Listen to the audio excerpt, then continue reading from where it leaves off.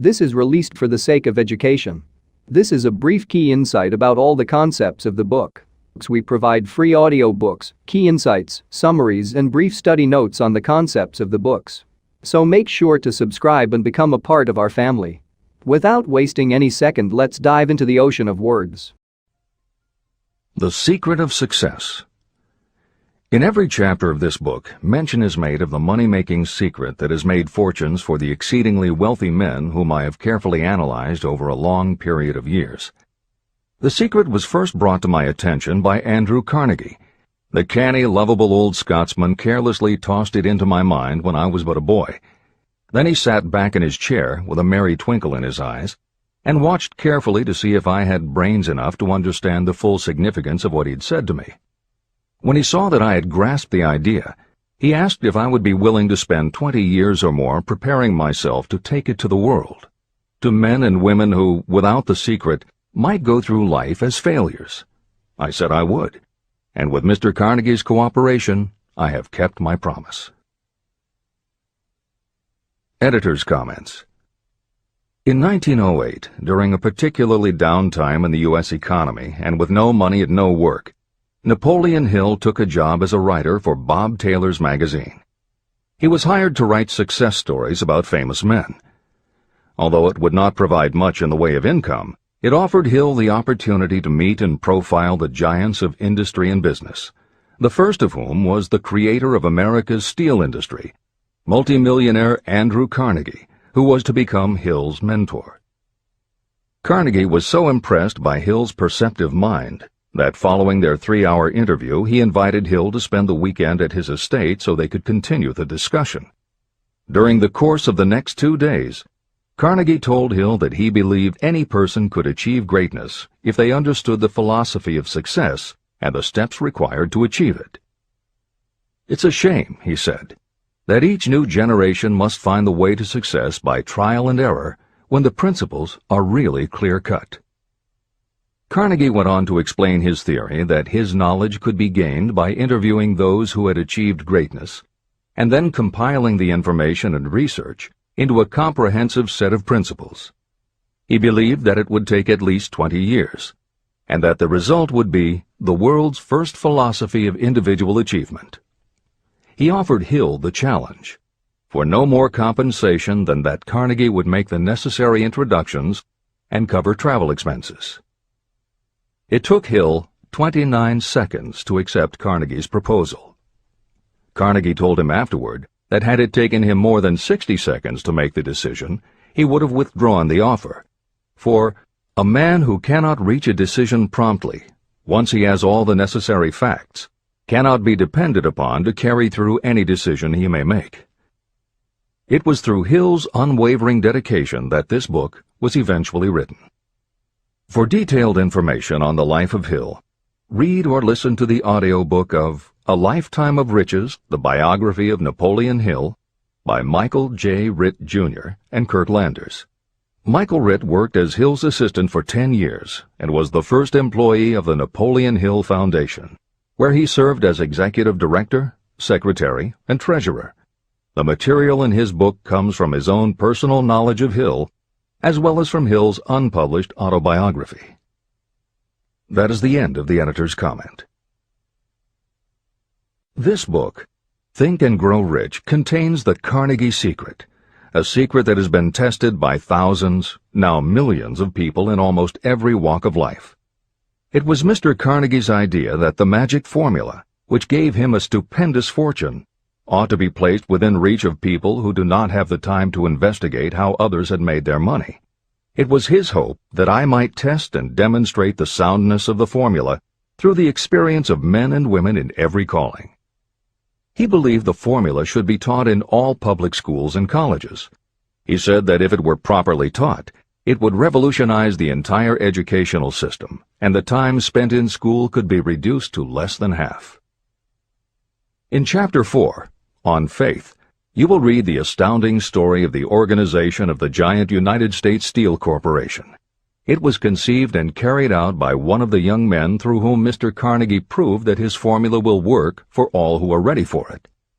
This single application of the secret, by Charles M. Schwab, made him a huge fortune in both money and opportunity. Roughly speaking, this particular application of the formula was worth $600 million. These facts give you a fair idea of what reading this book may bring to you, provided you know what it is that you want. Editor's comment. According to one method of calculation, through inflation alone, it would take approximately $20 in 2001 to buy what $1 would have bought in 1901. However, to find the contemporary equivalent value of $600 million is not simply a matter of multiplying by the increase in the cost of living. Although there are other factors and variables in calculating buying power, even by conservative estimates, the $600 million would translate into at least $12 billion at the beginning of the 21st century.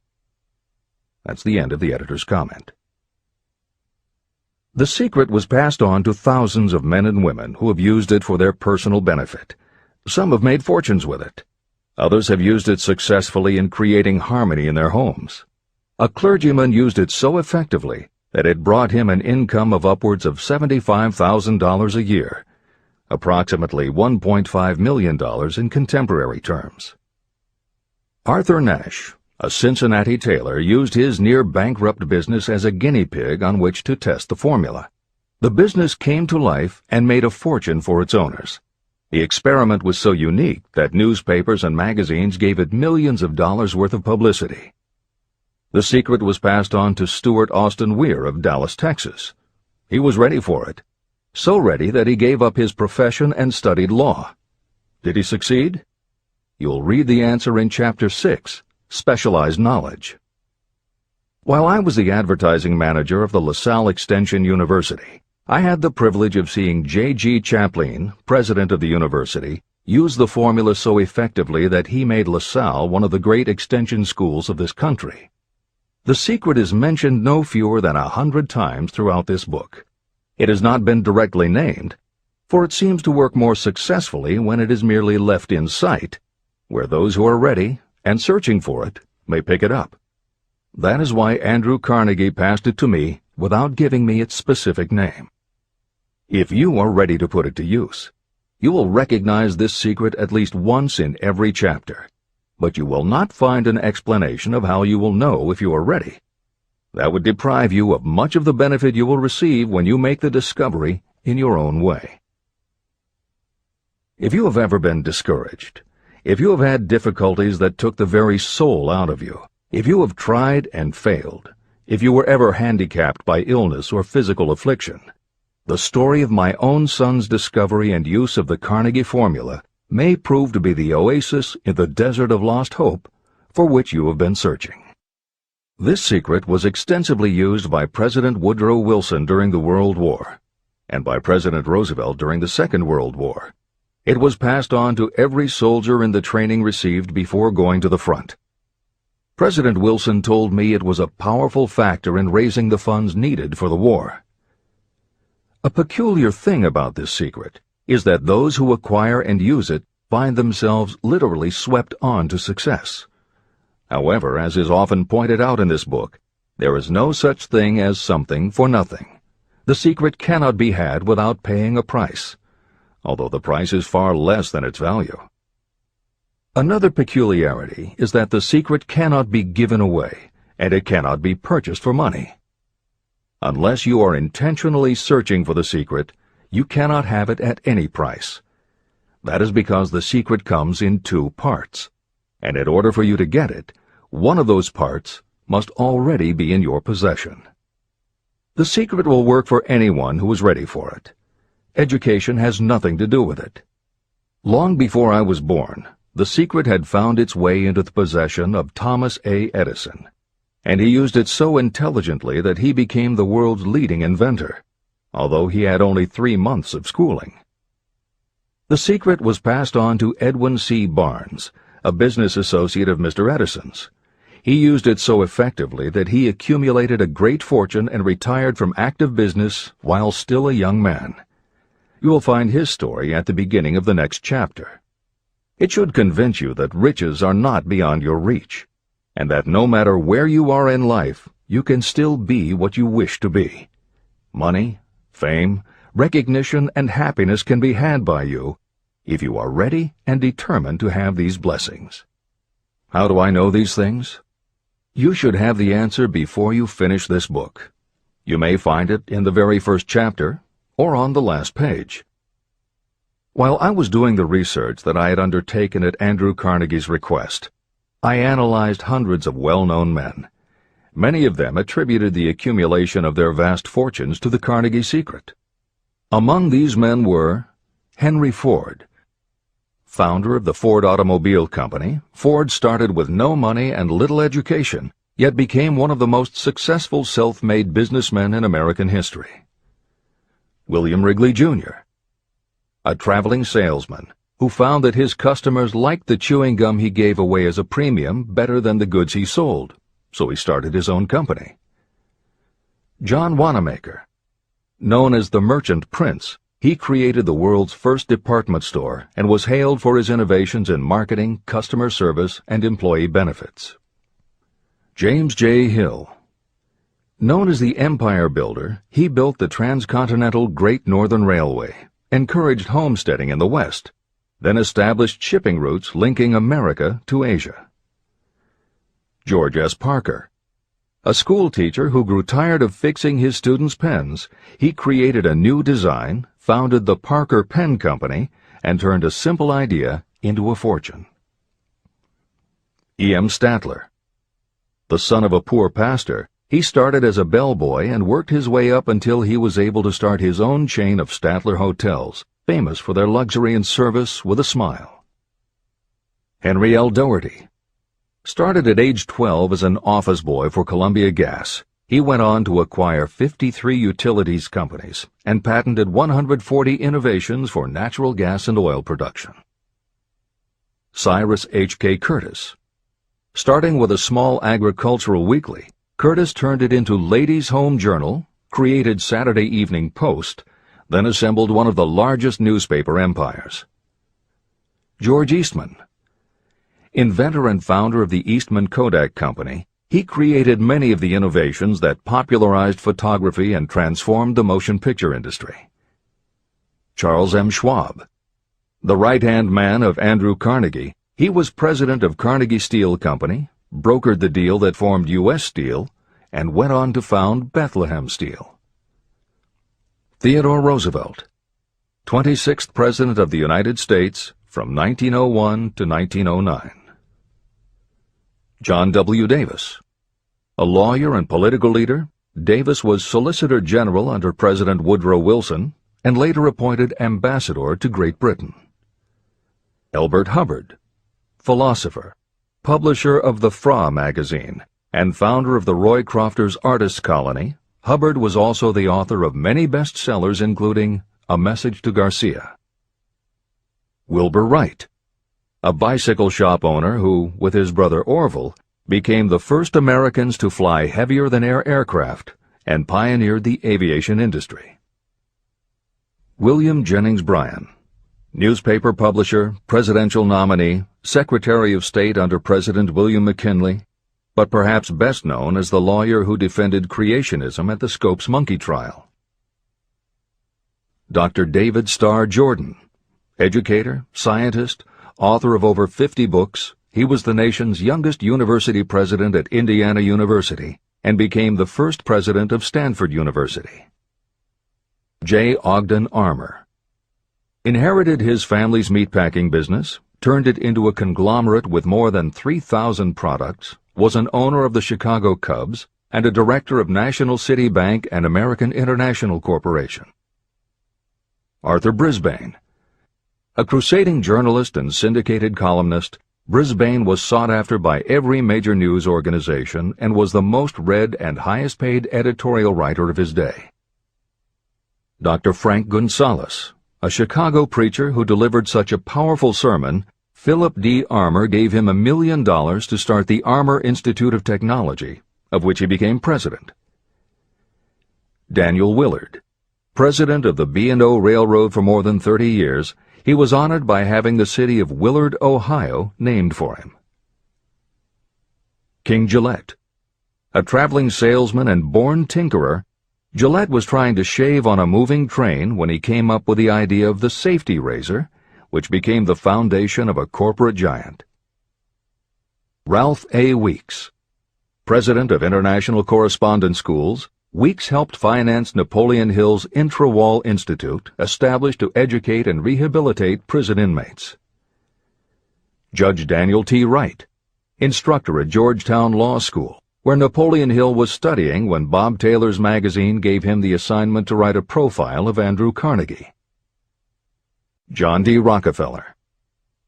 With $1,000 in savings plus another $1,000 borrowed from his father, he started a kerosene company which he grew into the giant Standard Oil and one of the world's greatest fortunes. Thomas A. Edison. Inventor and entrepreneur, he perfected the electric light bulb, the phonograph, the motion picture camera, and owned the rights to more than 1,000 patented inventions. Frank A. Vanderlip. A poor boy who became a journalist, social reformer, and self-made millionaire, he was president of the National City Bank, now Citibank, and Assistant Secretary of the Treasury. F. W. Woolworth. A clerk in a general store, he pioneered the idea of fixed-price selling and self-service and forever changed retail selling with a chain of Woolworth 5 and 10 cent stores. Colonel Robert A. Dollar. Starting with a small schooner bought to haul lumber down the West Coast, he built the Dollar Steamship Company, the largest fleet of luxury liners sailing under the U.S. flag. Edward A. Filene. Founder of the Boston-based stores, he devised revolutionary methods of distribution and merchandising and became famous for the first bargain basement department. Edwin C. Barnes. The only man Thomas Edison ever had as a partner, Barnes took Edison's failing dictaphone and sold it so successfully it became a fixture in offices and made him a multimillionaire. Arthur Nash. A Cincinnati tailor who used his bankrupt business as a guinea pig for the Carnegie Secret and was so successful the newspapers made him famous as Golden Rule Nash. Clarence Darrow. Famed as a lawyer, public speaker, and defender of the underdog, Darrow is best known as the lawyer who defended teaching the theory of evolution at the Scopes monkey trial. Woodrow Wilson. 28th President of the United States of America from 1913 to 1921. William Howard Taft. 27th President of the United States of America from 1909 to 1913. Luther Burbank. World-renowned horticulturalist who introduced over 800 varieties of new plants in his effort to improve the quality of plants and thereby increase the world's food supply. Edward W. Bok. Although he had only 6 years' schooling, by the age of 20 he was editor of Ladies' Home Journal, which he helped to build into the world's most widely circulated magazine. Frank A. Munsey. A telegraph operator who quit to launch Argosy magazine, then parlayed his fortune into a newspaper empire that included the Washington Times and the New York Herald. Elbert H. Gary. Chairman of U.S. Steel, at the time the largest corporation in the world, Gary spearheaded the construction of its first major project, the Gary Works Steel Plant, and the city of Gary, Indiana. Dr. Alexander Graham Bell. Best known as the inventor of the telephone, Bell also perfected recording devices, advances in aircraft, and was a co-founder of the National Geographic Society. John H. Patterson. President of National Cash Register, Patterson was known as an advertising visionary and a genius at motivating his sales force, which made NCR the leader in its field. Julius Rosenwald. A small manufacturer who foresaw the future of mail order, he bought 25% of Sears Roebuck & Company, and together with Richard Sears built it into an icon of American business. Stuart Austin Weir. A construction engineer Hill met in the Texas oil fields who, inspired by the Carnegie Secret, went to law school after age 40 and also helped publish Napoleon Hill's magazine. Dr. Frank Crane. A noted psychologist, essayist, and author of the book 4-Minute Essays on subjects such as The Price of Liberty, Pragmatism, The Duty of the Rich, and How to Keep Friends. J.G. Chaplin, president of the LaSalle Extension University at the time Napoleon Hill worked in the university's advertising and sales department, where he first realized his talent for motivating people. Jennings Randolph, a congressman, then U.S. Senator from West Virginia, Randolph was a lifelong admirer of Napoleon Hill, and it was he who encouraged Hill to act as advisor to President Franklin Delano Roosevelt. These names represent a small fraction of well-known Americans whose achievements, financial and otherwise, prove that those who understand and apply the Carnegie Secret reach high positions in life. Editor's comment. As Napoleon Hill says, the preceding list includes only some of the more than 500 multimillionaires and extraordinarily successful individuals whom Napoleon Hill interviewed prior to writing Think and Grow Rich. It does not include the equally impressive list of people he came in contact with after the publication, nor does it include the names of those who did not have the opportunity to meet Napoleon Hill personally, but who attribute their success to having read this book. It is said that Napoleon Hill and Think and Grow Rich have made more millionaires than any other person in history. It might equally well be said that Napoleon Hill inspired more motivational experts than any other man in history. It is practically impossible to find a motivational speaker who does not draw upon Hill's work. His influence can be seen in the writings of his early peers, Dale Carnegie and Norman Vincent Peale.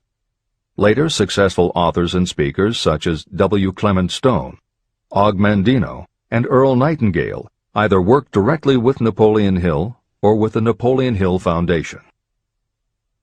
Echoes of Hill's principles can also be found in books by people as diverse as Wally Famous Amos, Mary Kay Ash, Ken Blanchard, Adelaide Bry, Chicken Soup for the Soul authors Jack Canfield and Mark Victor Hansen, Debbie Fields, Shakti Gawain, John Gray, Susan Jeffers, Bruce Jenner, Charlie Tremendous Jones, Tommy Lasorda, Art Linkletter, Joan London, Dr. Maxwell Maltz, James Redfield, Dr. Bernie Siegel, Jose Silva, Brian Tracy, Lillian Vernon, and Dennis Waitley. Stephen Covey, author of The 7 Habits of Highly Effective People, has often spoken of the influence of Napoleon Hill. Anthony Robbins, arguably the most successful motivational author and speaker at the beginning of the 21st century, has acknowledged Napoleon Hill as a personal hero. That is the end of the editor's comment.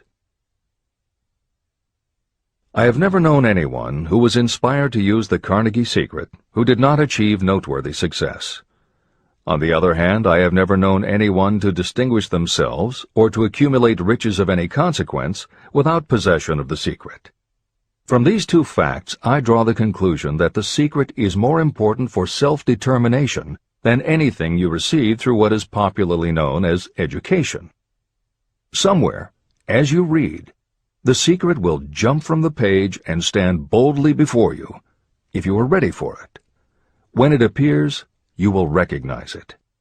Whether you receive the sign in the first chapter or the last, stop for a moment when it presents itself, and make a note of the time and place. You will want to remember, because it will mark the most important turning point of your life. Remember, too, as you go through the book, that it deals with facts and not with fiction. Its purpose is to convey a great universal truth through which you, if you are ready, may learn what to do and how to do it. You will also receive the needed stimulus to make a start. As a final word of preparation, may I offer one brief suggestion which may provide a clue how the Carnegie Secret may be recognized? It is this: achievement and all earned riches have their beginning in an idea. If you are ready for the secret, you already possess one half of it. Therefore, you will recognize the other half the moment it reaches your mind. Editor's comments. Unlike much of the business and motivational literature available, Think and Grow Rich is not written for readers to skip around from chapter to chapter, taking a concept here and an idea there to solve the problem of the moment. This book is written as a carefully integrated whole, to be read in its entirety, from beginning to end. Concepts that are introduced in one chapter recur in other chapters where their meaning and significance rely upon the reader having already assimilated the earlier knowledge. The chapters are designed to build upon one another in such a way that every word is to be read, every idea is to be considered, and every concept is to be understood and absorbed. Think and Grow Rich is often called the first philosophy of personal achievement, and a philosophy is more than a collection of solutions to business problems. A philosophy is a system of principles that will guide your thoughts and actions, and provide you with a code of ethics and a standard of values. Think and Grow Rich will not just change what you think, it will literally change the way you think. In preparing this new and updated edition, every aspect of Think and Grow Rich has been analyzed to ensure its relevance to the current business climate. In those instances where material might be considered dated or out of step with contemporary practices, the original text has been updated or augmented with relevant new material. A hallmark of the original edition of Think and Grow Rich is that in every chapter Napoleon Hill cites real-life examples based on his own first-hand knowledge of America's most successful self-made multimillionaires. In this edition, every one of Hill's stories has been retained, and the editors have added contemporary examples and modern parallels which clearly demonstrate that Hill's principles are as up-to-date as today and still guiding those who succeed. In addition to contemporary examples, where the editors felt it would be of interest to the reader, we have included marginal notes that provide relevant information about recent developments. Where applicable, we have also suggested books or other materials that complement various aspects of Napoleon Hill's philosophy. On a more technical note, the editors have approached the written text as we would that of a living author. When we encountered what modern grammarians would consider run-on sentences, outdated punctuation, or other matters of form, we opted for contemporary usage. Those readers familiar with earlier editions will note that the chapter numbers have been changed in this edition. Originally, Think and Grow Rich began with an unnumbered chapter, a word from the author. In this edition, that text appears as Chapter 1, and is renamed The Secret of Success.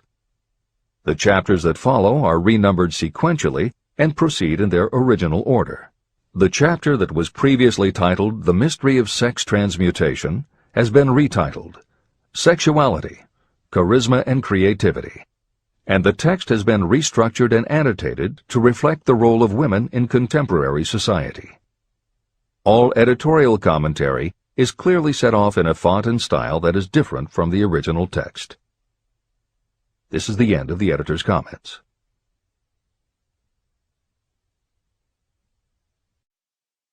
Both poverty and riches are the offspring of thought.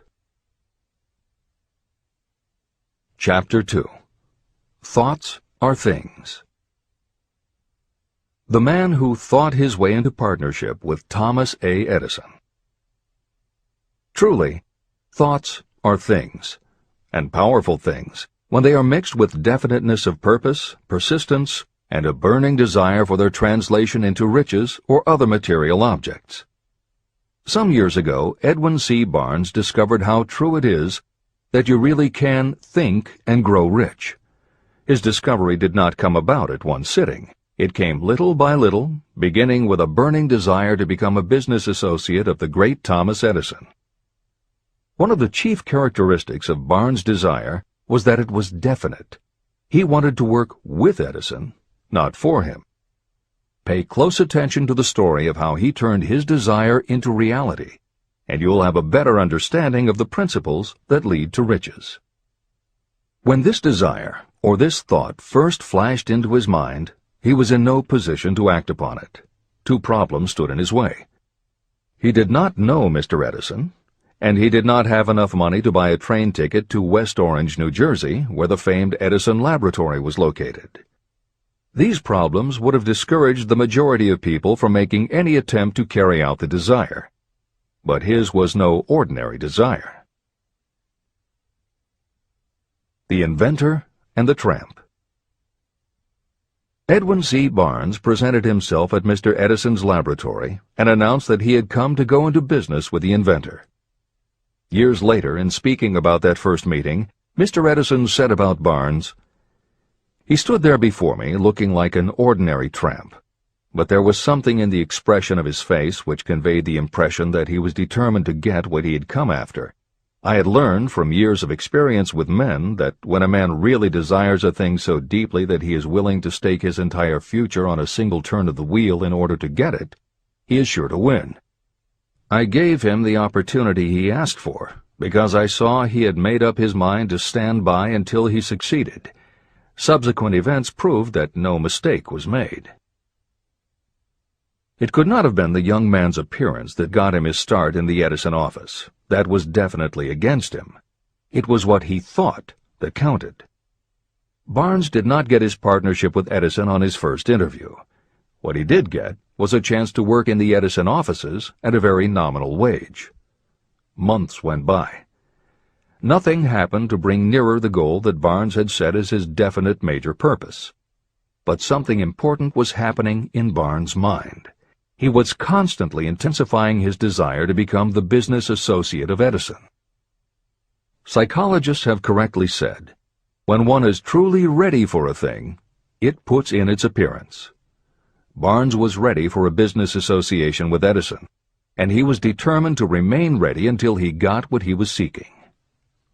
He did not say to himself, "Ah, well, what's the use? I guess I'll change my mind and try for a salesman's job." But he did say, "I came here to go into business with Edison, and I'll accomplish my goal if it takes the remainder of my life." He meant it.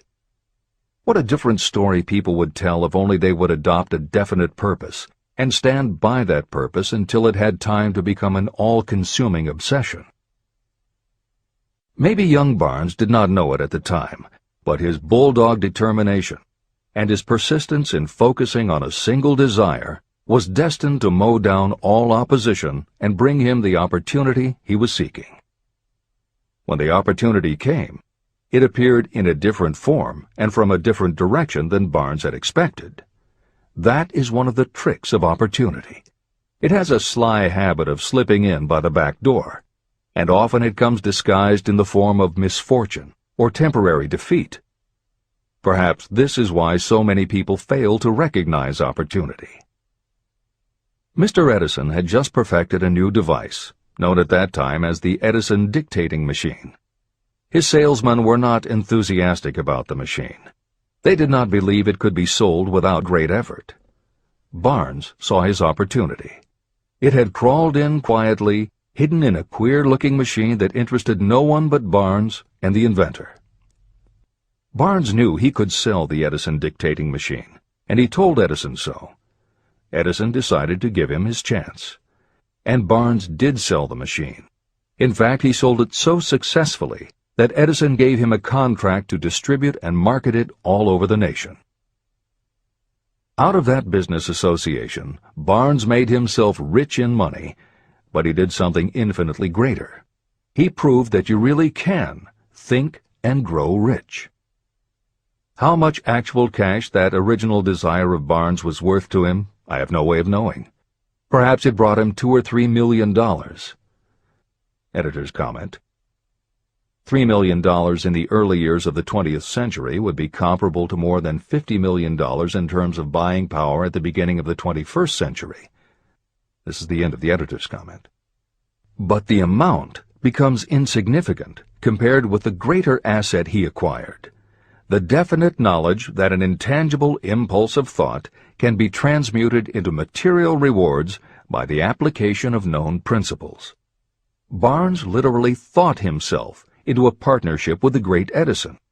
He thought himself into a fortune. He had nothing to start with except knowing what he wanted, and the determination to stand by that desire until he realized it. 3 feet from gold. One of the most common causes of failure is the habit of quitting when you're overtaken by temporary defeat. Every person is guilty of this mistake at one time or another. During the gold rush days, An uncle of my friend R.U. Darby was caught by gold fever, and he went west to Colorado to dig and grow rich. He had never heard that more gold has been mined from the thoughts of men than has ever been taken from the earth. He staked a claim and went to work with pick and shovel. After weeks of labor, he was rewarded by the discovery of the shining ore. He needed machinery to bring the ore to the surface. Quietly, he covered up the mine and returned to his home in Williamsburg, Maryland. He told his relatives and a few neighbors about the strike. They got together the money for the machinery and had it shipped.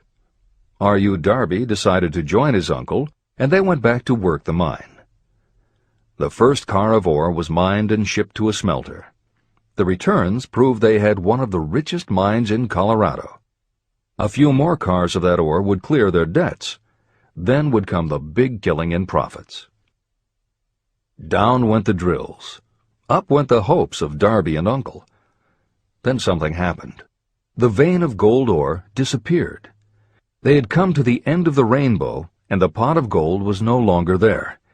They drilled on, desperately trying to pick up the vein again, all to no avail. Finally, they decided to quit. They sold the machinery to a junkman for a few $100s and took the train back home. The junkman called in a mining engineer to look at the mine and do a little calculating. The engineer advised that the project had failed because the owners were not familiar with fault lines. His calculation showed that the vein would be found just 3 feet from where the Darbys had stopped drilling. And that is exactly where it was found. The junkman took millions of dollars in ore from the mine because he knew enough to seek expert counsel before giving up. Long afterward, Mr. Darby recouped his loss many times over when he made the discovery that desire can be transmuted into gold.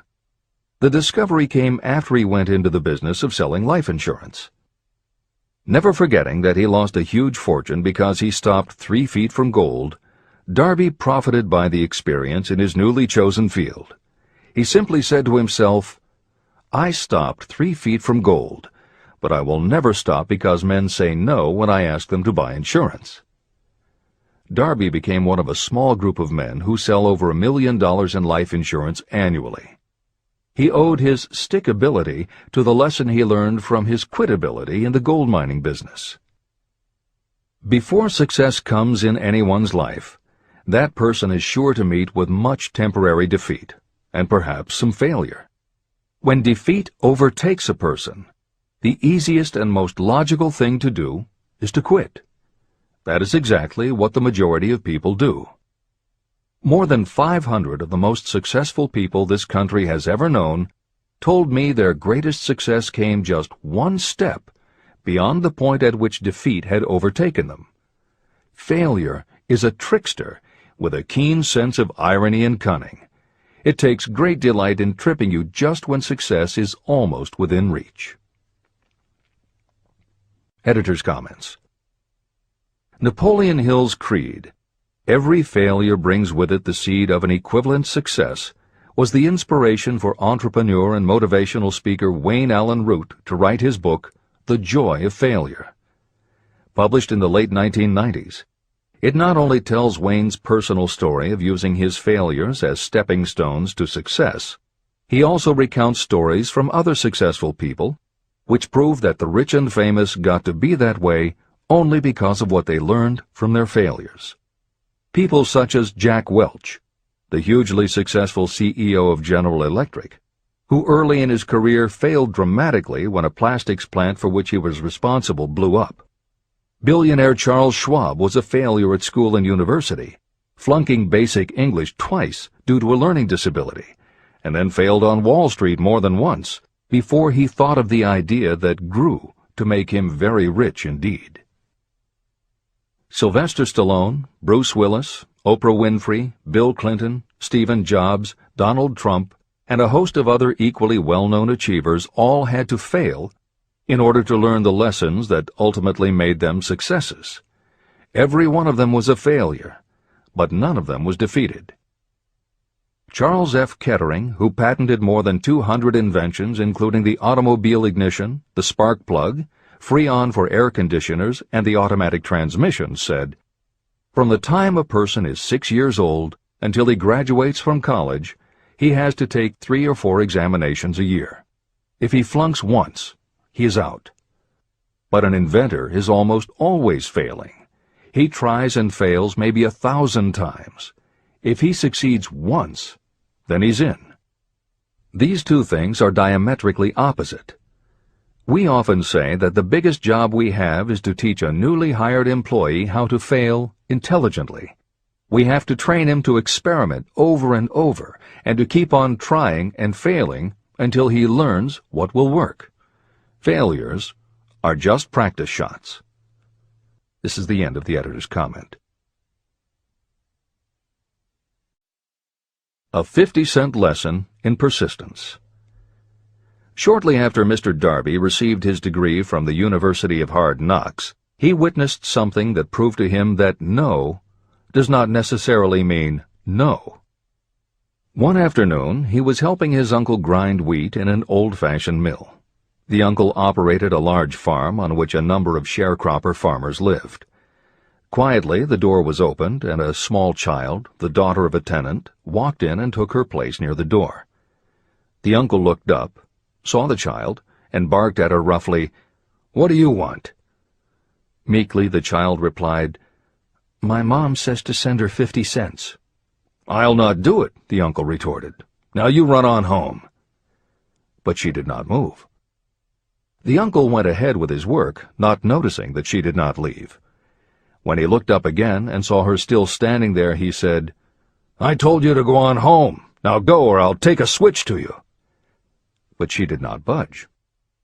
The uncle dropped a sack of grain he was about to pour into the mill hopper and started toward the child. Darby held his breath.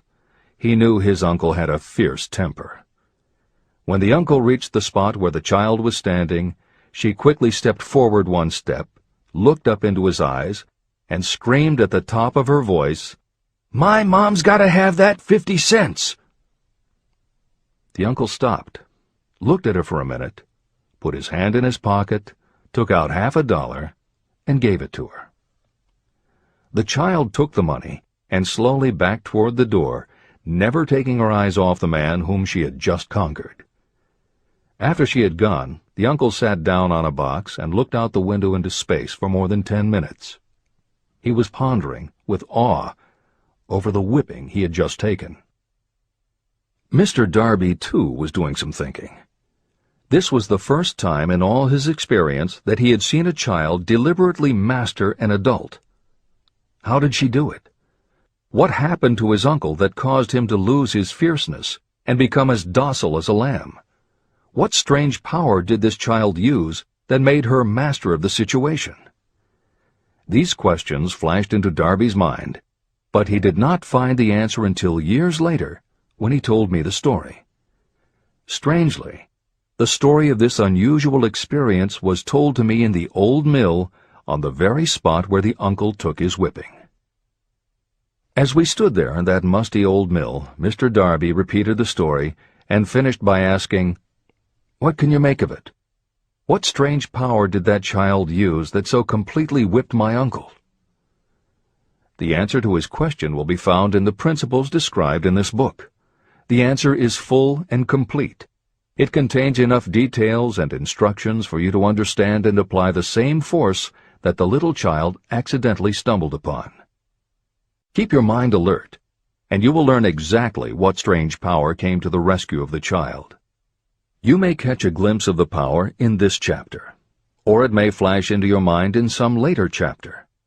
If you stay alert to the possibility, somewhere you will find the idea that will quicken your receptive powers and place at your command this same irresistible power. It may come in the form of a single idea, or it may come as a complete plan or a purpose. It may even cause you to go back over your past experiences of failure or defeat, and in doing so, it may bring to the surface some lesson by which you can regain all that you lost through defeat. After I had explained to Mr. Darby the power unwittingly used by the little child, he mentally retraced his 30 years as a life insurance salesman. As he did so, it became clear to him that his success was due, in no small degree, to the lesson he had learned from the child. Mr. Darby pointed out, "Every time a prospect tried to bow me out without buying, I saw that child standing there in the old mill, her big eyes glaring in defiance, and I said to myself, I've got to make this sale. The better portion of all sales I have made were made after people had said no." He also recalled his mistake in having stopped only 3 feet from gold. "But," he said, "that experience was a blessing in disguise. It taught me to keep on keeping on, no matter how hard the going may be. A lesson I needed to learn before I could succeed in anything." Mr. Darby's experiences were commonplace and simple enough, yet they held the answer to his destiny in life.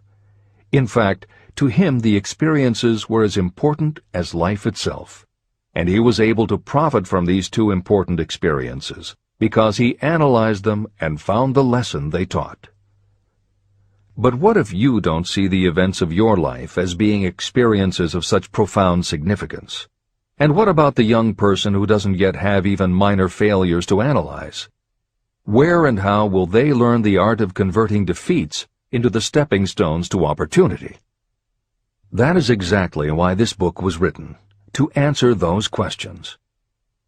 To convey my answer, I have constructed 13 principles. These principles work individually or together as catalysts. The specific answer that you are looking for may already be in your own mind. Reading these principles may be the catalyst that causes your answer to suddenly come to you as an idea, a plan, or a purpose. One sound idea is all you need to achieve success. These 13 principles contain the best and most practical ways and means of creating ideas. Success consciousness. Before I go any further in the description of these principles, you should know this. When riches begin to come, they come so quickly and in such great abundance that you will wonder where they've been hiding during all those lean years. This is an astounding statement, especially when you take into consideration the popular belief that riches come only to those who work hard and long. When you begin to think and grow rich, you will observe that riches begin with a state of mind, with definiteness of purpose, with little or no hard work. What you need to know now is how to acquire the state of mind that will attract riches. I spent 25 years researching the answer to that question, because I, too, wanted to know how wealthy men become that way. What you will learn is that as soon as you master the principles of this philosophy, and begin to apply those principles, your financial status will begin to improve. Everything you touch will begin to transmute itself into an asset for your benefit. Impossible? Not at all. One of the main weaknesses the average person suffers is too much familiarity with the word impossible. We know all the rules that will not work. We know all the things that cannot be done. This book was written for those who seek the rules that have made others successful and are willing to stake everything on those rules. Success comes to those who become success conscious. Failure comes to those who allow themselves to become failure conscious. The object of this book is to help you learn the art of changing your mind from failure consciousness to success consciousness. Another weakness is the habit of measuring everything and everyone by your own impressions and beliefs. Some of you reading this will have trouble believing that you can think and grow rich because your thought habits have been steeped in poverty, misery, failure, and defeat. This kind of thinking reminds me of the story about the man who came from China to study at the University of Chicago. One day, President Harper met this young man on campus and stopped to chat with him for a few minutes. He asked what had impressed him as being the most noticeable characteristic of the American people. "Why," the student exclaimed, "the unusual shape of your eyes." It's all a matter of perspective and habit. The same is true of your belief in what a person can achieve. If you have formed the habit of seeing life only from your own perspective, you may make the mistake of believing that your limitations are in fact the proper measure of limitations. The impossible Ford V8 motor. When Henry Ford decided to produce his famous V8 motor, he chose to build an engine with the entire 8 cylinders cast in one block. Ford instructed his engineers to produce a design for the engine. The design was drawn up on paper, but the engineers agreed to a man that it was simply impossible to cast an 8-cylinder engine block in one piece. Ford said, "Produce it anyway." But they replied, "It's impossible." "Go ahead," Ford commanded, "and stay on the job until you succeed, no matter how much time is required."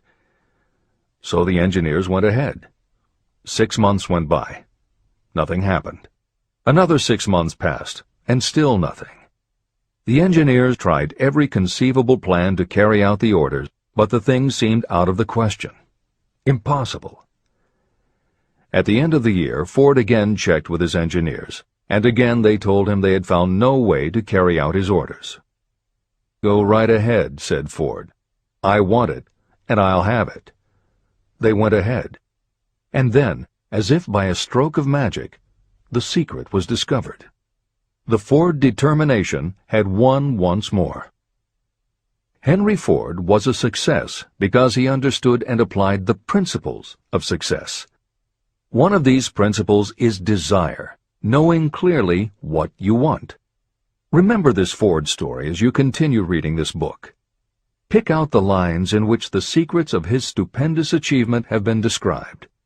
If you do this, if you can put your finger on those particular principles that made Henry Ford rich, you may equal his achievements in almost any calling for which you are suited.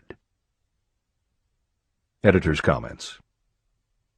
To those readers who may interpret Ford's actions as nothing more than obstinacy, the editors would point out that he was employing a technique that has become a common part of strategic planning in many industries, including aerospace, computers, medicine, and the military.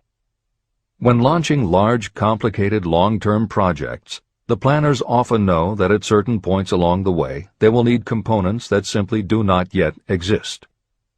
The fact that at the beginning there is no way to get from A to B does not deter them. There are many parts of the project they can get started on now, and they just assume that by the time they get to the point where they will need a technology or a device, they will have solved the problem of making it, and they have been proven right time and again. Stated simply, the technique is to clearly know what you want to accomplish, have faith in your ability to do it, and persist until you have accomplished your goal. This is the end of the editor's comments. Why you are the master of your fate. When the famed English poet William Henley wrote the prophetic lines, "I am the master of my fate, I am the captain of my soul," he should have informed us that the reason we are the masters of our fate, the captains of our souls, is that we have the power to control our thoughts. He should have told us that it is because in some way our brains become magnetized with the dominating thoughts that we hold in our minds. And it is as though our magnetized minds attract to us the forces, the people, and the circumstances of life that are in sync with our dominating thoughts. He should have told us that before we can accumulate riches in great abundance, we must magnetize our minds with intense desire for riches. That we must become money-conscious until the desire for money drives us to create definite plans for acquiring it. But, being a poet, Henley contented himself by stating a great truth in poetic form, leaving those who followed him to interpret the philosophical meaning of his lines. Little by little, the truth has unfolded itself, until I have come to know with certainty that the principles described in this book hold the secret of mastery over our economic fate. Principles that can change your destiny. We are now ready to examine the first of these principles, and as we do, I ask you to maintain a spirit of open-mindedness. Remember as you read that these principles are not my invention, nor are they the invention of any one person. These principles have worked for literally millions of people. You, too, can put them to work for you and your own enduring benefit. You will find it easy, not hard to do. Some years ago, I delivered the commencement address at Salem College in Salem, West Virginia. I emphasized with so much intensity the need to have a burning desire that one of the members of the graduating class became completely convinced and made it a cornerstone of his own philosophy. That young man became a congressman and an important factor in President Franklin D. Roosevelt's administration.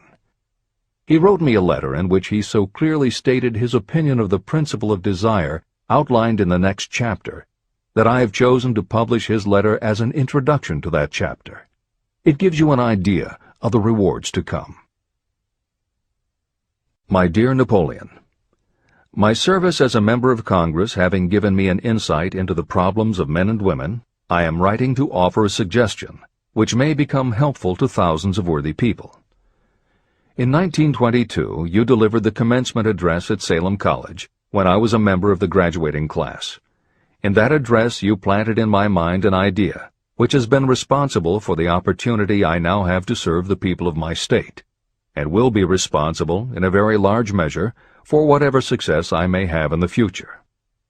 I recall, as though it were yesterday, the marvelous description you gave of the method by which Henry Ford, with but little schooling, without a dollar, with no influential friends, rose to great heights. I made up my mind then, even before you had finished your speech, that I would make a place for myself, no matter how many difficulties I had to surmount. Thousands of young people will finish their schooling this year and within the next few years. Every one of them will be seeking just such a message of practical encouragement as the one I received from you. They will want to know where to turn, what to do to get started in life. You can tell them, because you have helped to solve the problems of so many, many people. There are thousands of people in America today who would like to know how they can convert ideas into money. People who must start from scratch, without finances, and recoup their losses. If anyone can help them, you can. If you publish the book, I would like to own the first copy that comes from the press, personally autographed by you. With best wishes, believe me, cordially yours, Jennings Randolph. Since that time in 1922, I watched Jennings Randolph rise to become one of the nation's leading airline executives, a great inspirational speaker, and a United States Senator from West Virginia. 35 years after I made that speech, it was my pleasure to return to Salem College in 1957 and deliver the baccalaureate sermon. At that time, I received an honorary Doctor of Literature degree from Salem College. Editor's comments. As you begin the next chapter, the editors would like to reinforce the earlier statement that what you are reading is not just a collection of theories out of which you can cherry-pick what you like. The 13 principles of success were proven by the real-life experiences of the long list of famous successful people cited earlier by Napoleon Hill. His techniques are also practiced and endorsed by the contemporary experts and authors whom the editors mentioned, following Hill's list. More than 60 million people have purchased copies of the book that you are now holding in your hands. If this book has proven to be that successful, surely you owe it to yourself to give it every chance to work for you too. Read it. Don't question it. Do it. If you don't, if you think that you know better than Napoleon Hill, if you decide to pick and choose the parts that you will believe or follow, then, if you don't succeed, you will never know if your failure lies with this book or with you. This is the end of the editor's comments. Whatever the mind of man can conceive and believe, it can achieve. Chapter 3. Desire. The starting point of all achievement. The first step toward riches. When Edwin C. Barnes climbed down from the freight train in West Orange, New Jersey, he may have resembled a tramp, but his thoughts were those of a king. As he made his way from the railroad tracks to Thomas A. Edison's office, his mind was at work. He saw himself standing in Edison's presence. He heard himself asking Mr. Edison for an opportunity to carry out the one consuming obsession of his life, a burning desire to become the business associate of the great inventor. Barnes' desire was not a hope. It was not a wish. It was a pulsating desire which transcended everything else. It was definite. A few years later, Edwin C. Barnes again stood before Edison in the same office where he first met the inventor. This time, his desire had been translated into reality. He was in business with Edison. The dominating dream of his life had become a reality. Barnes succeeded because he chose a definite goal, placed all his energy, all his willpower, all his effort. He put everything he had into achieving that goal. 5 years passed before the chance he had been seeking made its appearance. To everyone except himself, he appeared to be just another cog in the Edison business wheel. But in Edwin Barnes' own mind, he was the partner of Edison every minute from the very day that he first went to work there. It is a remarkable illustration of the power of a definite desire. Barnes won his goal because he wanted to be a business associate of Mr. Edison's more than he wanted anything else. He created a plan by which to attain that purpose, and he burned all bridges behind him. He stood by his desire until it became the dominating obsession of his life, and finally, a fact. When he went to West Orange, he did not say to himself, "I will try to induce Edison to give me a job of some sort."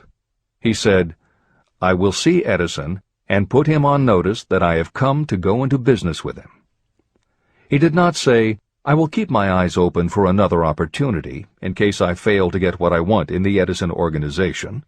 He said, "There is one thing in this world that I am determined to have, and that is a business association with Thomas A. Edison. I will burn all bridges behind me and stake my entire future on my ability to get what I want." He left himself no possible way of retreat. He had to win or perish. That is all there is to the Barnes story of success. Allow yourself no retreat.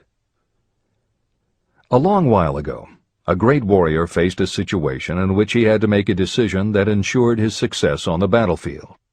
He was about to send his armies against a powerful foe whose men outnumbered his. He loaded his soldiers into boats, sailed to the enemy's country, and unloaded the soldiers and equipment. Then he gave the order to burn the ships that had carried them.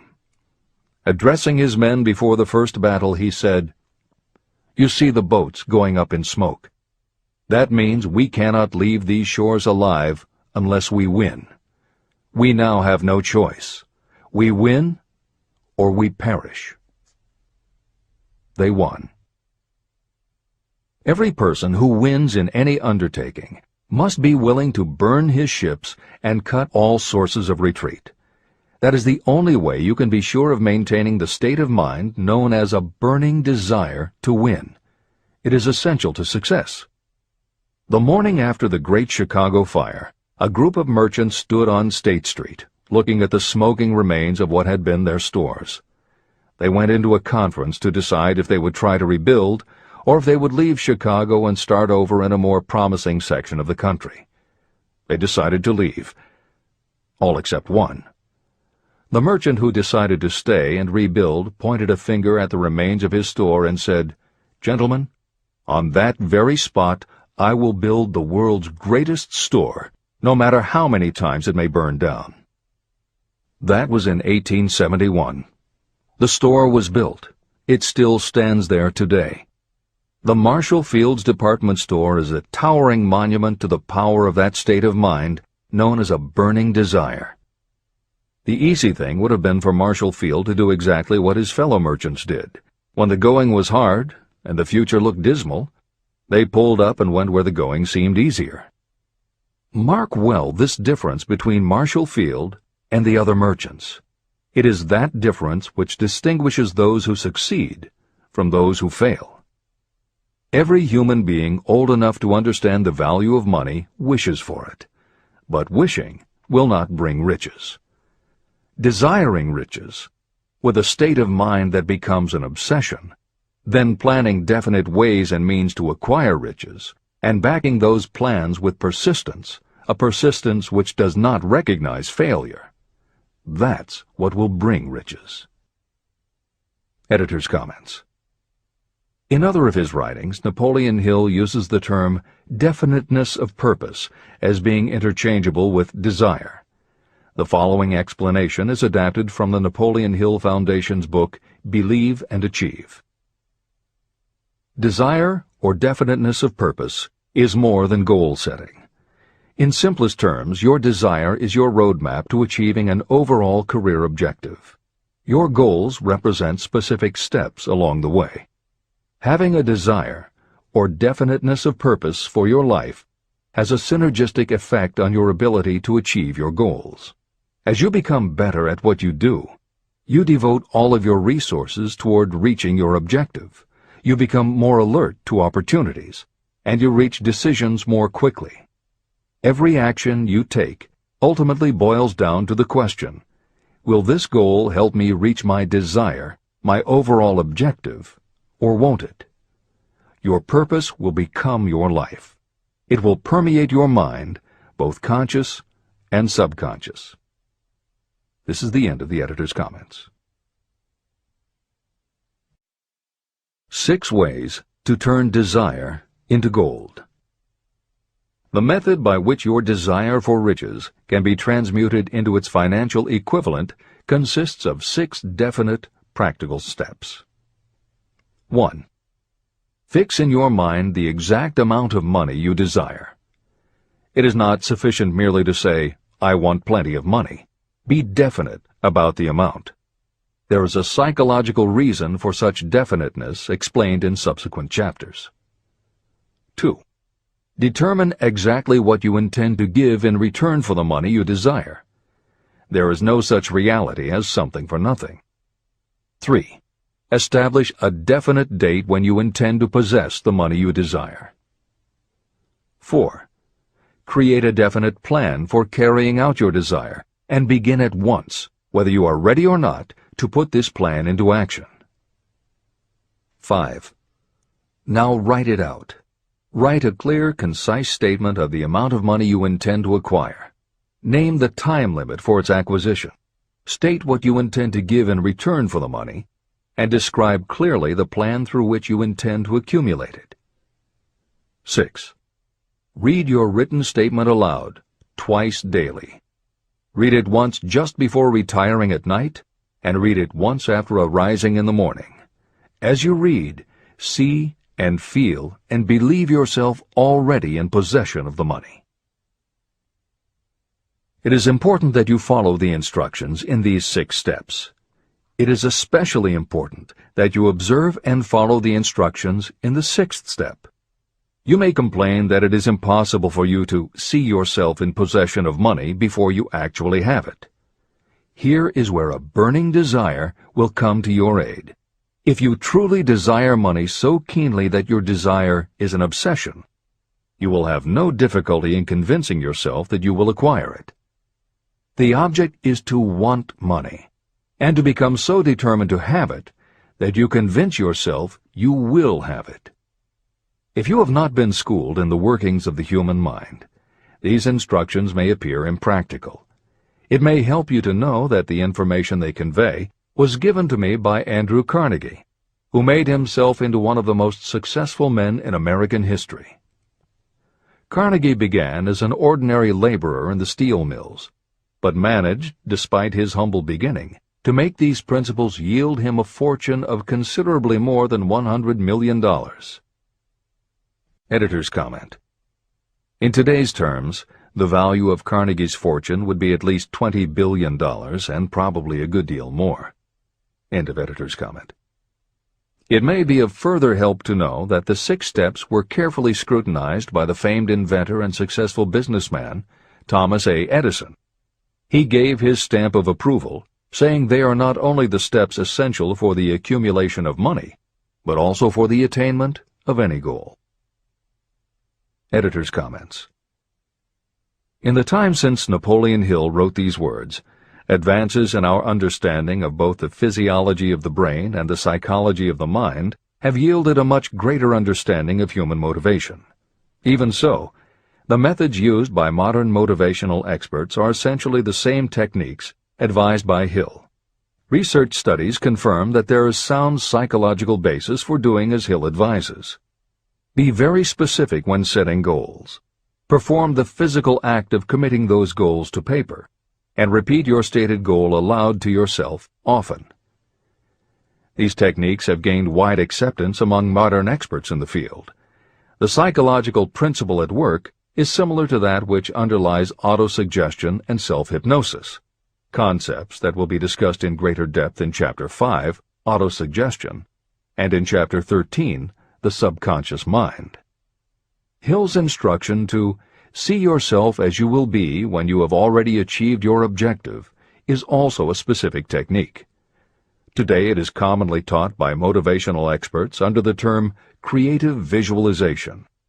In Chapter 4 on faith and in Chapter 5 on autosuggestion, Hill elaborates on his method. Before moving on, the editors would like to reinforce Hill's advice to follow his instructions to the letter. The editors know there is a tendency for the reader to assume that it is enough for them just to intellectually understand a concept. As you read Hill's 6 points, you probably found yourself thinking, sure, some people might need to write things down, but I'm not a kid, I get the idea. Or, okay, I understand that saying it out loud might help some less sophisticated people, but I already understand the point intellectually. If you feel that way, let us remind you that many of the most successful people whom you admire did not think they were too smart or too sophisticated to follow Hill's instructions. The editors would again point out that if Napoleon Hill believed the actual acts of writing and speaking your goals is important, and if psychologists and motivational experts agree, then you would be foolish not to follow this simple advice. Just do it. This is the end of the editor's comments. The steps call for no hard labor. They call for no sacrifice. To apply them does not call for a great amount of education. But the 6 steps do call for enough imagination to see and to understand that the accumulation of money cannot be left to chance or luck. You may as well know right here that you can never have riches in great quantity unless you can work yourself into a white heat of desire for money and actually believe you will possess it.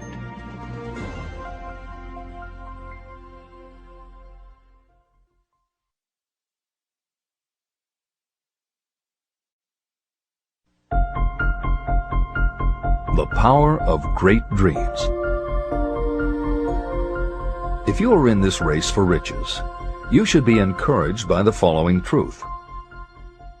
The world in which we live is demanding new ideas, new ways of doing things, new leaders, new inventions, and new methods, styles, versions, and variations of everything all the time. Behind all this demand for new and better things, there is one quality that you must possess to win, and that is definiteness of purpose, the knowledge of what you want, and a burning desire to possess it. If you truly desire riches, remember that the real leaders of the world have always been people who harnessed and put into practical use the intangible, unseen forces of opportunity. Leaders are the people who convert those opportunities into cities, skyscrapers, factories, transportation, entertainment, and every form of convenience that makes things easier, faster, better, or just make life more pleasant. In planning to acquire your share of the riches, don't let anyone put you down for being a dreamer. To win the big stakes in this changing world, you must catch the spirit of the great pioneers, whose dreams have given to civilization all that it has of value. It is that spirit which serves as the lifeblood of our own country, your opportunity and mine to develop and market our talents. A burning desire to be and to do is the starting point from which the dreamer must take off. Dreams are not born of indifference, laziness, or lack of ambition. If the thing you wish to do is right, and you believe in it, go ahead and do it. Never mind what they say if you meet with temporary defeat. They do not know that every failure brings with it the seed of an equivalent success. Marconi dreamed of a system for sending sound from one place to another without the use of wires. It may interest you to know that Marconi's friends had him taken into custody and examined in a psychiatric hospital when he announced he had discovered a principle by which he could send messages through the air. Evidence that he did not dream in vain may be found in every radio and television set, cellular phone, communication satellite, and every other wireless device in the world. Fortunately, the dreamers of today fare better. Today, your world is filled with an abundance of opportunity that the dreamers of the past never knew. If you doubt this is true, if you are feeling crushed because of a recent failure, you are about to learn how your failure can be your most valuable asset. Almost everyone who succeeds in life gets off to a bad start and passes through many heartbreaking struggles before they arrive. The turning point in the lives of those who succeed usually comes at the moment of some crisis, through which they are introduced to their other selves. Editor's comments. Napoleon Hill's concept of the other self is mentioned elsewhere in Think and Grow Rich, but he does not comment on it extensively. The following elaboration is taken from his later writings. You've been thinking about your losses to the exclusion of everything else. The more you concentrate on them, the more you attract other losses. Stop thinking about them, and make up your mind that you are going to benefit from your experience. Whatever personal obstacles you face, you must start getting to know that side of your personality that knows no obstacles, that recognizes no defeats. Cultivate a friendship with the other you, so no matter what you're doing, you are allied with someone who shares your goals. All the philosophy and advice about persuading others will be much more useful to you if you practice it yourself. This is the end of the editor's comment. Sidney Porter discovered the genius that slept within his brain only after he had met with great misfortune. He was found guilty of embezzlement and confined to a prison cell in Columbus, Ohio, and it was there that he became acquainted with his other self. He began to write short stories. Then, while locked in his cell, he began to sell those stories to magazines under the pen name O. Henry. Through the use of his imagination, he discovered himself to be a great author instead of a miserable criminal and outcast. By the time he was released from prison, O. Henry was the most popular short story writer in the country. Editor's comments. More recently, in another prison, another kind of writer met his other self, and country music gained one of its most talented songwriters and biggest stars. As a kid, Merle Haggard's family home was a converted boxcar in Bakersfield, California. After his father died when Merle was 9, more often than not, home for young Merle was a series of juvenile detention centers. At 16, he quit school, and for the next 4 years the only mark Merle Haggard made in the world was a rap sheet for stolen cars, burglaries, and bogus checks. By the age of 20, he was serving time in San Quentin and gaining a reputation as a hard-case con. Then he met his other self. Inspired by a concert Johnny Cash played for the inmates, plus conversations with men on death row and the time he spent in solitary confinement, Haggard learned that he had another self, and that self had something to say through his music. When he got out of solitary, Haggard asked for the hardest job the prison had to offer. He enrolled in night school courses at the prison, straightened himself out, and won his parole after 2.5 years. He went back to Bakersfield and dug ditches during the day so he could polish his songwriting and performing at night. Within 3 years, he had a recording contract. Within 5 years, he had his first top 10 hit, and has since gone on to become one of the most influential voices in modern country music. This is the end of the editor's comments. Thomas Edison dreamed of a lamp that could be operated by electricity, and he began where he stood to put his dream into action. He failed more than 10,000 times. Despite his failures, he stood by that dream until finally he was driven to the discovery of the genius that slept within his brain. Editor's comments. Dean Kamen got to know his other self very early in life. While he was a teenager, Kamen started his own company, building and selling control systems for automated sound and light shows. He was still in high school when he got the contract to automate the Times Square New Year's Eve ball. Though he went on to attend university, he never bothered to graduate because he was too busy working on something he called auto-syringe, the first wearable infusion pump for administering drug therapies.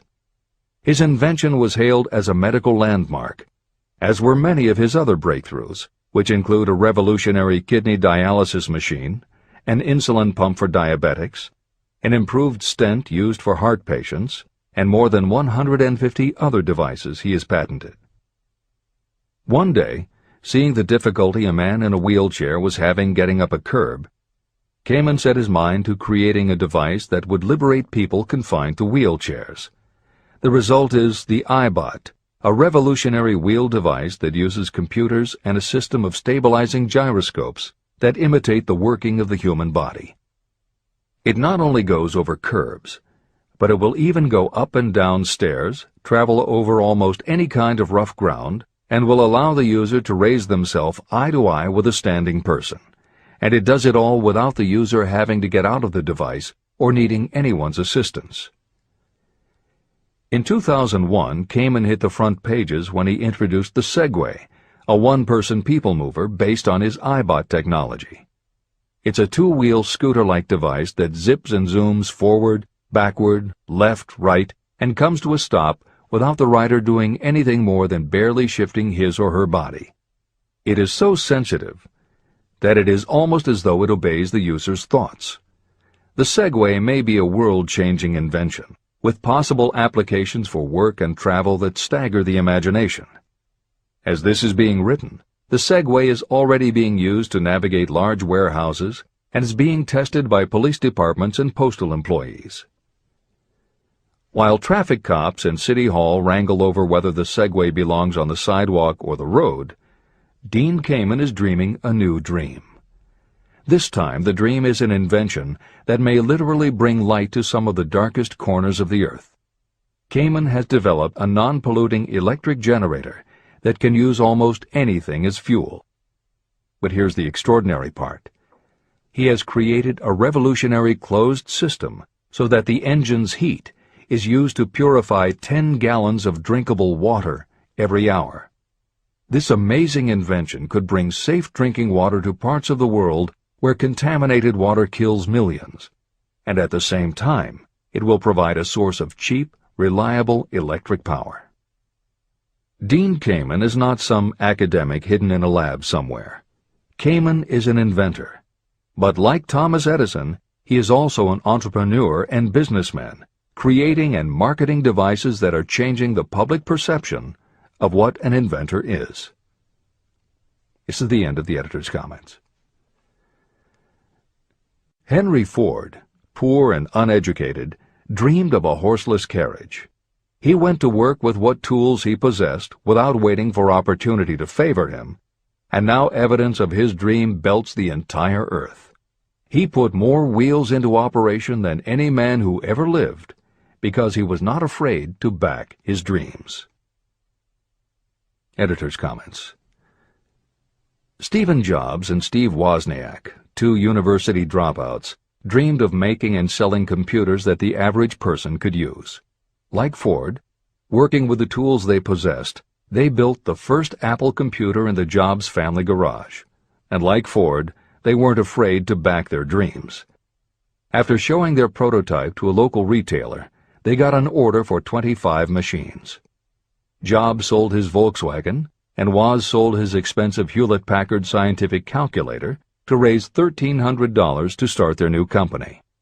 They took the money, convinced the local electronics suppliers to grant them a line of credit, and started production of the Apple I. They revolutionized the computer hardware and software industry. Released in 1976 and priced at $666, the Apple I earned them $774,000. 2 years later, they introduced the Apple II, which in the next 3 years earned $140 million. In 1980, Apple went public, and after the first day of trading, the company had a market value of $1.2 billion. Wozniak left the company in 1981, but Jobs pushed through the development of the Macintosh in 1984. In 1985, Jobs left too, but in 1998 he came back to Apple to revitalize the floundering company with the creation of the iMac computers, the animation company Pixar, the iPod, and iTunes. In presenting stories of contemporary successes, the editors have followed Hill's style of using real people to illustrate the principles of success. But Napoleon Hill was granted a rare privilege. Unlike anyone before or after, he had the opportunity to personally meet the most powerful and successful people and learn firsthand the dreams that inspired them, the obstacles that confronted them, and how they found the courage within themselves to overcome their failures. Hill met many of the inventors and the empire builders who laid the foundations of 20th century American industry while they were still news, not history. Then for more than 25 years, he studied the habits and learned the secrets of the next generations who built on the foundations, forged new industries, devised new systems, and dreamed new dreams. It was only because Hill was given such unprecedented access over such a long period that he was able to compare, contrast, analyze, and then formulate a philosophy of achievement based on the real stories of real people who had used these techniques to create their success. Think and Grow Rich revolutionized self-help writing, and to this day is the standard against which all motivational literature is measured.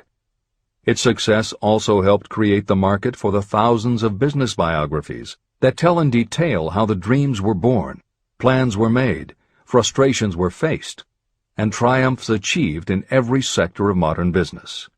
And because this wealth of information is now available, with little more than the click of a mouse, you can read, hear, or watch today's greatest entrepreneurs and most successful CEOs confirming in their own words the basic truth behind every one of the principles Napoleon Hill explains in this book. The products or services they sell may be different, but the story of their success is the same. Dreams, followed by failures, followed by lessons learned, then success.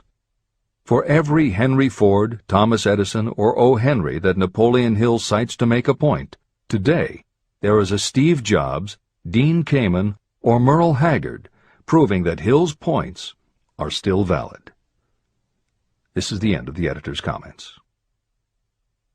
There is a difference between wishing for a thing and being ready to receive it. No one is ready for a thing until they believe they can acquire it. The state of mind must be belief, not mere hope or wish. Open-mindedness is essential for belief. Closed minds do not inspire faith, courage, and belief. Remember, no more effort is required to aim high in life, to demand abundance and prosperity, than is required to accept misery and poverty. A great poet has correctly stated this universal truth through these lines. I bargained with life for a penny, and life would pay no more. However, I begged at evening when I counted my scanty store. For life is a just employer. He gives you what you ask. But once you have set the wages, why, you must bear the task. I worked for a menial's hire, only to learn dismayed that any wage I had asked of life, life would have willingly paid. Desire outwits Mother Nature. As a fitting climax to this chapter, I wish to introduce one of the most unusual persons I have ever known. I first saw him a few minutes after he was born. He came into the world without any physical sign of ears. When pressed for an opinion, the doctor concluded that the child might be deaf and mute for life. I challenged that doctor's opinion. I had the right to do so. I was the child's father. I, too, reached a decision. But I expressed my opinion silently, in the secrecy of my own heart. In my own mind, I knew that my son would hear and speak. How? I was sure there must be a way, and I knew I would find it. I thought of the words of the immortal Emerson. The whole course of things goes to teach us faith. We need only obey. There is guidance for each of us, and by lowly listening, we shall hear the right word. The right word? Desire. More than anything else, I desired that my son should not be deaf and unable to speak. From that desire, I never receded, not for a second. What could I do about it? Somehow, I would find a way to transplant into that child's mind my own burning desire for ways and means of conveying sound to his brain without the aid of ears. As soon as the child was old enough to cooperate, I would fill his mind so completely with a burning desire to hear that nature would, by methods of her own, translate it into physical reality. All this thinking took place in my own mind, but I spoke of it to no one. Every day I renewed the pledge I had made to myself that my son should not be deaf. As he grew older and began to take notice of things around him, we observed that he had a slight degree of hearing. When he reached the age when children usually begin talking, he made no attempt to speak, but we could tell by his actions that he could hear certain sounds slightly. That was all I needed to know. I was convinced that if he could hear, even slightly, he might develop still greater hearing capacity. Then something happened that gave me hope. It came from an entirely unexpected source. We bought a phonograph. When the child heard the music for the first time, he went into ecstasies. He promptly appropriated the machine. On one occasion, he played a record over and over for almost 2 hours, standing in front of the phonograph with his teeth clamped on the edge of the case. The significance of this did not become clear to us until years afterward. At the time, we had never heard of the principle of bone conduction of sound. Shortly after he appropriated the phonograph, I discovered that he could hear me quite clearly when I spoke with my lips touching his mastoid bone at the base of the skull. Having determined that he could hear the sound of my voice plainly, I began immediately to transfer to his mind the desire to hear and speak. When I discovered that my son enjoyed bedtime stories, I went to work creating stories designed to develop in him self-reliance, imagination, and a strong desire to hear. There was one storyline in particular that I emphasized over and over.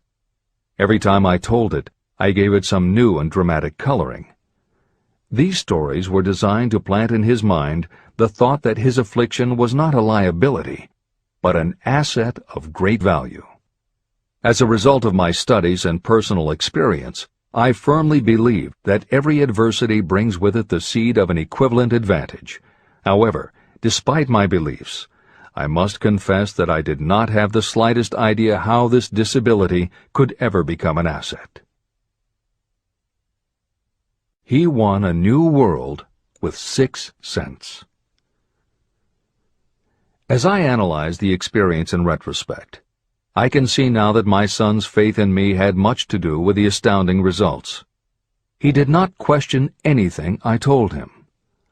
I sold him on the idea that he had a distinct advantage over his older brother, and that this advantage would reflect itself in many ways. For example, the teachers in school would observe that he had no ears, and because of this they would show him special attention and treat him with extraordinary kindness. And they always did.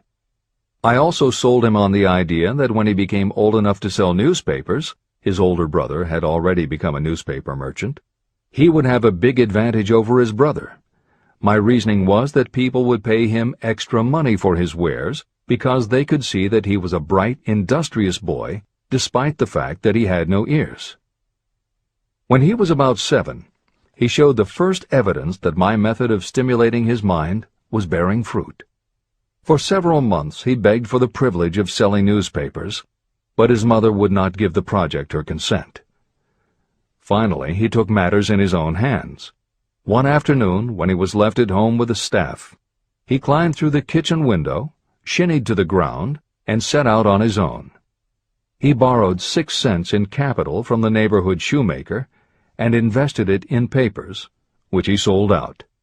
He took his earnings, reinvested in more newspapers, and kept repeating until late in the evening.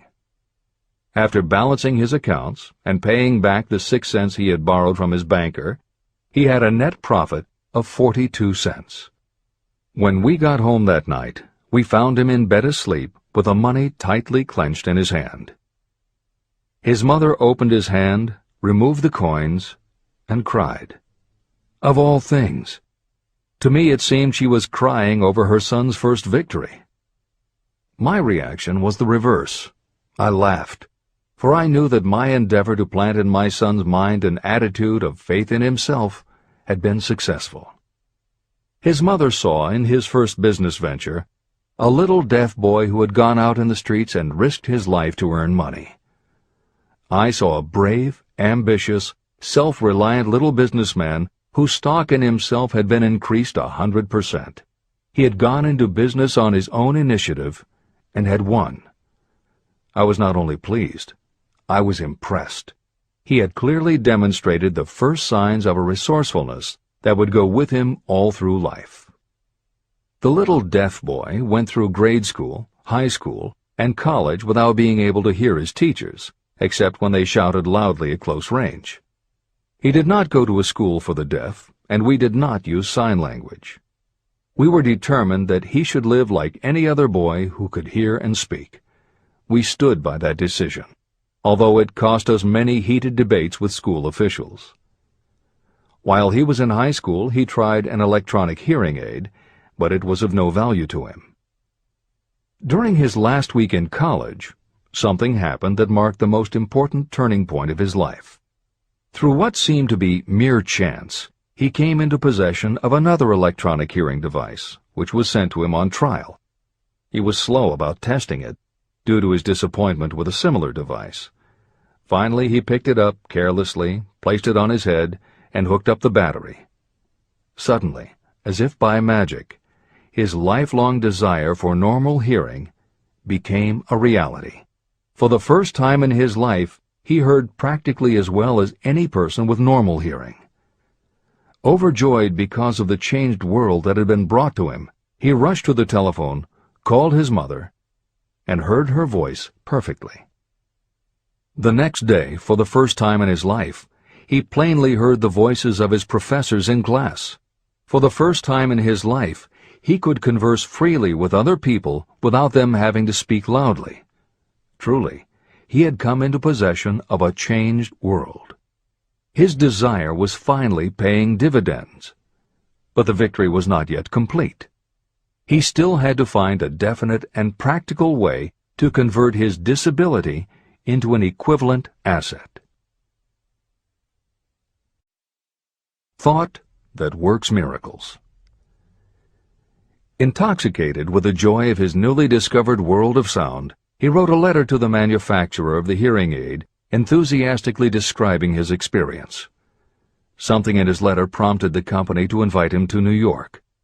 He was escorted through the factory, and while talking with the chief engineer, telling him about his changed world, a hunch, an idea, or an inspiration, call it what you wish, flashed into his mind. It was this impulse of thought that converted his disability into an asset destined to pay dividends in both money and happiness to thousands for all time to come. The sum and substance of that impulse was this. It occurred to him that he might be of help to the millions of people who go through life without the benefit of hearing devices, if he could find a way to tell them the story of his changed world. For an entire month, he carried out intensive research, during which he analyzed the entire marketing system of the manufacturer of the hearing device. Then he created a plan for reaching out to other hearing-impaired people all over the world, to share with them his newly discovered changed world. When this was done, he put in writing a 2-year plan based upon his findings. When he presented the plan to the company, he was instantly given a position for the purpose of carrying out his ambition. Little did he dream when he went to work that he was destined to bring hope and practical relief to thousands of people who, without his help, would have been limited forever by deafness. There's no doubt in my mind that Blair would have been deaf and unable to speak all his life if his mother and I had not managed to shape his mind as we did. When I planted in his mind the desire to hear and talk and live as other people, there went with that impulse some strange influence that caused nature to become bridge builder and span the gulf of silence between his brain and the outer world. Truly, a burning desire has devious ways of transmuting itself into its physical equivalent. Blair desired normal hearing. Now he has it. He was born with a condition that in those days might easily have sent a person with a less defined desire to the street with a bundle of pencils and a tin cup. The little white lie I planted in his mind when he was a child, by leading him to believe his impaired hearing would become a great asset, has justified itself. I am convinced it is a fact that there is nothing, right or wrong, that belief plus burning desire cannot make real. These qualities are free to everyone. Editor's comments. As Napoleon Hill was finishing this chapter on desire, it was reported that the famed opera singer Madame Schumann-Heink had died. A passage in her obituary struck Hill as being so appropriate to the subject of this chapter that he was moved to comment as follows. End of editor's comment. One short paragraph in the newspaper story about the famed opera singer Madame Schumann-Heink gives the clue to this unusual woman's stupendous success. I quote the paragraph because the clue it contains is none other than desire. Early in her career, Madame Schumann-Heink visited the director of the Vienna Court Opera to have him test her voice. But he did not test it. After taking one look at the awkward and poorly dressed girl, he exclaimed, none too gently, "With such a face, and with no personality at all, how can you ever expect to succeed in opera? My good child, give up the idea. Buy a sewing machine and go to work. You can never be a singer." Never is a long time. The director of the Vienna Court Opera may have known much about the technique of singing, but he knew little about the power of desire when it assumes the proportion of an obsession. If he had known more of that power, he would not have made the mistake of condemning genius without giving it an opportunity. Editor's comments. Although few readers of this edition will be familiar with Madame Schumann-Heink, every reader knows a half-dozen similar stories. It is true for every generation and every kind of music. At some time, even the biggest stars were failures. At some time, someone told them they weren't good enough. But every one of those times that they failed, their desire was bigger than their failure. That is why you know their stories. And it's also why you've never heard about the thousands of other performers who were also told they weren't good enough. The ones you've never heard of are the ones whose desire wasn't big enough. They are the ones who believed that failure was defeat. This is the end of the editor's comment. Several years ago, one of my business associates became ill. He became worse as time went on, and finally was taken to the hospital for an operation. The doctor warned me that there was little, if any, chance of my ever seeing him alive again. But that was the doctor's opinion. It was not the opinion of the patient. Just before he was wheeled away, he whispered to me, "Do not be disturbed, Chief. I will be out of here in a few days." The attending nurse looked at me with pity. But the patient did come through safely. After it was all over, his physician said, nothing but his own desire to live saved him. He never would have pulled through if he had not refused to accept the possibility of death. Editor's comments. By the 1980s, the phenomenon that Napoleon Hill wrote about in the preceding paragraph was embraced by a growing segment of the population. Among the adherents were numerous medical professionals who incorporated the concept under the term the body-mind connection. And by the turn of the 21st century, the belief that the mind can manifest physical changes in the body had become a part of mainstream medical practice. In Chapter 5, Autosuggestion, you will find further comment on the medical aspects of having a burning desire. This is the end of the editor's comment. I believe in the power of desire backed by faith in yourself, because I have seen this power lift people from lowly beginnings to places of power and wealth. I have seen it rob the grave of its victims. I have seen it serve as the medium by which people staged a comeback after having been defeated in 100 different ways. And I have seen it provide my own son with a normal, happy, successful life, despite nature's having sent him into the world without ears. How can you harness and use the power of desire? The first part of the answer is in the technique at the beginning of this chapter. You will learn more about it in the next and subsequent chapters of this book. Through some strange and powerful principle, nature wraps up in the impulse of strong desire that something that recognizes no such word as impossible, and accepts no such reality as failure. There are no limitations to the mind except those we acknowledge. Chapter 4.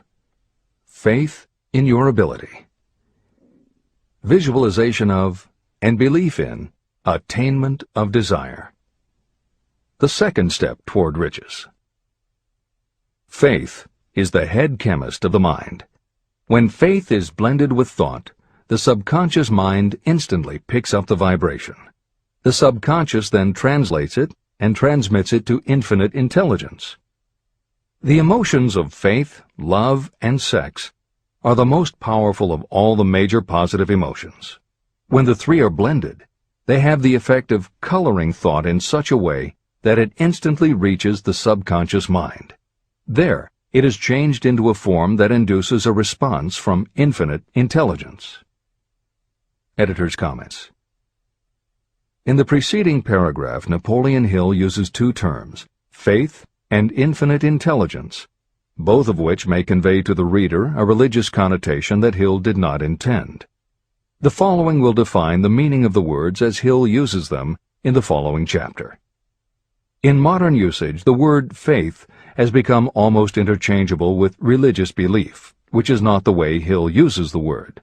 Faith, as it is used here, means having confidence, trust, and an absolute unwavering belief that you can do something. And in order for you to have faith in yourself as Hill means it, it has to be true on a subconscious level. If you have a nagging doubt in the back of your mind, or if you are just going through the motions of pretending you believe, it won't work, because your subconscious will know your doubts. Unless you have absolute total confidence, unless you are convinced without question, then you don't have faith. Hill uses the term infinite intelligence to identify that part of the human mind and thinking process that produces hunches, flashes of insight, and leaps of logic. Hill's concept has similarities to what psychologist Carl Jung called the collective unconscious. And on another level, it is very close to what contemporary psychologists refer to as working in the flow state, or being in the zone. Infinite intelligence is discussed in greater depth in later chapters. Hill also uses another term, the subconscious mind, that should be commented on before the reader proceeds with this chapter. Although there are differing schools of thought, in general modern psychology developed from the pioneering work of Sigmund Freud and Carl Jung. Each believed that the human mind operates on both a conscious and an unconscious level, but they differed on the role the subconscious plays and the way it influences attitude and action. Through his own research and studies, Napoleon Hill developed a theory of the conscious and subconscious that is closest to the Jungian view. The following briefly describes the basis of Hill's view. The conscious mind. Your conscious mind receives information through the five senses of sight, smell, taste, hearing, and touch. Your conscious mind keeps track of what you need for thinking and operating, and it filters out what you don't need. Your conscious mind, and what your memory retains, is the intelligence with which you normally think, reason, and plan. The subconscious mind. Your subconscious has access to all the same information your conscious mind receives, but it doesn't reason the way your conscious mind does. It takes everything literally. It doesn't make value judgments. It does not filter, and it does not forget. You cannot command your conscious mind to reach out and dip into your subconscious mind. However, under certain circumstances, all those forgotten facts and ideas that are always there in your subconscious can, if they are firmly rooted, influence your conscious attitudes and actions. This is the end of the editor's comments. How to develop faith. The following statement is very important in understanding the importance of autosuggestion in the transmutation of desire into its physical or monetary equivalent, namely, faith is a state of mind that may be induced or created by affirmation or repeated instructions to the subconscious mind through the principle of autosuggestion. The repetition of affirmations is like giving orders to your subconscious mind, and it is the only known method of voluntary development of the emotion of faith, absolute belief that you can do something. As an illustration, consider why you are reading this book. You want to acquire the ability to transmute the intangible thought impulse of desire into its physical counterpart, money. By following the instructions laid down in the later chapters on autosuggestion and the subconscious mind, you will learn techniques to convince your subconscious mind that you believe you will receive that for which you ask.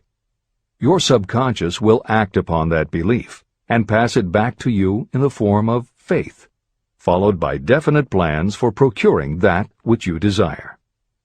Faith in yourself and your abilities is a state of mind that you will be able to develop at will after you have mastered the 13 principles in this book. This is true because faith is a state of mind that will develop naturally within you when you use and apply these principles. The emotions, or the feeling portion of thoughts, are what give your thoughts vitality, life, and action. The emotions of faith, love, and sex, when mixed with any thought impulse, give it even greater action. All thoughts that have been emotionalized, given feeling, and mixed with faith, absolute belief in your ability, begin immediately to translate themselves into their physical equivalent or counterpart. However, this is not only true of thought impulses that have been mixed with faith, but it is true with any emotion, including negative emotions. What this means is that the subconscious mind will translate into its physical equivalent a thought impulse of a negative or destructive nature just as readily as it will act upon thought impulses of a positive or constructive nature. The following statement made by a noted criminologist illustrates the point. When men first come into contact with crime, they abhor it. If they remain in contact with crime for a time, they become accustomed to it and endure it. If they remain in contact with it long enough, they finally embrace it and become influenced by it. This is the equivalent of saying that a negative impulse of thought that is repeatedly passed on to the subconscious mind often enough is finally accepted and acted upon by the subconscious mind.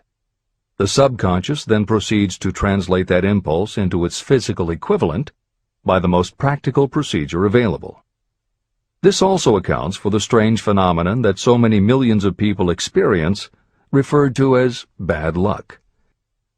There are millions of people who believe themselves doomed to poverty and failure because of some strange force they call bad luck, over which they believe they have no control. But the truth is that they are the creators of their own misfortunes, because this negative belief in bad luck is picked up by the subconscious mind and translated into its physical equivalent. Your belief, or faith, is the element that will determine the action of your subconscious mind. Once again, let me stress that you will benefit by passing on to your subconscious mind any desire that you wish translated into its physical or monetary equivalent in a state of expectancy or belief that the transmutation will actually take place. The subconscious mind will transmute into its physical equivalent, by the most direct and practical way available, any order that is given to it in a state of belief or faith that the order will be carried out. At this point, it should also be noted that because of the way that the subconscious operates, there is nothing to stop you from deceiving your subconscious mind when giving it instructions through autosuggestion. That is what I did when I deceived my son's subconscious mind. To make this deception more realistic, when you call upon your subconscious mind, you must conduct yourself just as you would if you were already in possession of the material thing that you are demanding. Editor's comments. It is an axiom of contemporary motivation theory that the subconscious mind cannot distinguish between what is real and what is vividly imagined. One of the most frequently cited studies supporting this concept was done with a group of basketball players. The players were divided into 3 teams, and the players on each team were tested on their ability to make free throws. The teams were then separated for a period of time, and each team was given instructions which they were told would improve their abilities. One team was instructed to practice making baskets on a daily basis. The second team was instructed not to practice during the period and not to even think about basketball. The third team was also instructed not to practice during the period, but instead the members were told to spend their daily practice time visualizing in detail the process of making baskets. At the end of the experiment, the teams were again tested. The team that rested showed a decrease in ability. The team that practiced showed a marked increase in ability. And the team that didn't practice, but visualized making baskets, showed an increase in ability almost equal to those who had practiced daily. As Hill says, you can deceive your subconscious through autosuggestion. If you convincingly plant an idea in your subconscious will accept and work with the idea as though it were a fact. But the key word is convincingly.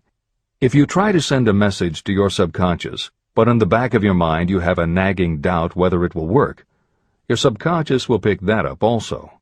You will have sent mixed messages that cancel each other out. That is why Hill stresses the importance of doing it with faith.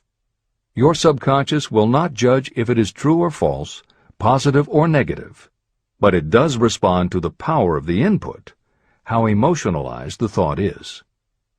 This is the end of the editor's comment. It is essential for you to encourage the positive emotions as the dominating forces of your mind. But faith in yourself doesn't come from merely reading instructions. Now that you understand the theory, you must begin to apply it.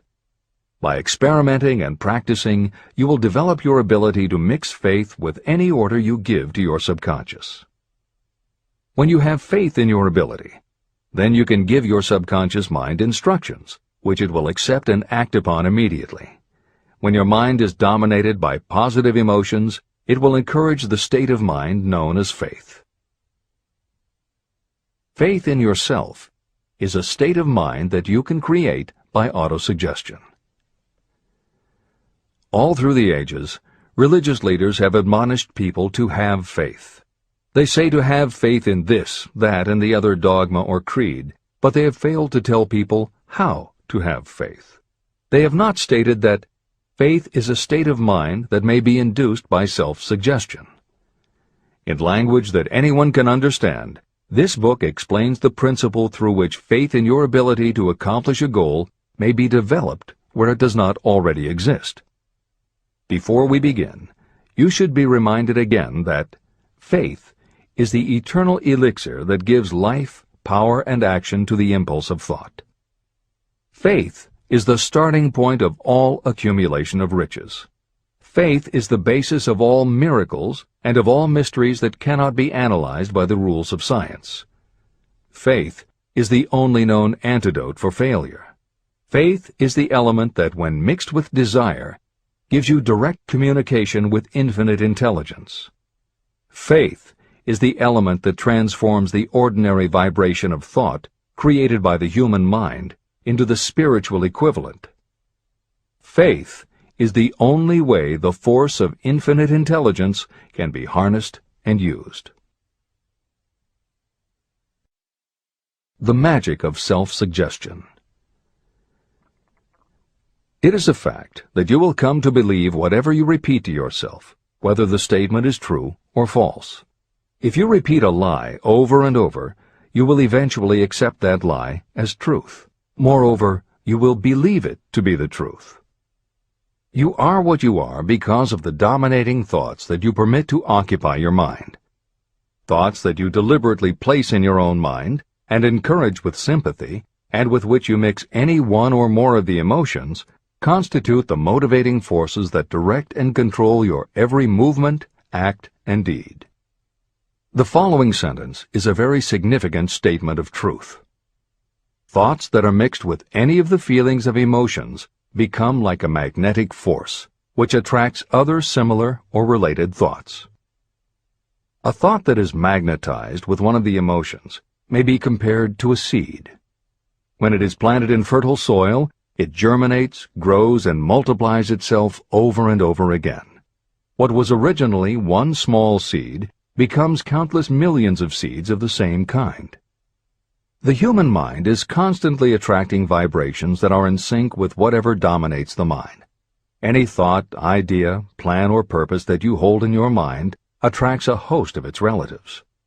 Add these relatives to its own force, and it grows until it becomes the prime motivator of the person in whose mind it has been housed. Now, let us go back to the starting point. How can the original seed of an idea, plan, or purpose be planted in the mind? The answer? Any idea, plan, or purpose may be placed in the mind through repetition of thought. This is why you are asked to write out a statement of your major purpose, or definite chief aim. Commit it to memory, and repeat it out loud day after day until these vibrations of sound have reached your subconscious mind. You are what you are because of the dominating thoughts that you permit to occupy your mind. If you choose to, you can throw off any bad influences from your past and build your own life the way you want it to be. For instance, by taking inventory of your mental assets and liabilities, you might discover that your greatest weakness is lack of self-confidence. This can be overcome and translated into courage through the principle of autosuggestion. You can do this by writing out a set of simply stated positive thought impulses, memorizing them, and repeating them until they become a part of the working equipment of your subconscious mind. The following is an example for someone whose definite purpose is to overcome a lack of self-confidence. Self-confidence formula. 1. I know that I have the ability to achieve the object of my definite purpose in life. Therefore, I demand of myself persistent, continuous action toward its attainment, and I here and now promise to render such action. 2. I realize the dominating thoughts of my mind will eventually reproduce themselves in outward physical action and gradually transform themselves into physical reality. Therefore, I will concentrate my thoughts for 30 minutes each day, visualizing the person I intend to become. In this way, I will create in my mind a clear mental picture. 3. I know, through the principle of autosuggestion, that any desire I persistently hold in my mind will eventually find some practical means of attaining my objective. Therefore, I will devote 10 minutes daily to demanding of myself the development of self-confidence. 4. I have clearly written down a description of my definite chief aim in life, and I will never stop trying until I have developed sufficient self-confidence for its attainment. 5. I fully realize that no wealth or position can last unless it is built upon truth and justice. Therefore, I will engage in no transaction that does not benefit all whom it affects. I will succeed by attracting to myself the forces I wish to use and the cooperation of others. I will persuade others to help me because of my willingness to help others. I will eliminate hatred, envy, jealousy, selfishness, and cynicism by developing love for all humanity. because I know that a negative attitude toward others can never bring me success. I will cause others to believe in me because I will believe in them and in myself. I will sign my name to this formula, commit it to memory, and repeat it aloud once a day, with full faith that it will gradually influence my thoughts and actions so that I will become a self-reliant and successful person. Behind this formula is a law of nature that psychologists call autosuggestion or self-suggestion. It is a proven technique that will work for your success if it is used constructively. On the other hand, if used destructively, it will destroy just as readily. In this statement may be found a very significant truth, namely that those who go down in defeat and end their lives in poverty, misery, and distress do so because of negative application of the principle of autosuggestion. All impulses of thought have a tendency to clothe themselves in their physical equivalent. The disaster of negative thinking. The subconscious mind makes no distinction between constructive and destructive thought impulses. It works with the material we feed it through our thought impulses. The subconscious mind will translate into reality a thought driven by fear just as readily as it will translate into reality a thought driven by courage or faith. Just as electricity will turn the wheels of industry and render useful service if used constructively, it will snuff out life if wrongly used. So, too, will the law of autosuggestion lead you to peace and prosperity, or down into the valley of misery, failure, and death. It depends on your degree of understanding and application of it. If you fill your mind with fear or doubt, and if you do not believe in your ability to connect with and use the forces of infinite intelligence, then you will not be able to use those forces. The law of autosuggestion will take your lack of belief and use that doubt as a pattern by which your subconscious mind will translate it into its physical equivalent. Editor's comments. When you have faith in your ability to accomplish what you want, it not only firmly plants ideas in your subconscious, but it then works to reinforce itself. When you have faith in your abilities, part of what you must have faith in is that it is possible to tap into infinite intelligence. And because you have faith that it will work, your conscious mind won't be resistant. When your conscious doesn't resist, your subconscious mind can send creative ideas to your conscious mind more easily. Then, the more you see the power working in your life, the easier it is for you to act on faith the next time. Will it work for you? You will never know unless you relax your resistance and just have faith that it will.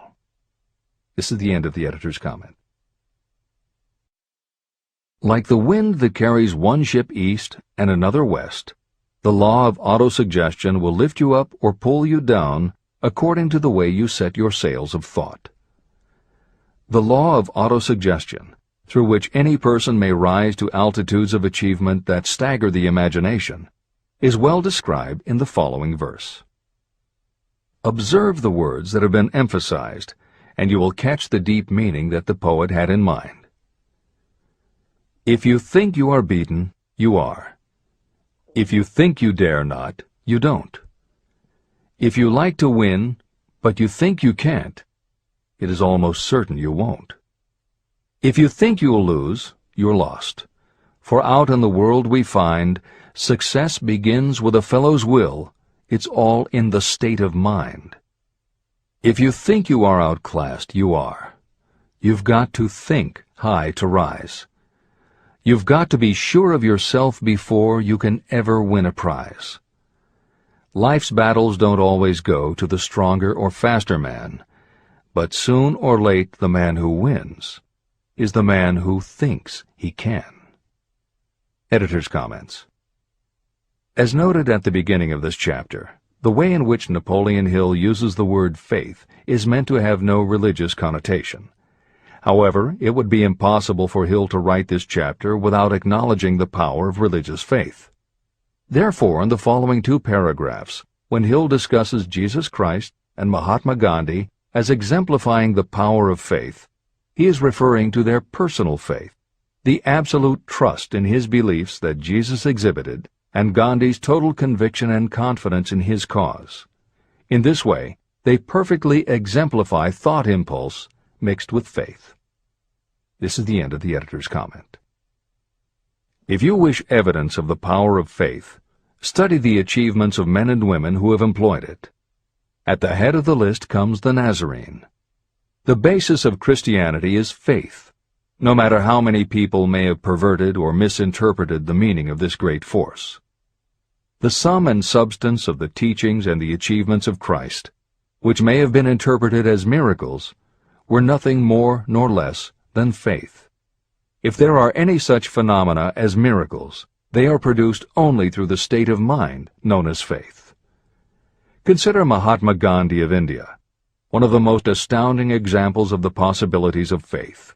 Gandhi wielded more potential power than any man living in his time, and he had this power despite the fact that he had none of the orthodox tools of power, such as money, battleships, soldiers, and materials of warfare.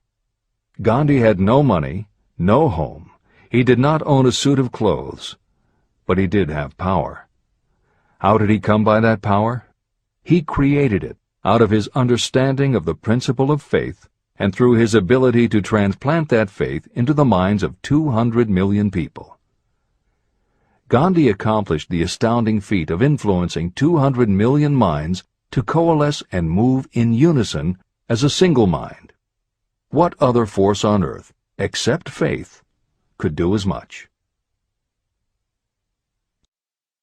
How an idea built a fortune. Editor's comment. Although the following story is not exclusively about faith, and it makes no mention of autosuggestion or the subconscious mind, Napoleon Hill included it at this point in every edition of Think and Grow Rich. In fact, as Hill says, this story illustrates at least 6 of the 13 principles of success, but faith is at the center of it. If the central figure, Charles M. Schwab, had not mixed his big idea with absolute unwavering faith that he could pull it off, the whole history of American business would have been different. This is the end of the editor's comment. The event chosen for this illustration dates back to 1900, when the United States Steel Corporation was being formed. As you read the story, keep in mind the following fundamental facts and you will understand how ideas have been converted into huge fortunes. First, the United States Steel Corporation was born in the mind of Charles M. Schwab in the form of an idea he created through his imagination. Second, he mixed faith with his idea. Third, he formulated a plan for the transformation of his idea into physical and financial reality. Fourth, he put his plan into action with his famous speech at the University Club. Fifth, he applied and followed through on his plan with persistence and backed it with firm decision until it had been fully carried out. Sixth, he prepared the way for success by a burning desire for success. If you are one of those who have often wondered how great fortunes are accumulated, this story of the creation of the United States Steel Corporation will be enlightening. If you have any doubt that a person can think and grow rich, this story should dispel that doubt. You can plainly see in the story of United States Steel the application of a major portion of the principles described in this book. This astounding description of the power of an idea was dramatically told by John Lowell in the New York World Telegram, with whose courtesy it is here reprinted. Editor's comments. In order for the modern reader to fully appreciate the following newspaper story, it is appropriate at this point to provide some background information about the main players. Charles M. Schwab was Andrew Carnegie's right-hand man and president of the Carnegie Steel Corporation. Andrew Carnegie was a wealthy and powerful steel baron whose company controlled 25% of the iron and steel production in America. J.P. Morgan was a wealthy and powerful Wall Street banker whose company had arranged the financing for many of the major industrial companies in America at the beginning of the 20th century. All the reader needs to know about the other men mentioned in the story is that at the beginning of the 20th century, finance, business, and industry were dominated by a few hundred men, most of whom had amassed great fortunes through some connection with the railroads that had opened the country. These people were well known to readers of the New York World Telegram because of their financial influence. And that sets the stage for the following newspaper article, which is not only a fascinating story about the power of faith in an idea, but also a wonderful example of the irreverent writing style that was used by many newspaper journalists of the day. This is the end of the editor's comment. A pretty after-dinner speech for $1 billion. When on the evening of December 12, 1900, some 80 of the nation's financial nobility gathered in the banquet hall of the University Club on Fifth Avenue to do honor to a young man from out of the West, not half a dozen of the guests realized they were to witness the most significant episode in American industrial history. J. Edward Simmons and Charles Stewart Smith, their hearts full of gratitude for the lavish hospitality bestowed on them by Charles M. Schwab during a recent visit to Pittsburgh, had arranged the dinner to introduce the 38-year-old steel man to Eastern banking society. But they didn't expect him to stampede the convention. They warned him, in fact, that the bosoms within New York's stuffed shirts would not be responsive to oratory, and that if he didn't want to bore the Stillmans and Harrimans and Vanderbilts, he had better limit himself to 15 or 20 minutes of polite vaporings and let it go at that. Even John Pierpont Morgan, sitting on the right hand of Schwab as became his imperial dignity, intended to grace the banquet table with his presence only briefly, and so far as the press and public were concerned, the whole affair was of so little moment that no mention of it found its way into print the next day. So the two hosts and their distinguished guests ate their way through the usual 7 or 8 courses. There was little conversation, and what there was of it was restrained. Few of the bankers and brokers had met Schwab, whose career had flowered along the banks of the Monongahela, and none knew him well. But before the evening was over, they, and with them Money Master Morgan, were to be swept off their feet, and $1 billion baby, the United States Steel Corporation, was to be conceived. It is perhaps unfortunate for the sake of history that no record of Charlie Schwab's speech at the dinner ever was made. It is probable, however, that it was a homely speech, somewhat ungrammatical, for the niceties of language never bothered Schwab, full of epigram and threaded with wit. But aside from that, it had a galvanic force and effect upon the $5 billion of estimated capital that was represented by the diners. After it was over, and the gathering was still under its spell, although Schwab had talked for 90 minutes, Morgan led the orator to a recessed window where, dangling their legs from the high, uncomfortable seat, they talked for an hour more. The magic of the Schwab personality had been turned on full force, but what was more important and lasting was the full-fledged, clear-cut program he laid down for the aggrandizement of steel. Many other men had tried to interest Morgan in slapping together a steel trust after the pattern of the biscuit, wire and hoop, sugar, rubber, whiskey, oil, or chewing gum combinations.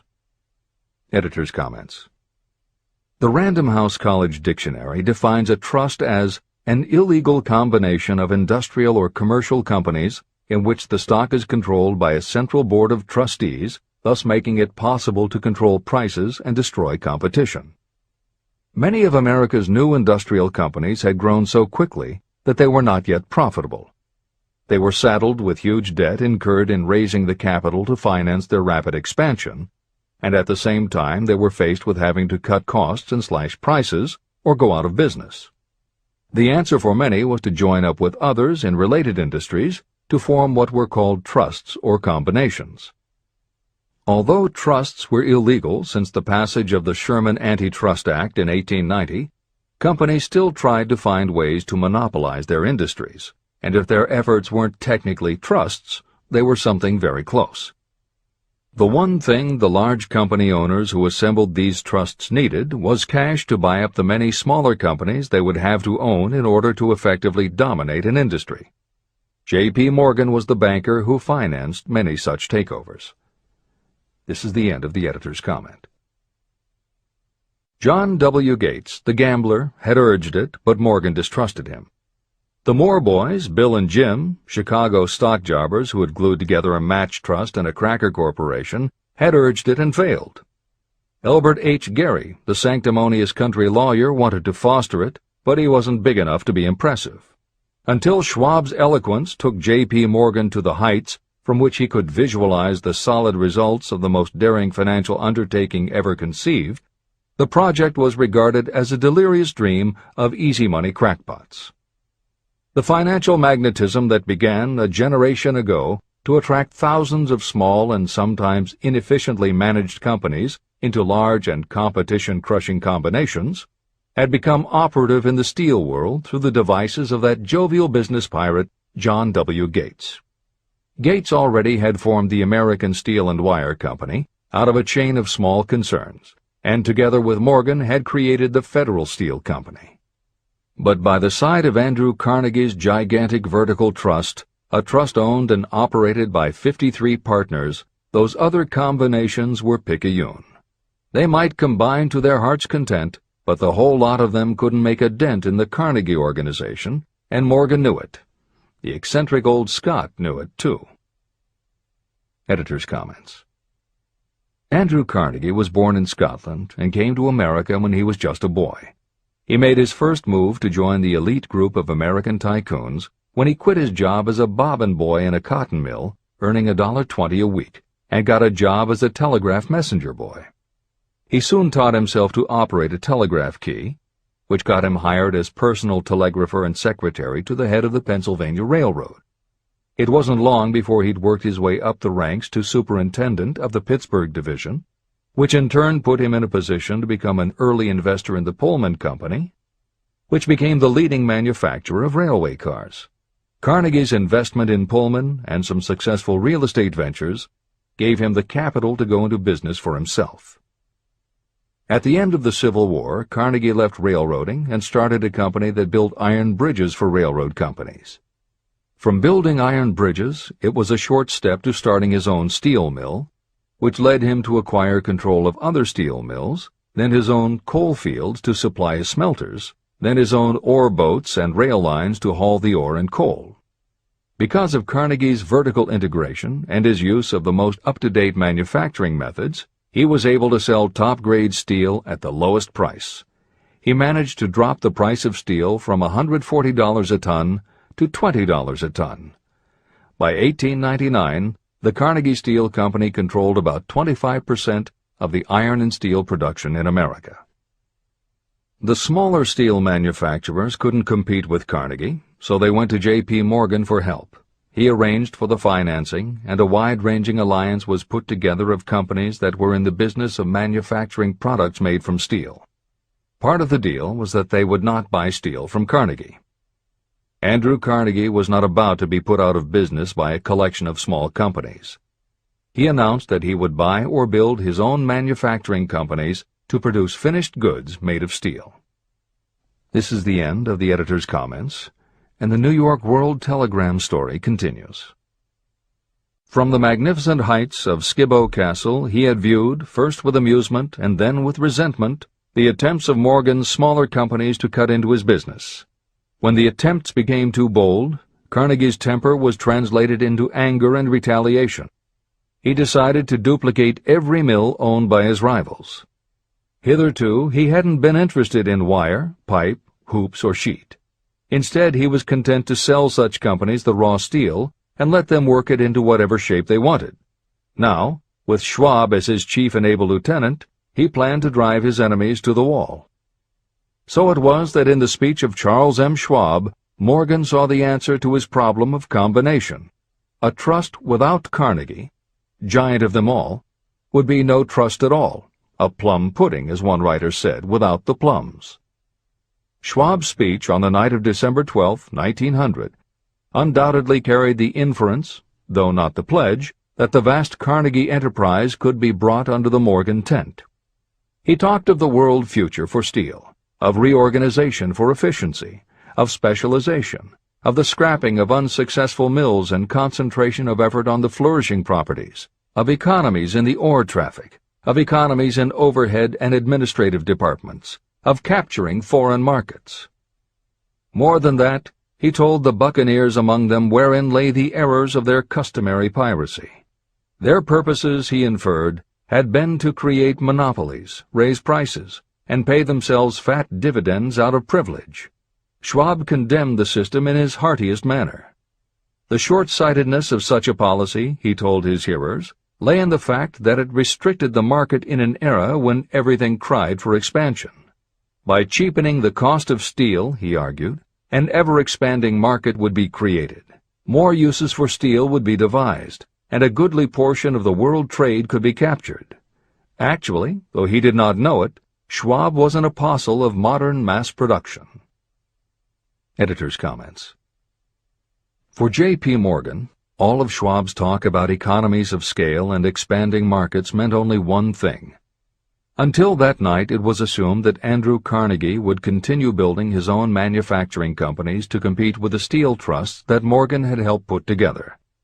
Morgan knew that for Carnegie to do so would require an enormous amount of capital, and Morgan also knew that Carnegie had always been strongly against raising money by selling stock in his company. What Schwab seemed to be implying was that rather than going to Wall Street for the money needed to fight the trusts, Carnegie might be interested in selling his business. This is the end of the editor's comment.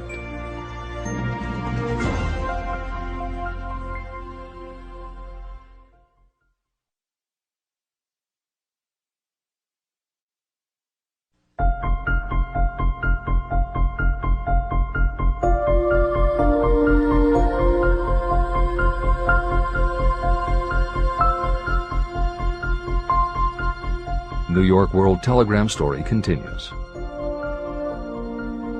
So the dinner at the University Club came to an end.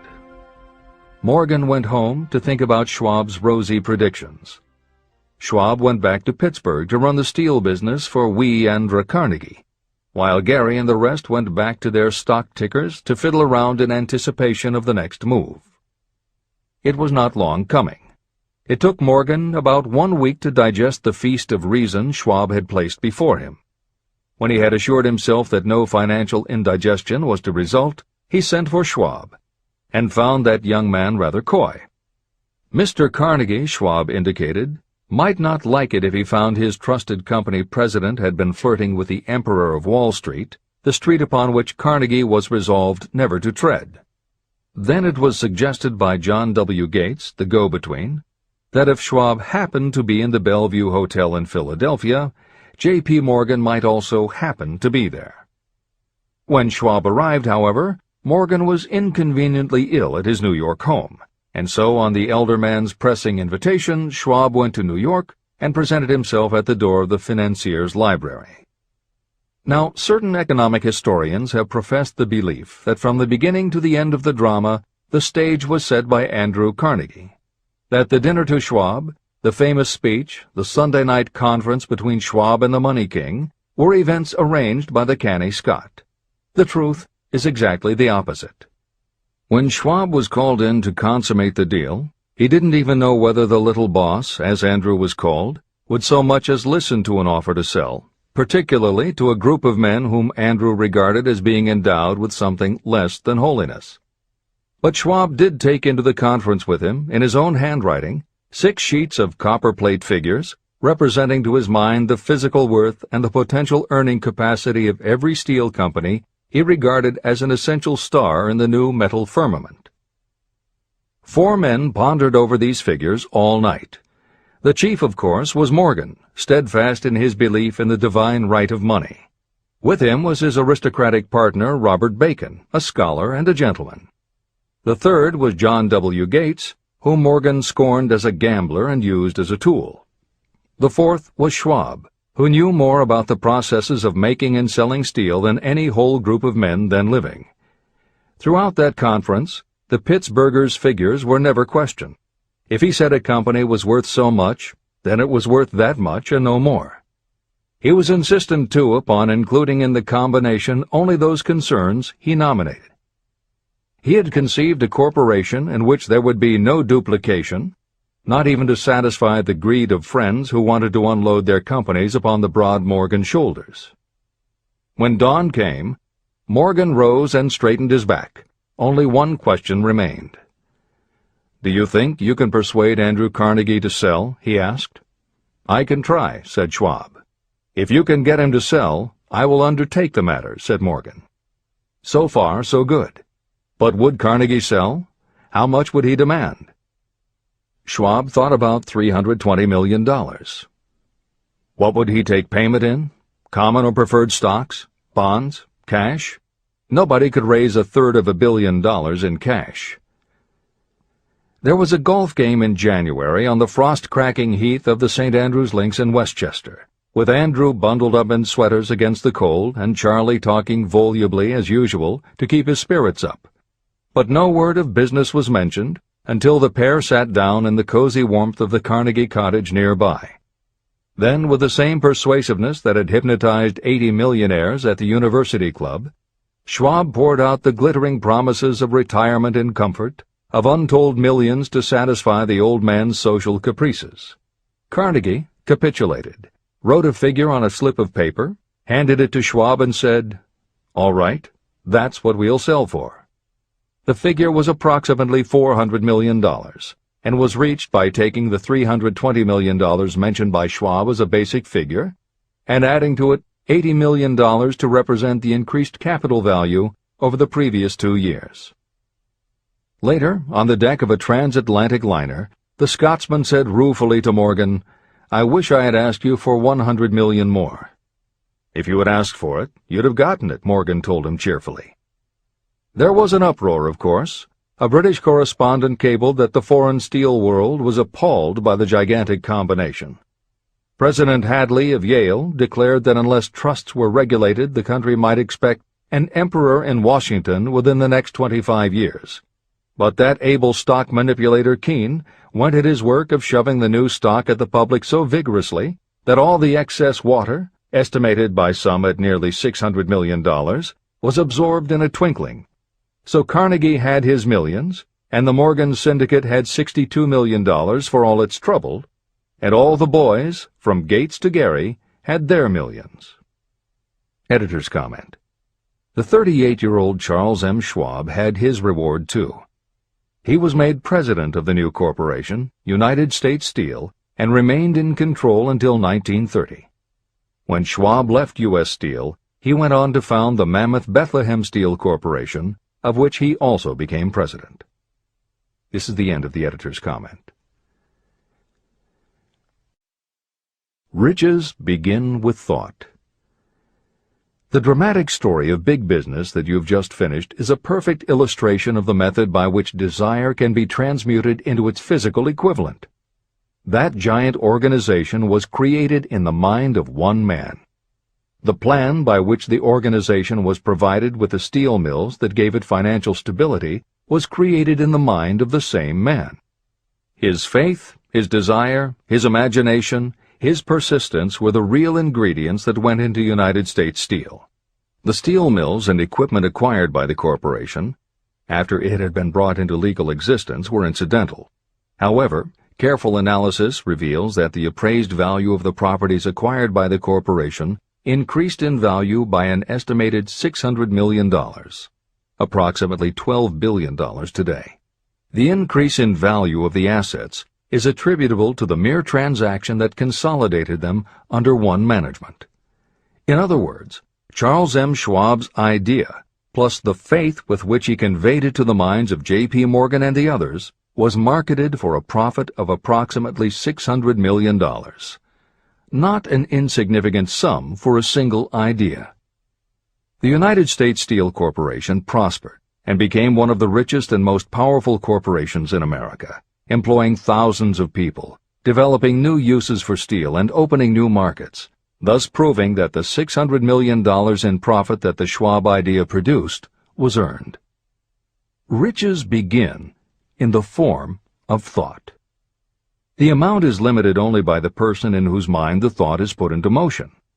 Faith removes limitations. Remember this when you are ready to bargain with life for whatever it is that you ask as your price for having passed this way. Editor's comments. In the years since that article appeared in the New York World Telegram, the well-told business story has become its own genre within the publishing industry. There are best-selling books and biographies by and about the insiders who run every industry. The editors of this edition of Think and Grow Rich strongly encourage you to sample some of these books. They can be entertaining and inspirational, and in them you will be able to see examples of Hill's principles of success at work in the real world. The best of them are not only entertaining and inspirational, but they are filled with ideas and techniques you can adapt and use. There are literally too many bestsellers from which to select a best of listing for inclusion here. Any such choice the editors might make would not necessarily be the best, but merely reflective of the interests of the person doing the choosing. However, there are 2 books the editors recommend that are not by or about a single individual or industry.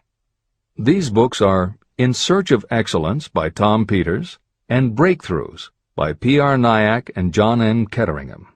Each of these books deals with a broad spectrum of industries, and within each industry they single out certain companies and individuals for analysis. Both were published at the beginning of the business book trend in the 1980s, but there are few books since then that better convey the importance of faith in a good idea. In Search of Excellence, chosen by a panel of experts as the most influential book of the past 20 years, was a runaway bestseller and will likely be in print for years to come. Breakthroughs may be harder to find, but it will be well worth the effort. This is the end of the editor's comments.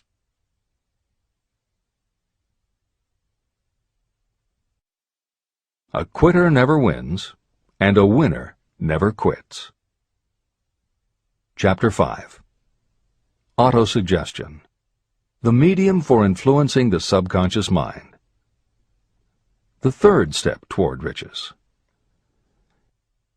Autosuggestion is a term that applies to all suggestions and all self-administered stimuli that reach your mind through the 5 senses. Stated in another way, autosuggestion is self-suggestion. It is the way of communicating between that part of the mind where conscious thought takes place and that which serves as the seat of action for the subconscious mind. Through the dominating thoughts that you permit to remain in your conscious mind, it doesn't matter whether these thoughts are negative or positive, the principle of autosuggestion reaches the subconscious mind and influences it with these thoughts. Nature has built human beings so that we can have control over the material that reaches our subconscious mind through our 5 senses. However, this does not mean that we always exercise this control. In the great majority of instances, we do not exercise it, which explains why so many people go through life in poverty. Recall what I said about the subconscious mind resembling a fertile garden, in which weeds will grow if the seeds of more desirable crops are not sown. Autosuggestion is the way you may feed your subconscious on creative thoughts. Or you can, by neglecting it, permit thoughts of a destructive nature to find their way into this rich garden of the mind. Editor's comments. Numerous psychological studies and experiments with hypnotherapy have validated Napoleon Hill's concept that a person's subconscious mind retains everything that person ever experienced. Studies also support the theory that the subconscious is non-judgmental. It does not filter or interpret, it simply processes information literally and stores it. For those readers who may be dubious about the subconscious, or that thoughts stored below the level of consciousness can exert enough influence to affect attitude and behavior, the following explanation should alleviate any such doubts. There is no doubt about the existence of the conditions known by the psychological terms fixations, phobias, and compulsive behaviors. These conditions occur when a child has learned something in such a powerful or dramatic way that the knowledge becomes firmly planted in the child's subconscious mind.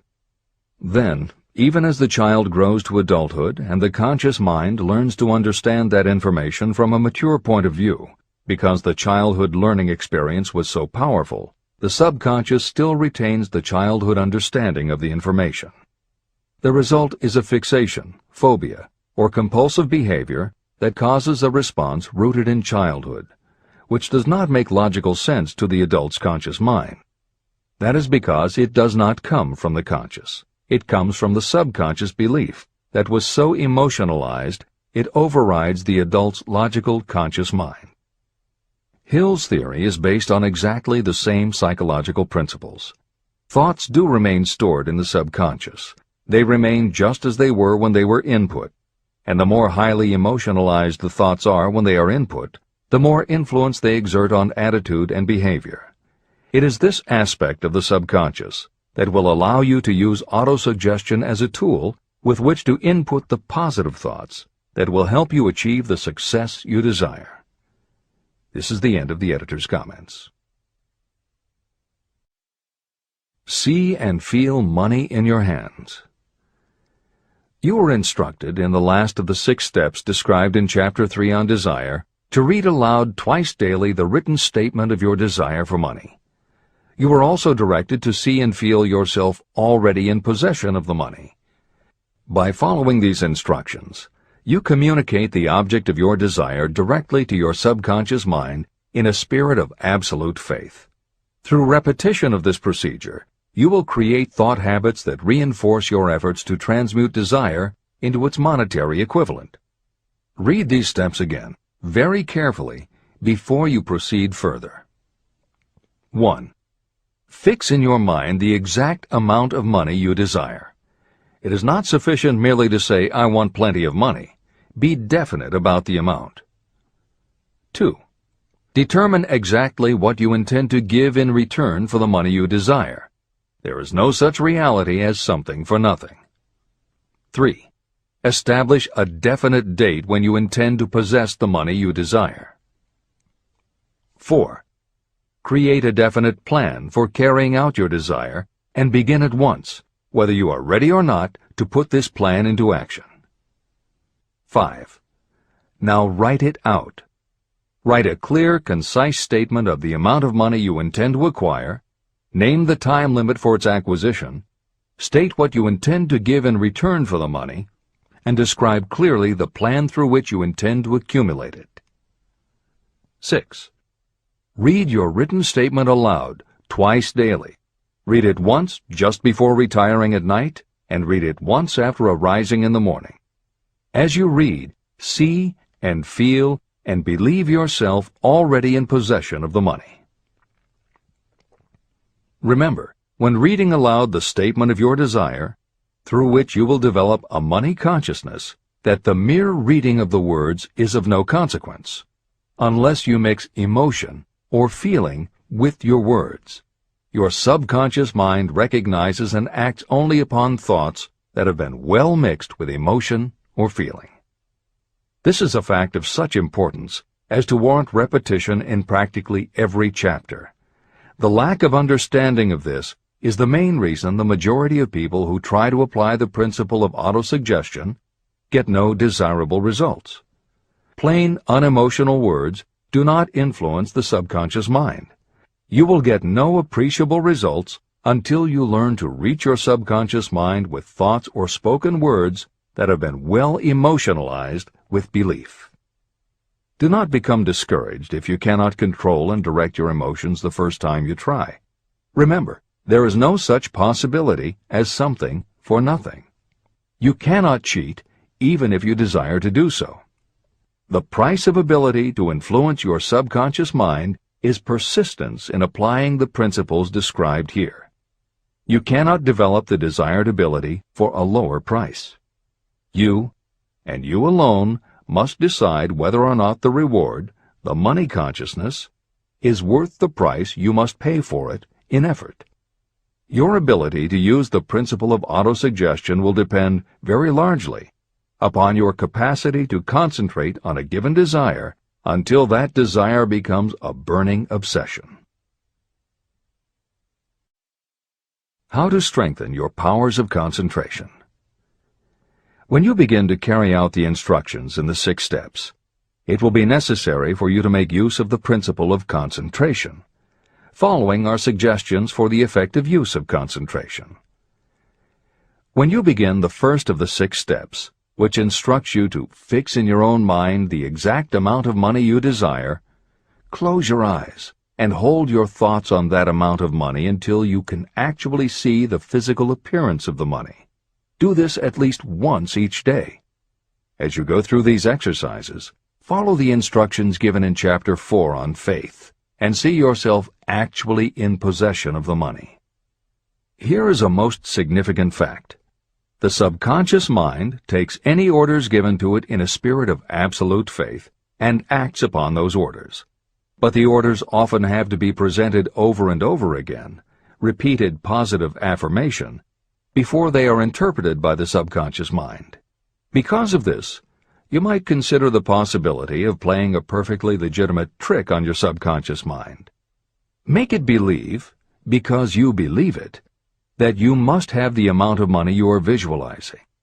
Make it believe that this money is already awaiting your claim, so the subconscious mind must hand over to you practical plans for acquiring the money that is yours.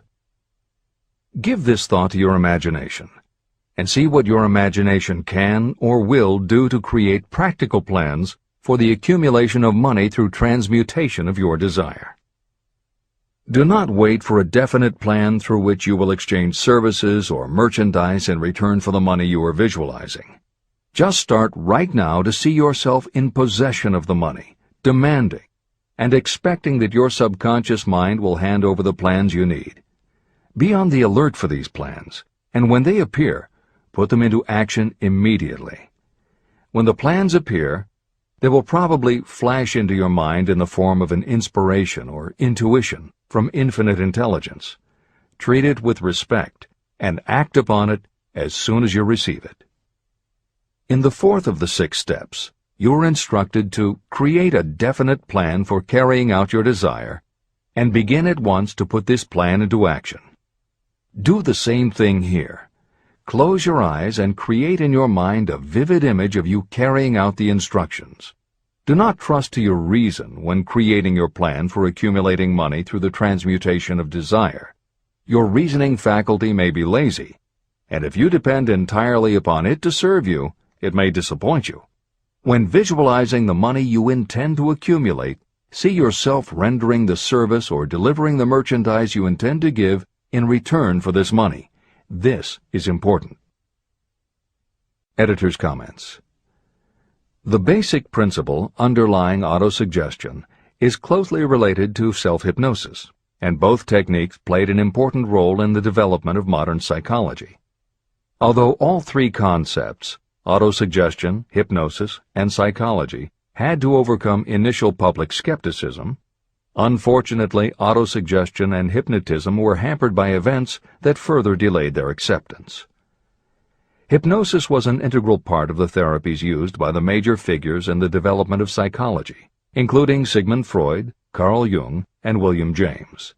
It fell out of favor as a therapeutic method when stage magicians began to use the technique in their acts. People found it difficult to give serious consideration to a method that was being used in theaters and nightclubs to make members of the audience do ridiculous things for comic effect. Autosuggestion encountered a similar problem. French psychiatrist Émile Coué was the best-known early advocate of autosuggestion. A contemporary of Sigmund Freud, Coué operated a clinic that treated patients diagnosed with psychosomatic ailments, individuals who have convinced themselves they are ill and even show symptoms but do not actually have a disease. Coué treated his patients with an autosuggestion technique that involved the repetition of statements he termed positive affirmations. Coué devised a general, non-specific phrase that would give the subconscious a positive instruction, but was open enough that it did not tell the subconscious how to do it. The positive affirmation was, "Every day, in every way, I am getting better and better." And he instructed his patients to repeat the phrase several times a day. Improvements among his patients happened so quickly and dramatically that his method became the talk of medical and scientific circles, and the use of the phrase practically became a movement in Europe. Word of the success Coué was having with his method spread to America, and he was soon booked to do a lecture tour. At one of his early speaking engagements, a cynical newspaper reporter made a joke of the technique, calling it, "Hell's bells, I'm well."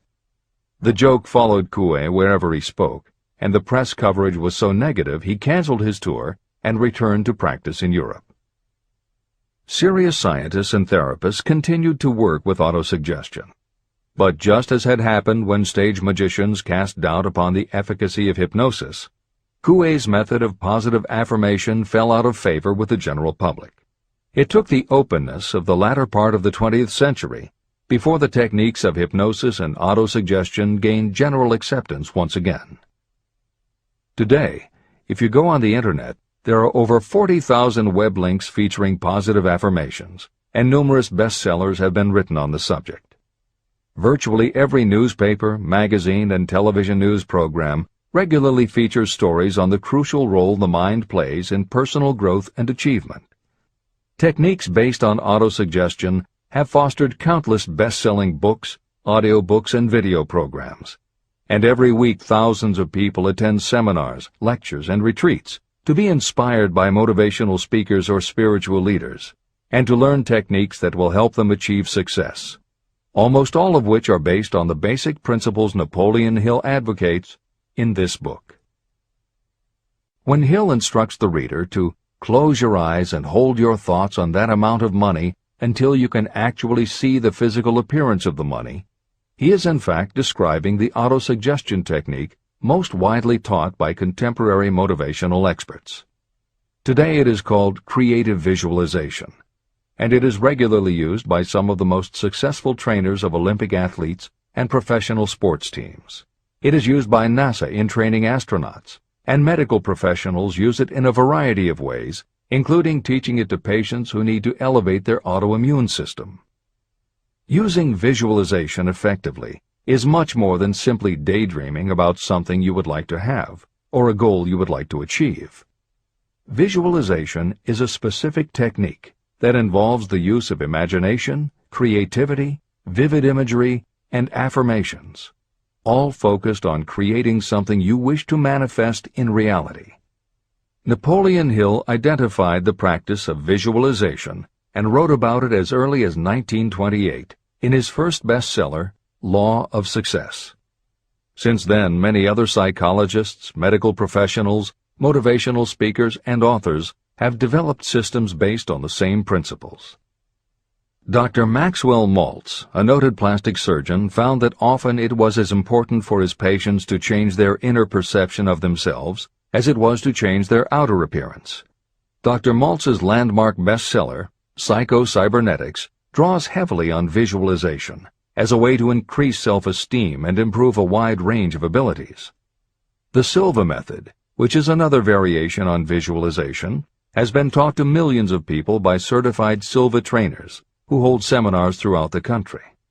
Jose Silva's best-selling book, The Silva Mind Control Method, has also sold many millions of copies. In 1978, 50 years after Napoleon Hill wrote about visualization in Law of Success, Shakti Gawain published the phenomenal bestseller Creative Visualization, and Adelaide Bry published Visualization, Directing the Movies of Your Mind. At about the same time, Dr. O. Carl Simonton, an oncologist, concluded that cancer patients who used visualizations in conjunction with chemotherapy treatments had a marked improvement over those who didn't. His bestseller, Getting Well Again, had a profound impact, and it was followed by books from other respected medical professionals, such as Love, Medicine, and Miracles by Dr. Bernie Siegel, and Superimmunity by Dr. Paul Purcell. Other bestsellers by Dr. John Sarno, Dr. Deepak Chopra, and Dr. Andrew Weil have made what once was referred to as alternative medicine now part of mainstream medical practice. This is the end of the editor's comments. Stimulate your subconscious mind. The instructions given previously for the steps necessary in your desire for money will now be summarized and blended with the principles covered by this chapter, as follows. 1. Go to some quiet spot, preferably in bed at night, where you will not be disturbed or interrupted. Close your eyes and repeat aloud, so that you may hear your own words, the written statement of the amount of money you intend to accumulate. Be specific about the time limit for its accumulation, and a description of the service or merchandise you intend to give in return for the money. As you carry out these instructions, see yourself already in possession of the money. For example, suppose that you intend to accumulate $50,000 by the 1st of January, 5 years from now, and that you intend to give your personal services as a salesperson in return for the money. Your written statement of your purpose should be similar to the following. By the first day of January, I will have in my possession $50,000, which will come to me in various amounts from time to time during the interim. In return for this money, I will give the most efficient service of which I am capable.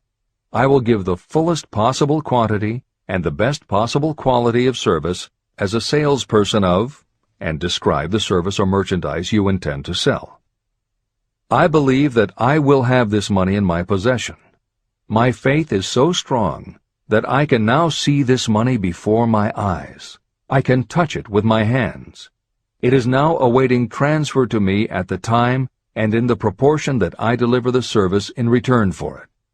I am awaiting a plan for getting this money, and I will follow that plan when it is received. 2. Repeat this program night and morning until you can see in your imagination the money you intend to accumulate. 3. Place a written copy of your statement where you can see it night and morning, and read it just before retiring and upon rising until it has been memorized. Editor's comments. The following is another suggestion, adapted from Hill's later writings, which appear in Napoleon Hill's Keys to Success. Surround yourself with books, pictures, mottos, and other suggestive devices. Pick things that symbolize and reinforce achievement and self-reliance. Constantly add to your collection, and move things to new places where you can see them in a different light and in association with different things. I had a friend who was a realtor who kept her $1 Million Club certificate over her desk to remind herself of what she was capable. One day she took it down to dust and set it on top of a newspaper. When she picked it up again, she saw beneath it an article about the new football coach who had been hired at the university. Guess who bought a house she had been struggling to sell? This is the end of the editor's comments. Remember, as you carry out these instructions, that you are applying the principle of autosuggestion for the purpose of giving orders to your subconscious mind. Remember also that your subconscious mind will act only upon instructions that are emotionalized and handed over to it with feeling. Faith is the strongest and most productive of the emotions. These instructions may at first seem abstract. Do not let this disturb you. Follow the instructions no matter how abstract or impractical they may appear to be. If you do as you have been instructed, in spirit as well as in act, the time will soon come when a whole new universe of power will unfold to you.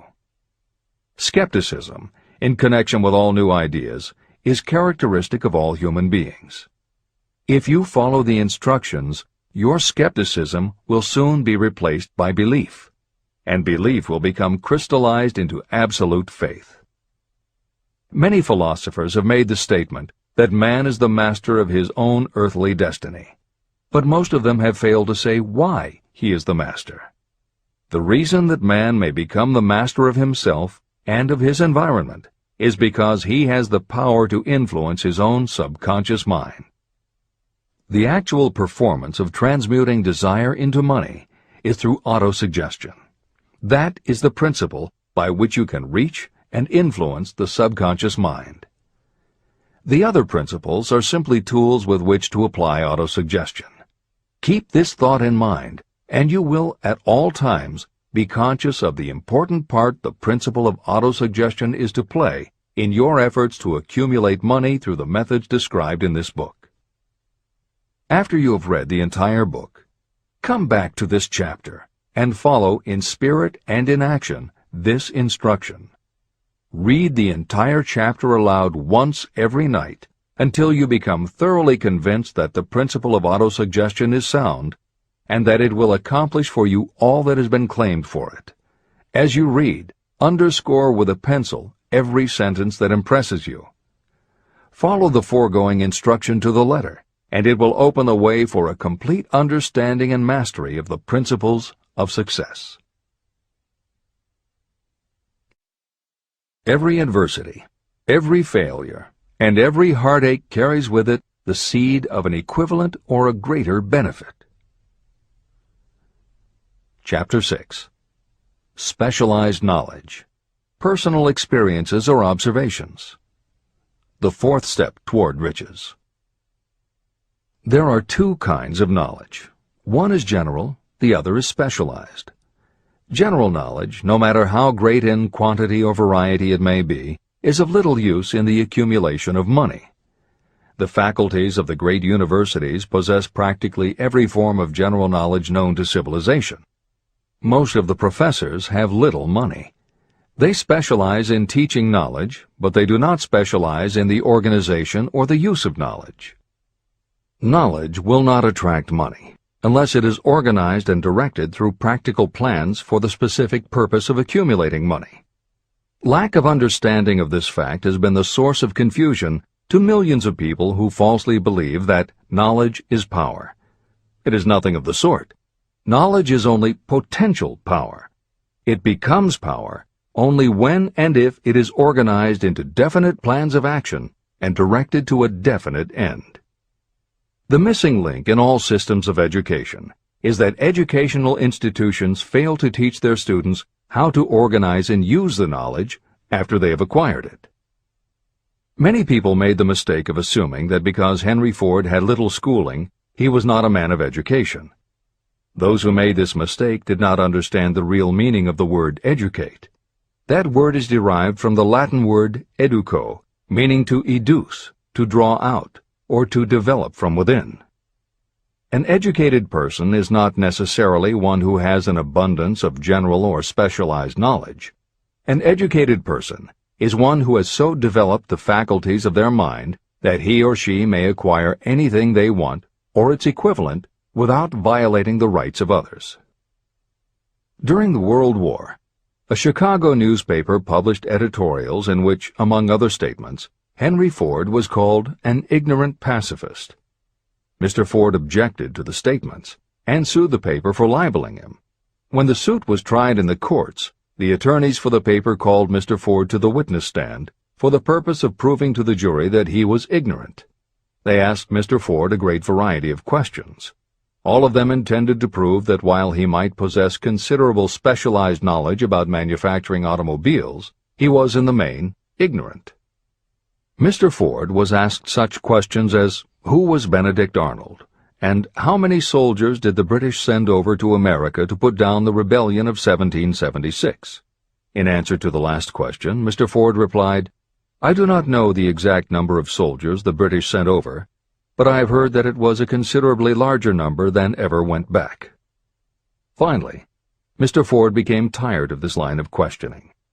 In reply to a particularly offensive question, he leaned over, pointed his finger at the lawyer who had asked the question, and said, If I should really want to answer the foolish question you have just asked, or any of the other questions you have been asking me, let me remind you that I have a row of electric push-buttons on my desk, and by pushing the right button I can summon to my aid men who can answer any question I desire to ask concerning the business to which I am devoting most of my efforts. Now, will you kindly tell me why I should clutter up my mind with general knowledge for the purpose of being able to answer questions when I have men around me who can supply any knowledge I require? That answer floored the lawyer. Every person in the courtroom realized it was the answer not of an ignorant man, but of a man of education. Any person is educated who knows where to get knowledge when they need it and how to organize that knowledge into definite plans of action. Through the assistance of his mastermind group, Henry Ford had at his command all the specialized knowledge he needed to become one of the wealthiest men in America. It was not essential that he have this knowledge in his own mind. You can get all the knowledge you need. Before you can transmute your desire into money, you will require specialized knowledge of the service, merchandise, or profession that you intend to offer in return for fortune. Perhaps you may need much more specialized knowledge than you have the ability or the inclination to acquire. If this is true, you may bridge your weakness through the aid of your mastermind group. The mastermind is defined as coordination of knowledge and effort in a spirit of harmony between two or more people for the attainment of a definite purpose. The larger meaning of the mastermind group is explained in greater detail in later chapters. Editor's comments. After reading Hill's definition of the mastermind, many people may assume that he is describing teamwork. That would not be correct. The following explanation is adapted from the Napoleon Hill Foundation's book, Believe and Achieve. Teamwork can be achieved by any group, even one whose members have disparate interests, because all it requires is cooperation. In teamwork, people might simply be cooperating because they like the leader or out of a sense of duty. Some team members will give 100% to any team that pays them enough, but they have little concern about the objective. And sometimes there is good teamwork because different members have different agendas. A board of directors may disagree, even be unfriendly, and still run a business successfully. Musical groups are made up of notoriously self-centered people who work as a team if it will help them get ahead. Masterminds, on the other hand, are formed of individuals who have the same agenda, a deep sense of mission, and commitment to the same goal. Masterminds represent the highest order of thinking by a group of knowledgeable people, each contributing their absolute best according to their abilities, expertise, and background. If you have ever been a part of a meeting when everything just clicked and ideas built upon other ideas, with each member contributing until out of the group activity came the best possible idea or solution, that was a mastermind at work. Napoleon Hill believed that you must make the mastermind experience a regular part of your life if you really want to succeed. How to select the right people for your mastermind will be discussed further in Chapter 11, The Power of the Mastermind. This is the end of the editor's comment. The accumulation of great fortunes calls for power, and power is acquired through highly organized and intelligently directed specialized knowledge. That knowledge does not, necessarily, have to be in the possession of the person who accumulates the fortune. This should give hope and encouragement to those who want to accumulate a fortune, but don't have the necessary education to supply such specialized knowledge. People sometimes go through life suffering from inferiority complexes because they are not people of education. The person who can organize and direct a mastermind group of people who possess the knowledge needed is just as much a person of education as any other individual in the group. Thomas A. Edison had only 3 months of schooling during his entire life, but he did not lack education. Neither did he die poor. Henry Ford had less than a 6th grade schooling, but he managed to do pretty well by himself financially. Albert Einstein was working as a clerk in a patent office when he began to develop his world-altering scientific theories. Editor's comments. Had Einstein been born today, he might have been diagnosed in his early years as having attention deficit disorder. As a child, he was slow to learn to talk. As a student, he showed little promise and was expelled from at least one school. But what Einstein could do was to focus his concentration on a goal of his choice. His famous theories were the result of thought experiments, experiments that took place inside his mind. It is said that the breakthrough which led him to the theory of relativity came not from specialized knowledge of physics or mathematics, but from his ability to imagine what would happen if he were riding on a beam of starlight through space. This is the end of the editor's comments. Specialized knowledge is among the most plentiful and the cheapest forms of service that may be had. If you doubt this, consult the payroll of any university. It pays to know how to purchase knowledge, and it pays to know where to look. First of all, decide the sort of specialized knowledge you require and the purpose for which it is needed. To a large extent, your major purpose in life, the goal toward which you are working, will help determine what knowledge you need. Your next move requires that you have accurate information concerning dependable sources of knowledge. The more important of these are your own experience and education, experience and education available through cooperation of others, Mastermind Alliance, colleges and universities, public libraries, and even easier, the Internet, special training courses, through night schools and home study courses in particular.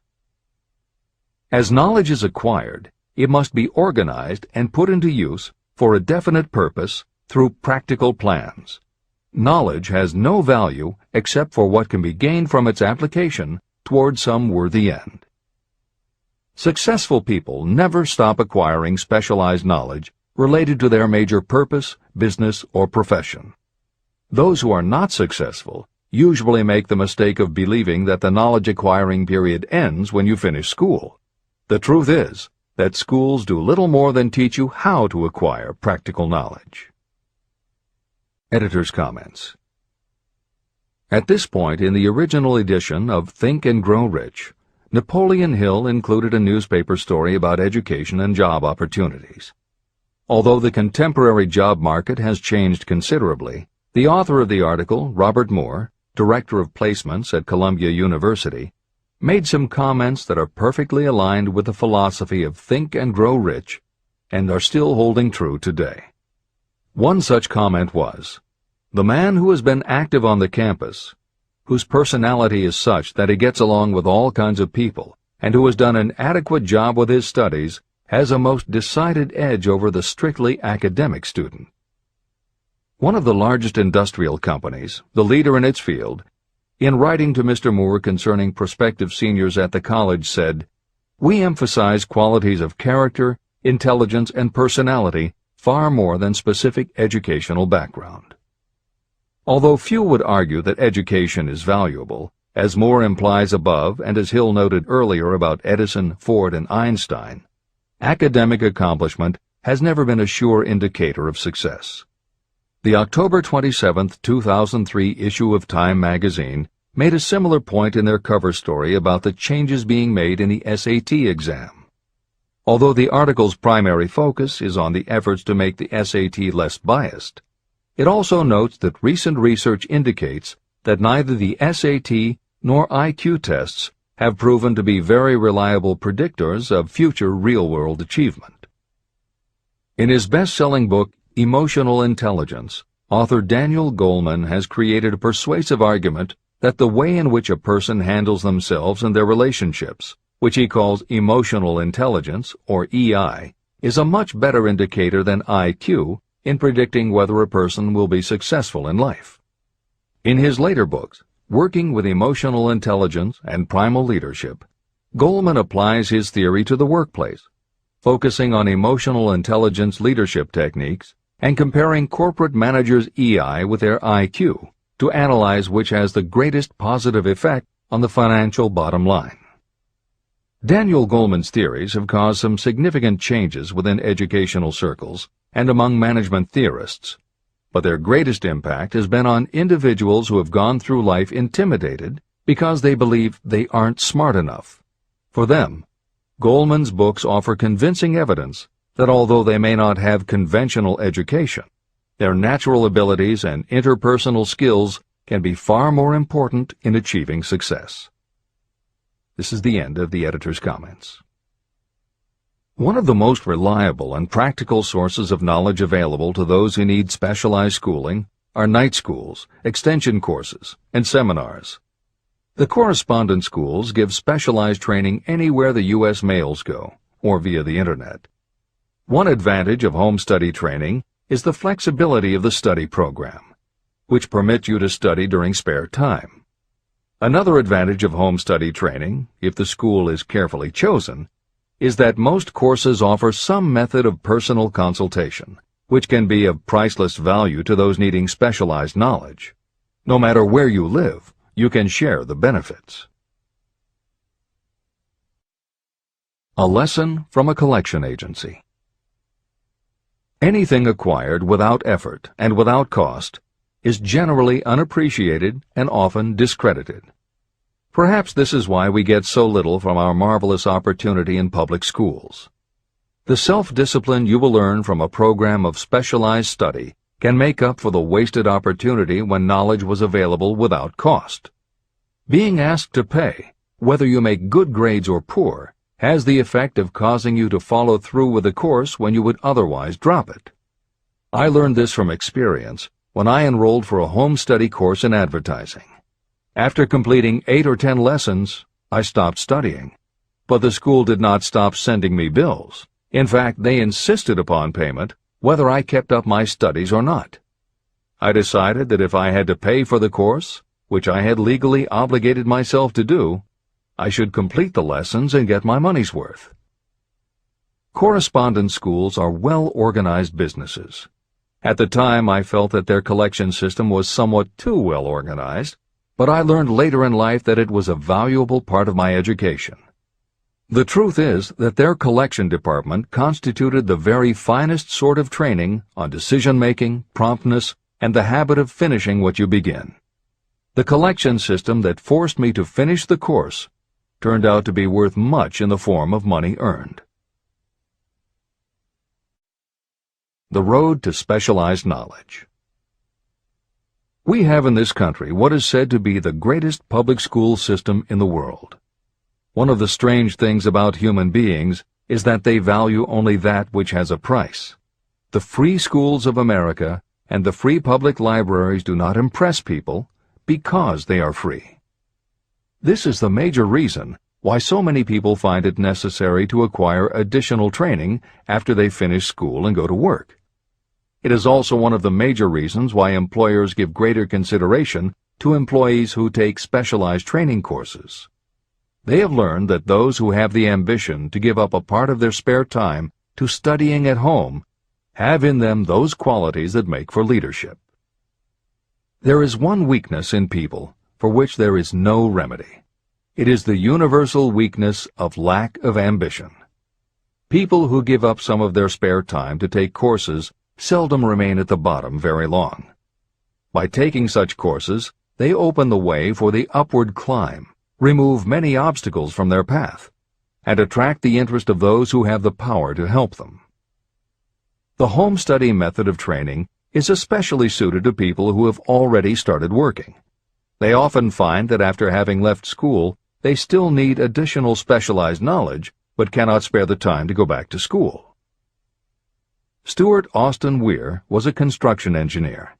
He followed this line of work until the Depression hit and severely limited the construction business. He took inventory of himself and decided to change his profession to law. He went back to school and took special courses to prepare himself as a corporation lawyer. He completed his training, passed the bar examination, and quickly built a lucrative law practice as a patent attorney. Just to keep the record straight, and to anticipate the excuses of those who will say, "I couldn't go to school because I have a family to support," or "I'm too old," I will add that Mr. Weir was past 40 and married when he went back to school. Moreover, by carefully selecting highly specialized courses, Mr. Weir completed in 2 years the work that it takes the majority of law students 4 years to do. It pays to know how to purchase knowledge. A simple idea that paid off. Here's another specific example about a salesman in a grocery store who found himself suddenly unemployed. Having had some bookkeeping experience, he took a special course in accounting, familiarized himself with all the latest bookkeeping and office equipment, and went into business for himself.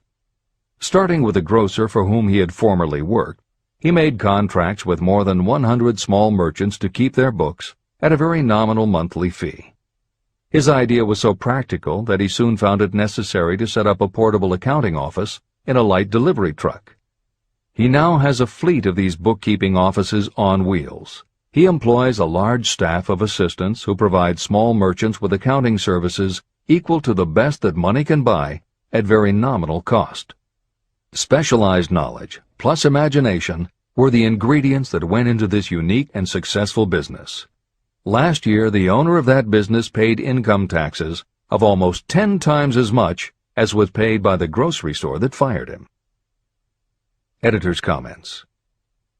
It would be impossible to write a contemporary book about success without including the story of Bill Gates. And although the connection between the world's wealthiest man and Hill's story about a man who started a mobile accounting business may not be immediately obvious, the fact is that this is a very apt place to include the story of Microsoft. Just as with the mobile accountant, The two defining characteristics of Bill Gates' success are specialized knowledge and imagination. Everyone had recognized at an early age that Bill Gates was a very bright student, but he had little interest in anything other than science and math. And when the mothers group at his school arranged for the students to learn about computing, that became his passion. By the time he was 13, he taught himself computer programming. And throughout high school and his years at university, his life revolved around computer clubs and odd jobs working for companies that had something to do with computers. Although at various times he toyed with the idea of a career in science or law, it is probably fair to say that while he was still in school, Bill Gates knew, in general terms, what his burning desire in life would be. He paid little attention to general knowledge, but devoted himself to assembling the specialized knowledge he would need to achieve his definite major purpose. Gates' burning desire heated up the day his friend and fellow computer club member Paul Allen bought a copy of the January 1975 issue of Popular Electronics. On the cover was a picture of an inexpensive desktop computer, the Altair 8800, which could be built from a kit. Gates and Allen knew in their gut that there were other students just like them who would love to get their hands on one of these things. At the time, it took a lot of imagination to foresee the impact computers might have on the average person. And even though they didn't own an Altair, they decided they could write a computer program for it. That took even more imagination. They contacted Ed Roberts, the founder of the company that made the Altair, and pitched their idea. Roberts told them he was getting offers from all over, and his policy was that whoever wrote it first would get the job. For the next 2 months, they tore apart the manual, gleaning the specialized knowledge they would need to write the program. They were the first to deliver a workable operating system, and Roberts bought it from them for $3,000 plus a royalty on sales. With their vision of the future burning in their imaginations, Gates and Allen used the advance and their royalties to launch a company that would be in the business of writing computer programs. They named their new company Microsoft and called old friends from their high school computer club to staff it. Bill Gates was 19 and Paul Allen was only a few years older. They and about 9 of their friends started writing programs for Apple Computer, Commodore, and anyone else who would contract with the company for their services. For the next 5 years, Bill Gates and Paul Allen had their share of imaginative ideas, but mostly they concentrated on learning the specialized knowledge needed to run and grow a successful business. Then in 1980, IBM, which had finally decided to get into the small computer business, needed help getting up to speed.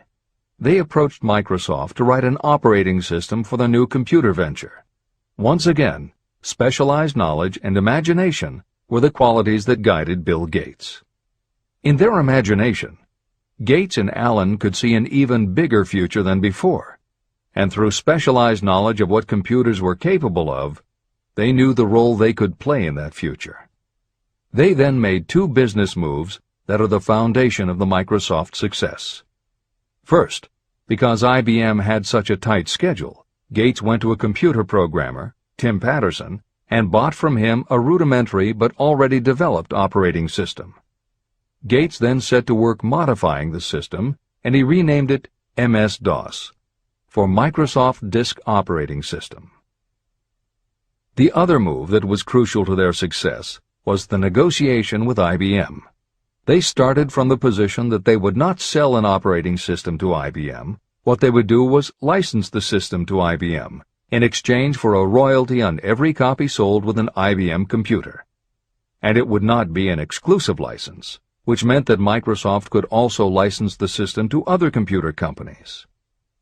If you were to continue to track the history of Microsoft, you would find those same qualities: a burning desire, an idea, specialized knowledge, and imagination behind each move Bill Gates made and continues to make, just as they were behind the success of the man who started the mobile accounting business.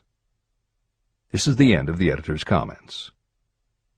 The beginning of the successful mobile accounting business was an idea.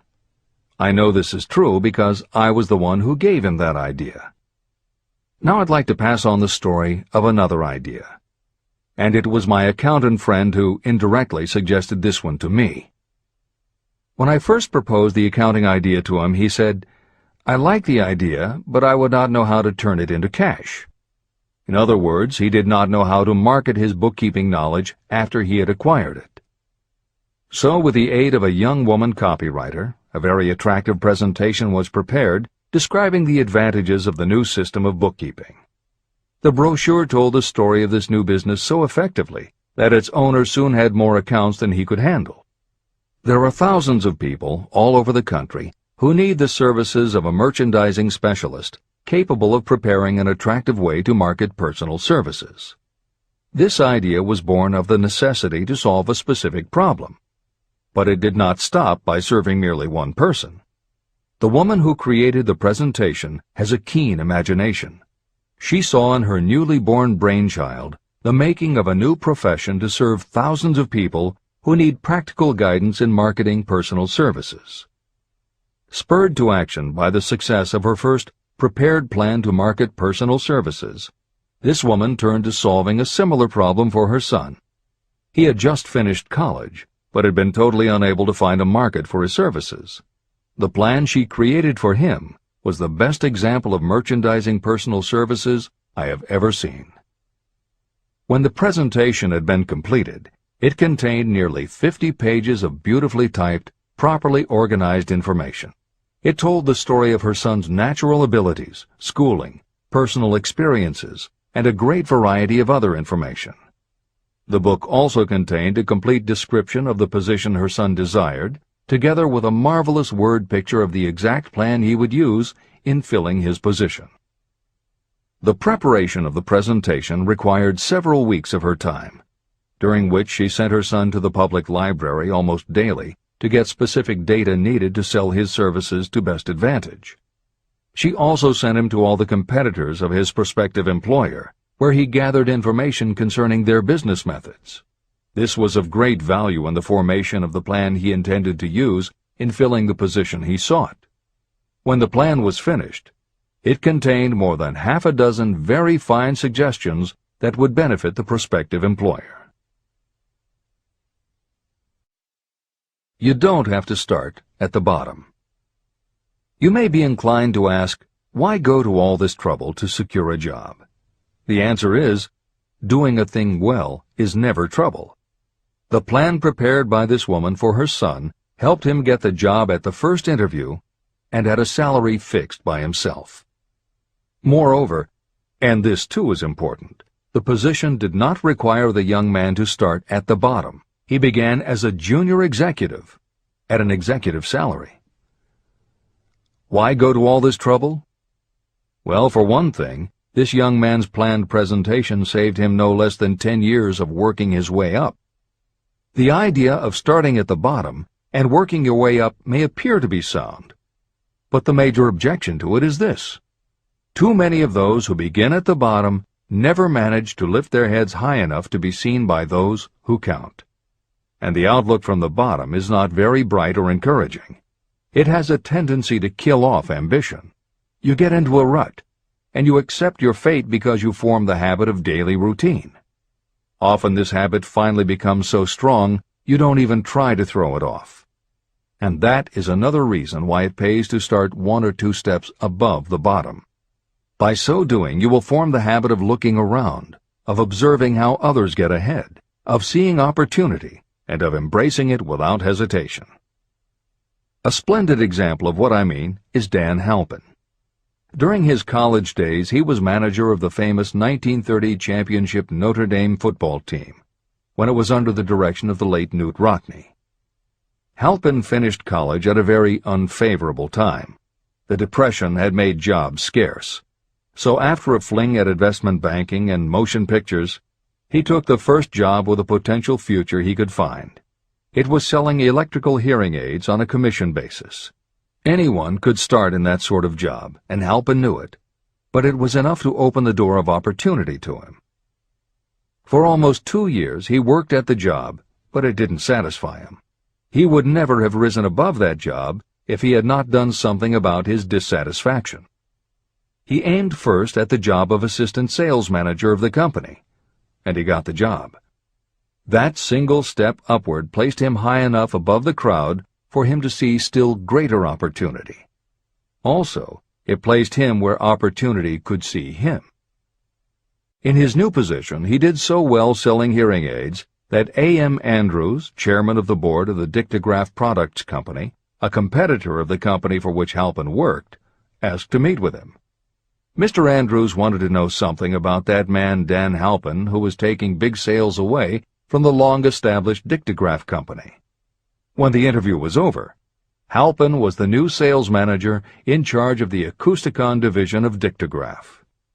Then, to test young Halpin's mettle, Mr. Andrews went away to Florida for 3 months, leaving him to sink or swim in his new job. He did not sink. Knute Rockne's spirit of all the world loves a winner and has no time for a loser inspired him to put so much into his job that he was elected vice president of the company.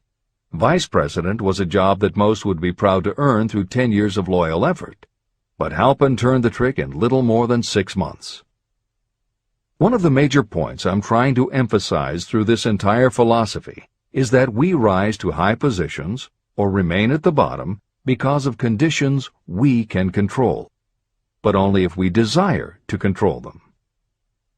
I am also trying to emphasize another point, that both success and failure are largely the results of habit. I have not the slightest doubt that Dan Halpin's close association with the greatest football coach America ever knew planted in his mind the same kind of desire to excel that made the Notre Dame football team world famous. Truly, there's something to the idea that hero worship is helpful, provided you worship a winner. My belief in the theory that business associations are vital factors, both in failure and in success, was clearly demonstrated when my son Blair was negotiating with Dan Halpin for a position. Mr. Halpin offered him a beginning salary of about 1/2 what he could have gotten from a rival company. I brought parental pressure to bear, and encouraged Blair to accept the job with Mr. Halpin. I believe that close association with people who refuse to compromise with circumstances is an asset that can never be measured in terms of money. The bottom is a monotonous, dreary, unprofitable place for any person. That is why I have taken the time to describe how lowly beginnings can be overcome by proper planning. Make your ideas pay off through specialized knowledge. The woman who prepared the personal service sales plan for her son now receives requests from all parts of the country, from others who want to market their personal services for more money. But don't think that all her plan consists of is clever salesmanship to help her clients get more money for the same services they formerly sold for less. She looks after the interests of the purchaser as well as the seller of personal services. She prepares her plans so that the employers receive full value for the additional money they pay. If you have the imagination and seek a more profitable outlet for your personal services, this suggestion may be the stimulus for which you have been searching. The idea could earn you an income far greater than that of the average doctor, lawyer, or engineer whose education required several years in college. Editor's comments. Mary Kay Ash was literally researching and writing down specialized knowledge when the idea for a new business was born in her imagination. Mary Kay had quit her job as a very successful sales manager in the gift business because she had become discouraged by seeing the men she had trained earning more and being promoted ahead of her. She decided to write an advice book for career women, but as she assembled the knowledge women would need to get ahead, she realized she was writing a business plan for the kind of business she would like to run. She took her life savings of $5,000, went out and found a skincare cream she liked, acquired the rights to it, and began to contact her friends and friends of friends to see if they would like to be beauty consultants for her new company. But what she was offering wasn't just a chance to sell skincare products. It was a very imaginative combination of philosophy and opportunity that gave women the chance to achieve both personal satisfaction and financial success.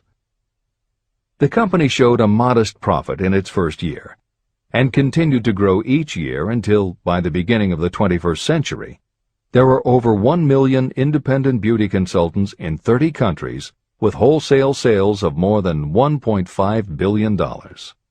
3 times Mary Kay Cosmetics was named as one of the 100 best companies to work for in America, and Lifetime Television Network named Mary Kay the businesswoman of the century.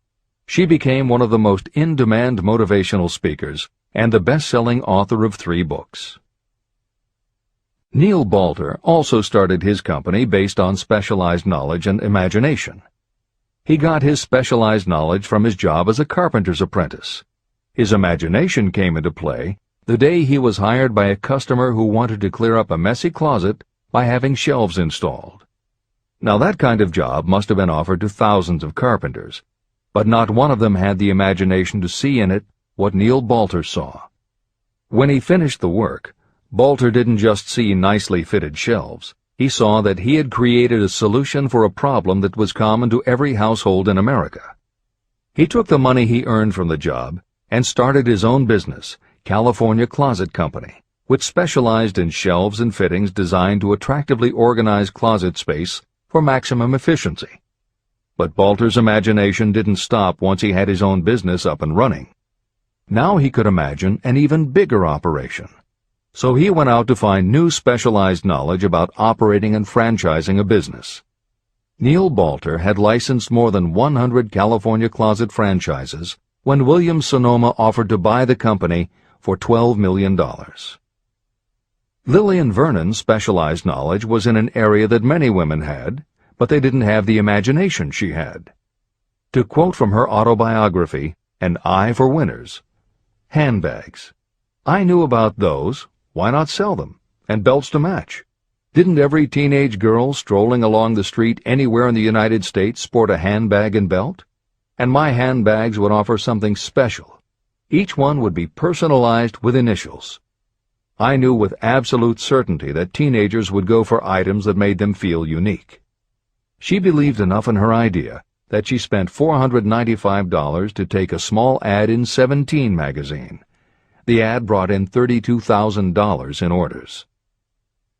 That was when Lillian Vernon started to gather other specialized knowledge about renting space, manufacturing products, warehousing, and shipping, all of which she'd need to grow her idea of bags and belts into a direct response business featuring a whole array of distinctively monogrammed items. Within a few years, she needed more specialized knowledge about product photography, layout, printing, and direct mail, as she imagined having her own catalog. She started by mailing a 16-page black-and-white catalog to 125,000 customers who had bought products from her in the past. At the beginning of the 21st century, Lillian Vernon was still picking the merchandise and overseeing the design of her catalogs, many of which now run well over 100 full-color pages, are mailed to millions of people many times each year, and generate approximately $250 million in annual sales. There is another story about gathering specialized knowledge that is so good we will use it to conclude this editorial comment. It actually comes from the Napoleon Hill archives, and although he did not include it in Think and Grow Rich, he often used it as an example in his lectures and seminars. There was a young man who started out working for the railroad in 1893. As a machinist at 5 cents an hour. He was always taking courses and learning what he could about steam engines, and by 1905 he had worked his way up through the ranks until he was superintendent of motive power for Chicago Great Western in Olwine, Iowa. Then he did something that must have made his friends think he had taken leave of his senses. He was attending the Chicago Automobile Show when a red and white locomobile caught his attention. He put up his life savings of $700 and convinced a friend to co-sign a loan for $4,300 so he could buy the car. He promptly took it home, put it into a shed, jacked it up, and proceeded to take it apart piece by piece. Then he put it back together again. Then he took it apart and put it back together again. After doing that a few more times, he had learned what he wanted to know. And that was how Walter P. Chrysler gathered the specialized knowledge he needed to get himself out of railroading and into the automobile business. This is the end of the editor's comment. There is no fixed price for sound ideas. Behind all ideas is specialized knowledge. But remember, specialized knowledge is more abundant and more easily acquired than ideas. Because of this truth, there are ever-increasing opportunities for the person capable of helping men and women sell their personal services. Capability means imagination, the one quality needed to combine specialized knowledge with ideas to create organized plans that will yield riches. If you have imagination, this chapter may present you with an idea that is the beginning of the riches you desire. Remember, the idea is the main thing. Specialized knowledge may be found just around the corner. Any corner.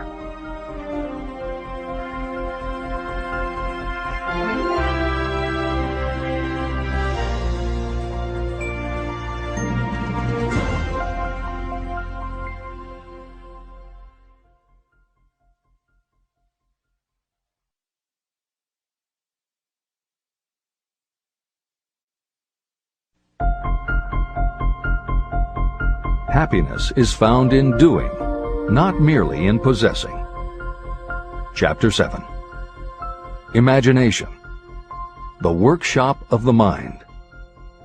The fifth step toward riches. The imagination is literally the workshop where all plans are created. It is where the impulse, the desire, is given shape, form, and action through the aid of the imaginative faculty of the mind. It has been said that we can create anything that we can imagine. Through the aid of imagination, we have discovered and harnessed more of nature's forces during the past 50 years than during the entire history of the human race previous to that time. And even with all we have accomplished, we have come nowhere near the limit of what we are capable. Our only limitation, within reason, lies in the development and use of our imagination. The human imagination offers so much possibility. It is as though we have merely discovered that we have an imagination and have just started to use it in a very elementary way. Two forms of imagination. The imaginative faculty functions in two forms. One is known as synthetic imagination, and the other as creative imagination. Editor's comments. In modern usage, the word synthetic has taken on a negative connotation, implying that something is artificial, not the real thing. Today the word synthesized, which is defined as something made up from component parts, would better describe what Hill had in mind and has been substituted here accordingly. This is the end of the editor's comment. Synthesized imagination. Through this faculty, you arrange old concepts, ideas, or plans into new combinations. Synthesized imagination does not create anything. It merely works with the material of experience, education, and observation with which it is fed. It is the faculty used by most inventors, with the exception of those geniuses who draw upon the creative imagination when they cannot solve problems through synthesized imagination. Creative imagination. Through the faculty of creative imagination, the finite human mind has direct communication with infinite intelligence, the faculty through which hunches and inspirations are received. It is by this faculty that all basic or new ideas are handed over to mankind. It is through this faculty that we pick up vibes from other people, and in that way one individual may tune in or communicate with the subconscious minds of others. This concept is explained in greater detail later. The creative imagination works automatically, but only when your conscious mind is motivated, energized, and working at such a high rate that it becomes very perceptive and receptive, such as when the conscious mind is stimulated through the emotion of a strong desire. The great leaders of business, industry, and finance, and the great artists, musicians, poets, and writers became great because they developed the faculty of creative imagination. Editor's comment. At this point, it should be noted that both kinds of imagination are equally valuable to you, and they work together so seamlessly it is often hard to tell where one ends and the other begins.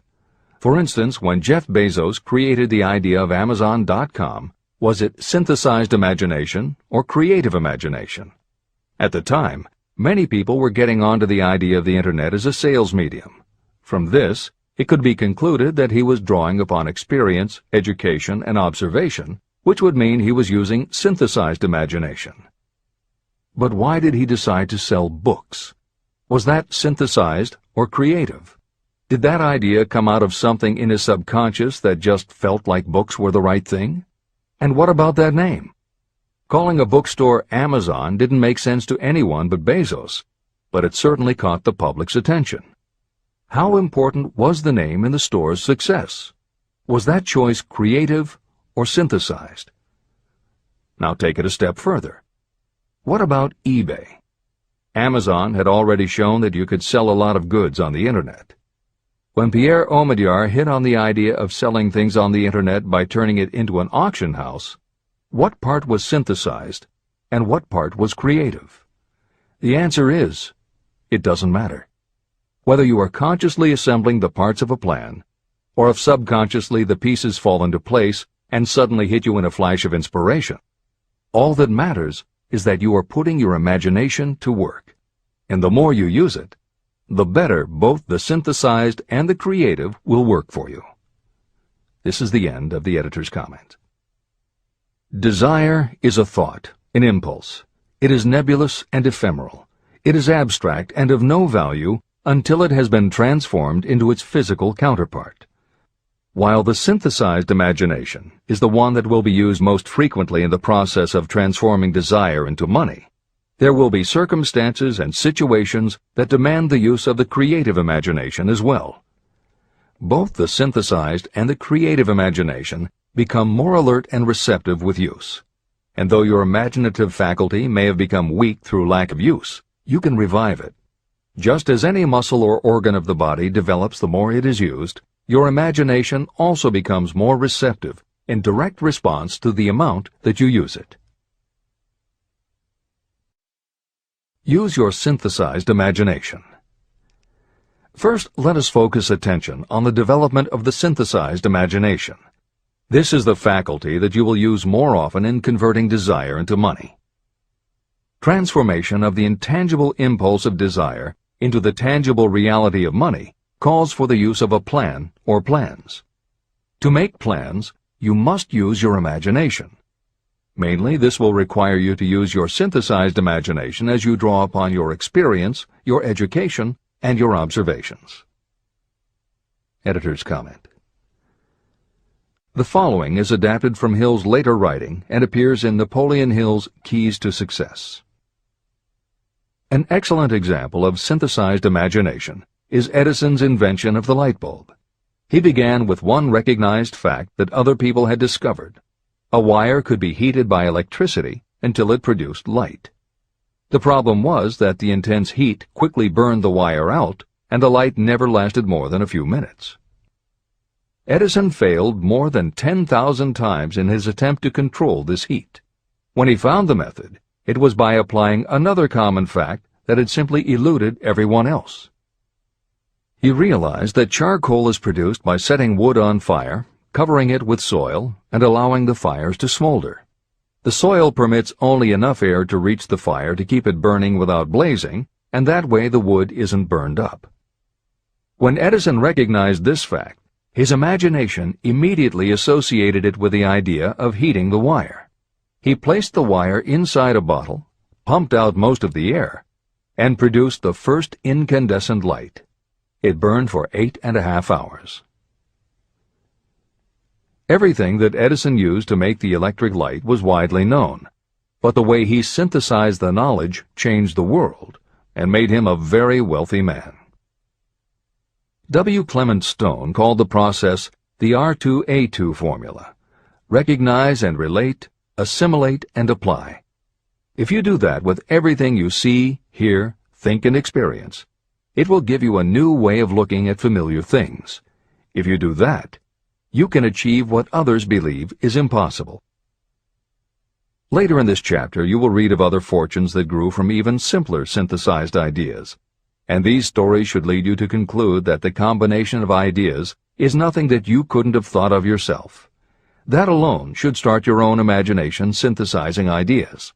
However, Even though these stories will inspire you, and you will be anxious to get started, this is not yet the point for you to start making plans.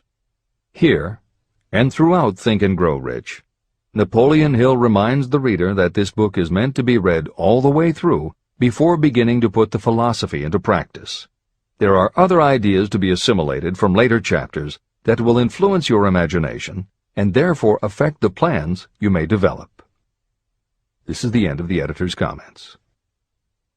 Read the entire book through, then come back to this chapter and begin to put your imagination to work on the building of a plan for transforming your desire into money. Examples and instructions for creating plans are given in almost every chapter. Carry out the instructions that are best suited to your needs and put your plan in writing. The moment you complete this, you will have definitely given concrete form to your intangible desire. Now, read that sentence once more in a slightly different way. The moment I put my plan in writing, I will have definitely given concrete form to my desire. Now read it aloud and realize what you are telling yourself. Desire is only a thought. Through synthesized imagination, your experience, education, and observations will give it shape, form, and action. From the moment you follow those instructions and write out your desire and your plan, you will have actually taken the first of a series of steps that will enable you to convert the thought into its physical counterpart. Editor's comments. Synthesized imagination plays a role in every phase of a business plan. In fact, some of the most successful companies actually get started from synthesized imagination. When an entrepreneur, drawing upon his or her education, experience, and observations, takes an idea from one source and gives it a new application. That is exactly what happened with Ruth Handler. She and her husband, along with another partner, had started a small manufacturing company which had evolved into toy manufacturing. The success of their business depended on coming up with new toy ideas. Watching her young daughter at play, Ruth Handler noticed that she was fascinated with cutout books that featured teenage girl or career women paper dolls that she could cut out clothes for. She also knew that little girls loved to play dress-up in grown-up clothes.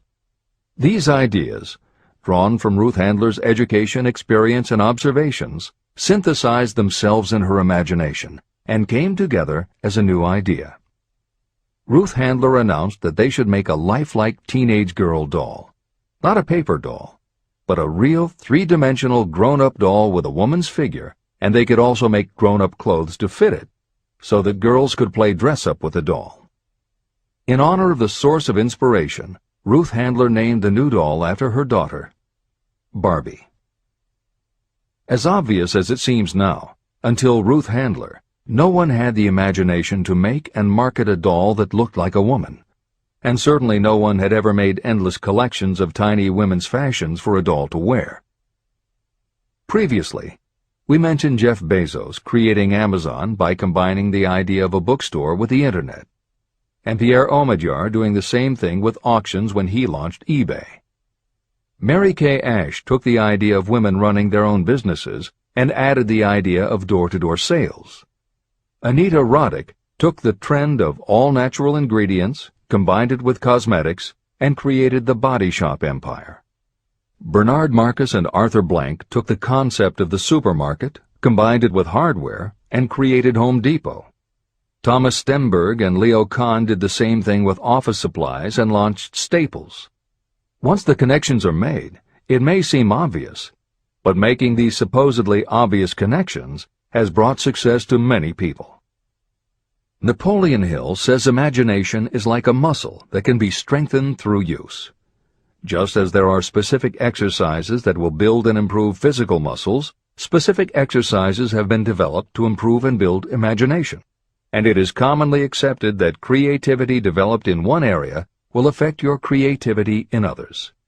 Dr. Edward de Bono, one of the most highly regarded experts in the field, has written more than 25 books, including the bestsellers Lateral Thinking and 6 Thinking Hats, that are literally designed to make you think. Dr. Betty Edwards' bestseller, Drawing on the Right Side of the Brain, uses drawing techniques to awaken creativity.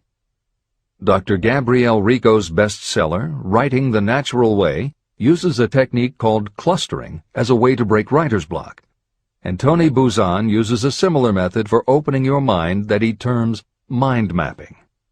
In their bestseller, Super Learning, Sheila Ostrander and Lynn Schroeder show ways to use classical music. And Roger Von Eck suggests puzzles and riddles as stimuli in A Whack on the Side of the Head. This is the end of the editor's comments. Tapping into creative imagination. The earth on which you live, you yourself, and every other material thing are the result of evolutionary change, through which bits of matter have been organized and arranged in an orderly fashion. As far as science has been able to determine, the entire universe consists of but two things, matter and energy. Moreover, and this statement is of stupendous importance, this earth, every one of the billions of individual cells of your body, and every subatomic particle of matter began as an intangible form of energy. Through the combination of energy and matter has been created everything perceptible, from the largest star in the heavens down to and including man himself. Desire is a thought impulse. Thought impulses are forms of energy.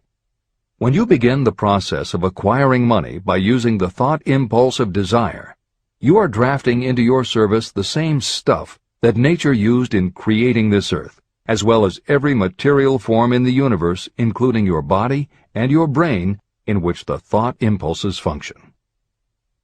Editor's comments. Although recent developments in physics, gauge theory, string theory, membrane theory, and others, have advanced our understanding of matter and energy, Hill's preceding description remains in accord with modern science. The newer theories are variations on and refinements of the basic concept that everything in the universe is either space, time, matter, or energy. And as Einstein stated, energy and matter are in fact different forms of the same thing. As Hill says, everything from the stars to the solar system to the earth, to you, your brain, and that little spark called a thought, are all the same stuff. As when a tablecloth is spread out, there are folds and bumps in the fabric that are all different from each other, but they are all still tablecloth. Like the folds and bumps in the tablecloth, energy and matter are the same thing in different forms. Therefore you, matter, your thoughts, energy, and everybody else, matter, and their thoughts, energy, and all other things, matter, are not just interconnected, but are in essence all the same thing. Hill calls this interrelation of everything to everything else infinite intelligence. In the chapter on faith, he made his first mention of infinite intelligence being the source of hunches, intuition, and flashes of inspiration. In the chapter on autosuggestion, he proposed that the subconscious mind is the connection with infinite intelligence. In this chapter, Hill elaborates that creative imagination is the receiver through which these flashes of insight come to us from infinite intelligence. Under some circumstances, when your mind is operating at a high rate, your creative intelligence receives not just an idea, but also a flash of intuition. You get a hunch or a premonition about something or somebody. That flash could not come from your conscious or your subconscious, because neither ever had the information. Because everything is a part of everything else, your creative imagination, energy, pulled the thought, energy, directly from the common pool of infinite intelligence, energy, that contains not just your subconscious, energy, but all other subconscious minds, energy, as well. Infinite intelligence is a complex concept, and for those readers who find themselves questioning the process, be assured that Hill expands on the theory in later chapters. The editors advise the reader to set aside any questions for the moment and focus on the logical and practical application Hill had in mind. This is the end of the editor's comments. You are engaged in trying to turn your desire into its physical or monetary counterpart, and there are laws of physics and principles of psychology that can help you. But first, You must give yourself time to become familiar with these laws and learn to use them. Through repetition, and by describing these principles from every conceivable angle, I hope to reveal to you the secret through which every great fortune has been accumulated. Strange and paradoxical as it may seem, the secret is not a secret. It is made obvious in the earth, the stars, the planets, in the elements above and around us, in every blade of grass, and every form of life within our vision. Do not be discouraged if you do not fully understand or accept this theory. I do not expect that you will accept all that is in this chapter on your first reading. Assimilate as much as you can now as you read this for the first time. Later, when you reread and study it, you will discover that something has happened to clarify it and give you a broader understanding of the whole. Above all, do not stop nor hesitate in your study of these principles until you have read the book at least 3 times. Then you will not want to stop. How to make practical use of imagination. Ideas are the beginning points of all fortunes. Ideas are products of the imagination. Following are 2 true stories about ideas that have yielded huge fortunes. I hope that these stories will convey how important a role imagination can play in turning an idea into success, and that they will illustrate the method by which imagination may be used in accumulating riches. The Enchanted Kettle. In the late 1880s, an old country doctor drove to town, hitched his horse, quietly slipped into a drugstore by the back door, and began dickering with a young drug clerk. For more than an hour behind the prescription counter, the old doctor and the clerk talked in low tones. Then the doctor left. He went out to the buggy and brought back a large old-fashioned kettle, a big wooden paddle, used for stirring the contents of the kettle, and deposited them in the back of the store. The clerk inspected the kettle, reached into his inside pocket, took out a roll of bills, and handed it over to the doctor. The roll contained exactly $500, the clerk's entire savings. The doctor handed over a small slip of paper on which was written a secret formula. The words on that small slip of paper were worth a king's ransom, but not to the doctor. Those magic words were needed to start the kettle to boiling, but neither the doctor nor the young clerk knew what fabulous fortunes were destined to flow from that kettle. The old doctor was glad to sell the outfit for $500. The clerk was taking a big chance by staking his entire life savings on a mere scrap of paper and an old kettle. He never dreamed his investment would start a kettle to overflowing with gold that would one day surpass the miraculous performance of Aladdin's lamp. What the clerk really purchased was an idea. The old kettle and the wooden paddle and the secret message on a slip of paper were incidental. The miracle of that kettle only began to take place after the new owner mixed with the secret instructions an ingredient of which the doctor knew nothing. See if you can discover what it was that the young man added to the secret message, which caused the kettle to overflow with gold. Here you have a story of facts stranger than fiction, facts that began in the form of an idea. Just look at the vast fortunes of gold this idea has produced. It has paid, and still pays, huge fortunes to men and women all over the world who distribute the contents of the kettle to millions of people.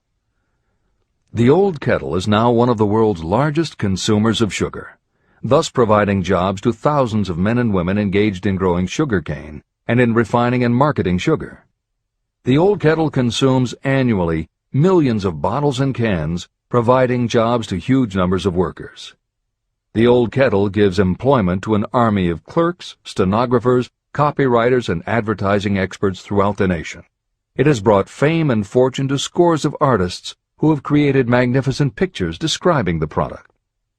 The old kettle has converted Atlanta, which was a small southern city, into the business capital of the South, where it now benefits, directly or indirectly, every business and practically every resident of the city. The influence of this idea now benefits every civilized country in the world, pouring out a continuous stream of gold to all who touch it. Gold from the kettle built and maintains one of the most prominent colleges of the South, where thousands of young people receive the training essential for success. If the product of that old brass kettle could talk, it would tell thrilling tales in every language, tales of love, of business, of professional men and women who are daily being stimulated by it. I am sure of at least one such tale of romance, for I was a part of it, and it all began not far from the very spot on which the drug clerk purchased the old kettle. It was there that I met my wife, and it was she who first told me of the enchanted kettle. It was the product of that kettle we were drinking when I asked her to accept me for better or worse. Whoever you are, wherever you may live, whatever your occupation, just remember every time you see the words Coca-Cola that its vast empire of wealth and influence grew out of a single idea. And that idea, the mysterious ingredient the drug clerk, Asa Candler, mixed with a secret formula, was imagination. Stop and think of that for a moment. Keep in mind that the steps to riches described in this book are the very same principles through which the influence of Coca-Cola has been extended to every city, town, village, and crossroads of the world. Now here's the most important thing to remember. The ideas you create may have the possibility of duplicating the enormous success of this worldwide thirst killer. Editor's comments. Harlan Sanders, too, had a recipe in a magic kettle. Actually, his kettle was a pressure cooker, but neither his cooker nor his recipe of 11 herbs and spices would be mentioned here if he didn't also have imagination. Harlan Sanders owned and operated a successful motel and cafe in Corbin, Kentucky. Then, when the new interstate highway came through, it bypassed Sanders' location. In a short time, his business went broke, leaving him with little more than his recipe for fried chicken and a way to make it quickly in a pressure cooker. At 62 years of age, the Colonel, as people called him, had to find a new way to make a living. That's when the magic ingredient, imagination, came in. He decided he wasn't going to sell fried chicken anymore. Instead, he would sell his method for making it. He packed his recipe and cooker into the back of his car and hit the road to demonstrate his fried chicken to other restaurant owners. In the first 2 years, he managed to sell 5 franchises. 2 years later, he'd sold 200. 4 years later, he was up to 600 locations when he was approached by an investment group to sell his company. Recognizing that the magic wasn't just in the kettle or the recipe, the new owners asked Colonel Sanders to stay on as spokesman for the company, which he did until his death in 1980. Today, there are almost 12,000 KFC locations in more than 80 countries with sales of nearly $10 billion a year. Debbie Fields was a 20-year-old housewife who loved to bake cookies. She had no formal education and no business experience, but she had a recipe and an imaginative idea that people would like to buy fresh, hot, soft cookies from a walk-up store. The business people and bankers she approached told her she was crazy, but she and her husband continued to pitch her idea to banker after banker until they finally wore one down enough to give Debbie Fields a loan to open a store in Palo Alto, California. By noon on her first day, she still hadn't sold a cookie, so she went out into the street and gave away samples. That did it. Her walk-in try-a-sample cookie store took off. Today, Mrs. Fields' stores are all across America. Harvard Business School uses her methods as a case study in efficiency, and Debbie Fields has become a best-selling author, an in-demand motivational speaker, and a television personality.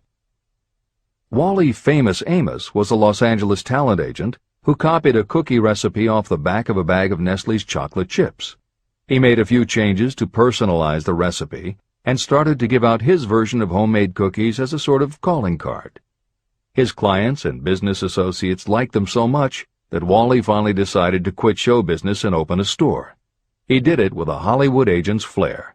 He opened on Sunset Boulevard with 2,000 invitations, a red carpet, and celebrities. With the same flair, he put his picture on the bag, filled the bags with cookies, and started selling them to exclusive department stores and specialty shops. 10 years later, Famous Amos cookies were a $10 million business. Ray Kroc was over 50 and selling milkshake mixers when he heard about a hamburger stand in California, owned by Dick and Mac McDonald, that was doing great business. He packed his car and headed to San Bernardino to check it out. What he saw was a sit-down restaurant that had a limited menu featuring a good hamburger recipe, and they were serving them faster than any place he'd ever seen. Figuring that if there were more places like this, he could sell them a lot of milkshake mixers, Kroc pitched the McDonald brothers on the idea of opening some more McDonald's. They were interested, but they didn't know who they could get to open the new restaurants. This time, it was a recipe and a magic griddle, but it still needed the extra ingredient, imagination.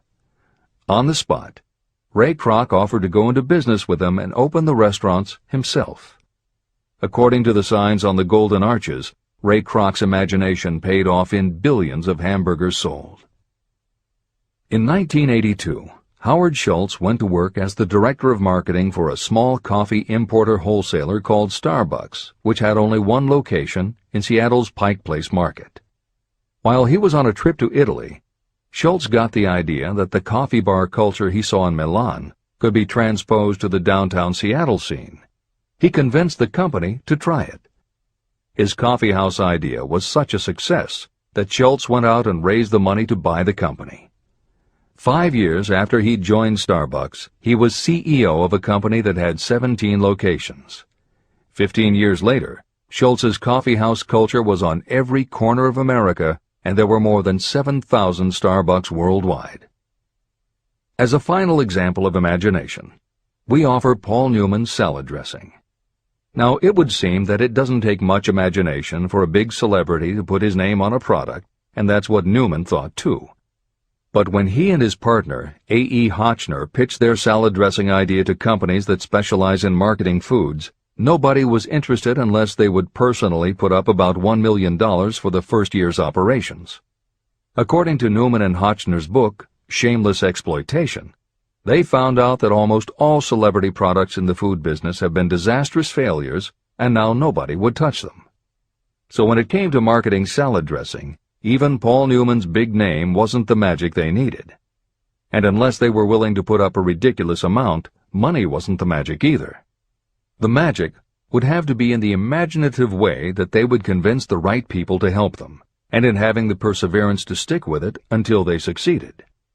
And just like most everyone with an idea, they were told they were crazy to try it. They were turned down by bottling companies that wouldn't do small runs, and they were rejected by distributors who wouldn't take a chance on another celebrity product. In the end, it was one supermarket owner, Stu Leonard, who helped hook them up with the right suppliers. But even that wouldn't have been enough if Stu Leonard hadn't had enough imagination to see the possibilities and agree to put Newman's own salad dressing on the shelves in his store. 15 years later, Newman's Own Brands was a $100 million company, which gives all profits to charity. This is the end of the editor's comments. What I would do if I had $1 million. The following story proves the truth of that old saying, where there's a will, there's a way. It was told to me by that beloved educator and clergyman Frank W. Gonzalez, who began his preaching career in the Stockyards region of Chicago. While Dr. Gonzalez was going through college, he observed many defects in our educational system, defects that he believed he could correct if he were the head of a college. He made up his mind to organize a new college in which he could carry out his ideas without being handicapped by orthodox methods of education. He needed $1 million to put the project across. Where was he to lay his hands on so large a sum of money? That was the question that absorbed most of this ambitious young preacher's thought, but he couldn't seem to make any progress. Every night, he took that thought to bed with him. He got up with it in the morning. He took it with him everywhere he went. He turned it over and over in his mind until it became a consuming obsession with him.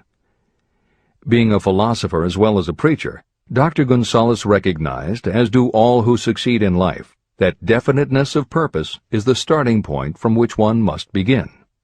He recognized, too, that definiteness of purpose takes on life and power when backed by a burning desire to translate that purpose into its material equivalent. He knew all these great truths, yet he did not know where or how to lay his hands on $1 million. The normal thing would have been to give up and quit, saying, "Ah, well, my idea's a good one, but I can't do anything with it because I can't raise the $1 million." That is exactly what the majority of people would have said, but it is not what Dr. Gonzalez said. What he said, and what he did, are so important that I will now introduce him and let him speak for himself. One Saturday afternoon, I sat in my room thinking of ways and means of raising the money to carry out my plans. For nearly 2 years I had been thinking, but I had done nothing but think. The time had come for action. I made up my mind, then and there, that I would get the necessary $1 million within a week. How? I was not concerned about that. The main thing of importance was the decision to get the money within a specified time. I want to tell you that the moment I reached a definite decision to get the money within a specified time, a strange feeling of assurance came over me, such as I had never before experienced. Something inside me seemed to say, "Why didn't you reach that decision a long time ago? The money was waiting for you all the time." I called the newspapers and announced I would preach a sermon the following morning entitled, "What I Would Do If I Had $1 Million." I went to work on the sermon immediately, but I must tell you frankly that the task was not difficult because I had been preparing that sermon for almost 2 years. Long before midnight, I had finished writing the sermon. I went to bed and slept with a feeling of confidence, for I could see myself already in possession of the $1 million. Next morning I arose early, went into the bathroom, read the sermon, then knelt on my knees and asked that my sermon might come to the attention of someone who would supply the needed money. While I was praying, I again had that feeling of assurance that the money would be forthcoming. In my excitement, I walked out without my sermon and did not discover the oversight until I was in my pulpit and about ready to begin delivering it. It was too late to go back for my notes, and what a blessing that I couldn't go back. Instead, my own subconscious mind yielded the material I needed. When I arose to begin my sermon, I closed my eyes and spoke with all my heart and soul of my dreams. I not only talked to my audience, but I fancy I talked also to God. I told what I would do with $1 million if that amount were placed in my hands. I described the plan I had in mind for organizing a great educational institution, where young people would learn to do practical things and at the same time develop their minds. When I had finished and sat down, a man slowly arose from his seat, about 3 rows from the rear, and made his way toward the pulpit. I wondered what he was going to do. He came into the pulpit, extended his hand, and said, "Reverend, I liked your sermon. I believe you can do everything you said you would if you had $1 million. To prove that I believe in you and your sermon, if you will come to my office tomorrow morning, I will give you the $1 million. My name is Philip D. Armour." Young Gonzalez went to Mr. Armour's office, and the $1 million was presented to him. With that money he founded the Armour Institute of Technology, now known as Illinois Institute of Technology. The $1 million that launched the Armour Institute came as the result of an idea. Behind the idea was a desire that young Gonzalez had been nursing in his mind for almost 2 years. Observe this important fact. He got the money within 36 hours after he reached a definite decision in his own mind to get it and decided upon a definite plan for getting it. There was nothing new or unique about young Gonzalez vaguely thinking about $1 million and weakly hoping for it. Others have had similar thoughts. But there was something very unique and different about the decision he reached on that memorable Saturday, when he put vagueness into the background and definitely said, "I will get that money within a week." The principle through which Dr. Gonzalez got his $1 million is still alive. It is available to you. This universal law is as workable today as it was when the young preacher made use of it so successfully. Editor's comments. The Armour Institute of Technology opened in 1893, offering courses in engineering, chemistry, architecture, and library science, and in 1940 became the Illinois Institute of Technology when the Armour Institute merged with the Lewis Institute, a Chicago college that had opened in 1895 and offered liberal arts as well as science and engineering courses. In 1949, the Institute of Design, founded in 1937, also merged with IIT. followed in 1969 by the Chicago-Kent College of Law and the Stewart School of Business, and in 1986 by the Midwest College of Engineering. Today there are several campuses in downtown Chicago. IIT has been called the alma mater of accomplishments. This is the end of the editor's comment. How to transmute ideas into cash. Asa Candler and Dr. Frank Gonzalez had one characteristic in common. Both knew the astounding truth that ideas can be transmuted into cash through the power of definite purpose plus definite plans. If you are one of those who believe that hard work and honesty alone will bring riches, you can forget it. It is not true. Riches, when they come in huge quantities, are never the result of hard work alone. Riches come, if they come at all, in response to definite demands based upon the application of definite principles, and not by chance or luck. Generally speaking, an idea is a thought that prompts you to action because it appeals to your imagination. All master salespeople know that ideas can be sold where merchandise cannot. Ordinary salespeople do not know this. That is why they are ordinary. A publisher of low-priced books made a discovery that has been worth much to publishers. He learned that many people buy titles and not the contents of books. By merely changing the name of one book that was not moving, his sales of that book jumped upward more than 1 million copies. The inside of the book was not changed in any way. He merely ripped off the cover and put on a new cover with a title that had box office appeal. That, as simple as it may seem, was an idea. It was imagination. Editor's comment. For those readers who think that replacing the cover of a book is just too simple, or that they couldn't do it anyway because they are not book publishers, the editors would point out that if you had had that simple idea before the publisher did, he probably would have been glad to sell you those failed books at pennies on the dollar. Then you could have been the one to change the cover, and suddenly you would have been the publisher of a bestseller. However, the idea of replacing the covers wouldn't have meant a thing if you didn't also have ideas about how to market and promote that flashy new cover. And that is Hill's point. Coca-Cola was a recipe, a creative idea. But it would have stayed just a recipe if Asa Candler hadn't also had other creative ideas to market it and the faith in himself to carry through on those ideas. Spence Silver was a chemist working for 3M when, by accident, he created a glue that wasn't very sticky. Needless to say, 3M was not much interested in glue that didn't stick, and Silver's invention was shelved as a failure. But Silver liked his glue, so for 5 years he kept demonstrating it to anyone who would listen.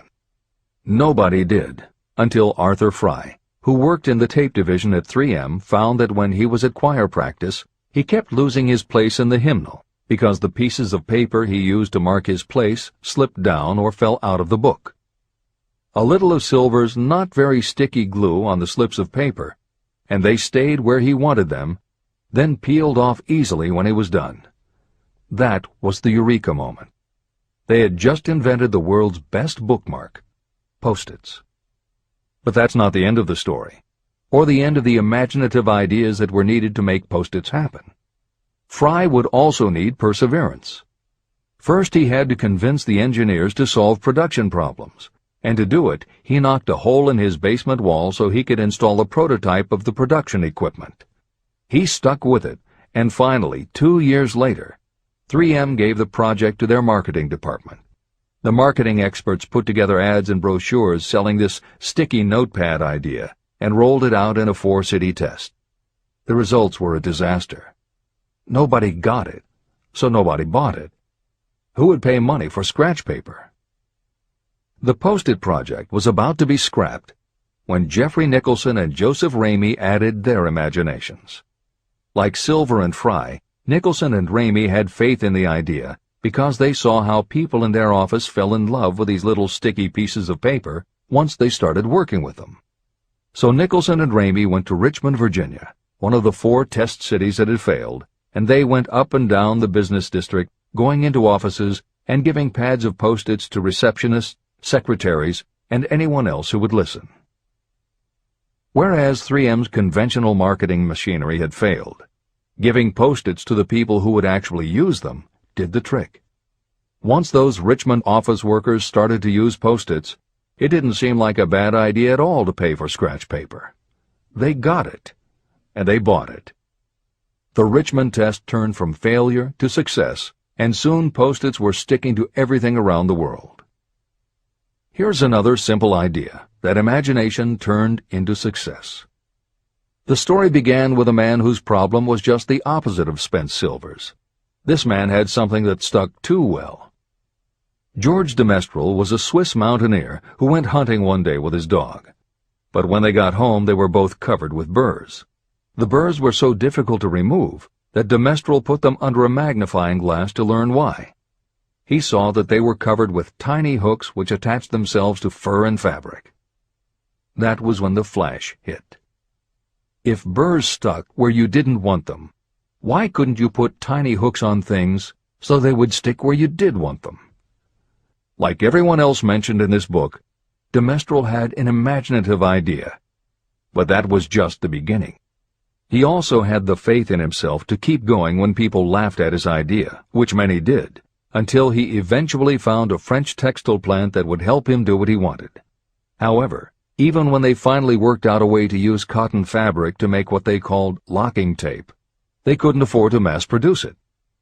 And that's when de Mestral accidentally discovered that when you sew nylon under infrared light, it naturally made little hooks. Now they could manufacture it economically. All they needed was a name. One side was fuzzy like velvet, and the other side was crochet, the French word for hook. Take half vel and half crow, combine it with imagination. The result is Velcro, and a Swiss mountaineer becomes a business tycoon. The Sony Corporation once tried to make a very small stereo tape recorder that would work with standard-size cassettes, but they couldn't do it. They could make a small playback machine, but at the time the electronics needed to also make it a recording machine just couldn't be made small enough. They concluded that the design was a failure. Then one day Sony's honorary chairman, Masaru Ibuka, walked into the laboratory and saw that a few of the engineers were using the prototypes of the failed tape recorder to listen to music tapes. They didn't seem to care that it couldn't record. They just liked to be able to walk around listening to their favorite music. Then came the imaginative idea that made all the difference. Ibuka remembered that another division was working on lightweight headphones. That was the flash. Ibuka's imagination made the connection that the rest of the engineers had not. In Ibuka's view, they hadn't made a failed recorder. They had created a successful private stereo listener. They added the headphones, named it the Walkman, and it revolutionized both the music business and the electronics industry. Clarence Saunders was a grocery clerk in a small southern retail store. One day he was standing with a tray in his hands waiting his turn in a cafeteria. He had never earned more than $20 a week before then, and no one had ever noticed anything about him that indicated unusual ability, but something took place in his mind as he stood in the line of waiting people that put his imagination to work. That was when he came up with the idea that this same self-serve concept would also work at the grocery store. Clarence Saunders took the idea to his boss. Naturally, his boss told him he was crazy. So Clarence Saunders quit his job, went out and did what he needed to do to raise the money, and opened the first self-serve grocery store. He called it Piggly Wiggly, and Clarence Saunders, the $20-a-week grocery clerk, rapidly became the multi-million-dollar chain store groceryman of America. Sylvan Goldman was the owner of a number of Piggly Wiggly stores in Oklahoma, and like any good businessman, he spent a lot of time watching his customers go up and down the aisles, putting their choices into their baskets or net shopping bags. One night, while trying to figure out how to get his customers to buy more at one time, he found himself staring at a basket sitting on the seat of a wooden folding chair. Eureka! He called in his mechanic, Fred Young. They put some wheels on the bottom of the legs, added another basket below the seat, and the shopping cart was born. As this edition is being readied for publication, there are about 35 million shopping carts in America, and approximately 1.25 million new carts are sold each year. Thomas Stemberg, whom we also mentioned earlier, was another supermarket executive who watched his customers as they shopped. By this time, shopping carts were well established in supermarkets, and it was because his customers were pushing shopping carts up and down the aisles that he got his flash of inspiration. He was so sure of his idea that he convinced another supermarket executive, Leo Kahn, to join him. Together, they took the supermarket concept and applied it to selling office supplies. And in 1986, they opened their first store in Brighton, Massachusetts. They called it Staples. In 1989, they took the company public, and 10 years later, there were more than 1,000 Staples stores with revenues exceeding $7 billion. We'll end this commentary with another set of connected stories, which make the point that sometimes the most imaginative part of marketing is in the timing. If you were to go shopping in the late 1800s, it usually meant bartering with a merchant who would then have to get the goods from storage shelves kept behind the counter. In the 1870s, fixed pricing was just starting to be used by storekeepers. Merchants were trying the idea by setting out a table of merchandise that was all priced the same, usually 5 cents. Frank Winfield Woolworth was a clerk in a general store, and he convinced the store owner to let him try the 5-cent table idea. Although it worked, the owner wasn't impressed. So Woolworth borrowed $350 from his boss, and in 1879 opened his first 5-cent store in Utica, New York. It was an entire store full of goods where everything cost a nickel. A year later, he had 4 stores, and the 4th one, in Lancaster, Pennsylvania, was the first that he named F.W. Woolworth's 5 and 10 cent store. 20 years later, he had 238 stores. By the time of his death in 1919, there were over 1,000 F.W. Woolworth locations. He had established the first nationwide chain of general merchandise stores, and he had built the tallest building in New York City as his headquarters.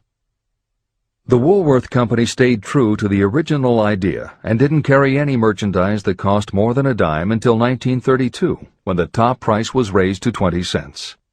But as times changed, the fixed price was dropped, the merchandise became more varied, and the company kept growing until it had over 8,000 stores worldwide, selling everything from notions to appliances and furniture. Then in the 1960s and 1970s, something started to happen.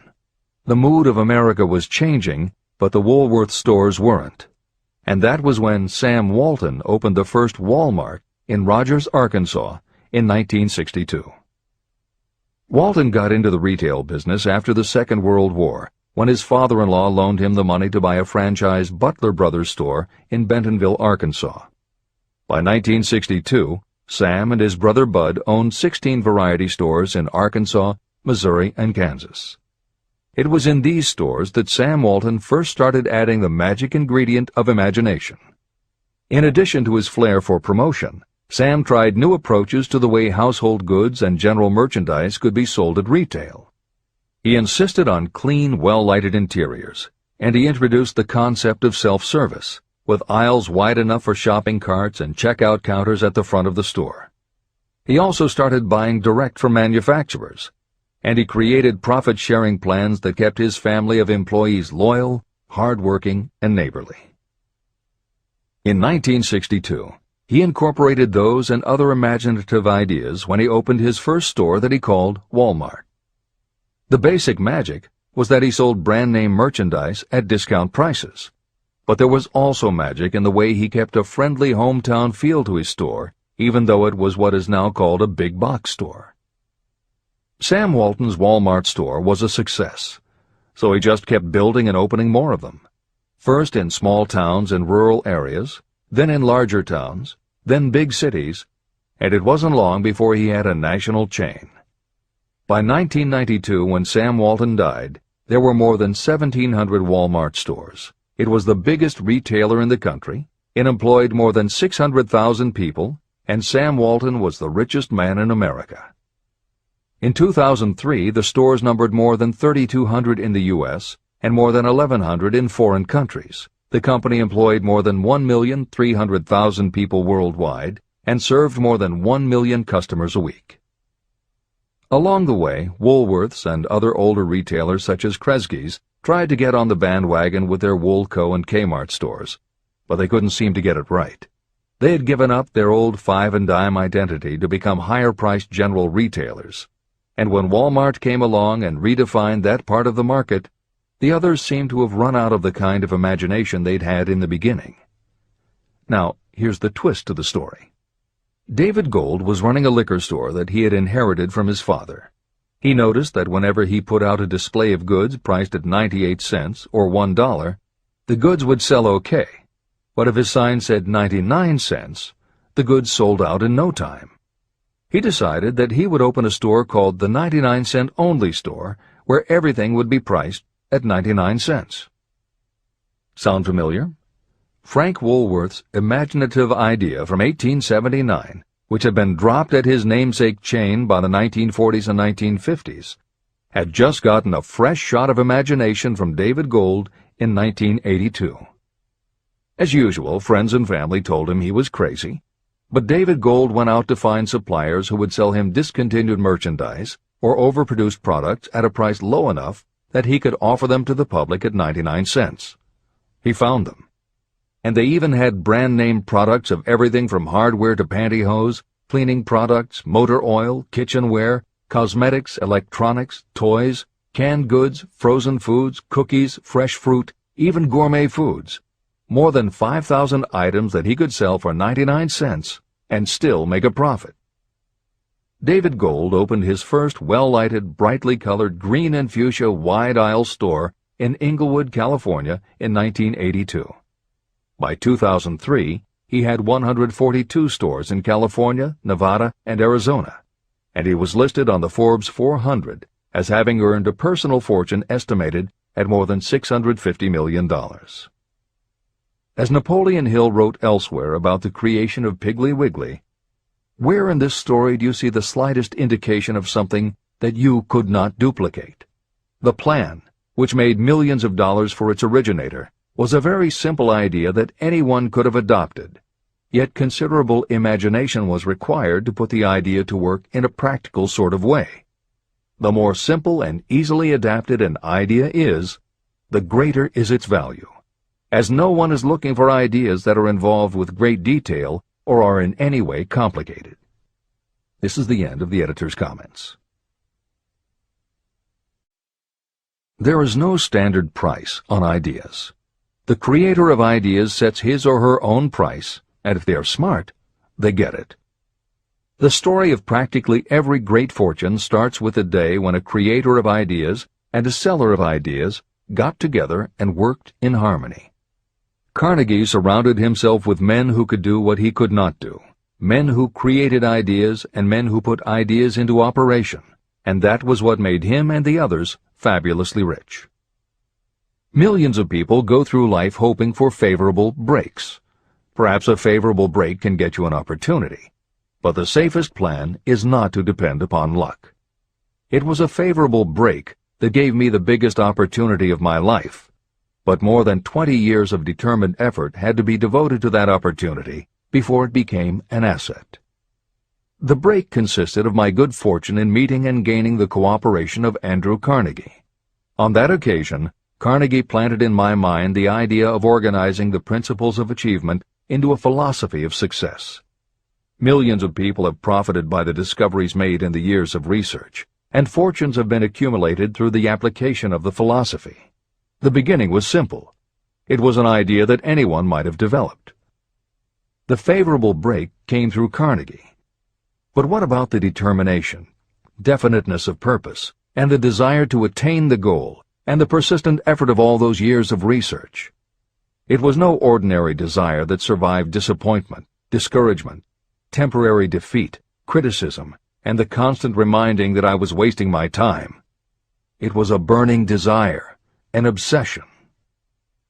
When the idea was first planted in my mind by Mr. Carnegie, it was coaxed, nursed, and enticed to remain alive. Gradually, the idea became a giant under its own power, and it coaxed, nursed, and drove me. Ideas are like that. First you give life and action and guidance to ideas. Then they take on a power of their own and sweep aside all opposition. Ideas are intangible forces.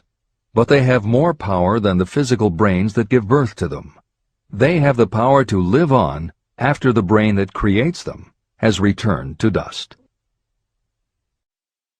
Tell the world what you intend to do, but first, show it.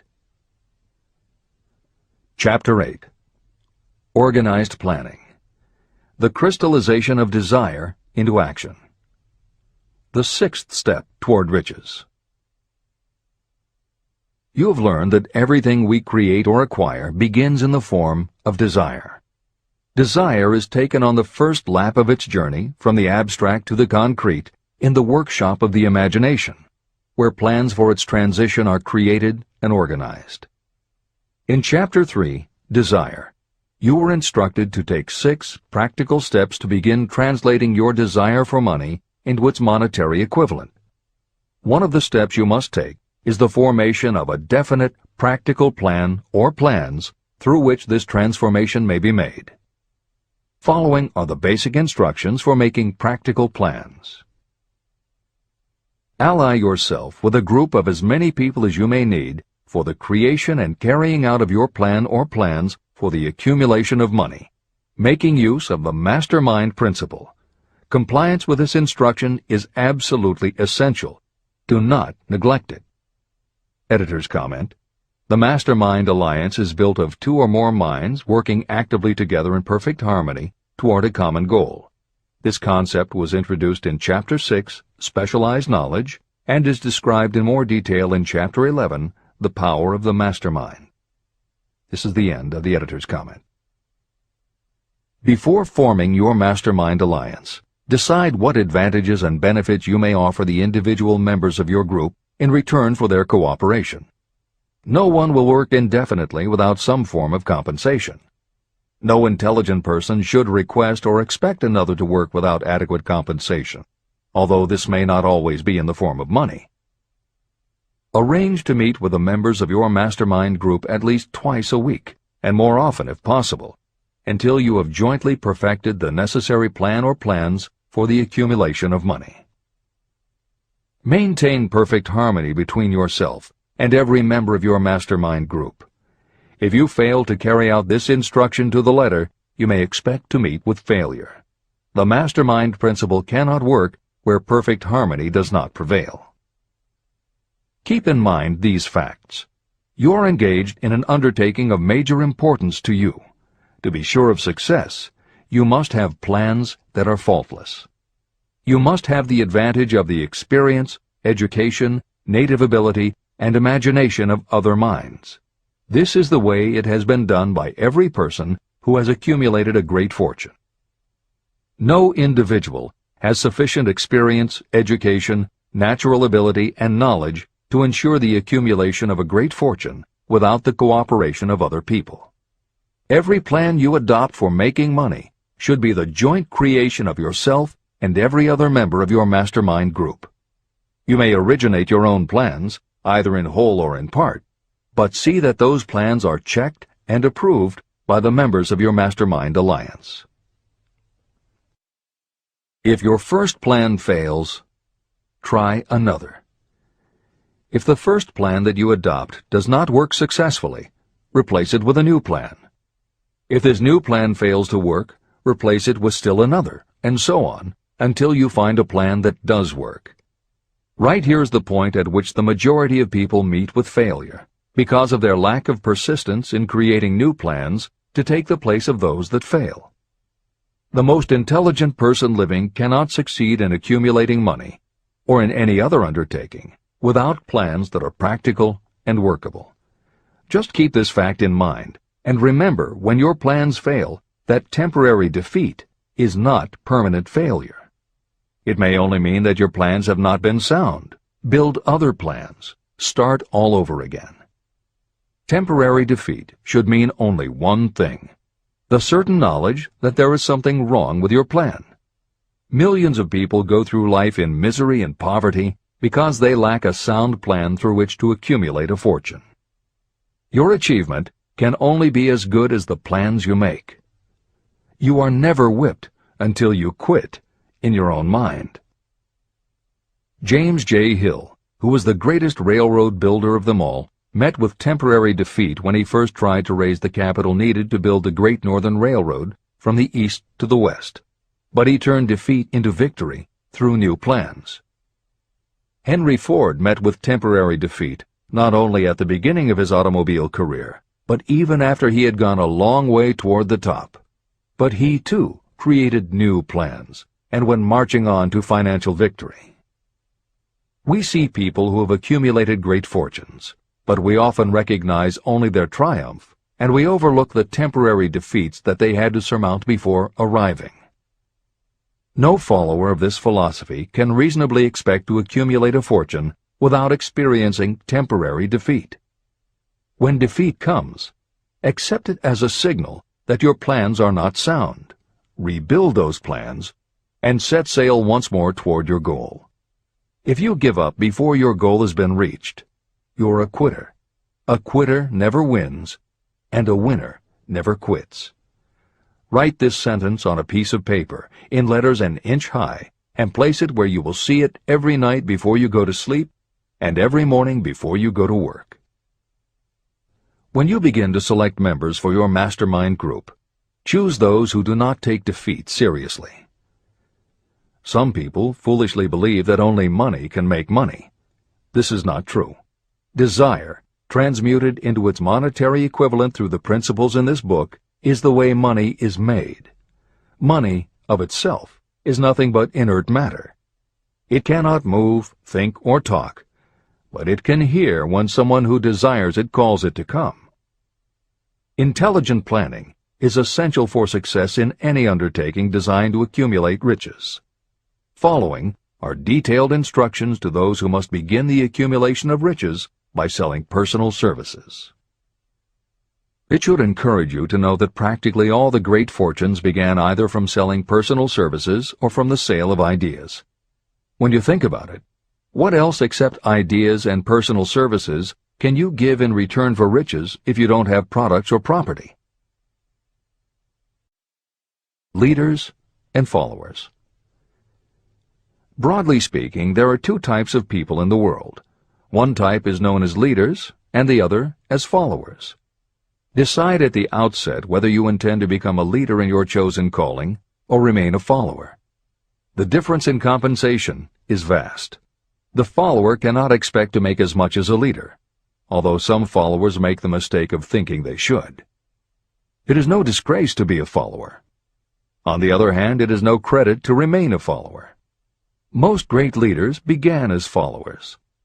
They became great leaders because they were intelligent followers. With few exceptions, the person who cannot follow a leader intelligently cannot become an efficient leader. The person who can follow a leader most efficiently is usually the person who develops into leadership most rapidly. An intelligent follower has many advantages, including the opportunity to acquire knowledge from the leader. The major attributes of leadership. The following are important factors of leadership.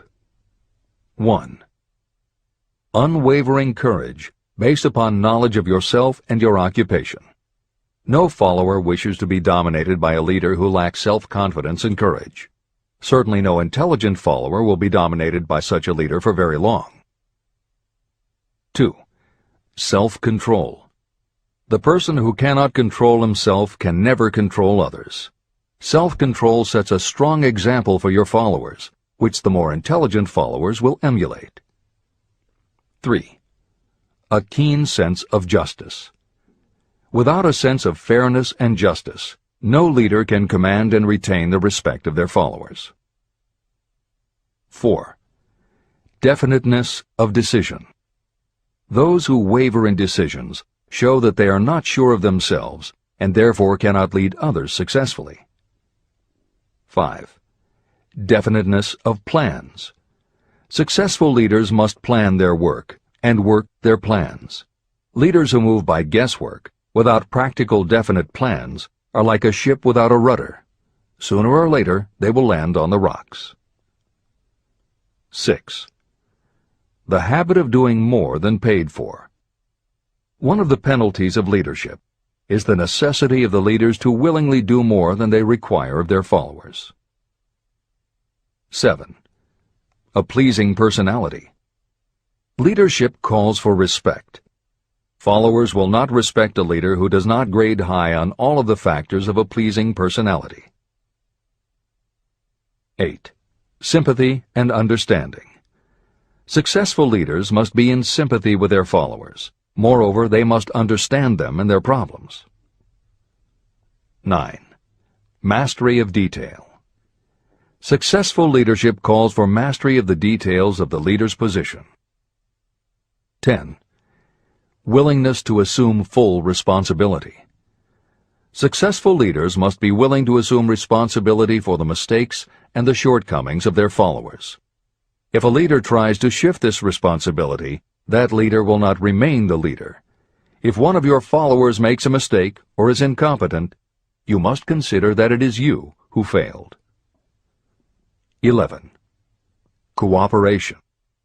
The successful leader must understand and apply the principle of cooperative effort and be able to induce followers to do the same. Leadership calls for power, and power calls for cooperation. There are two forms of leadership. The first, and by far the most effective, is leadership by consent of and with the sympathy of the followers. The second is leadership by force, without the consent and sympathy of the followers. History is filled with evidences that leadership by force cannot endure. The downfall and disappearance of dictators and kings is significant. It means that people will not follow forced leadership indefinitely. Napoleon, Mussolini, Hitler were examples of leadership by force.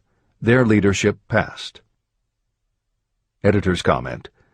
The following may also be added to the list: Idi Amin, Francisco Franco, Saddam Hussein, Ferdinand Marcos, Slobodan Milosevic, Juan Perón, General Augusto Pinochet, Pol Pot, General Suharto, the Taliban leaders in Afghanistan, Marshal Josip Broz Tito, Joseph Stalin, and subsequent leaders of the Soviet Union, East Germany, and the other countries in the Communist bloc.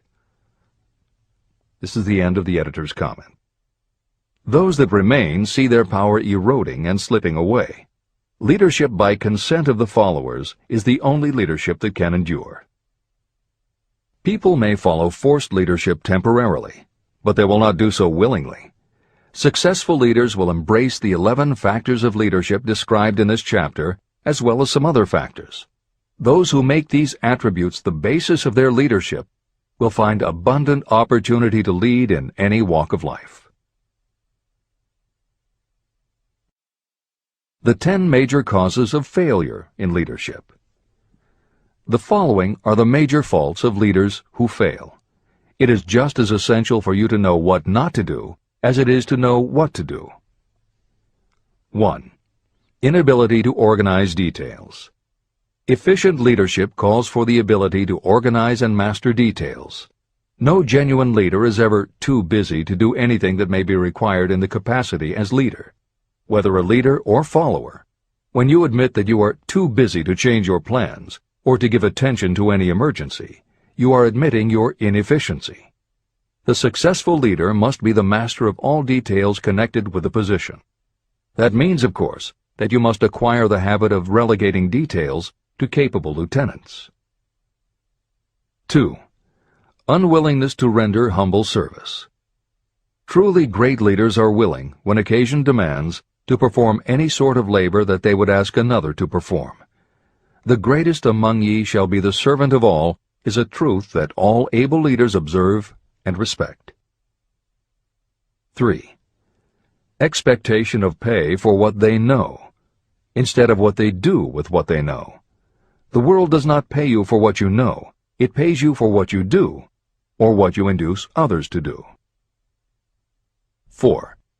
Fear of competition from followers.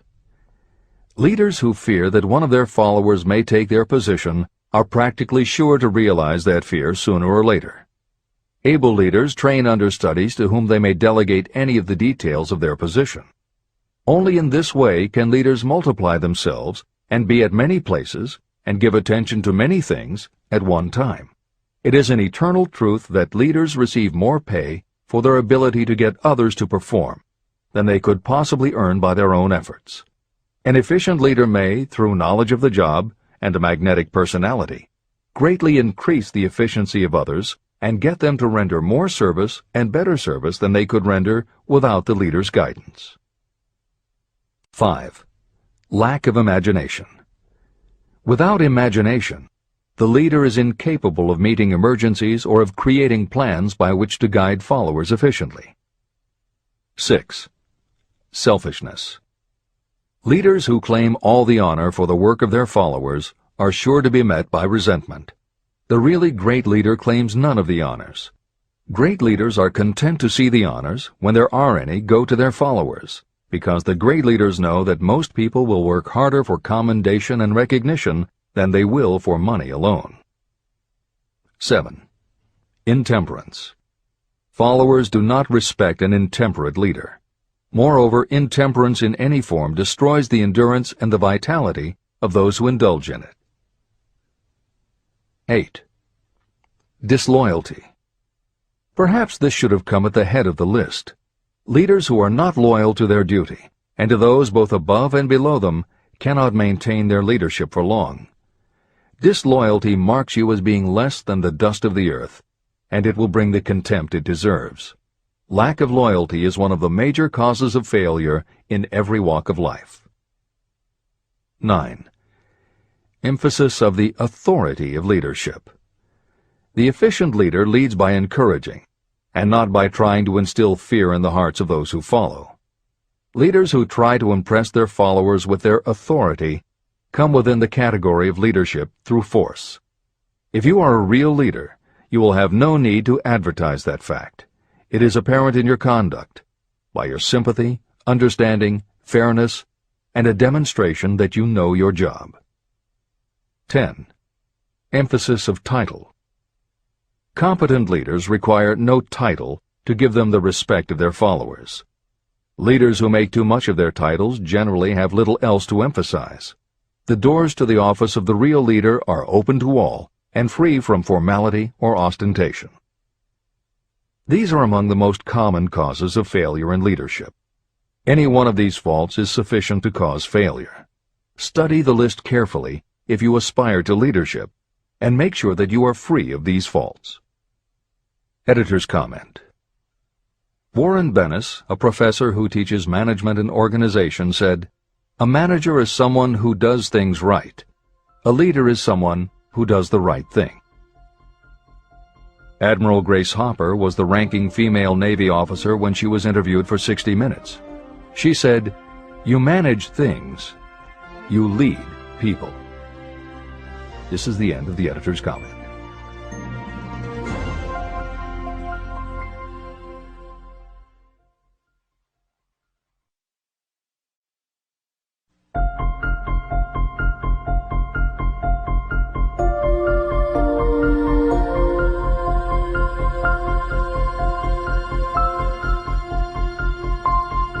When and how to apply for a position. The information described here is the net result of many years of experience, during which thousands of men and women were helped to market their services effectively. Editor's comment. The Internet, email, and faxed resumes have radically changed the way employers search for new employees, and the way that most people apply for jobs. However, Think and Grow Rich was never intended for most people. It was written for those who want to stand out. If you are such a person, the editors of this revised and updated edition strongly advise that you give serious thought to each of the following suggestions about how to apply for a position and how to prepare a resume. If you are tempted to think the suggestions are too obvious, simplistic, or out of date, we assure you they are not. In those instances where it is appropriate to update the material, we have added commentary. This is the end of the editor's comment. 1. Employment agencies. Care must be taken to select only reputable companies that can show adequate records of achievement of satisfactory results. Editor's comment. As anyone in the job market knows, Today, employment agencies range from companies that supply temporary office help to headhunters who connect high-level executives with companies seeking experienced management talent. If you are seeking a mid to upper-level position, the old adage that you get what you pay for is particularly true. This is the end of the editor's comment. 2.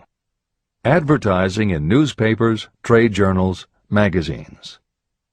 Classified advertising may produce satisfactory results for those applying for entry-level, clerical, or salaried positions. For those seeking executive positions, a well-written and well-designed display ad, though more expensive, may be more desirable. The copy should be prepared by an expert who understands how to inject sufficient selling qualities to produce replies. Editor's comment. For individuals, the display ad approach is not very common in the contemporary job market. But for that reason, if you are sure of the position you want, a well-written and well-designed ad selling yourself and placed in the right trade paper or industry journal might be just the thing to get the attention you want. However, if you attempt this approach, be prepared that it will be an expensive experiment. In effect, you will have gone into the advertising business, and it is a rule of thumb in advertising that a single ad rarely sells anything. It usually requires multiple exposures before the buyer, the potential employer, is motivated to hire, a product, you. This is the end of the editor's comment. 3. Personal letters of application. These should be directed to particular firms or individuals that could need the kind of service or experience you have to offer. Letters should be neatly typed always and signed by hand. You should include a complete resume or outline of your qualifications. Both the letter of application and the resume should be prepared by an expert. Editor's comment. In the contemporary job market, sending a letter of application when no job has been advertised can in fact be a very successful approach. But this is only for those who truly know what they want and will take the time to prepare a convincing presentation. Managers in a position to hire always have an eye out for good prospective employees. If they receive a well-constructed and intriguing presentation that clearly states you are interested in a position whenever one is available, it will not be thrown away. And the first thing good managers do when a position comes open is go to their files. When that happens, if your presentation made a good and convincing impression, it will be there. The only question is, are you willing to make yourself available when they are ready for you? If you are just blanketing everyone with a stock letter in hopes of getting a job, it very likely won't work. This approach is not for someone looking for a job. This approach is only for those who really want a specific career. This is the end of the editor's comment. 4. Application in person. In some instances, it may be more effective if the applicant personally offers his or her services to prospective employers, in which event a complete written statement of qualifications for the position should be presented, as prospective employers will often wish to discuss your record with associates. Editor's comment. Asking for an interview when no job has been advertised is an even stronger statement that you know what you want and you are serious about working in a particular industry. If you pursue this approach, keep in mind that you are asking someone to give you their time. Some managers will not be receptive because it does not fit into their company's business practice, and some managers will just find it an annoyance. This approach will work for you only if you are confident that you can make an outstanding impression in person. If you make a strong, positive impression, it will be remembered when an opening is available. This is the end of the editor's comment. 5. Application through personal acquaintances. When possible, the applicant should approach prospective employers through some mutual acquaintance. This method is particularly advantageous in the case of those who seek executive connections and do not wish to appear to be peddling themselves. Information to be supplied in a written resume. A good resume should be prepared as carefully as a lawyer would prepare the brief for a case to be tried in court.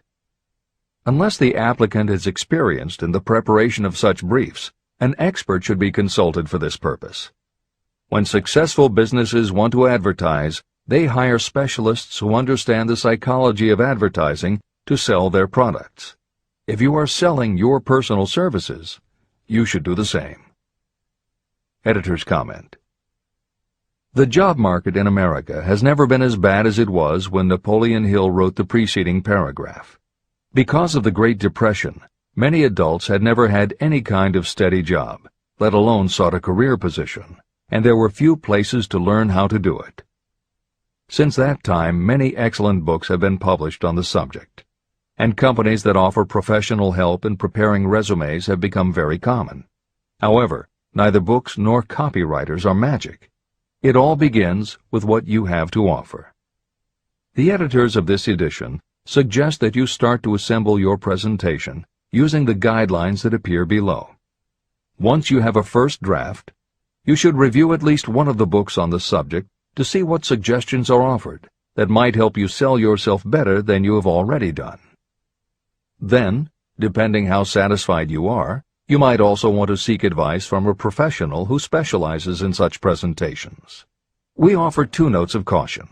First, make sure that your presentation does not look like something turned out by a resume mill.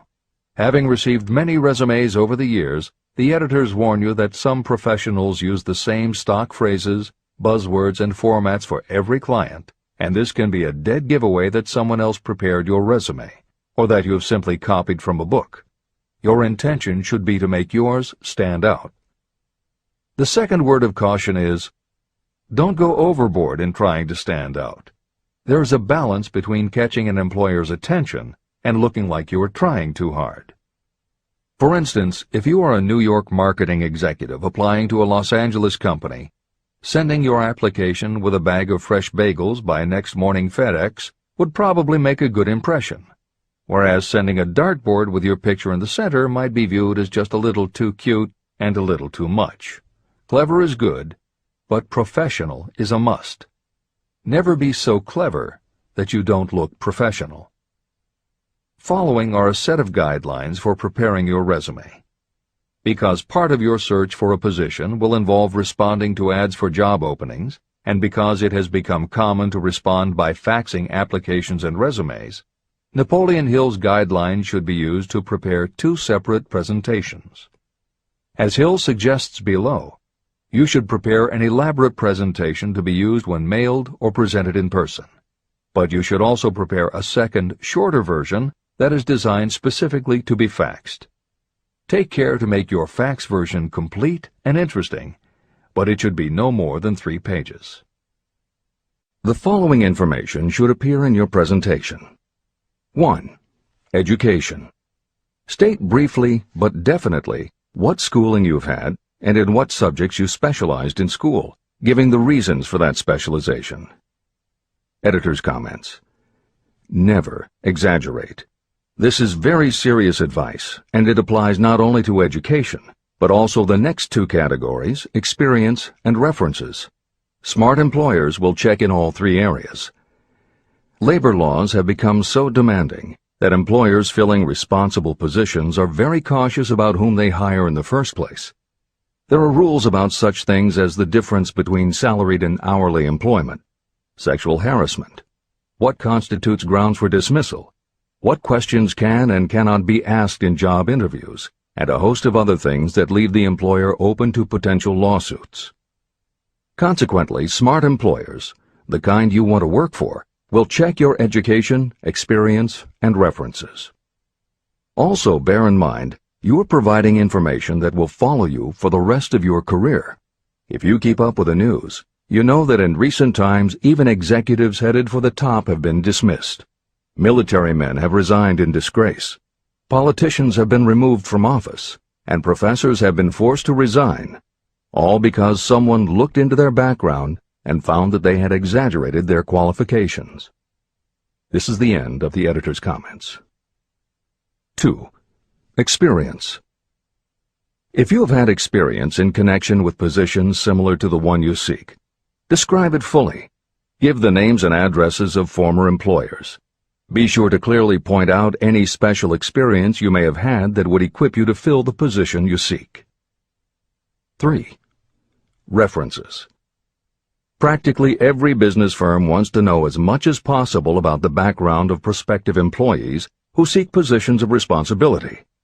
Attach copies of letters from former employers, from teachers under whom you studied, and from prominent people whose judgment may be relied upon. 4. Photograph of yourself. Include a recent professional photograph of yourself as a part of your presentation. Editor's comment. In the contemporary job market, this is not a common practice at all. However, from personal experience, the editors of this edition know it can be advantageous. We have received only one such job application, but unquestionably it was the photograph that prompted us to ask the applicant to come in for an interview. If you are confident that your appearance makes a good, professional impression, you may want to consider this unusual approach. There is the danger that you may be seen as vain or self-centered, but it could also be the thing that gives you an edge. This is the end of the editor's comment. 5. Apply for a specific position. Never apply for just a job. That indicates you lack specialized qualifications. 6. State your qualifications for the particular position for which you apply. Give full details why you believe you are qualified for the particular position you seek. This is the most important detail of your application. It will determine, more than anything else, what consideration you receive. 7. Offer to go to work on probation. This may appear to be a radical suggestion, but experience has proved that it seldom fails to win at least a trial. If you are sure of your qualifications, a trial is all you need. Incidentally, such an offer indicates that you have confidence in your ability to fill the position you seek. It is most convincing. Make it clear that your offer is based on your confidence in your ability to fill the position, your confidence in your prospective employer's decision to employ you after the trial period, and your determination to have the position. Editor's comments. As you will learn in Chapter 10, when you read the story of Napoleon Hill's application to Rufus Ayers, Hill gives this advice based on his personal experience. Unfortunately, this is one of those instances where times may have changed so much that the approach is rarely applicable. In today's environment, modern labor laws and business practice may prevent an employer from taking you up on your offer. However, today many companies do have internship programs that allow an employer to test drive employees to see how well they might fit in. This is the end of the editor's comment. 8. Knowledge of your prospective employer's business. Before applying for a position, do sufficient research to familiarize yourself thoroughly with that business and indicate the knowledge you have acquired in this field. This will be impressive because it indicates that you have imagination and a real interest in the position you seek. Editor's comment. When you do this, and you certainly should, bear in mind that you will be talking with people who really know the business. Even by researching extensively, at best you will only know about their business. If you try to appear too knowledgeable or familiar, it may backfire and reveal that you have only a superficial view of the business. Unless you are already working in the particular industry and have insights based on experience, do not be presumptuous. Use your knowledge to indicate that you have taken the time to educate yourself and that you really are interested, but don't try to tell a prospective employer how you would run the business. This is the end of the editor's comment. Remember that it is not the lawyer who knows the most law, but the one who best prepares his case who wins. If your case is properly prepared and presented, your victory will have been more than half won at the outset. Do not be afraid of making your presentation too long. Employers are just as much interested in purchasing the services of well-qualified applicants as you are in securing employment. In fact, the success of most successful employers is due to their ability to select well-qualified lieutenants. They want all the information available. Editor's comment. As noted above, when faxing a resume, it should be no more than 3 pages and should state that you will be pleased to provide a more detailed resume if required. This is the end of the editor's comment. Remember another thing. Neatness in the preparation of your resume and application will indicate that you are a painstaking person. Successful salespeople groom themselves with care. They understand that first impressions are lasting. Your presentation is your sales rep. Give it a good suit of clothes, so it will stand out in bold contrast to anything else your prospective employer ever saw. If the position you seek is worth having, it is worth going after with care. More important, if you sell yourself in a manner that shows off your individuality, you probably will receive more money from the very start than you would if you applied for employment in the usual conventional way. When your resume package has been completed, you should prepare individual and personalized copies for each company or person to whom it will be presented. This personal touch is sure to command attention. Have it neatly typed, proofread, printed, and properly bound on the finest paper you can obtain. Your photograph should be mounted and included on one of the pages. Prepare a separate binding with the proper company name inserted if it is to be shown to more than one company. If you seek employment through an employment agency, have the agent use copies of your presentation in marketing your services. This will help to gain preference for you, both with the agent and the prospective employers.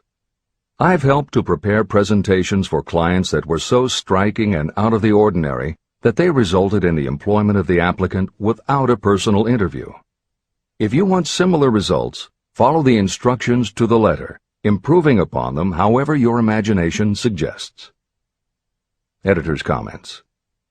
Today, every office supply store offers a wide variety of paper stock, folders, binders, and presentation materials that can be put together in a way that is both unique and professional looking.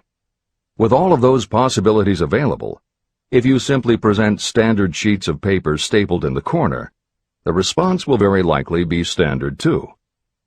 If you apply a little creativity, you should have no trouble preparing a presentation that is tailored to the company to which you are applying, appropriate for the position you seek, and reflective of your personality and style. This is the end of the editor's comments. How to get the exact position you desire. Everyone enjoys doing the kind of work for which he or she is best suited. An artist loves to work with paints, a craftsman with his or her hands, a writer loves to write. Those with less definite talents have their preferences for certain fields of business and industry. If America does anything well, it offers a full range of occupations. 1. Decide exactly what kind of a job you want. If the job doesn't already exist, perhaps you can create it. 2. Choose the company or individual for whom you wish to work. 3. Study your prospective employer as to policies, personnel, and chances for advancement. 4. By analysis of yourself, your talents, and your capabilities, figure what you can offer. Plan specific ways and means of giving advantages, services, developments, or ideas that you believe you can successfully deliver. 5. Forget about a job. Forget whether or not there is an opening. Forget the usual routine of, "Have you got a job for me?" Concentrate on what you can give. 6. Once you have your plan in mind, put it on paper in neat form and in full detail. 7. Present it to the proper person with authority, and the rest will come automatically. Every company is looking for people who can give something of value, whether it is ideas, services, or connections. Every company has room for the person who has a definite plan of action that is to the advantage of that company. This procedure may take a few days or weeks of extra time, but the difference in income, in advancement, and in gaining recognition will save years of hard work at small pay. It has many advantages, the main one being that it will often save you from 1 to 5 years of your time in reaching a chosen goal. Every person who starts, or gets in halfway up the ladder, does so by deliberate and careful planning. The new way of marketing services. Men and women who market their services must recognize the change that has taken place in connection with the relationship between employer and employee. The future relationship should be more in the nature of a partnership, consisting of the employer, the employee, and the public they serve. In the past, employers and employees have bartered among themselves, not considering that in reality they were bargaining at the expense of the third party, the public they served. Both the employer and the employee should consider themselves as fellow employees whose business it will be to serve the public efficiently. Editor's comment. In the preceding paragraph, Napoleon Hill once again demonstrates his foresight into the future direction of American business. As you will recognize in the following section, the point he makes by citing the coal and gas companies would at a later time be equally applicable to the telephone monopolies, and later still to computer software and internet companies, and to cable television suppliers when competitors started to offer satellite TV. This snapshot of how and why business has changed should provide you with a blueprint for the attitude you must adopt and the way you must conduct yourself if you are going to attain the success you're seeking. This is the end of the editor's comment. During the Depression, I spent several months in the anthracite coal region of Pennsylvania, studying conditions that all but destroyed the coal industry. The coal operators and the unions drove hard bargains in negotiating their labor contracts. The cost of the bargaining was passed on to the customer by adding to the price of the coal. However, in the end, they discovered their actions had worked against them. What their delays and high prices had actually accomplished was to open the market to their competitors. Inadvertently, they had built up a wonderful business for the manufacturers of oil-burning stoves and furnaces, as well as for the producers of oil. A similar experience happened to the gas companies. We can all remember the time when the gas meter reader pounded on the door hard enough to break the panels. When the door was opened, he pushed his way in uninvited with a scowl on his face that plainly said, "What the hell did you keep me waiting for?" All that has undergone a change.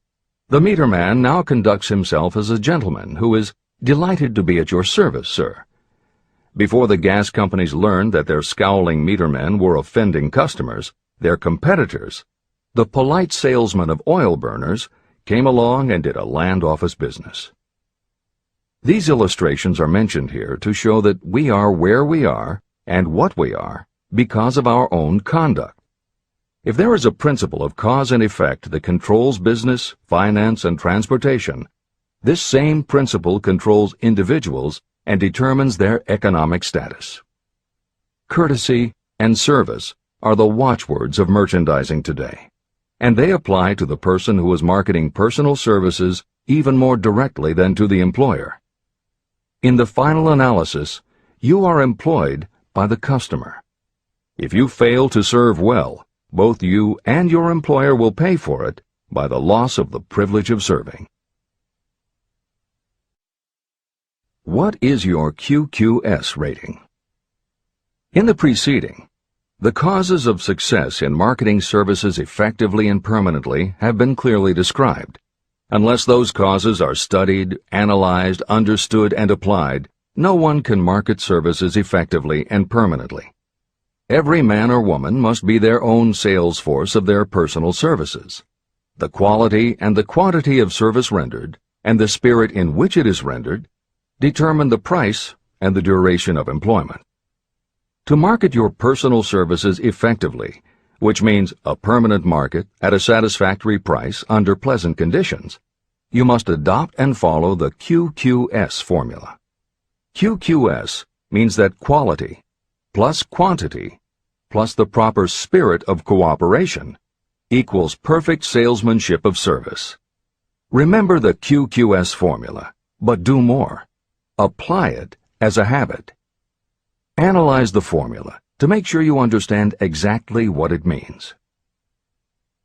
Quality of service means the performance of every detail in connection with your position in the most efficient manner possible with the object of greater efficiency always in mind. Quantity of service means the habit of rendering all the service of which you are capable at all times, with the purpose of increasing the amount of service rendered as you develop greater skill through practice and experience. Emphasis is again placed on the word habit. Spirit of service means the habit of agreeable, harmonious conduct, which will induce cooperation from associates and fellow employees. Adequate quality and adequate quantity of service is not sufficient to maintain a permanent market for your services. The spirit in which you deliver service is a strong determining factor in connection with both the price you receive and the duration of your employment. Andrew Carnegie stressed this point in his description of the factors that lead to success in the marketing of personal services.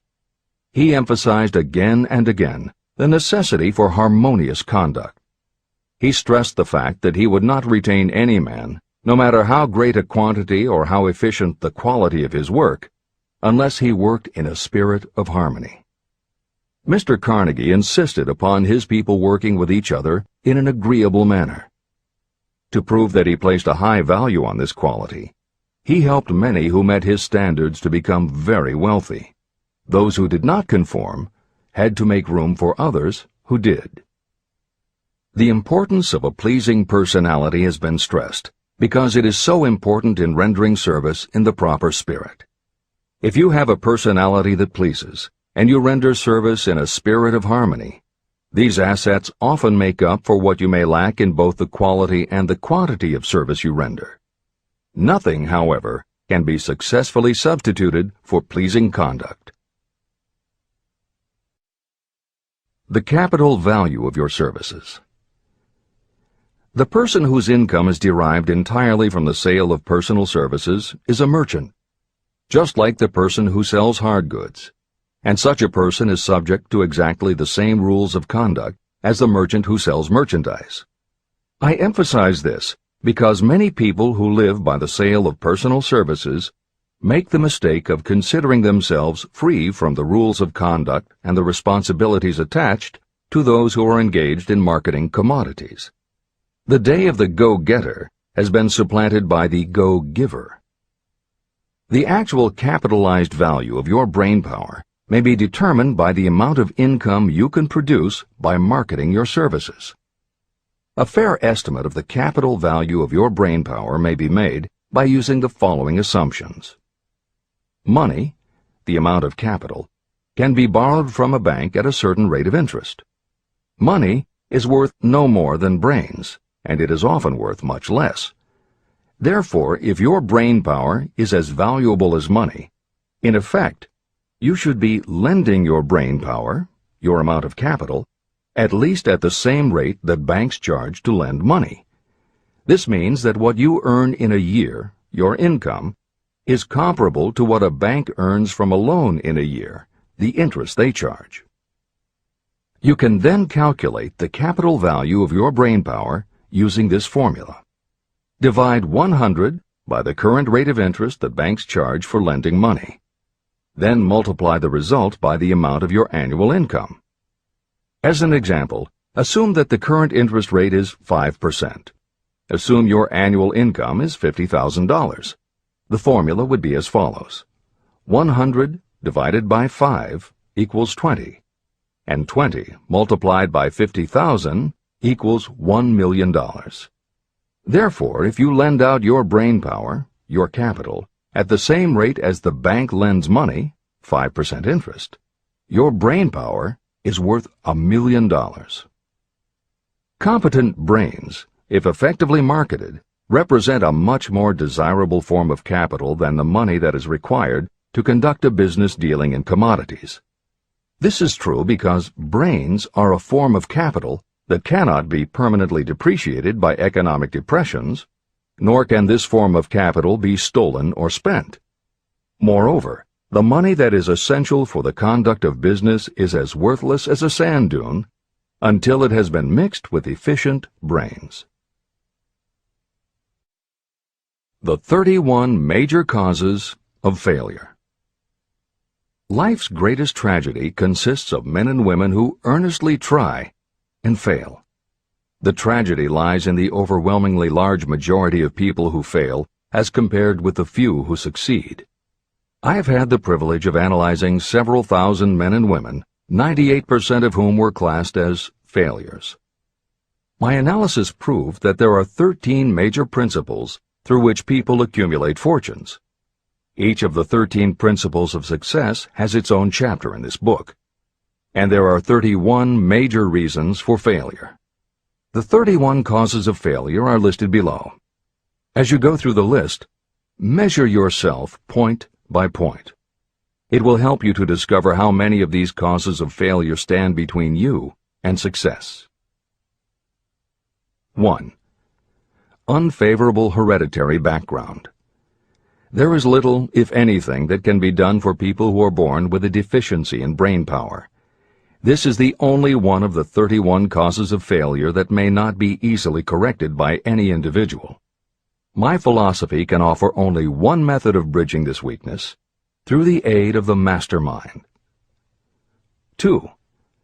Lack of a well-defined purpose in life. There is no hope of success for the person who does not have a central purpose or definite goal at which to aim. 98 out of every 100 of those whom I have analyzed had no such aim. Perhaps this was the major cause of their failure. 3. Lack of ambition to aim above mediocrity. I can offer no hope for those who are so indifferent they do not want to get ahead in life and are not willing to pay the price. 4. Insufficient education. This is a handicap that may be overcome with comparative ease. Experience has proven that the best educated people are often those who are self-made or self-educated. It takes more than a college degree to make you a person of education. Any person who is educated has learned to get whatever they want in life without violating the rights of others. Education consists not so much of knowledge, but of knowledge effectively and persistently applied. You are paid not merely for what you know, but for what you do with what you know. 5. Lack of self-discipline. Discipline comes through self-control. This means that you must control all negative qualities. Before you can control conditions, you must first control yourself. Self-mastery is the hardest job you will ever tackle. If you do not conquer yourself, you will be conquered by yourself. By stepping in front of a mirror, you may see both your best friend and your greatest enemy. 6. Ill health. No person may enjoy outstanding success without good health. Many of the causes of ill health are subject to mastery and control. These, in the main, are overeating of foods not conducive to health, wrong habits of thought or negative thinking, wrong use of and overindulgence in sex, lack of proper physical exercise, an inadequate supply of fresh air due to improper breathing. 7. Unfavorable environmental influences during childhood. As the twig is bent, so shall the tree grow. Most people who have criminal tendencies acquire them as the result of bad environment and improper associates during their childhood or youth. Procrastination. This is one of the most common causes of failure. Procrastination stands within the shadow of every human being, waiting its opportunity to spoil your chances of success. Most of us go through life as failures because we are waiting for the time to be right to start doing something worthwhile. Do not wait. The time will never be just right. Start where you stand, work with whatever tools you have at your command, and you will acquire better tools as you go along. 9. Lack of persistence. Most of us are good starters, but poor finishers of everything we begin. People are prone to give up at the first signs of defeat. There is no substitute for persistence. The person who makes persistence his or her watchword discovers that failure finally becomes tired and makes its departure. Failure cannot cope with persistence. 10. Negative personality. There is no hope of success for the person who repels people through a negative personality. Success comes through the application of power, and power is attained through the cooperative efforts of other people. A negative personality will not induce cooperation. 11. Lack of control of sexual urges. Sexual energy is the most powerful of all the stimuli that move people into action. Because it is the most powerful of the emotions, if it is controlled, it can be converted into other creative channels. 12. Uncontrolled desire for something for nothing. The gambling instinct drives millions of people to failure. Evidence of this may be found in the Wall Street stock market crash of 1929, during which millions of people tried to make money by gambling on stock margins. Editor's comments. For those who are not familiar with the stock market and buying on margin, the following is a simplified explanation of what caused the crash of '29. The first thing to understand is that prior to the Great Depression there was widespread optimism about the expanding economy. Businesses were booming, and the people who had invested in those companies were making fortunes almost overnight. When the average person saw how much money was being made, they wanted to get in on it, and there was a way for them to do it. Even average people who didn't have enough ready cash to buy stocks could do so because brokers allowed customers to purchase stocks on margin by making what amounted to a down payment. However, part of the purchase agreement stated that when the brokers called in the margin accounts, which they could do at any time, the customers would have to come up with the rest of the cash immediately to pay the balance owing on the original purchase price. That is why Hill used the term gambling when he referred to the stock market. These average people weren't investing in companies. They were betting on the future rise in value. The idea, in the average person's mind, was that they would only have to scrape together enough to pay the margin, which was a small percentage of the full cost. Then when the price of the stock went up, they would sell, which would give them more than enough money to pay the broker the balance owing on the purchase price, and they could pocket the difference.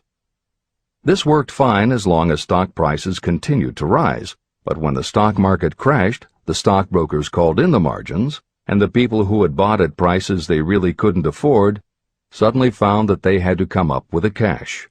And that was why so many average people got wiped out in the crash of '29. They gambled money they didn't have by buying on margin. This is the end of the editor's comments. 13. Lack of a well-defined power of decision. Those who succeed reach decisions promptly and change them very slowly. Those who fail reach decisions very slowly and change them frequently and quickly. Indecision and procrastination are twins. Where one is found, the other is also usually found. Kill off this pair before they completely tie you to the treadmill of failure. 14. One or more of the 6 basic fears: fear of poverty, fear of criticism, fear of ill health, fear of loss of love, fear of old age, and fear of death. You will find an in-depth analysis of these 6 basic fears in the final chapter. They must be mastered before you can market your services effectively. 15. Wrong selection of a mate in marriage. This is a most common cause of failure.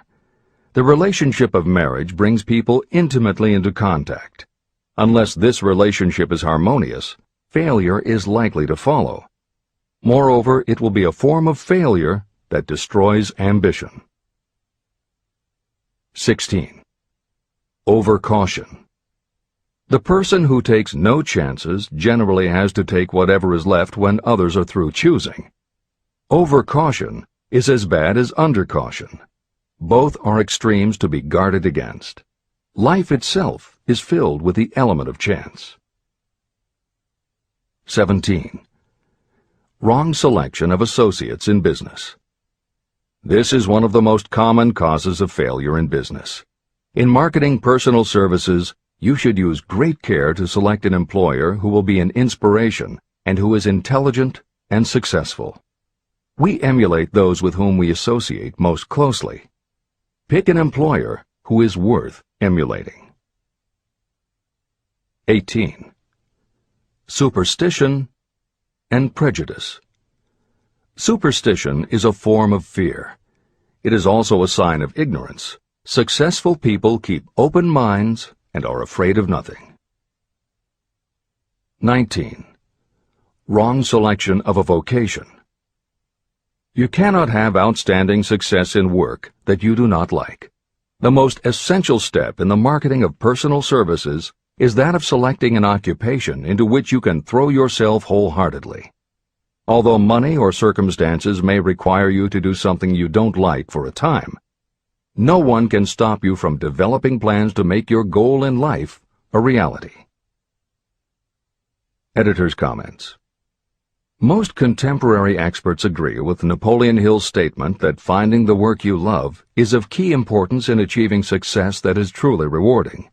This concept coincides so well with modern attitudes that it has inspired a number of books, including Feel the Fear and Do It Anyway by Susan Jeffers, Wishcraft by Barbara Sher, and Do What You Love, The Money Will Follow by Marcia Sinitar.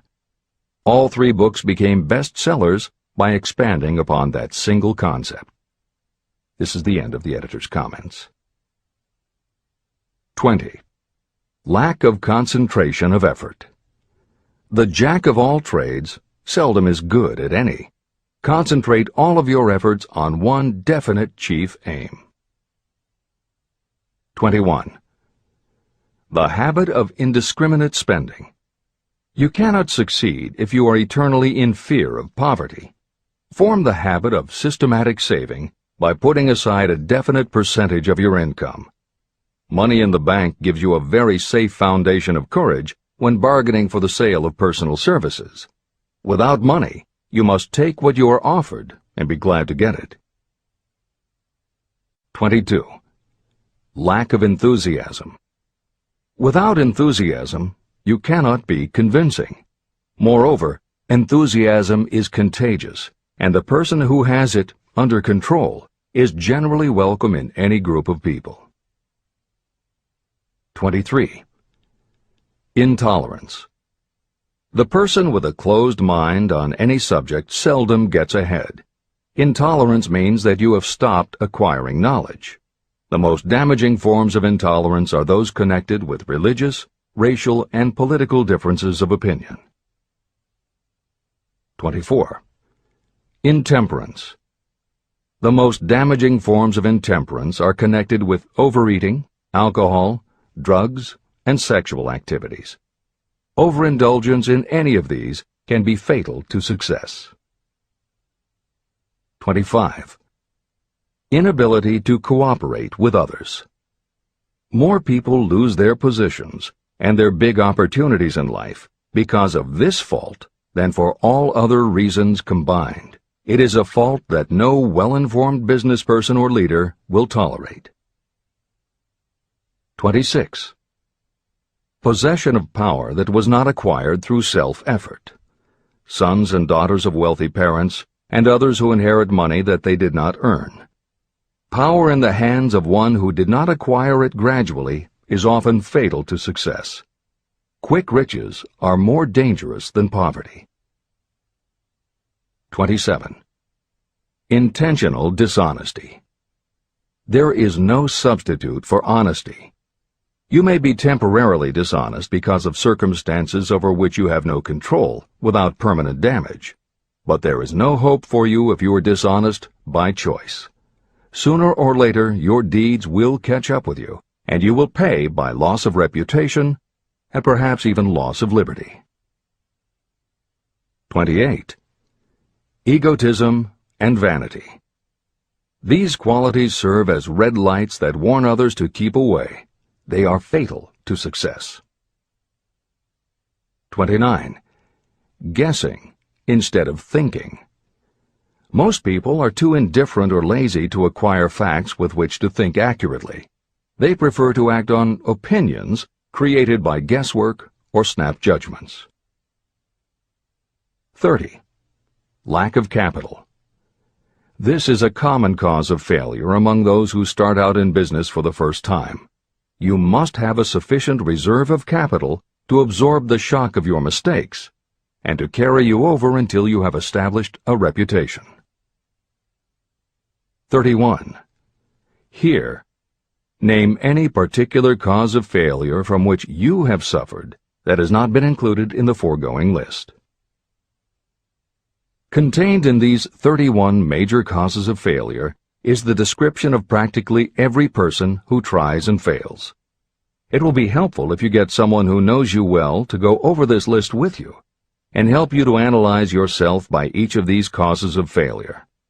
Most people cannot see themselves as others see them. You may be one who cannot.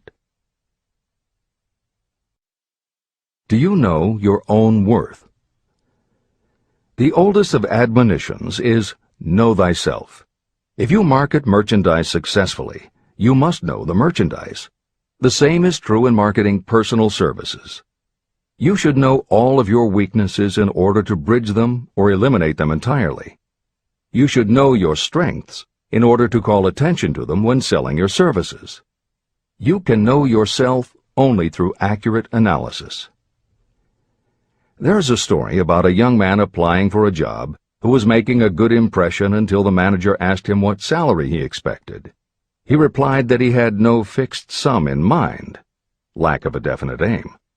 The manager then said, "We will pay you all you are worth after we try you out for a week." "I can't accept that," the applicant replied. "I'm already getting more than that where I'm now employed." It may seem funny, but it makes a serious point. Before you even begin to negotiate for a better salary in your present position or begin to seek employment elsewhere, be sure that you are worth more than you now receive. It is one thing to want money.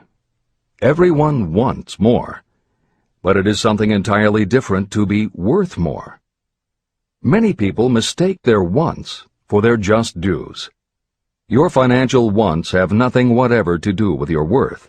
Your value is established entirely by your ability to render useful service or your capacity to induce others to render such service. Take inventory of yourself. Annual self-analysis is essential in the effective marketing of personal services, just like you would take an annual inventory if you were in merchandising. Moreover, your yearly analysis should show a decrease in your faults and an increase in your virtues. You go ahead, stand still, or go backward in life. Your objective should be to go ahead. Annual self-analysis will disclose whether advancement has been made and, if so, how much. It will also disclose any backward steps you may have taken. The effective marketing of personal services requires you to move forward even if the progress is slow. Your annual self-analysis should be made at the end of each year, so you can include in your New Year's resolutions any improvements that the analysis indicates should be made. Take this inventory by asking yourself the following questions, and by checking your answers with the aid of someone who will not permit you to deceive yourself. Self-analysis questionnaire. 1. Have I attained the goal that I established as my objective for this year? You should work with a definite yearly objective to be attained as a part of your major life objective. 2. Have I delivered service of the best possible quality of which I was capable, or could I have improved any part of this service? 3. Have I delivered service in the greatest possible quantity of which I was capable? 4.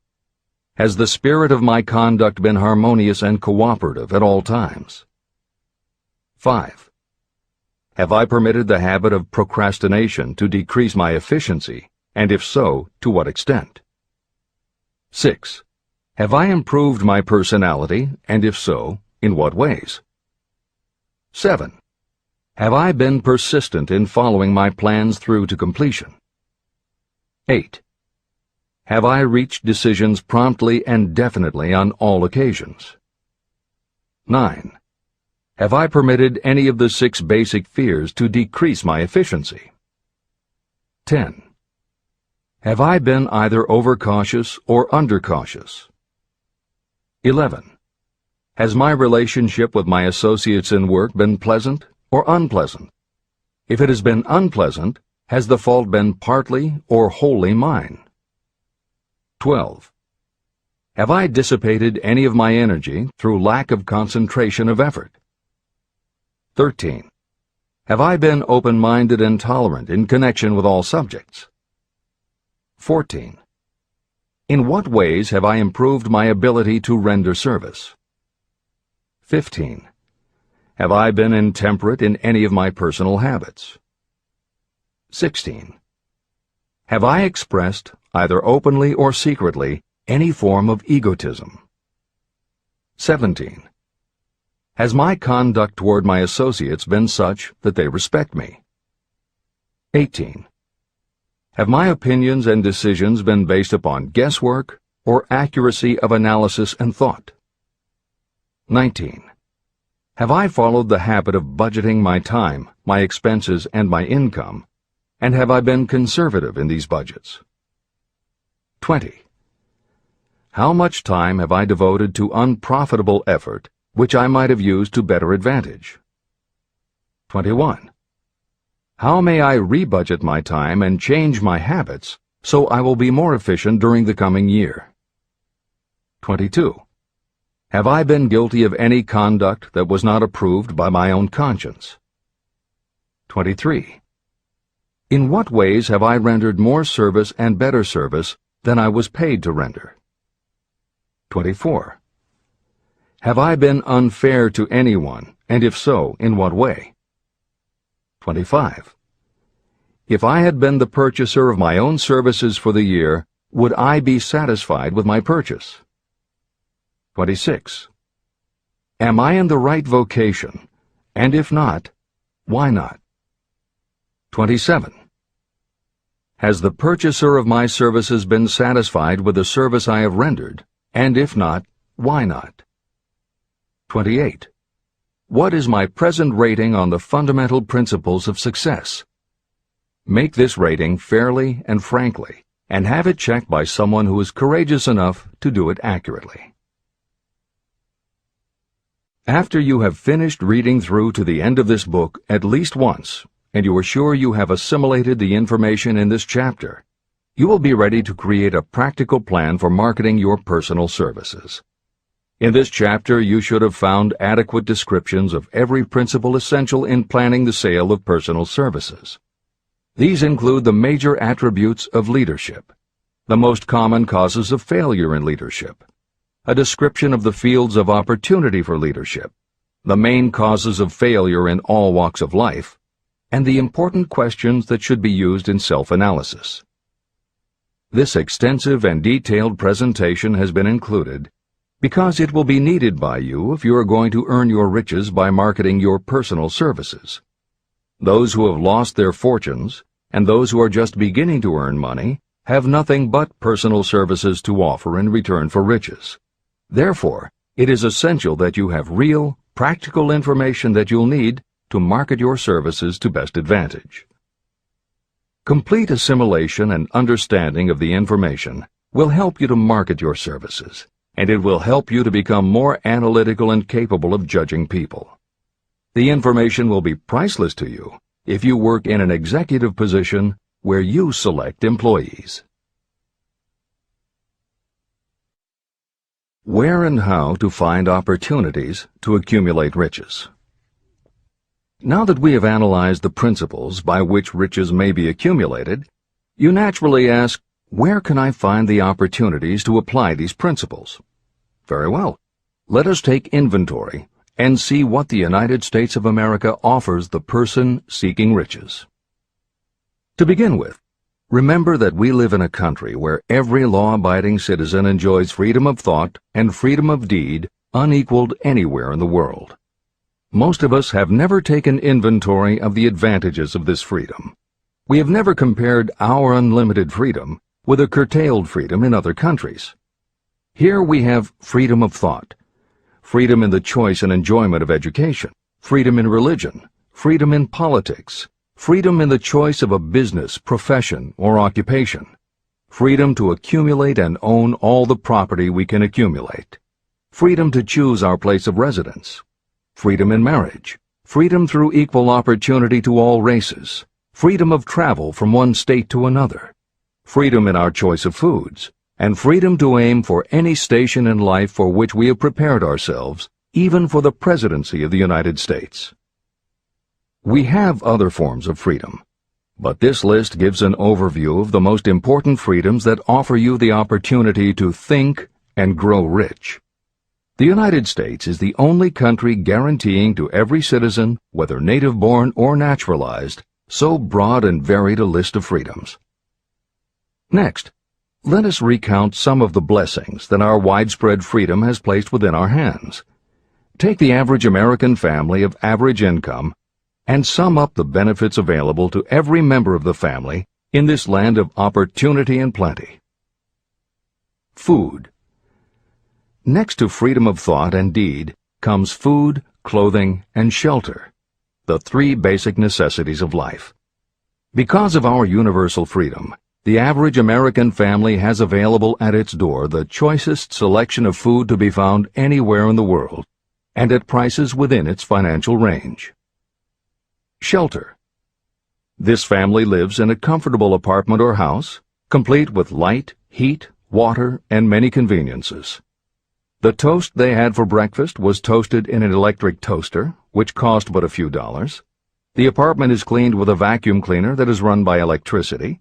Hot and cold water is available at all times in the kitchen and the bathroom. The food is kept cool in a refrigerator.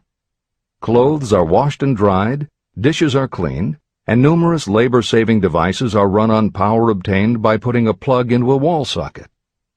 The family receives entertainment and information from all over the world 24 hours a day if they want it, by merely flipping a switch on their radio or television or computer. There are other conveniences, but the foregoing list will give a fair idea of some of the concrete evidences of the freedoms that we, of America, enjoy.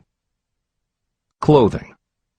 Anywhere in the United States, the family with average clothing requirements can dress very comfortably at a cost that is only a small portion of their earnings. Only the three basic necessities of food, clothing, and shelter have been mentioned.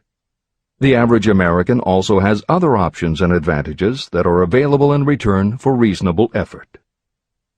The average American has security of property rights not found in any other country in the world. We can place any surplus money in a bank with the assurance that our government will protect it and make good to us if the bank fails. If an American citizen wants to travel from one state to another, he or she needs no passport and no one's permission. You may go when you please, and you may travel by car, train, bus, airplane, ship, or any other method that you can afford. The miracle that has provided these blessings.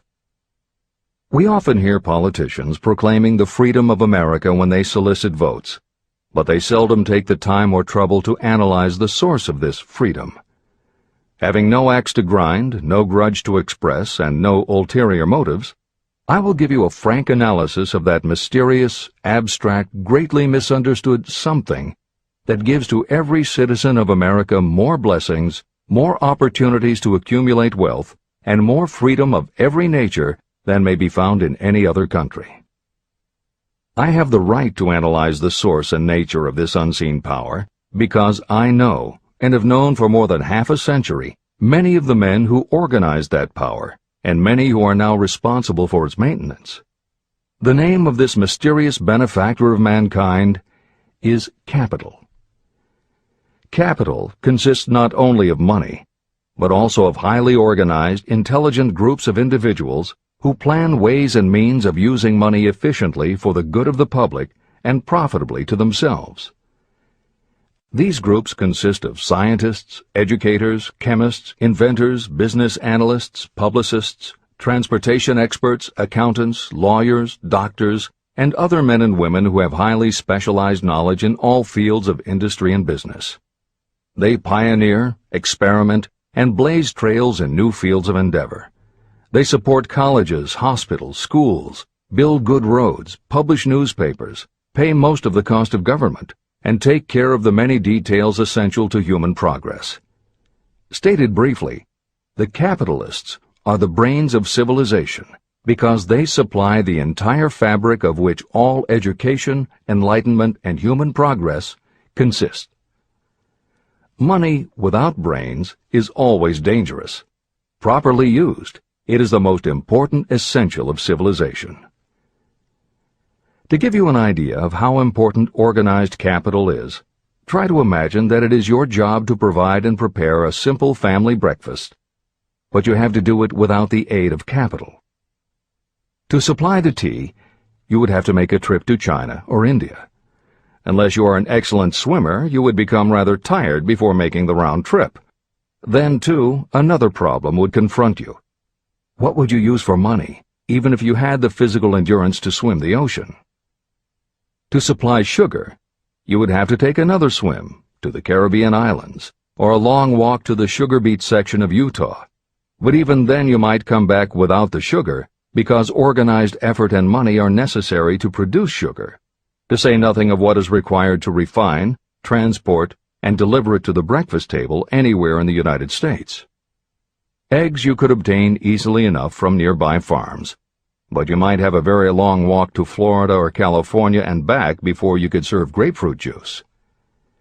You would have another long walk to Kansas or one of the other wheat-growing states when you went after wheat bread.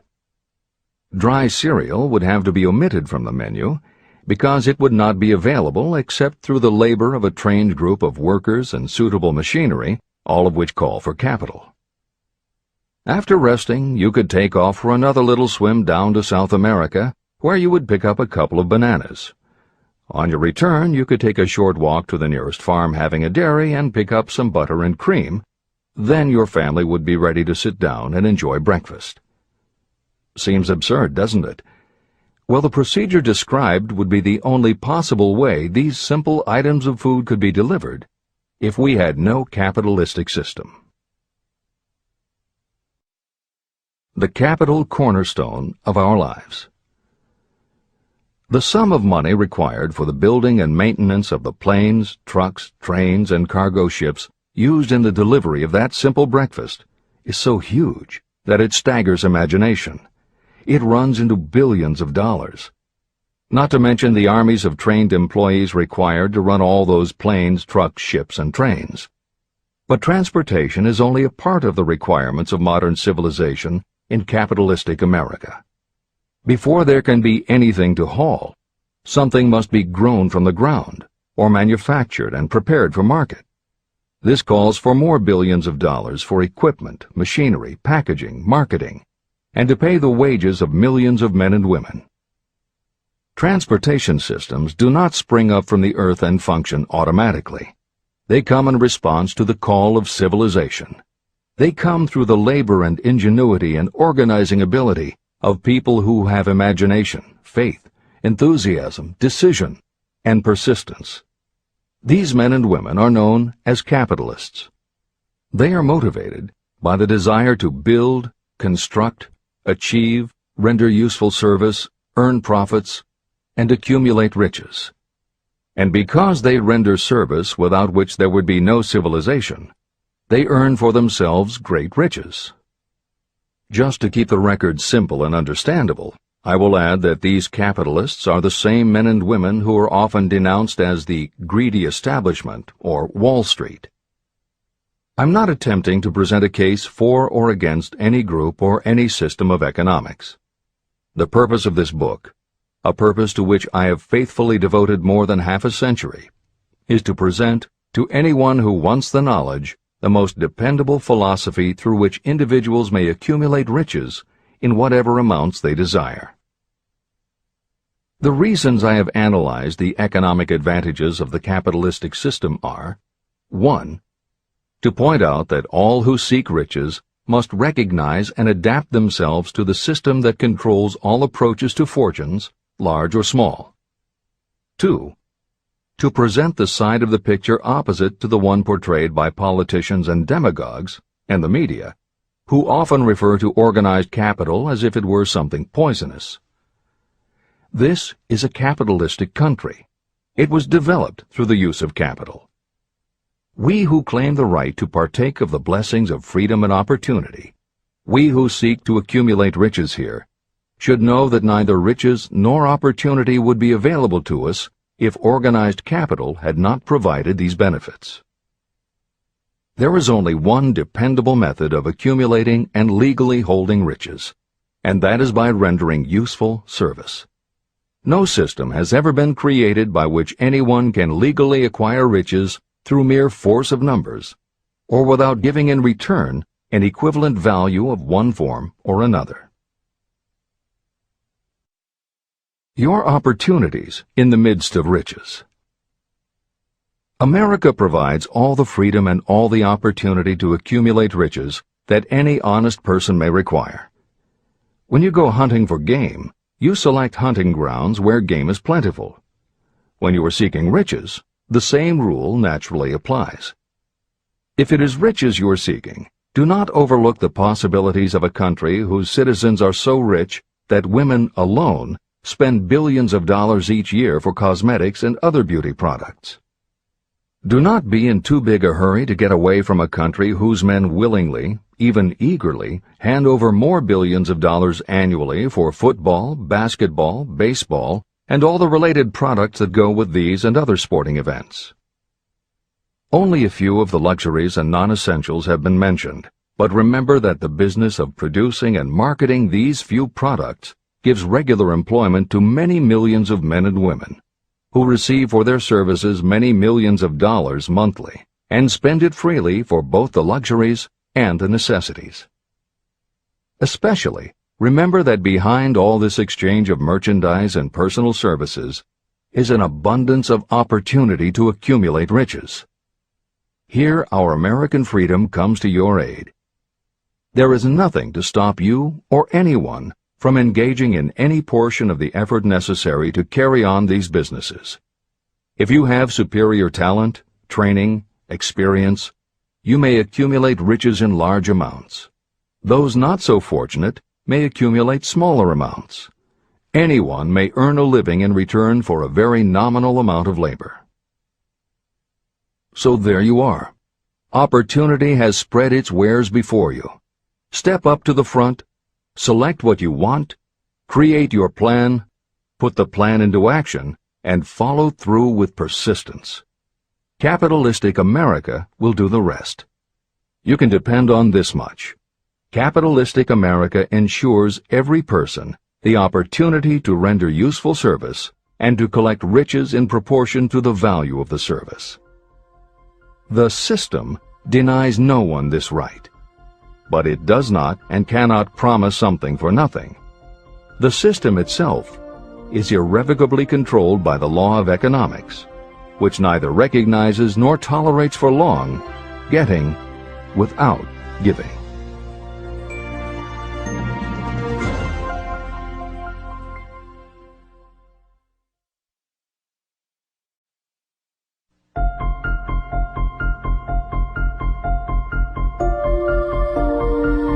Conceit is a fog that envelops a man's real character beyond his own recognition.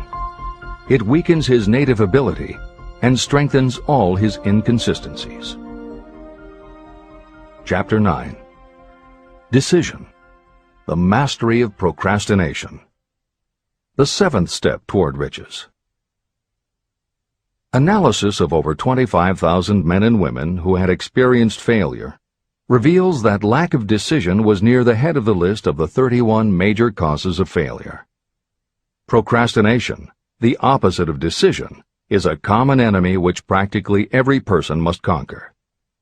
You will have an opportunity to test your capacity to reach quick and definite decisions when you finish reading this book and begin to put the principles into action. My analysis of several hundred people who had accumulated fortunes well beyond the $1 million mark disclosed the fact that every one of them had the habit of reaching decisions promptly and of changing these decisions slowly. People who fail to accumulate money, without exception, have the habit of reaching decisions, if at all, very slowly and of changing these decisions quickly and often.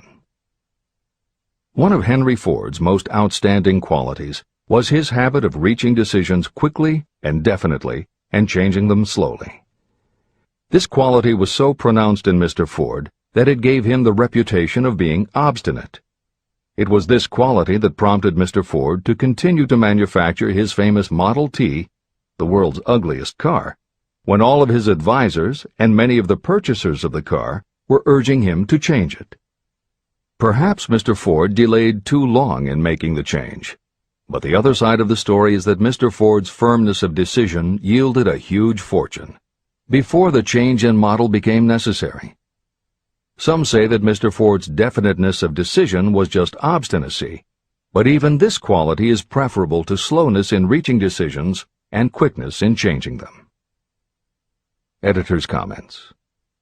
Henry Ford's consistency extended also to the color of the Model T, 15 million of which in 19 years of production from 1908 to 1927 were made only in black and with little change in the design.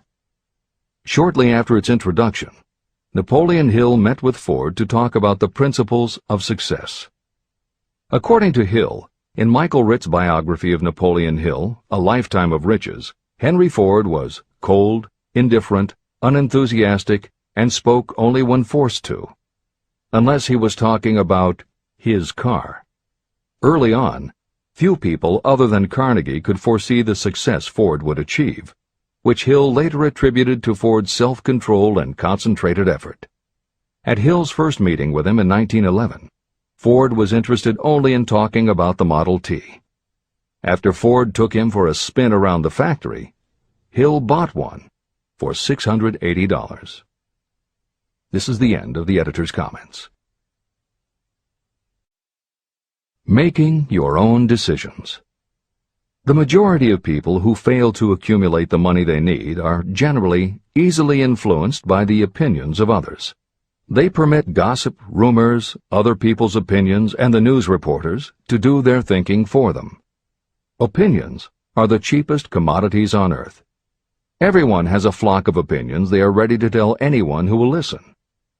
If you are too influenced by other people's opinions when you reach decisions, you will not succeed in any undertaking, much less in that of transmuting your own desire into money.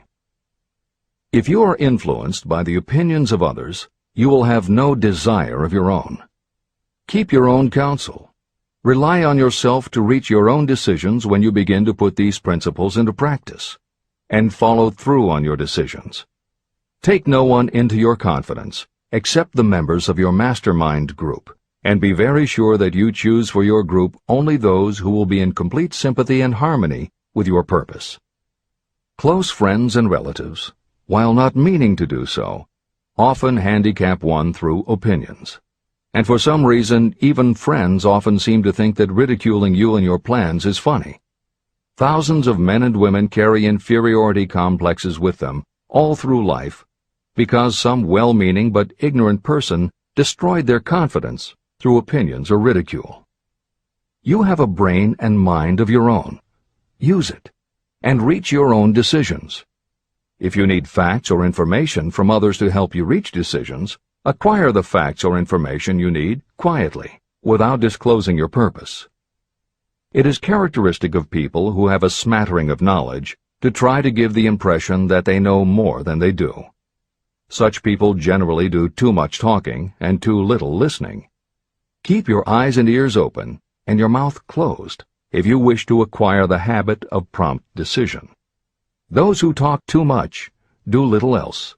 If you talk more than you listen, you may miss some important piece of knowledge that might have been very useful to you. By talking too much, you may also disclose your plans and purposes to people who will take great delight in defeating you because they envy you. Remember, every time you open your mouth in the presence of a person who really has knowledge, you tip your hand and show that person your exact stock of knowledge, or you tip your hand to your lack of it. The mark of genuine wisdom is modesty and silence. Keep in mind that every person is, like you, seeking the opportunity to accumulate money. If you talk about your plans too freely, You may be surprised when you learn that some other person has beat you to it by using the plans you bragged about. Let one of your first decisions be to keep a closed mouth and open ears and eyes. As a reminder to yourself, copy the following epigram in large letters and place it where you will see it daily. Tell the world what you intend to do, but first, show it. This is the equivalent of saying that deeds and not words are what count most. The value of decisions depends upon the courage required to render them. The great decisions that served as the foundation of civilization were reached by assuming great risks, which often meant the chance of death. Lincoln's decision to issue his famous Proclamation of Emancipation, which gave freedom to African Americans, was rendered with full understanding that his act would turn thousands of friends and political supporters against him. When the rulers of Athens gave Socrates the choice of disclaiming his teachings or being sentenced to death, Socrates' decision to drink the cup of poison, rather than compromise in his personal belief, was a decision of courage. It turned time ahead 1,000 years and gave to people then unborn the right to freedom of thought and of speech. 56. Who risked the gallows? The greatest decision of all time, as far as any American citizen is concerned, was reached in Philadelphia on July 4, 1776, when 56 men signed their names to a document that they well knew would bring freedom to all Americans, or leave every one of the 56 hanging from a gallows. You have heard of this famous document, the Declaration of Independence. But have you taken from it the great lesson in personal achievement it so plainly taught? We all remember the date of this momentous decision, but few of us realize what courage that decision required. We remember our history as it was taught. We remember dates and the names of the men who fought. We remember Valley Forge and Yorktown. We remember George Washington and Lord Cornwallis. But we know little of the real forces behind these names, dates, and places. We know even less of that intangible power that ensured freedom long before Washington's armies reached Yorktown. It is nothing short of tragedy that the writers of history have missed entirely even the slightest reference to the irresistible power that gave birth and freedom to the nation destined to set up new standards of independence for all the peoples of the earth. I say it is a tragedy because it is the same power that must be used by every individual who overcomes the difficulties of life and forces life to pay the price asked. Let us briefly review the events that gave birth to this power. The story begins with an incident in Boston on March 5, 1770. British soldiers were patrolling the streets, openly threatening the citizens by their presence. The colonists resented armed men marching in their midst. They began to express their resentment openly, hurling stones as well as epithets at the marching soldiers, until the commanding officer gave orders. Fix bayonets, charge. The battle was on. It resulted in the death and injury of many. The incident aroused such resentment that the Provincial Assembly, made up of prominent colonists, called a meeting for the purpose of taking definite action. Two of the members of that assembly were John Hancock and Samuel Adams. They spoke up courageously and declared that a move must be made to eject all British soldiers from Boston. Remember this: a decision, in the minds of two men, might properly be called the beginning of the freedom that we of the United States now enjoy. Remember, too, that the decision of these two men called for faith and courage because it was dangerous. Before the assembly adjourned, Samuel Adams was appointed to call on Hutchinson, the governor of the province, and demand the withdrawal of the British troops. The request was granted, and the troops were removed from Boston, but the incident was not closed. It had caused a situation that was destined to change the entire trend of civilization. Richard Henry Lee became an important factor in this story, because he and Samuel Adams corresponded frequently, sharing freely their fears and their hopes concerning the welfare of the people of their provinces. From this practice, Adams conceived the idea that a mutual exchange of letters between the 13 colonies, might help to bring about the coordination of efforts so badly needed in connection with the solution of their problems. In March of 1772, 2 years after the clash with the soldiers in Boston, Adams presented this idea to the Assembly. He made a motion that a correspondence committee be established among the colonies, with definitely appointed correspondents in each colony, for the purpose of friendly cooperation for the betterment of the colonies of British America. It was the beginning of the organization of the far-flung power destined to give freedom to you and to me. A mastermind group had already been organized. It consisted of Adams, Lee, and Hancock. The Committee of Correspondence was organized. The citizens of the colonies had been waging disorganized warfare against the British soldiers through incidents similar to the Boston riot, but nothing of benefit had been accomplished. Their individual grievances had not been consolidated under one mastermind. No group of individuals had put their hearts, minds, souls, and bodies together in one definite decision to settle their difficulty with the British once and for all, until Adams, Hancock, and Lee got together. Meanwhile, the British were not idle. They too were doing some planning and masterminding, and they had the advantage of having behind them money and organized soldiery. A decision that changed history. The Crown appointed Gage to supplant Hutchinson as the governor of Massachusetts. One of the new governor's first acts was to send a messenger to call on Samuel Adams for the purpose of endeavoring to stop his opposition by fear. You will best understand the spirit of what happened from this quotation of the conversation between Colonel Fenton, the messenger sent by Gage, and Adams. Colonel Fenton: I have been authorized by Governor Gage to assure you, Mr. Adams, that the governor has been empowered to confer upon you such benefits as would be satisfactory, an obvious endeavor to win Adams by promise of bribing him, upon the condition that you engage to cease in your opposition to the measures of the government. It is the governor's advice to you, sir, not to incur the further displeasure of His Majesty. Your conduct has been such as makes you liable to penalties of an act of Henry VIII, by which persons can be sent to England for trial for treason or misprision of treason at the discretion of a governor of a province. But by changing your political course, you will not only receive great personal advantages, but you will make your peace with the king. Samuel Adams had the choice of two decisions. He could cease his opposition and receive personal bribes, or he could continue and run the risk of being hanged.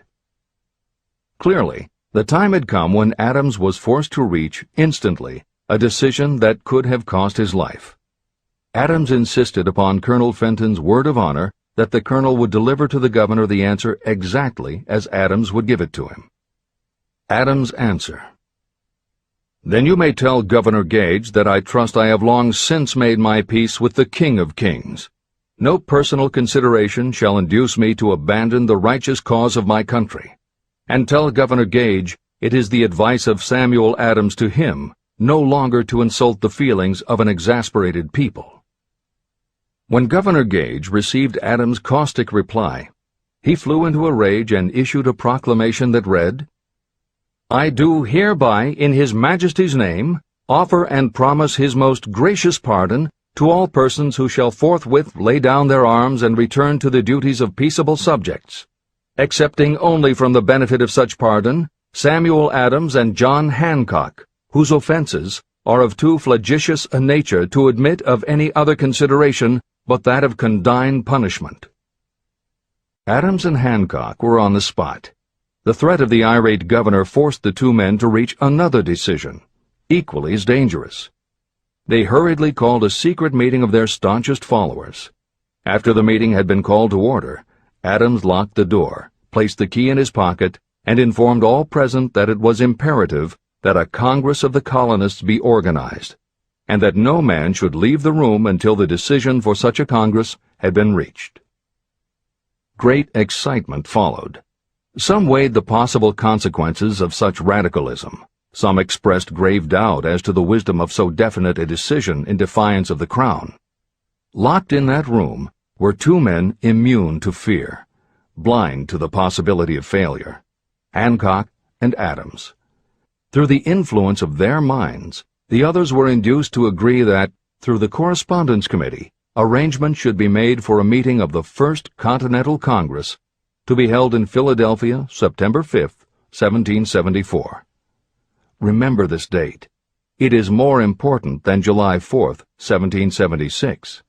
If there had been no decision to hold a Continental Congress, there could have been no signing of the Declaration of Independence. Before the first meeting of the new Congress, another leader, in a different section of the country, was deep in the throes of publishing a summary view of the rights of British America.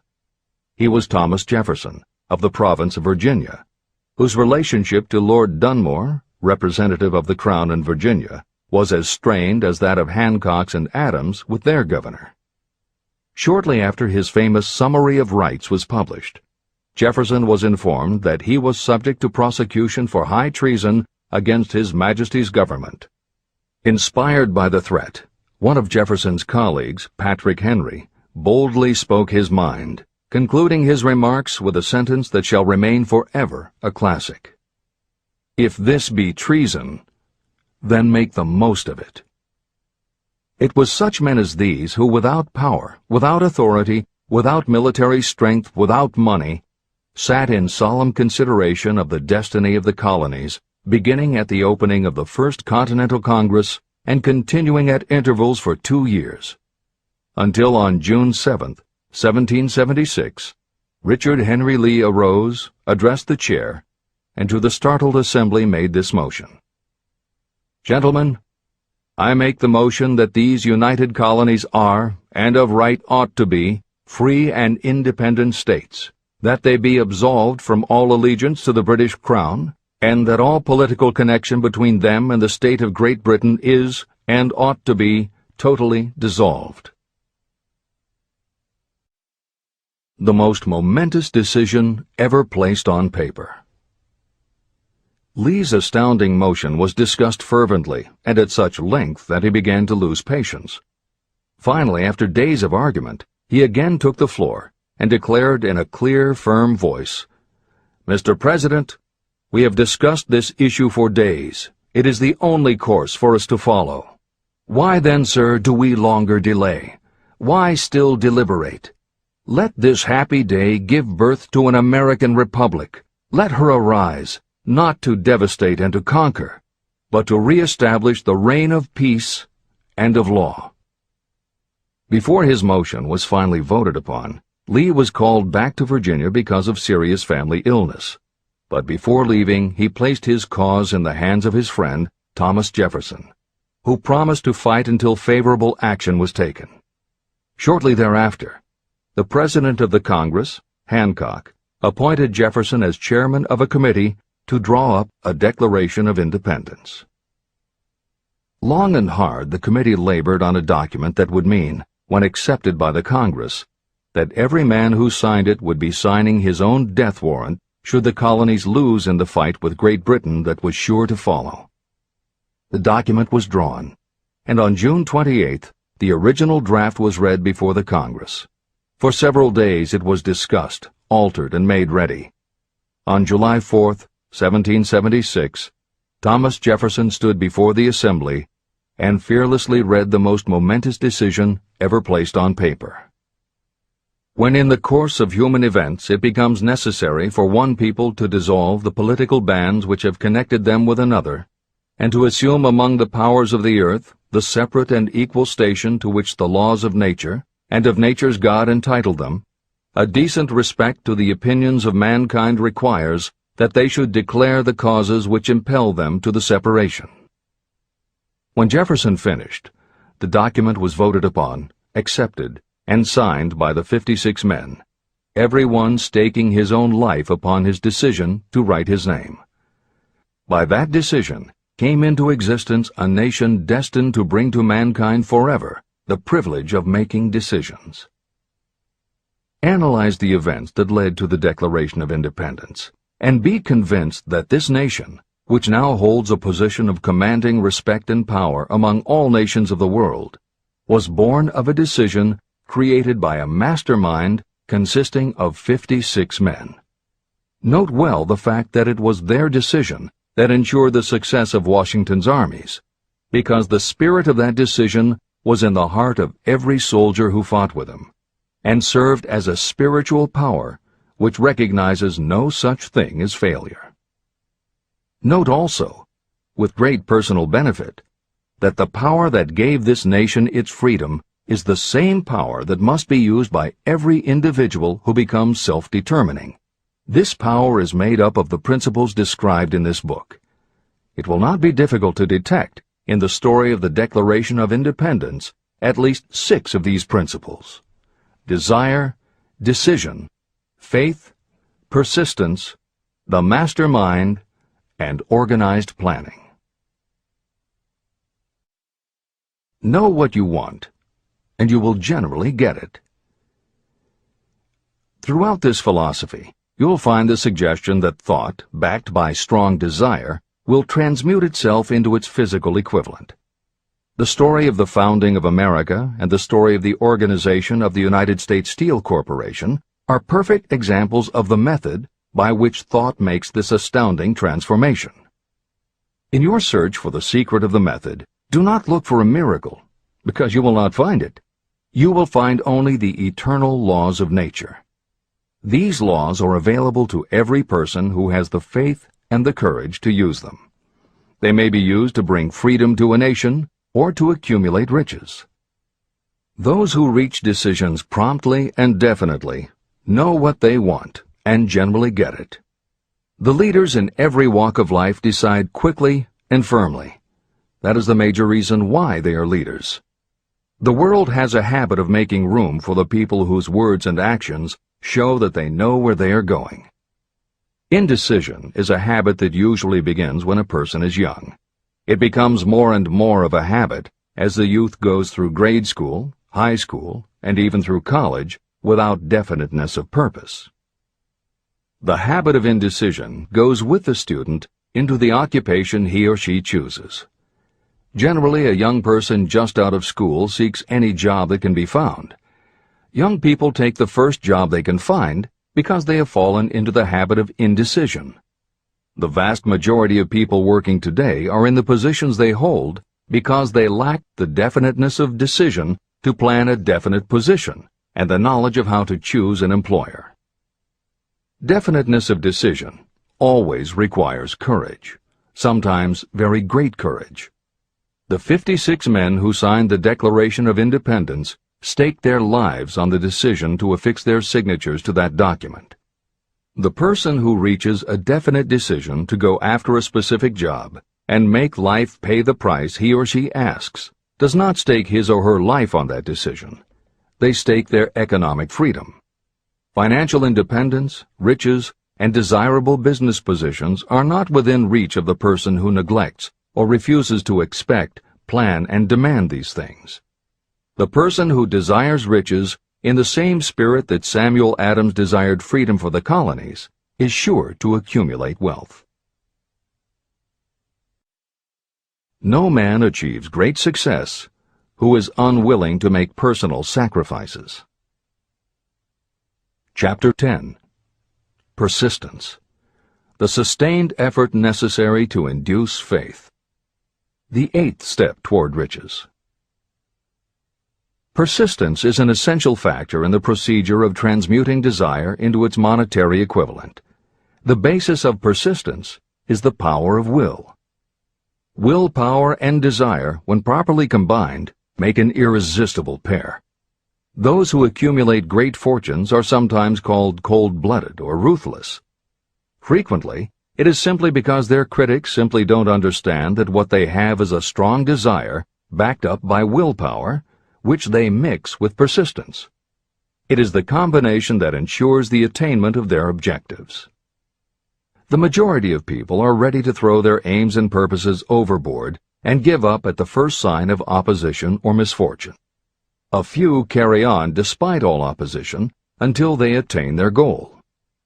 There may be no heroic connotation to the word persistence, but persistence does for your character what carbon does to iron.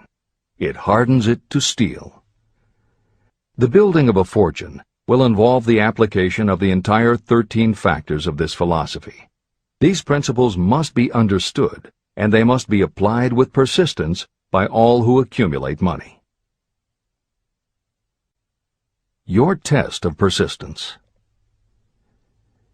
If you are reading this book with the intention of seriously applying the knowledge, the first test of your persistence will come when you begin to follow the 6 steps described in the 3rd chapter. Desire.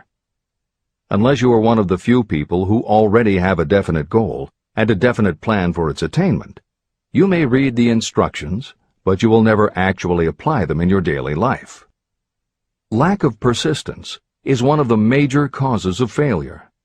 Moreover, my experience with thousands of people has proved that lack of persistence is a weakness common to the majority of people.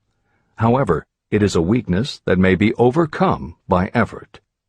The ease with which lack of persistence may be conquered will depend entirely upon the intensity of your desire. The starting point of all achievement is desire. Keep this constantly in mind.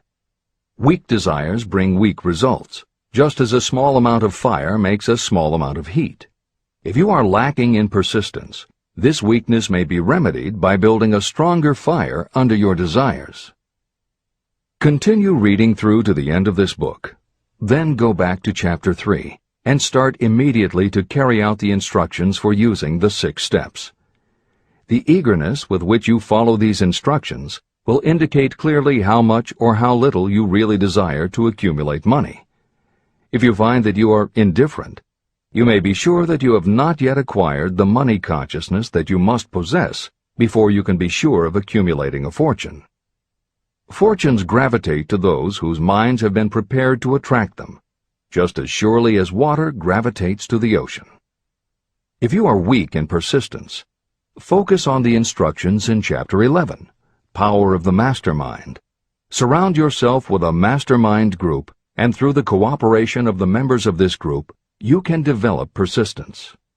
You will find additional instructions for the development of persistence in Chapter 5, Autosuggestion, and in Chapter 13, The Subconscious Mind. Follow the instructions in these chapters until you build up habits that convey to your subconscious mind a clear picture of the object of your desire. From that point on, you will not be handicapped by lack of persistence. Your subconscious mind works continuously while you are awake and while you are asleep. Are you money conscious or poverty conscious? Occasional effort to apply the rules will be of no value to you. To get results, you must apply all of the rules until they become a fixed habit with you. In no other way can you develop the necessary money consciousness. Just as money is attracted to those who have deliberately set their mind on it, poverty is attracted to those whose mind is open to it. And although money consciousness must be developed intentionally, poverty consciousness develops without conscious application of habits favorable to it. Poverty consciousness will seize the mind that is not occupied with money consciousness. If you understand the point of the preceding paragraph, you will understand the importance of persistence in the accumulation of a fortune. Without persistence, you will be defeated even before you start. With persistence, you will win. If you have ever had a nightmare, you will realize the value of persistence. You are lying in bed, half awake, with a feeling that you are about to smother. You are unable to turn over or to move a muscle. You realize that you must begin to regain control over your muscles. Through persistent effort of willpower, you finally manage to move the fingers of one hand. By continuing to move your fingers, you extend your control to the muscles of one arm until you can lift it. Then you gain control of the other arm. You finally gain control over the muscles of one leg, and then extend it to the other leg. Then, with one supreme effort of will, you regain complete control over your muscular system and snap out of your nightmare. You did it step by step. You may find it necessary to snap yourself out of your mental inertia in a similar way. First, by moving slowly, then increasing your speed, until you gain complete control over your will. Be persistent, no matter how slowly you may have to move at first. With persistence will come success. Snap out of mental inertia. If you select your mastermind group with care, you will have in it at least one person who will aid you in the development of persistence. Some people who have accumulated great fortunes did so because of necessity. They developed the habit of persistence because circumstances forced them to become persistent. Those who have cultivated the habit of persistence seem to enjoy insurance against failure. No matter how many times they are defeated, they finally arrive up toward the top of the ladder. Sometimes it appears that there is a hidden guide whose duty is to test us through all sorts of discouraging experiences. Those who pick themselves up after defeat and keep on trying finally arrive, and the world says, "I knew you could do it." The hidden guide lets no one enjoy great achievement without passing the persistence test. Those who can't take it simply do not make the grade. Those who can take it are rewarded for their persistence, and in return they get the goal they are pursuing. But that is not all. They receive something infinitely more important than material compensation: the knowledge that every failure brings with it the seed of an equivalent advantage. Persist past your failures. The people who learn from experience the importance of persistence will not accept defeat as being anything more than temporary. They are the ones whose desires are so persistently applied that defeat is finally changed into victory.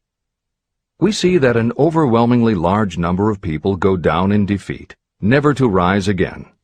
We also see the few who take the punishment of defeat as an urge to greater effort. But what we do not see, what most of us never suspect of existing, is the silent but irresistible power that comes to the rescue of those who fight on in the face of discouragement. If we speak of this power at all, we call it persistence and let it go at that. One thing is sure: if you do not have persistence, you will not achieve noteworthy success in any calling. As I am writing these lines, I can look out the window and see, less than a block away, the great mysterious Broadway, the graveyard of dead hopes and the front porch of opportunity. From all over the world, people have come to Broadway seeking fame, fortune, power, love, or whatever it is that human beings call success.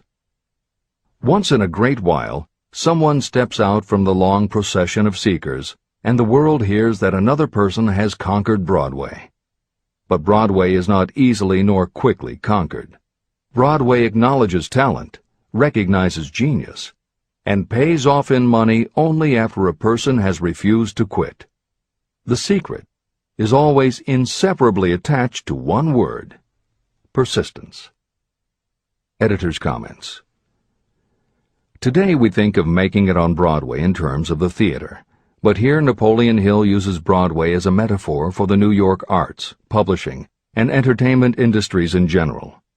In the original edition of Think and Grow Rich, Hill used this introduction to tell of Fannie Hurst, one of the best-selling authors of the day, who pounded the streets of New York for 4 years and received 36 rejection slips from one publisher alone before her persistence paid off and she finally got published.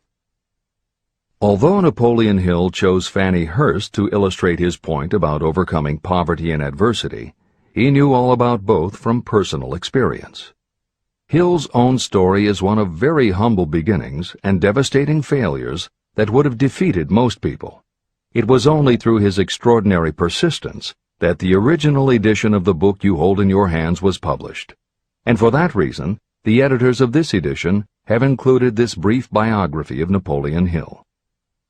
The following is adapted from A Lifetime of Riches, the biography of Napoleon Hill, written by Michael J. Ritt, Jr. and Kirk Landers, and also draws upon Napoleon Hill's first bestseller, his 4-volume masterwork, Law of Success. In it, Hill told of the 7 turning points in his own life, and those excerpts told in his words are told in the first person. Born into poverty in the backwoods of Virginia, young Knapp, as he was called, was the local gun-toting troublemaker. He would probably have ended up a criminal had his widowed father not met and married Martha Ramey Banner. Knapp's new stepmother set out to change the family's mountain ways, and she started by trading Napoleon a typewriter for his 6-shooter pistol. She told him, "If you become as good with a typewriter as you are with that gun, you may become rich and famous and known throughout the world." Her faith and encouragement turned young Knapp around, and by the age of 15, he was submitting stories to the local newspapers and doing everything he could to get himself out of his meager circumstance. After completing high school and 1 year at a business college, he wrote an audacious letter to Rufus Ayers, one of the most powerful men in the coal industry. Hill wrote to apply for a job, but he said that he didn't want a salary. In fact, he said he would pay Ayers. Hill proposed that Ayers could charge him whatever he wanted on a monthly basis, but if at the end of 3 months Hill had proved his worth, he then would expect Ayers to pay him a salary of the same monthly amount. Ayers admired Hill's style and hired him, with pay. First turning point. After finishing a course at a business college, I took a job as stenographer and bookkeeper. As a result of having practiced the habit of performing more work and better work than that for which I was paid, I advanced rapidly until I was assuming responsibilities and receiving a salary far out of proportion to my age. Hill also proved to be so trustworthy and honest that Ayers promoted him to replace the manager, making this 19-year-old the youngest manager of a mine and in charge of 350 men. Then fate reached out and gave me a gentle nudge. My employer lost his fortune, and I lost my position. This was my first real defeat, and even though it came about as a result of causes beyond my control, I didn't learn a lesson from it until many years later. Second turning point. My next position was that of sales manager for a large lumber manufacturer in the South. My advancement was rapid, and I did so well that my employer took me into partnership with him. We began to make money, and I began to see myself on top of the world again. Like a stroke of lightning out of a clear sky, the 1907 panic swept down, and overnight it rendered me an enduring service by destroying our business and relieving me of every dollar that I had. Editor's comment. The panic Hill refers to began in the summer of 1907, when a number of banks and stock brokerages declared bankruptcy. Word spread to the general public, and it created a run on the banks as depositors lined up to demand that they be given the money they had on deposit. Banks called in loans to meet the demand for cash, but those borrowers couldn't find buyers for their goods or property, so they couldn't pay back their loans. When the banks couldn't get back the money they had loaned, they repossessed the homes or businesses that the borrowers had put up as collateral.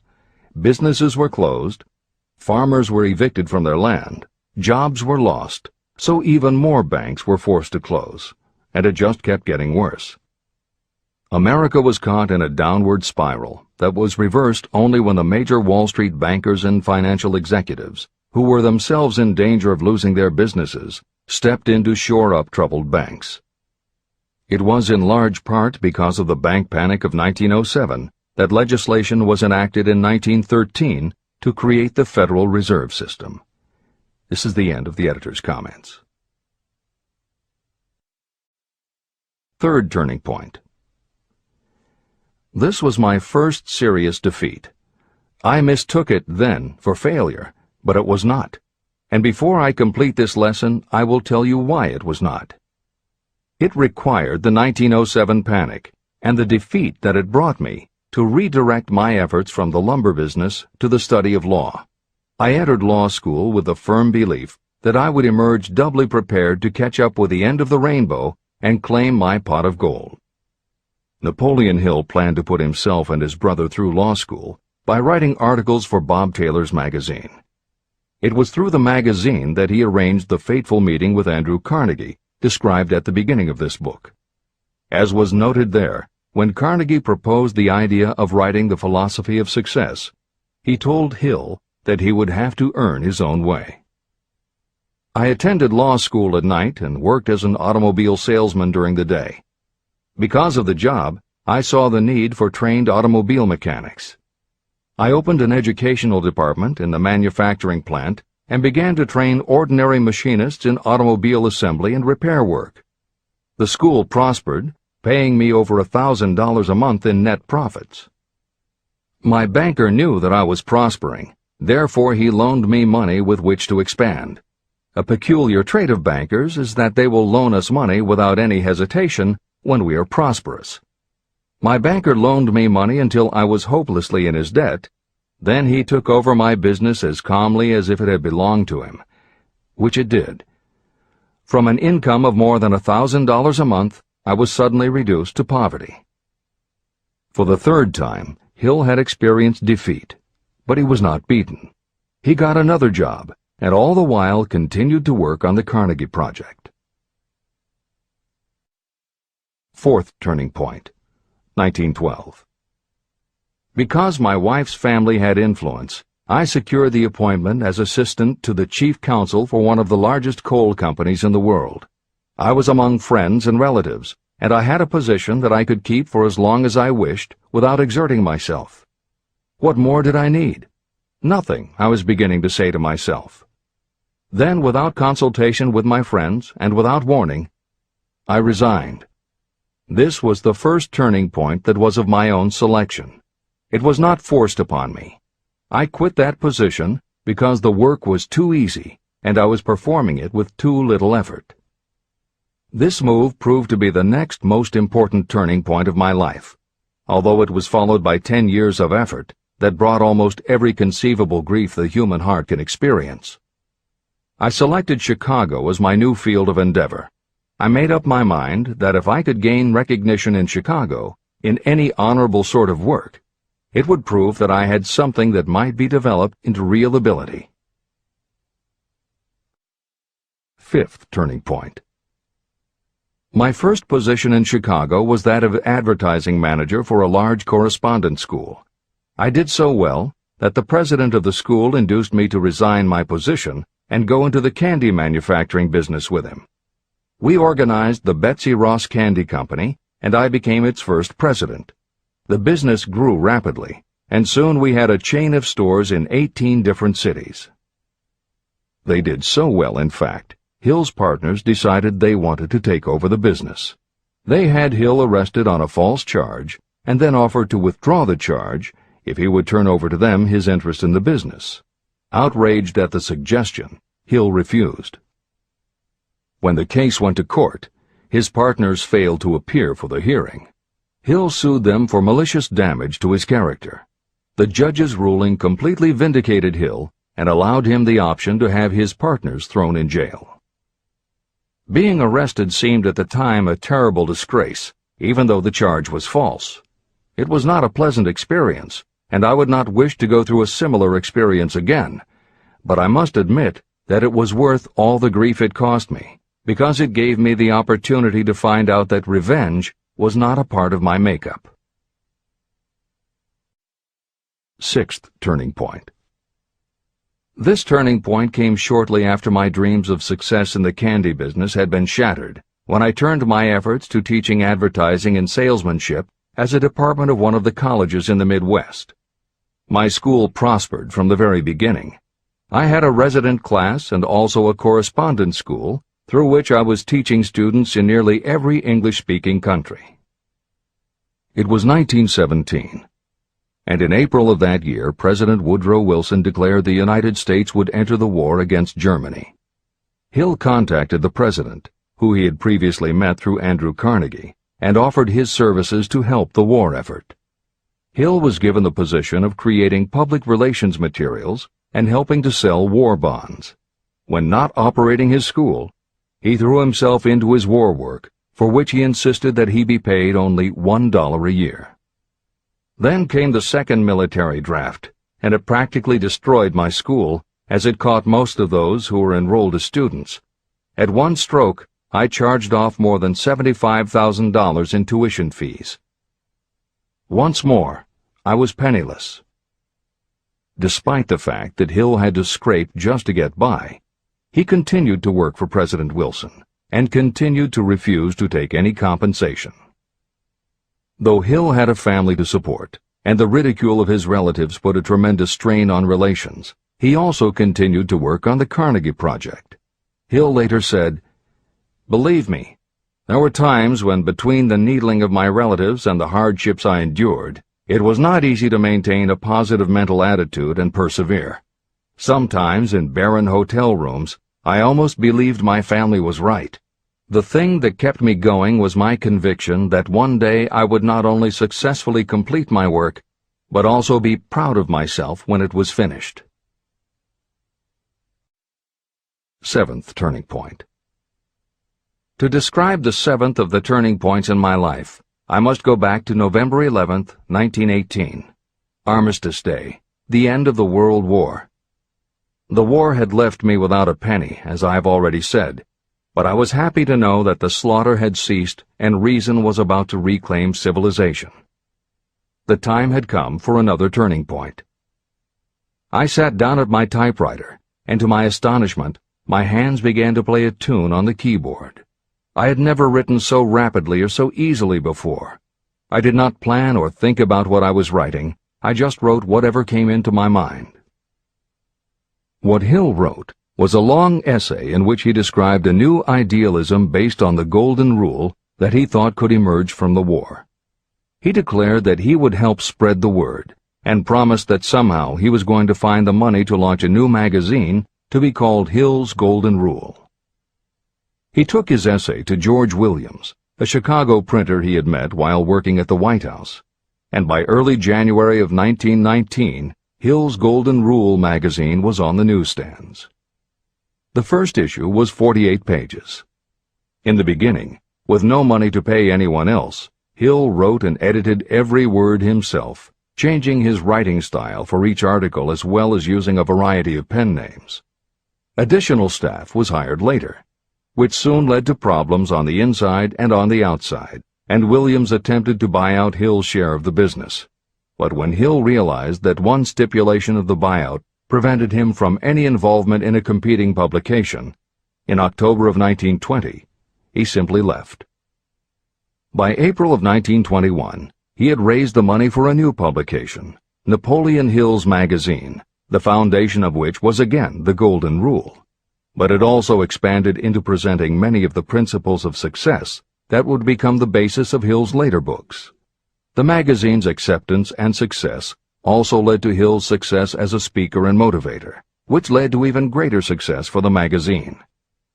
At the same time, Napoleon Hill was working with one of the inmates of a penitentiary to develop a correspondence course, which he took to the prisons to encourage prisoner rehabilitation. Most everything Hill did during this time was successful, and the success of the prison program was significant. But the greed of two members of the board of directors, one of whom was the prison chaplain, eventually led in 1923 to the demise of not only the educational rehabilitation programs, but also the magazine and numerous other successful offshoot ventures.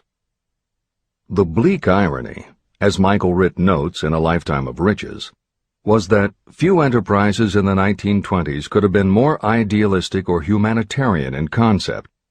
Yet in seeking to stir goodness in men's souls, these enterprises had stirred mean-spirited men to a bloodlust that destroyed everything. Without his magazine, Hill went back to teaching and lecturing, which led to an introduction to a crusading newspaper publisher, Don Mellett, who offered to help Hill publish the results of his work on the Carnegie Project. At this same time, Mellett learned that Prohibition gangsters were selling narcotics and bootleg liquor to school children in Canton, and members of the local police force were being bribed to do nothing about it. Mellett was outraged and wrote an expose in his Canton Daily News while Hill contacted the governor to implement a state investigation of the corrupt police department. A week before Hill and Mellett were to finalize the financing for the publication of Hill's book, Don Mellett was ambushed outside his home and assassinated by a gangster and a renegade cop. They tried to kill Hill, too, but through pure luck he escaped and fled to the Smoky Mountains, where he remained holed up in a backwoods shack for most of a year. Destitute and in fear for his life, he lapsed into a state of deep depression. Then, in one extraordinary night of self-analysis, he willed himself out of his depression and resolved to finish the challenge Carnegie had posed almost 20 years earlier. Hill went to Philadelphia, convinced a publisher to put up the money, then worked night and day for almost 4 months to finish the manuscript. In March of 1928, Hill published the results of his efforts, a multi-volume masterwork entitled Law of Success. No one had ever seen anything like it. It was a phenomenon, a runaway bestseller. A little over a year later, while Hill was finally enjoying the fruits of his long labors, the stock market crash of '29 hit. The bottom fell out of everything, including the market for books. Though he never gave up on his vision, like the rest of America, Hill struggled through the Depression. He lectured, he wrote, and he taught in every way he could, but it was very hard to preach personal achievement to a country that had lost faith in itself. Napoleon Hill made it his personal mission to turn the tide by creating a variety of self-help programs, but it became disappointingly apparent that it was going to take more than one man to do it. When Franklin Delano Roosevelt was elected president, he reached out to Hill. Though Napoleon Hill was an avowed capitalist, he believed enough in the ultimate goal of FDR's policies that he committed himself to helping the new administration. Throughout the Depression years, he became a close confidant of the president's, helping to guide Roosevelt in his efforts to revitalize America. It is said that it was Hill who gave FDR the famous line, "We have nothing to fear but fear itself." And though Hill was dead broke, just as he had done for President Wilson, he refused to accept more than $1 a year for his efforts. In 1937, as America was finally beginning to see glimmerings of hope that the Great Depression might end, Hill convinced his publisher that America now needed a book to help shake off the mental and emotional stigma of those terrible times. He was right. They released Think and Grow Rich to such resounding success that it sold well over 1 million copies even before the Depression ended. At this writing, it has sold more than 60 million copies worldwide, and to this day it still sells more than 1 million copies a year in its various editions. Take your own persistence inventory. Persistence is a state of mind. Therefore, it can be cultivated. Like all states of mind, persistence is based upon definite causes, among them these. Definiteness of purpose.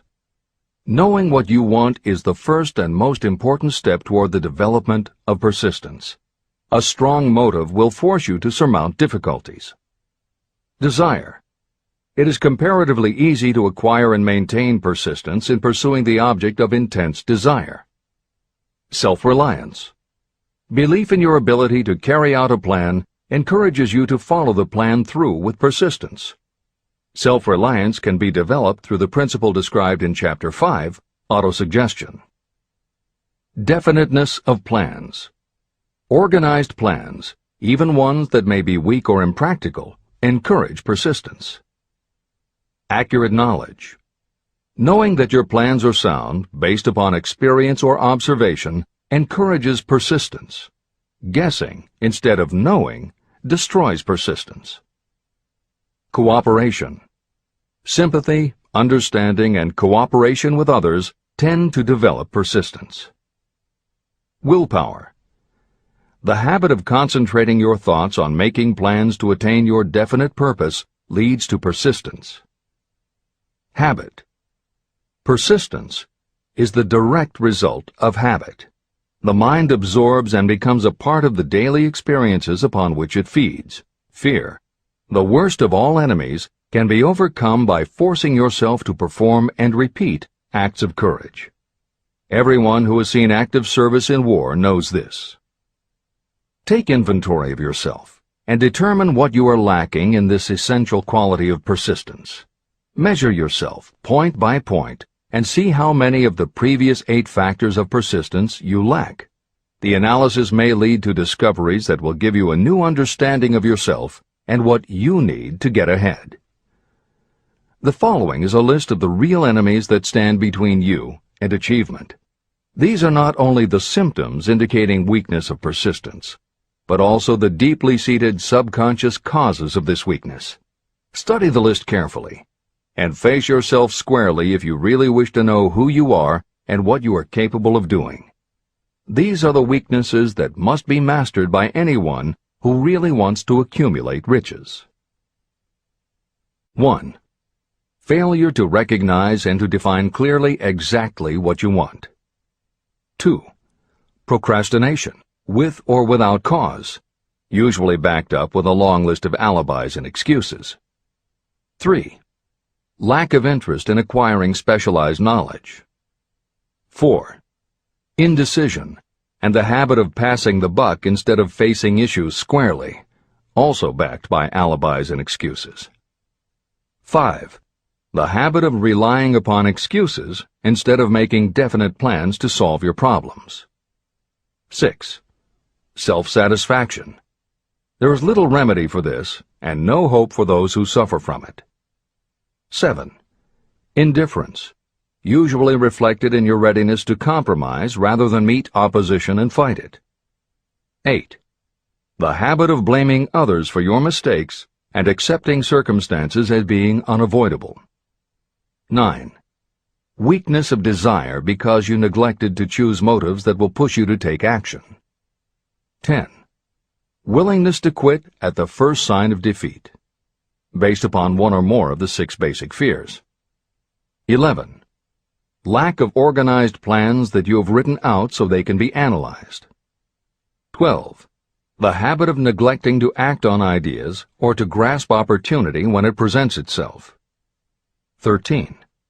Wishing instead of willing. 14. The habit of compromising with poverty instead of aiming at riches. A general lack of ambition to be, to do, or to own. 15.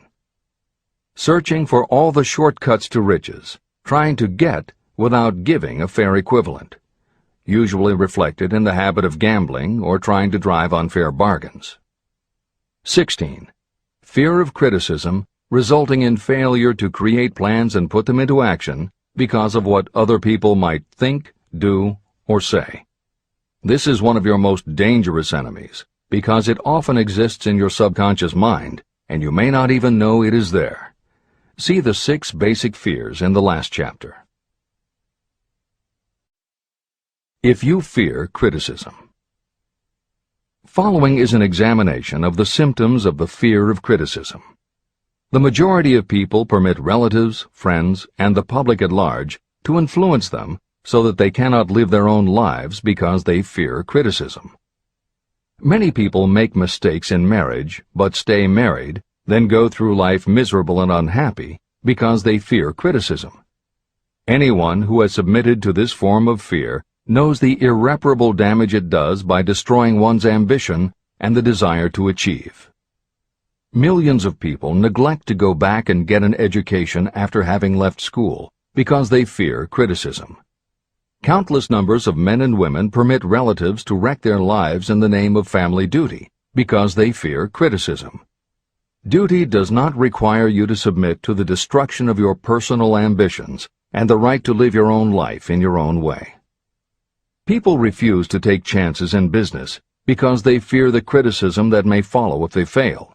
The fear of criticism in such cases is stronger than the desire for success. Too many people refuse to set high goals for themselves because they fear the criticism of relatives and friends who may say, "Don't aim so high, people will think you're crazy." When Andrew Carnegie suggested that I devote 20 years to the organization of a philosophy of individual achievement, my first impulse was fear of what people might say. His suggestion was far greater than anything I had ever conceived for myself. My first instinct was to create excuses, all of them traceable to the fear of criticism. Something inside of me said, "You can't do it. The job is too big and requires too much time. What will your relatives think of you? How will you earn a living? No one has ever organized a philosophy of success. What right have you to believe you can do it? Who are you anyway to aim so high? Remember your humble birth. What do you know about philosophy? People will think you are crazy, and they did. Why hasn't some other person done this before now? These and many other questions flashed into my mind. It seemed as if the whole world had suddenly turned its attention to me with the purpose of ridiculing me into giving up all desire to carry out Mr. Carnegie's suggestion. Later in life, after having analyzed thousands of people, I discovered that most ideas are stillborn. To grow, ideas need the breath of life injected into them through definite plans of immediate action. The time to nurse an idea is at the time of its birth. Every minute it lives gives it a better chance of surviving. The fear of criticism is what kills most ideas that never reach the planning and action stage. Breaks can be made to order. Many people believe that success is the result of lucky breaks. There may be something to that, but if you depend upon luck, you will almost surely be disappointed. The only break anyone can afford to rely on is a self-made break. These come through the application of persistence. The starting point is definiteness of purpose. Editor's comments. In 1999, Mark Myers, editor of one of the country's most influential self-help newsletters, Bottom Line Personal, wrote a book entitled How to Make Luck: 7 Secrets Lucky People Use to Succeed. In it, he tells of a study that was done by the psychology department at the University of Hertfordshire near London. They assembled a group of people, half of whom either thought themselves lucky or were considered to be lucky by others. The other half of the group believed they were unlucky. They were all brought to campus to watch a computerized random coin toss. Each person watched as a cartoon elf came on screen and flipped a coin. Each was asked to call heads or tails.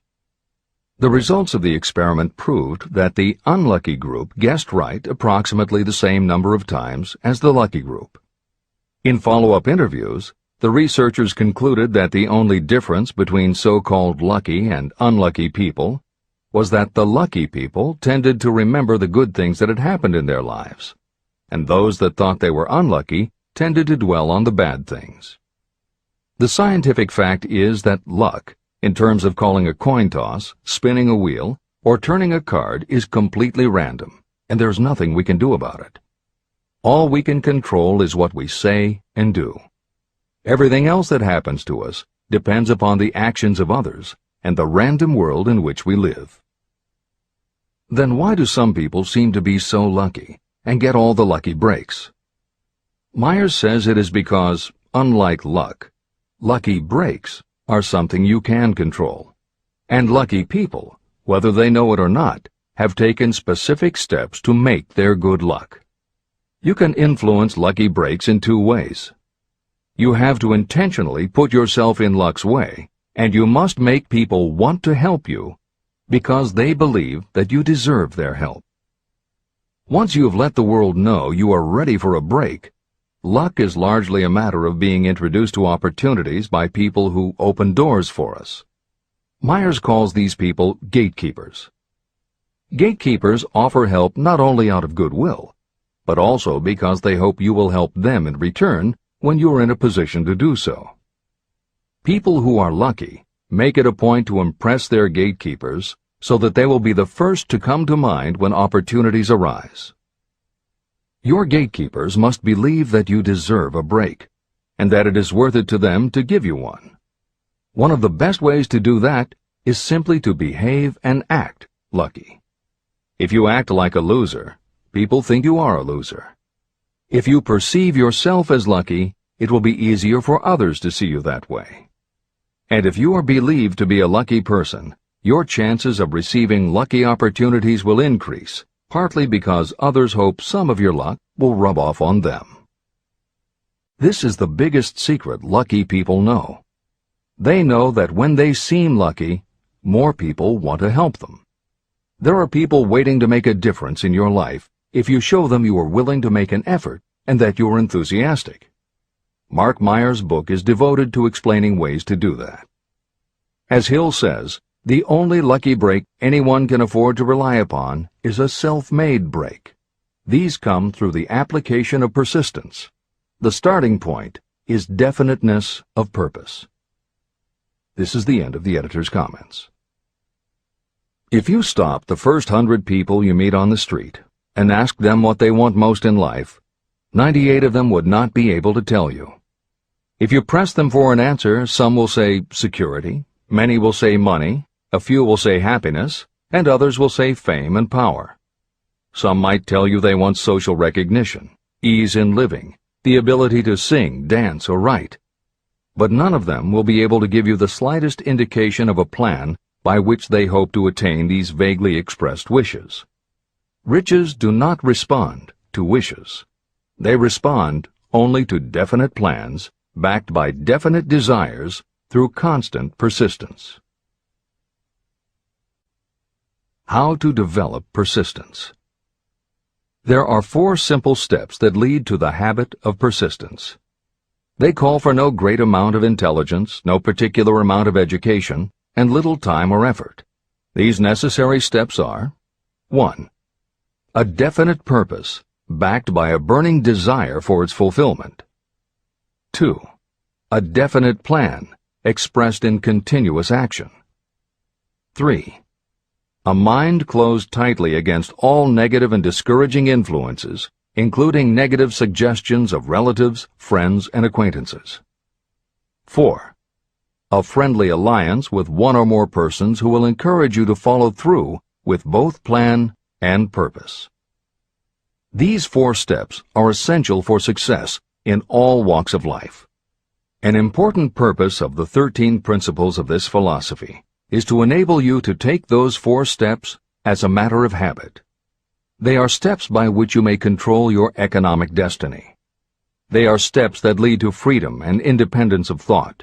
They are steps that lead to riches, in small or great quantities.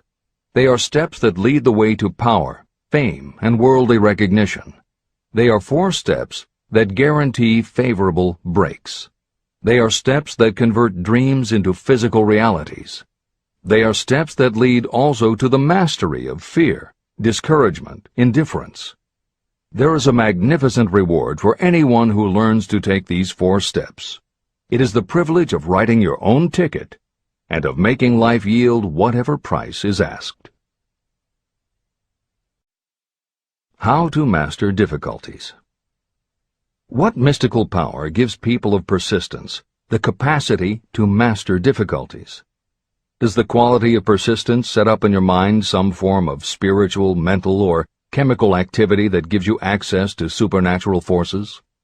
Does infinite intelligence throw itself on the side of the person who still fights on when the whole world seems to be against them? These and many other similar questions were in my mind as I watched Henry Ford start from scratch and build an industrial empire with little more than persistence. Or Thomas A. Edison, who, with less than 3 months of schooling, became the world's leading inventor. He turned his persistence into sound recording and playback machines, motion picture cameras and projectors, and the incandescent light, to say nothing of 100 other useful inventions. I had the opportunity to analyze both Mr. Edison and Mr. Ford up close and personal, year by year, over a long period of time. So I speak from actual knowledge when I say that I found no quality except persistence in either of them that even remotely suggested the major source of their stupendous achievements. If you make an impartial study of the prophets, philosophers, and religious leaders of the past, you will come to the inevitable conclusion that persistence, concentration of effort, and definiteness of purpose were the major sources of their achievements. Consider, for example, the fascinating story of Muhammad. Analyze his life. Compare him with men of achievement in this modern age of industry and finance, and observe how they all have one outstanding trait in common: persistence. If you want to understand more about the power of persistence and how it works, I strongly suggest that you read a biography of Muhammad.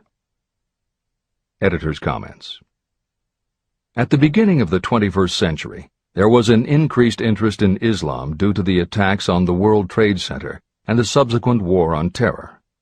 Consequently, the modern reader will have no difficulty finding a number of very good books about Muhammad. At the time that Hill was writing the first edition of Think and Grow Rich, one of the best biographies of Muhammad was written by Esad Bey, who was born in Baku, Azerbaijan, the son of a Jewish businessman named Nusenbaum. Later, he changed his name when he converted to Islam. During the Russian Revolution, he fled his home for Berlin, where he lived until the rise of Hitler again forced him to move, first to Austria and then finally to Italy. It is believed by some that this man, known as Esad Bey, also wrote under another pen name, Kurban Said, and was in fact the author of the acclaimed Azerbaijani novel, Ali and Nino. That Napoleon Hill was very impressed with this particular biography of Muhammad is clear from his recommendation, which follows. I strongly suggest that you read a biography of Muhammad, especially the one by Esad Bey. This brief review of that book, which appeared in the Herald Tribune, will provide a preview of the rare treat in store for those who take the time to read the entire story of one of the most astounding examples of the power of persistence known to civilization. The Last Great Prophet. Reviewed by Thomas Sugru. Muhammad was a prophet, but he never performed a miracle. He was not a mystic. He had no formal schooling. He did not begin his mission until he was 40. When he announced that he was the messenger of God, bringing word of the true religion, he was ridiculed and labeled a lunatic. Children tripped him, and women threw filth upon him. He was banished from his native city, Mecca, and his followers were stripped of their worldly goods and sent into the desert after him. When he had been preaching 10 years, he had nothing to show for it but banishment, poverty, and ridicule.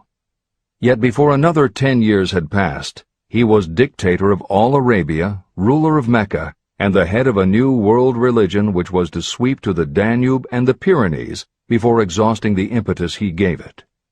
That impetus was threefold: the power of words, the efficacy of prayer, and man's kinship with God. His career never made sense.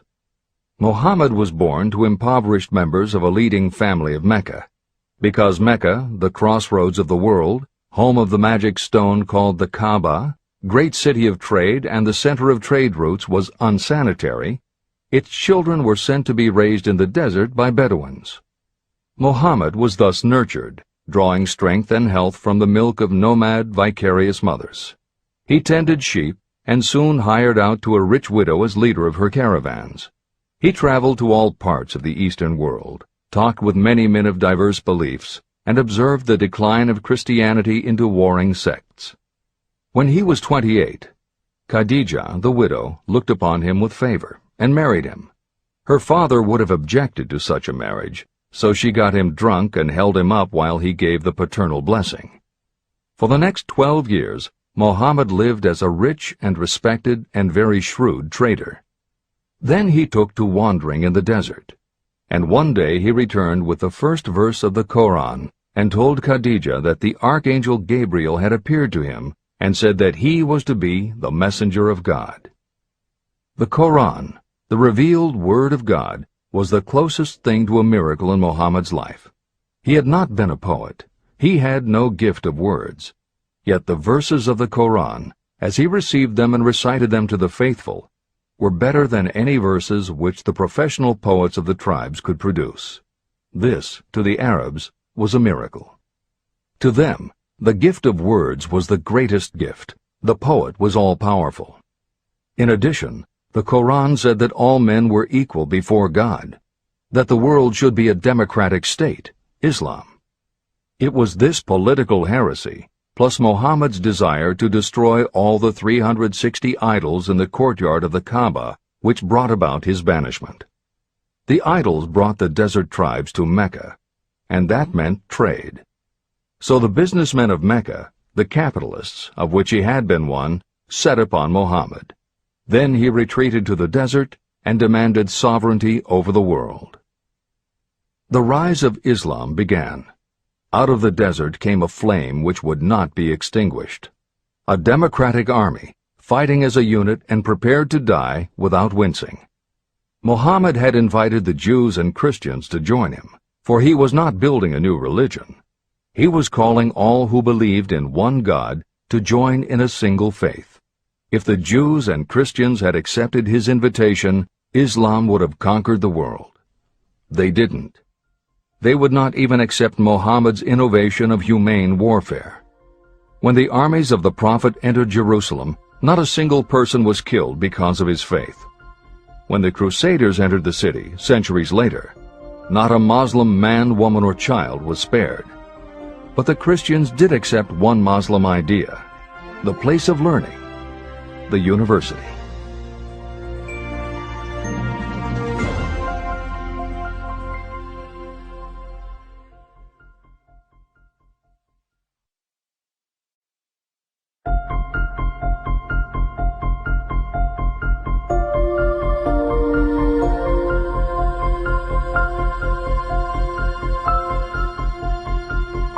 The ladder of success is never crowded at the top. Chapter 11. Power of the Mastermind, the Driving Force. The ninth step toward riches. Power is essential for success in the accumulation of money. Plans are useless without sufficient power to turn them into action. This chapter will describe the method by which an individual may attain and apply power. Power may be defined as organized and intelligently directed knowledge. Power, as the term is used here, refers to organized effort, sufficient to enable an individual to transmute desire into its monetary equivalent. Organized effort is produced through the coordination of effort of two or more people who work toward a definite end in a spirit of harmony. Power is required to accumulate money. Power is necessary to keep the money after it has been accumulated. How can power be acquired? If power is organized knowledge, let us examine the sources of knowledge. Infinite intelligence. This source of knowledge may be accessed with the aid of creative imagination through the subconscious mind, as described in the previous chapters on faith, autosuggestion, and imagination, and as will be elaborated on in Chapter 13, the subconscious mind, and Chapter 14, the brain. Accumulated experience. The accumulated experience of humanity may be found in any well-equipped public library. An important part of this accumulated experience is taught in public schools and colleges, where it has been classified and organized. Editor's comment. The computer revolution and the Internet have had a profound effect upon the quantity of information available and on the ease of access and ability to organize that information. This is the end of the editor's comment. Experiment and research. In the field of science, and in practically every other walk of life, people are gathering, classifying, and organizing new facts daily. This is the source to which you must turn when knowledge is not available through accumulated experience. Here, too, the creative imagination must often be used. Editor's comment. Today, because of the computer revolution and the Internet, publishing and dissemination of information happens so quickly that there is almost no lag time between experiment or research and the integration of those results into available knowledge. This is the end of the editor's comment. Knowledge may be acquired from any of the foregoing sources. It may be converted into power by organizing it into definite plans and by putting those plans into action. If you examine the three sources of knowledge, you will see how difficult it would be if you had to depend upon just your own efforts to assemble all the knowledge you need and turn it into definite plans of action. If your plans are big and comprehensive, generally you will have to get others to cooperate with you if you are going to organize your knowledge so that you can turn your plans into power. Gaining power through the mastermind. The mastermind may be defined as coordination of knowledge and effort in a spirit of harmony between two or more people for the attainment of a definite purpose. No individual may have great power without utilizing the mastermind. In Chapter 8, organized planning. I commented on how to create plans for translating desire into its monetary equivalent. If you carry out these instructions with persistence and intelligence, and use discrimination in choosing your mastermind group, your objective will have been halfway reached even before you begin to recognize it. Editor's comments. In the following section, Hill describes the two kinds of power that an individual can access by assembling a mastermind alliance and working with that group. The first kind of power that he mentions is economic power, which needs no comment from the editors. However, to describe the second kind of power, for want of a better term, Hill uses the term psychic. Because this word has taken on connotations that Hill never intended, this concept deserves clarification before you read on. As is obvious throughout this book, Napoleon Hill was a very practical man. His use of the word psychic in this chapter has nothing to do with seances, fortune-telling, magic, or any other aspect of the paranormal.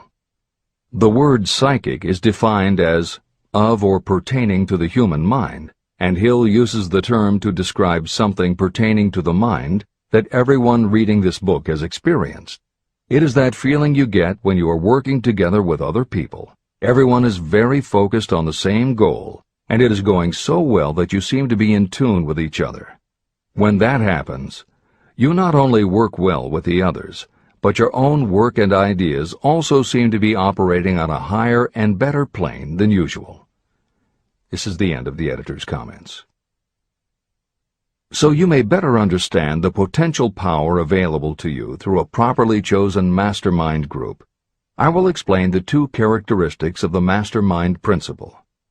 One kind of power is economic, and the other psychic. Economic power. The economic feature is obvious. Economic advantages may be created by any person who surrounds himself with the advice, counsel, and personal cooperation of a group of people who are willing to lend him or her wholehearted aid in a spirit of perfect harmony. This form of cooperative alliance has been the basis of nearly every great fortune. Your understanding of this great truth may definitely determine your financial status. Psychic power. What I refer to as the psychic phase of the mastermind principle is a little more difficult to comprehend. You'll get a better sense of the meaning from this statement. No two minds ever come together without creating a third, invisible, intangible force, which may be likened to a third mind. The human mind is a form of energy. When the minds of two people are coordinated in a spirit of harmony, the energy of each mind seems to pick up on the energy of the other mind, which constitutes the psychic phase of the mastermind. The mastermind principle, or rather the economic feature of it, was first called to my attention by Andrew Carnegie. Discovery of this principle was responsible for the choice of my life's work. Mr. Carnegie's mastermind group consisted of a staff of approximately 50 people with whom he surrounded himself for the purpose of manufacturing and marketing steel. He knew little of the technical side of the steel business. His strength was his ability to get others to work together in perfect harmony toward achieving a common goal. Carnegie attributed his entire fortune to the power he accumulated through this mastermind alliance.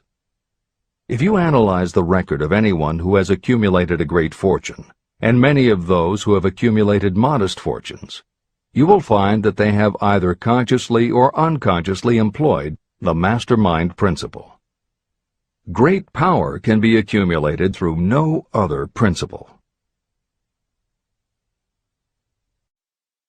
How to multiply your brain power. The human brain may be compared to an electric battery. It is a fact that a group of batteries will provide more energy than a single battery. It is also a fact that the amount of energy provided by each individual battery depends upon the number and capacity of the cells it contains. The brain functions in a similar fashion. Some brains are more efficient than others. A group of brains coordinated or connected in a spirit of harmony will provide more thought energy than a single brain. just as a group of electric batteries will provide more energy than a single battery. Through this metaphor, you can see that the mastermind principle holds the secret of the power wielded by those who surround themselves with others of great brain power. The following will further define the so-called psychic phase of the mastermind principle. When a group of individual minds are coordinated and function in harmony, the increased energy created through that alliance becomes available to every individual mind in the group. Henry Ford began his business career under the handicap of poverty, illiteracy, and ignorance. Within the inconceivably short period of 10 years, Mr. Ford mastered these three handicaps, and within 25 years, he made himself one of the richest men in America. How did he do it? Here is an important clue. Mr. Ford's most rapid strides became noticeable from the time he became a personal friend of the famed inventor Thomas A. Edison. In the story of Ford's success, this is just the first indication of what the influence of one mind upon another can accomplish. Follow his story further, and you will have even more evidence that power may be produced through friendly alliance of minds. It is a fact that Mr. Ford's most outstanding achievements became even more pronounced later, after he formed the acquaintances of Harvey Firestone, John Burroughs, and Luther Burbank, each a man of great mental capacity. People take on the nature and the habits and the power of thought of those with whom they associate in a spirit of sympathy and harmony. Through his association with Edison, Burbank, Burroughs, and Firestone, Mr. Ford added to his own brain power the intelligence, experience, knowledge, and spiritual forces of these four men. Henry Ford used the mastermind principle in exactly the way it is described in this book. This principle is available to you. I have already mentioned Mahatma Gandhi. Let me review the method by which he attained his stupendous power. It may be explained in a few words. He came by power through inducing over 200 million people to coordinate with mind and body in a spirit of harmony for a definite purpose. In brief, Gandhi accomplished a miracle. For it is a miracle when 200 million people can be induced, not forced, to cooperate in a spirit of harmony. If you doubt that this is a miracle, try to get even 2 people to cooperate in a spirit of harmony for any length of time. Every person who manages a business knows how difficult it is to get employees to work together in a spirit even remotely resembling harmony. Editor's comments. The first step in putting together your mastermind alliance is to clearly know your desire. Your desire will tell you what you need. It could be a small group, just 2 or 3 people, as was the case with Stephen Jobs and Steve Wozniak when they formed Apple, Bill Gates and Paul Allen launching Microsoft, or Steven Spielberg, Jeffrey Katzenberg, and David Geffen creating DreamWorks SKG. Or it could be a large group, such as the Mastermind Alliance of 30 regional directors of Century 21 Real Estate, which founder Arthur Bartlett firmly believes was essential to the company's success. Napoleon Hill suggests that in most cases it should be a dozen people or less, and generally the smaller the better. Choosing the people means finding those who not only share your vision, but who will also share their ideas, information, and contacts with you. They will let you use the full strength of their experience, training, and knowledge as if it were your own, and they will do it in a spirit of perfect harmony. The question that immediately comes to every reader's mind is, where do I find people who will help me to that degree? Napoleon Hill cannot answer that question for you, but he does tell you what to look for. Where you look is up to you. And if you really do have the desire to succeed, you will start looking and you won't give up until you find the right people. Napoleon Hill's description of the mastermind that appears below is augmented with additional material from articles and speeches he wrote after the publication of Think and Grow Rich. These were compiled for publication by Hill's friend, mentor, and business associate, W. Clement Stone, and appear in 2 books, Napoleon Hill's Keys to Success and Believe and Achieve. This is the end of the editor's comments. Finding your mastermind members. Ally yourself with a group of as many people as you may need in order to assemble a mastermind that will assist you in creating and carrying out your plan or plans for the accumulation of money. Compliance with this instruction is absolutely essential. Choose to associate with people who share common values, goals, and interests, yet who each have a strong desire to contribute to the overall effort. Trial and error will be part of the process, but there are 2 qualities to keep foremost in your mind. The first is ability to do the job. Do not select people for your alliance merely because you know them and like them. Such people are valuable to you because they improve the quality of your life, but they are not necessarily suited to a mastermind alliance. Your best friend may not be the most knowledgeable marketing professional, but perhaps he or she can introduce you to someone who is. The second quality is the ability to work in a spirit of harmony with others. There must be a complete meeting of minds without any reservations. Personal ambition must be subordinate to the achievement of the purpose of the alliance. This includes your own. You must also insist upon confidentiality. Some people can give away an idea simply because they love to talk. You don't need them in your group. Attune yourself to every member of the group. Try to imagine how you would react in a given situation if you were in his or her shoes. Pay attention to body language. Sometimes facial expressions and movements say far more about what a person feels than the words that come out of his or her mouth. Be sensitive to what is not being said. Sometimes what is left out is far more important than what is included. Don't try to force the group along too quickly. Allow for those who want to test ideas by playing devil's advocate. Compensating your mastermind. Before forming your mastermind alliance, decide what advantages and benefits you may offer the individual members of your group in return for their cooperation. No one will work indefinitely without some form of compensation. No intelligent person should request or expect another to work without adequate compensation. Wealth will obviously have the most appeal to your members.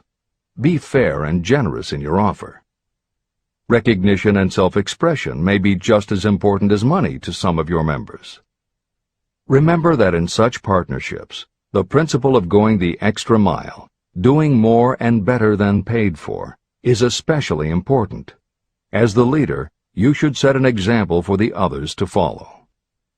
Each member must agree at the outset on the contribution each will make, and on the division of benefits and profits. Otherwise, be assured that dissension will arise, you will have wasted everyone's time, you will ruin friendships, and your venture will be destroyed. Meeting with your mastermind. Arrange to meet with the members of your mastermind group at least twice a week, and more often if possible, until you have jointly perfected the necessary plan or plans for the accumulation of money. The first meeting will be involved in sorting out strengths and weaknesses, and in fine-tuning your plans. Your alliance must be active to do any good. Establish specific responsibilities and action steps to be taken. As your mastermind matures and harmony grows among the members, you will find that the meetings create a flow of ideas into every member's mind. Don't let the meetings become so regular and formalized that they inhibit phone calls and other less formal contact. Mastermind maintenance. Maintain perfect harmony between yourself and every member of your mastermind group. If you fail to carry out this instruction to the letter, you may expect to meet with failure. The mastermind principle cannot work where perfect harmony does not prevail.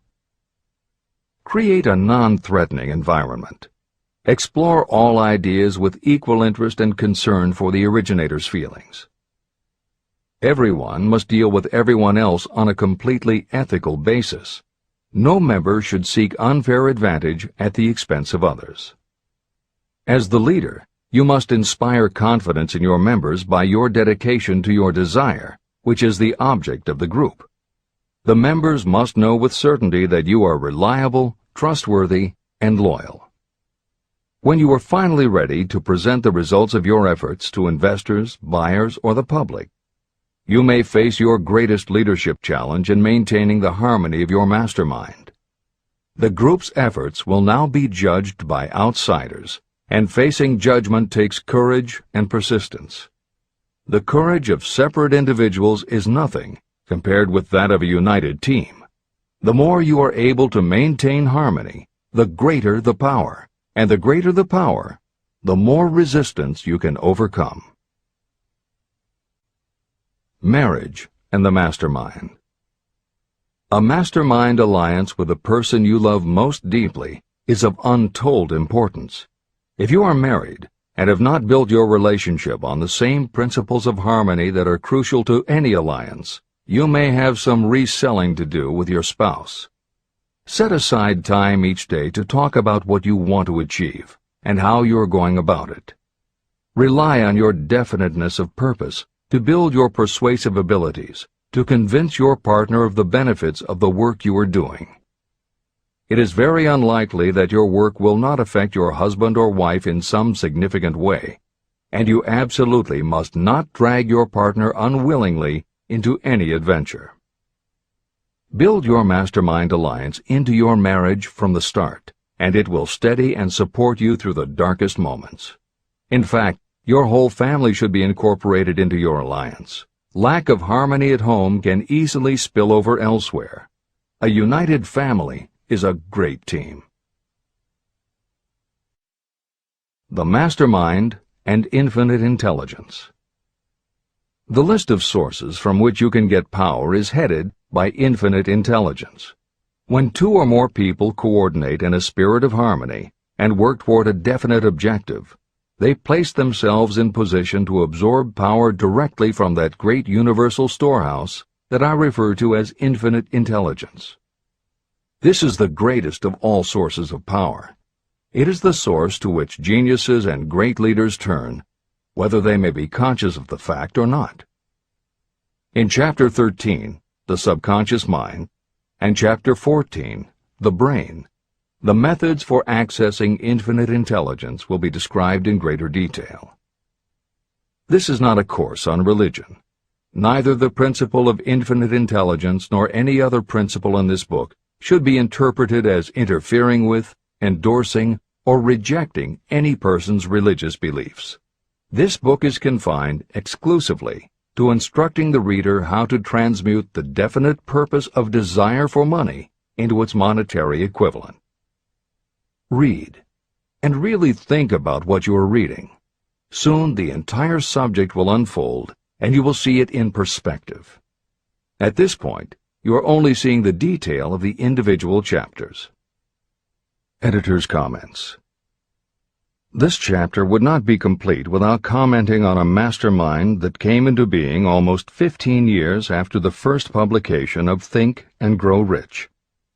Napoleon Hill's own mastermind alliance with multimillionaire businessman and philanthropist W. Clement Stone. On May 2, 1951, at the age of 67, Napoleon Hill and his wife Annie Lou agreed it was time for Napoleon to think about retiring. They decided to begin by cutting back on his speaking engagements after he completed the lectures that were already on his calendar, including one he was scheduled to give a few weeks later in Chicago. Unbeknownst to them, at that event W. Clement Stone had prearranged to sit at the head table next to Napoleon Hill. Like Hill, Stone had been born into poverty. At the age of 6, he started selling newspapers to help pay the rent, and by 13, he owned his own stand. By 16, he was selling insurance, and by 20, he'd managed to scrape together $100, which he used to start his own insurance agency. Stone was a consummate salesman and motivator, and his company was growing very nicely. Then in 1938, he read Think and Grow Rich, and was so inspired by it that he bought a copy for every one of his employees, and continued to do so for each new person who joined his company. Over the years, this amounted to thousands of copies. When Stone was introduced to Hill, he told him about all the copies he had purchased of Think and Grow Rich, and said that he firmly believed it was Hill's book that had transformed his sales force and turned his company from modest to extraordinary success. Napoleon Hill and W. Clement Stone found that they were in such complete accord that by the end of their first meeting, Hill had decided to postpone his retirement and join with Stone in a venture dedicated to creating a better world for this and future generations. Within a year, they launched Napoleon Hill Associates. They published new books by Hill, including How to Raise Your Own Salary and The Master Key to Riches. They reissued Hill's earlier bestsellers, and they co-authored a new bestseller, Success Through a Positive Mental Attitude. They also launched Success Unlimited magazine, created PMA Science of Success home study courses, made television programs, radio shows, a documentary film entitled A New Sound in Paris, which showed the amazing changes that happened when the entire town of Paris, Missouri, adopted the Napoleon Hill philosophy. And they both crisscrossed America speaking, teaching, giving interviews, and spreading the philosophy to as many people as possible. In addition to his work with Napoleon Hill Associates, Hill also consulted to W. Clement Stone's company, Combined Insurance Company of America. Hill designed and implemented a new training program for the sales force, which was so successful he astounded the business world by helping Stone grow his company from $30 million in assets to $100 million in less than 10 years. When W. Clement Stone passed away in 2002, his company, now known as Aon Corporation, had revenues of $2 billion a year. W. Clement Stone had personally given more than $275 million to various charitable and philanthropic organizations. There has perhaps never been a greater example of coordination of knowledge and effort in a spirit of harmony between two or more people for the attainment of a definite purpose.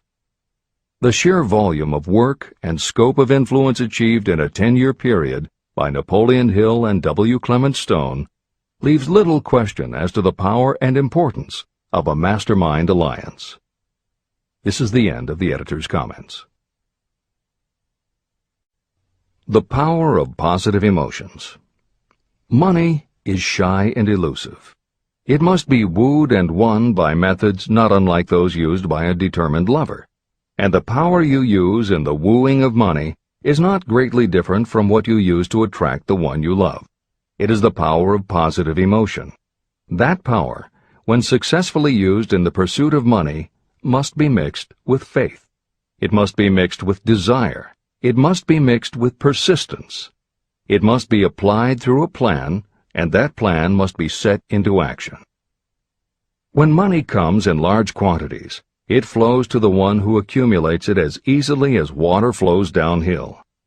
There exists a great unseen stream of power, which may be compared to a river that flows in two directions. One side flows in one direction, carrying all who get into that side of the stream onward and upward to wealth. The other side flows in the opposite direction, carrying all who are unfortunate enough to get into it and can't pull themselves out downward to misery and poverty. Everyone who has accumulated a great fortune has recognized the existence of this stream of life. It consists of one's thinking process. Positive emotions form the side of the stream that carries you to fortune. Negative emotions form the side that carries you down to poverty. This is a point of great importance to the person who is following this book with the object of accumulating a fortune. If you are caught in the side of the stream of power that leads to poverty, this book will serve as an oar by which you may propel yourself over into the other side of the stream. But it can serve you only through application and use. Merely reading and passing judgment on it, either one way or another, will be of no benefit to you. Poverty and riches can change places. But when riches take the place of poverty, the change only happens through well-conceived and carefully executed plans. The same is not true of poverty. Poverty needs no plan. It needs no one to help it because it is bold and ruthless. Riches are shy and timid. They have to be attracted. More gold has been mined from the thoughts of men than has ever been taken from the earth. Chapter 12. Sexuality, Charisma, and Creativity. The 10th step toward riches. Editor's comments. What motivates human beings is the subject of continuing scientific research and philosophical debate. There is general agreement that the prime motivators are the basic human needs for food and water, shelter and clothing, and safety. Beyond these basic life-sustaining needs, however, there are other factors that motivate people to action. It is the definition of the other factors and their order of importance that continues to be open to interpretation. Perhaps the most widely known theory is psychologist Abraham Maslow's hierarchy of human needs, which lists 8 levels of motivational forces, starting with the basic physiological and safety needs, then ascends through belonging and love, esteem, understanding, aesthetics, self-actualization, and transcendence. Other psychologists and sociologists have defined and arranged the categories differently, but in almost all cases there is agreement that after the primary life-sustaining needs are met, sex and love are the next most important motivating forces. Napoleon Hill also compiled a hierarchy of what he referred to as mind stimuli. Like Maslow and other researchers, Hill identified sex and love as the most powerful non-life-sustaining factors in human motivation. But his focus was not on sex and love as they pertain to procreation. Hill was intrigued by the theory that if sex and love are such powerful forces in driving humans to action, there might be a correlation to outstanding achievement or material success. And if such a relationship exists, can the motivating force be intentionally channeled to this purpose?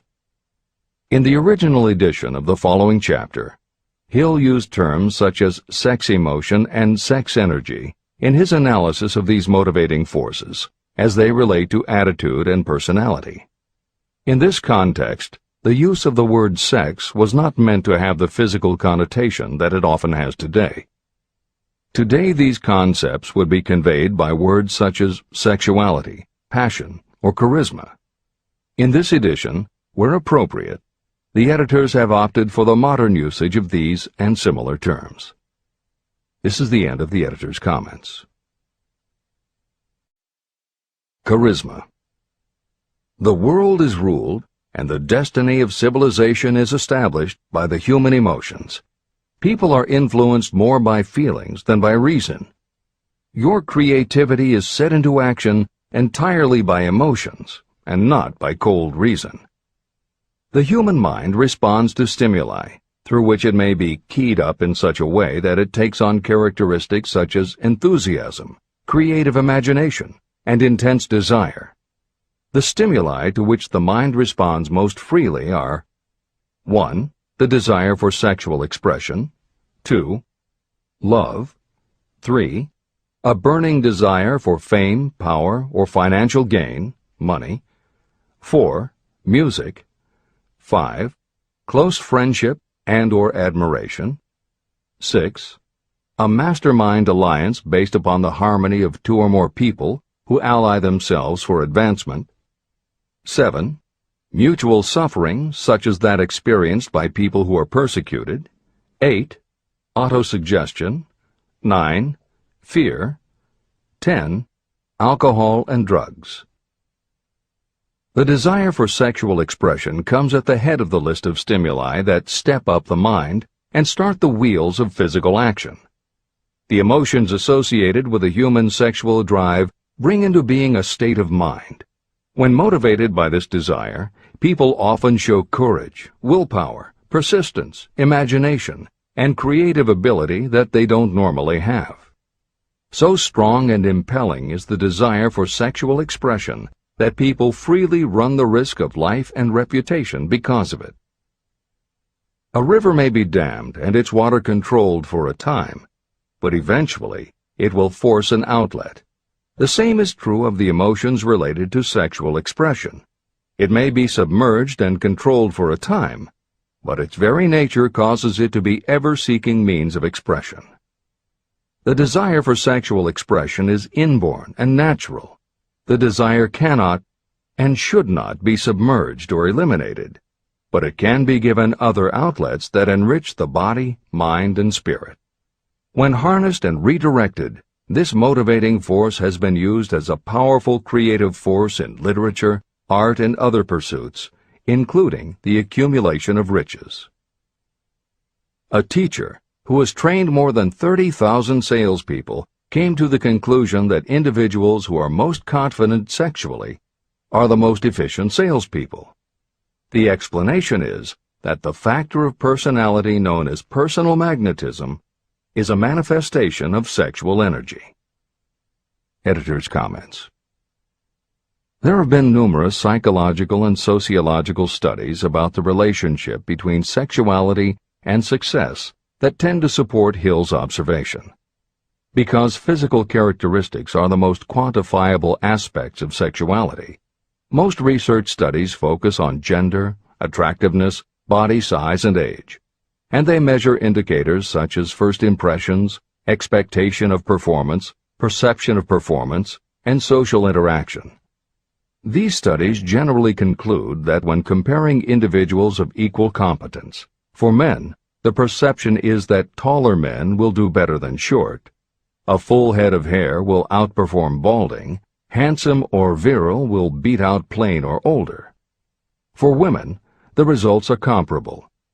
The perception is that attractive performs better than plain, slim or shapely scores higher than overweight, younger is expected to be superior to older. These observations about physical sexuality may seem obvious, but they lead to a conclusion that is very significant. Obviously, not all people who succeed are tall and virile or attractive and shapely. It is also a fact that the success of those who are short, balding, plump, or plain isn't always due to superior skill or luck. Clearly, there is another kind of attractiveness that often supersedes physical appeal. This other kind of attractiveness is connected to human sexuality, but it is not what would usually be referred to as sexy. People who have this quality are often said to have chemistry, personality, charm, or appeal. Hill called this kind of attraction personal magnetism. Today, the more common term is charisma. This is the end of the editor's comments. When employing salespeople, a good sales manager looks for personal magnetism or charisma as the first requirement. People who lack this kind of sexual energy will never become enthusiastic, nor inspire others with enthusiasm. And enthusiasm is one of the most important requisites in salesmanship, no matter what you're selling. The public speaker, preacher, lawyer, or salesperson who is lacking in charisma is a flop as far as being able to influence others is concerned. That, plus the fact that most people are influenced through an appeal to their emotions, should easily convince you of the importance of charisma as a part of the salesperson's ability. Master salespeople attain mastery in selling because they either consciously or unconsciously transmute charisma, sexual energy, into sales enthusiasm. That statement explains the actual, practical meaning of sexual transmutation. The meaning of the word transmute is, in simple language, the changing or transferring of one element or form of energy into another. The transmutation of sexual energy means switching the mind from thoughts of physical expression to thoughts of some other nature. Salespeople who know how to turn on charisma have acquired the art of sexual transmutation, whether they know it or not. The majority of salespeople who transmute their sexual energy do so without being aware of what they are doing or how they are doing it. You can cultivate and develop this quality in your dealings with others. Through cultivation and understanding, this vital motivating force may be drawn upon and used to great advantage in relationships between people. This energy may be communicated to others in the following ways. The handshake. The touch of the hand indicates instantly the presence of charisma or the lack of it. The tone of voice. Charisma, or sexual energy, is the factor with which the voice may be colored or made musical and charming. Posture and carriage of the body. People with charisma move briskly and with grace and ease. The vibrations of thought. People with charisma project sexuality through their personality in a way that influences those around them. Clothing and style. People who are charismatic are usually very careful about their personal appearance. They usually select clothing of a style becoming to their personality, physique, complexion, etc. Editor's comments. Having established a link between sexuality and success in the form of charisma, in the following section, Napoleon Hill explores how sexuality might also be a motivating factor in success by enhancing creativity. To illustrate the connection, Hill draws upon the biographies of historical figures who exhibited both charisma and exceptional creativity. In the time since Hill conducted his research, many women have risen to positions of power and influence. Their accomplishments have been well documented and are readily available in bookstores and libraries. However, when Hill was assembling his data, the majority of historical biographies available were about successful men. Further, the successful industrialists and political leaders he had personally studied during the previous 30 years were also men. Because of this limitation, Hill does not theorize about the role men might play in motivating the success of women. This issue is addressed in a later editorial comment. This is the end of the editor's comments. Creativity. It seemed quite significant to me when I made the discovery that practically every great leader I had the privilege of analyzing was a man whose achievements were largely inspired by a woman. In most instances, the woman was a wife, of whom the public had heard little or nothing. In a few of the cases I studied, the source of inspiration was the other woman. The pages of history are filled with the records of great men whose achievements may be traced directly to the influence of women who aroused the creative faculties of their minds. Napoleon Bonaparte was one of these. When inspired by his first wife, Josephine, he was irresistible and invincible. When his better judgment or reasoning faculty prompted him to put Josephine aside, he began to decline. His defeat and exile to St. Helena were not far distant. Abraham Lincoln was a notable example of a great leader who achieved his greatness through the discovery and use of his faculty of creative imagination. It is noted in practically every book written about Lincoln that he discovered and began to use this faculty as the result of the love that he experienced when he met Anne Rutledge. This is more than an interesting historical fact. It is of significance in connection with the role sexuality plays in the study of the source of genius.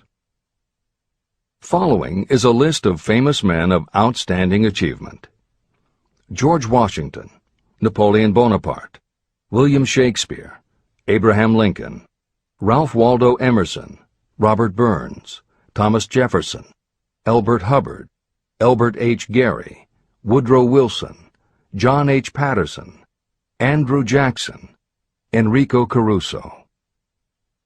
Wherever there was evidence available in connection with the lives of these men of achievement, it indicated most convincingly that each possessed a highly developed sexual nature. An analysis of the information taken from biographies and historical writings leads to the following conclusions. 1. Those of greatest achievement have a highly developed sexual nature, but have learned the art of transmutation of sexual energy. 2. Those who have accumulated great fortunes and achieved outstanding recognition in literature, art, industry, architecture, and the professions were motivated by the influence of a mate or lover. When driven by these emotions, people become gifted with a superpower for action. If you understand this, you will also understand that sexual transmutation contains the secret of creative ability. Editor's comments. As noted previously, although Hill's analysis focused on men, today there is a wide range of biographies about women who have succeeded in every aspect of life, including business, politics, religion, sports, entertainment, and the arts. Bearing in mind that biographical information is always subjective, the reader can now find ample material from which to draw a conclusion as to whether Hill's theory about sexuality as a motivating force is equally evident in women. Napoleon Hill had to do an in-depth analysis of biographies in searching for indications that the subject's sexuality had a correlation to their success. Today, we just turn on the television, and we're inundated with intimate details about both men and women suggesting that the best and the brightest are apparently also the sexiest. Although scandals aren't usually cited as scientific proof, the exposés of some of the biggest entertainment and sports stars, high-profile CEOs of major companies, numerous politicians, and even a few presidents, all make at least a common-sense case for Hill's theory about the correlation between sexuality and success. This is the end of the editor's comments. Obviously, this does not mean that everyone who is highly sexed is a genius. People attain the status of a genius only when and if they stimulate their minds so that they can draw upon the forces available through the creative faculty of the imagination. Although it is the most important of the stimuli or motivators, the mere possession of sexual energy is not sufficient to produce a genius. The energy must be transmuted from desire for physical contact into some other form of desire and action before it will lift one to the status of a genius. Genius and creative imagination. A definition of genius might be someone who has discovered how to increase the intensity of thought to the point where that person can freely communicate with sources of knowledge not available through the ordinary rate of thought. This definition should prompt some questions in the mind of anyone reading this book. The first question should be, how may one communicate with sources of knowledge that are not available through ordinary thought? The next question should be, are there known sources of knowledge that are available only to geniuses, and if so, what are these sources and exactly how may they be reached? In the following, I will offer methods so that you can experiment and prove to yourself that this is true. By doing so, you will have the answer to both questions. Editor's comment.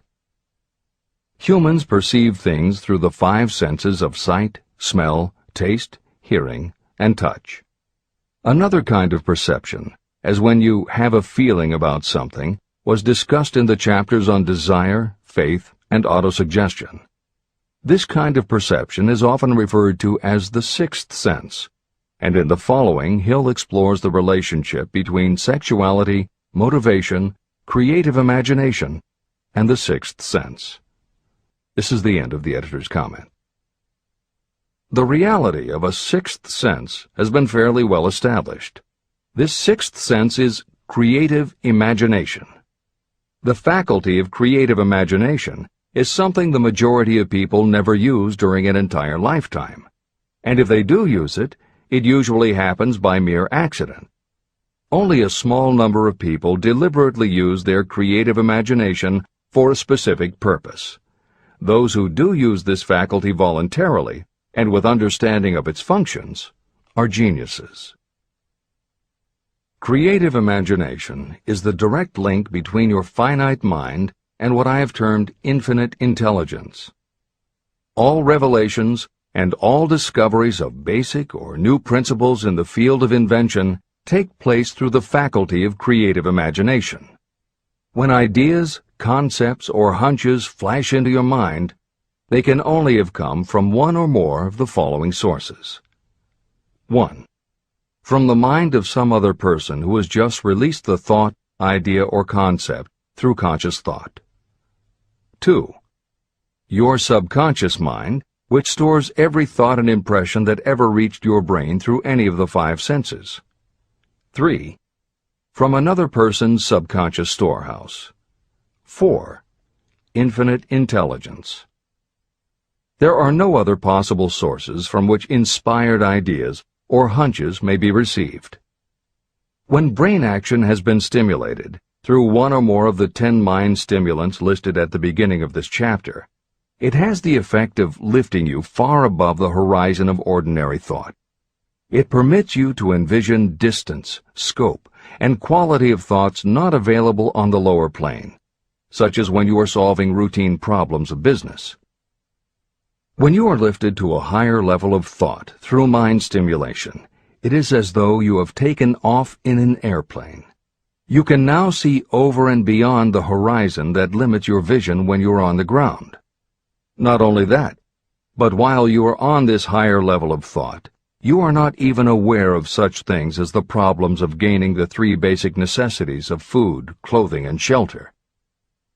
You are in a world of thought in which the ordinary workaday thoughts have been removed, just as the hills and valleys that obstruct your vision on the ground don't interfere when you are in an airplane. While on this exalted plane of thought, the creative faculty of the mind is given freedom for action. The way has been cleared for the 6th sense to function. It becomes receptive to ideas that could not reach the individual under any other circumstances.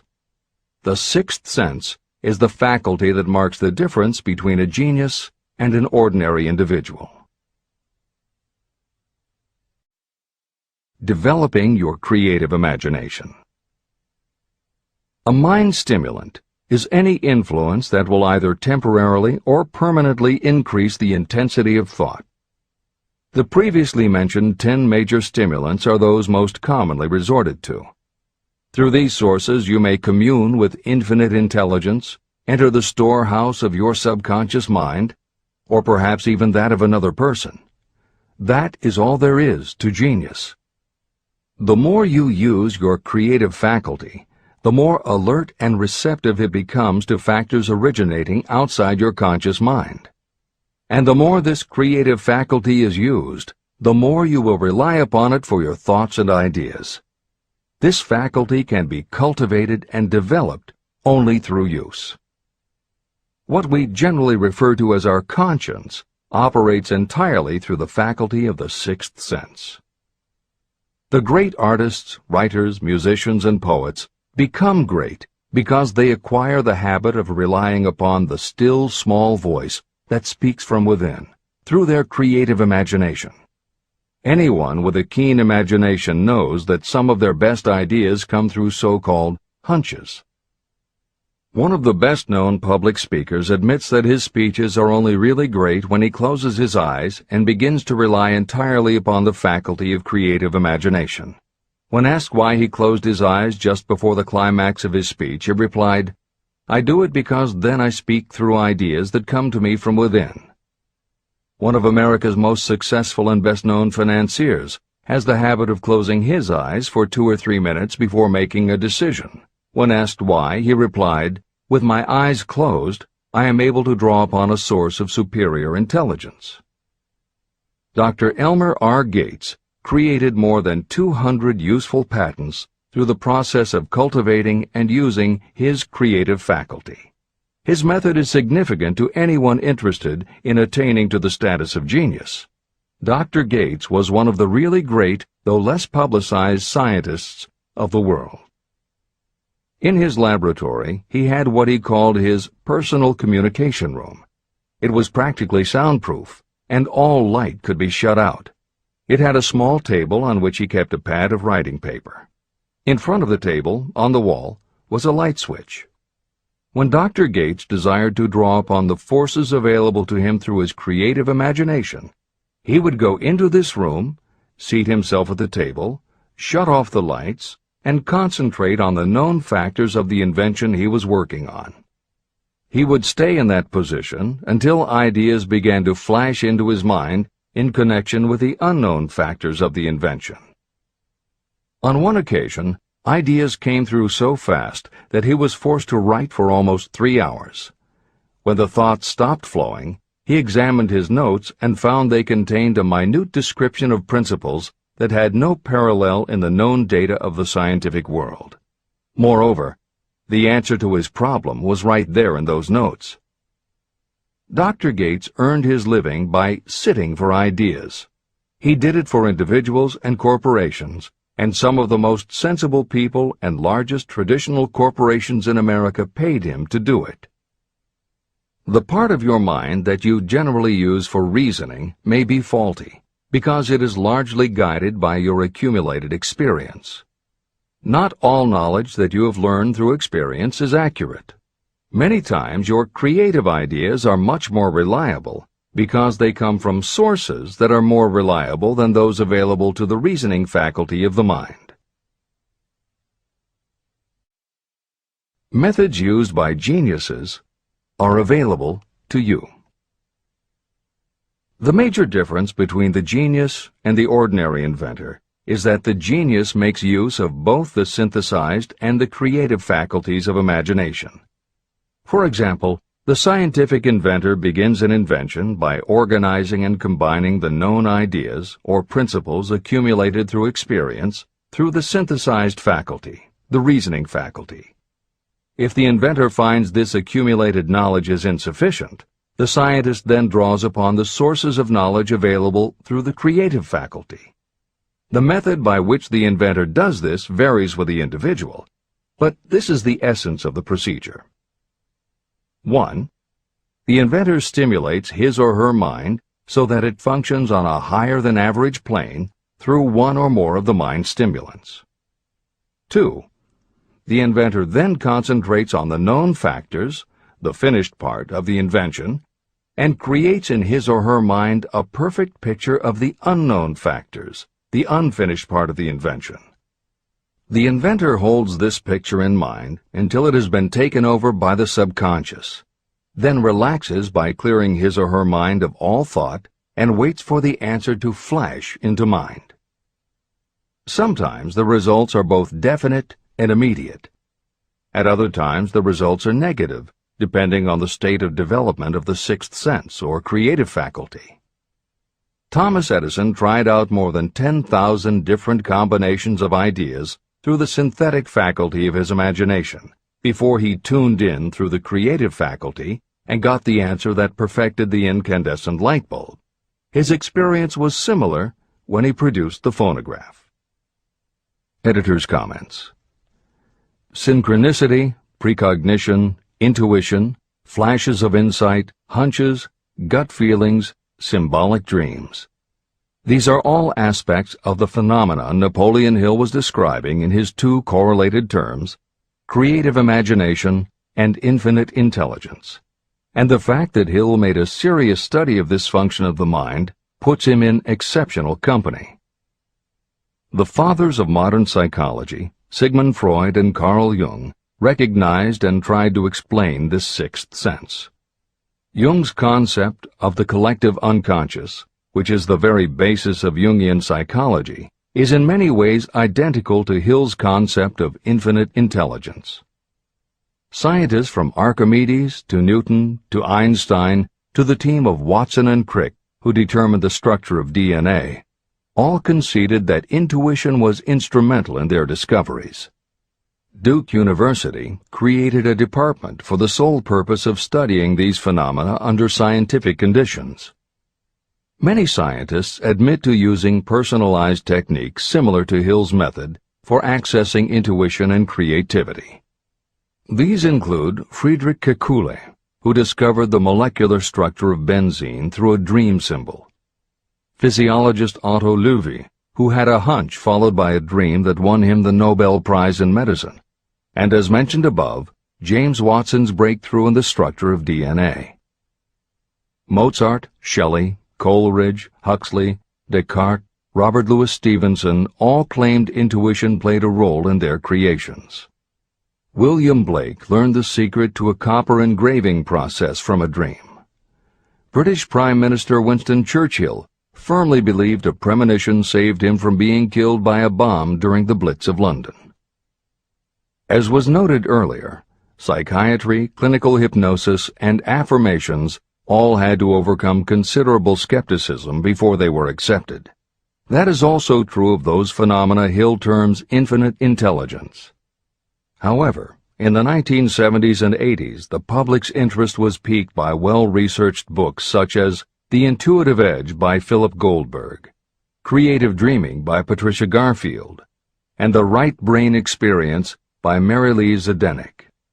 Though these anomalies of the mind still defy laboratory proof, contemporary researchers continue to publish tantalizing results. This is the end of the editorial comments. Nature has equipped the human brain and mind with internal stimulants that safely trigger the mind to tune in to fine and rare thoughts. No satisfactory substitute for nature's stimulants has ever been found. However, history is not lacking in examples of people who rose to the status of genius as the result of using artificial mind stimulants. Edgar Allan Poe wrote The Raven while under the influence of alcohol, dreaming dreams no mortal ever dared to dream before. Samuel Taylor Coleridge wrote Kubla Khan during an opium-induced dream, and Robert Burns wrote best when intoxicated. For auld lang syne, my dear, we'll take a cup of kindness yet for auld lang syne. It is true that these and others who are known as geniuses relied upon artificial mind stimulation. But a more important lesson to remember is how many of these people destroyed themselves through the use of those stimulants. Editor's comments. In more contemporary terms, Hill's point about the dangers of artificial mind stimulants was never better made than it was in the television series Behind the Music, which began running on VH1 in the late 1990s. The series was meant to chronicle the lives of rock stars and celebrate their hits, but after viewing 2 or 3 of the shows, they all began to look the same. Young singer and band have a hit record, make millions of dollars, plunge into the sex, drugs, and rock and roll lifestyle, everyone gets addicted, and they blow all of the money. By the end of the show, at least one band member overdoses, the band breaks up, the singer hits the skids, meets someone who inspires him or her to go into rehab, the ex-star makes an anti-drug TV spot and professes newfound faith and family values while announcing a comeback tour. Although the shows played like a bad parody of themselves, the fact that the stories were so similar, that so many talented singers and songwriters who depended on drugs ended up burning out, should be telling you something, especially if you don't just want to succeed, but want to keep and enjoy your success. This is the end of the editor's comments. Every intelligent person knows that stimulation in excess through alcohol or drugs is a destructive form of intemperance. For some, overindulgence in sexual expression may become just as destructive. A sexually obsessed person is not essentially different from a person addicted to drugs or alcohol. Both have lost control over their faculties of reason and willpower. Human sexuality is a mighty urge to action, but its forces are like a cyclone, almost impossible to completely control. When an individual is driven solely by emotions related to sexuality, that person may be capable of great achievement, but their actions are often disorganized and destructive. It is true that a person may pursue financial or business success by harnessing the driving force of sexual energy without self-control.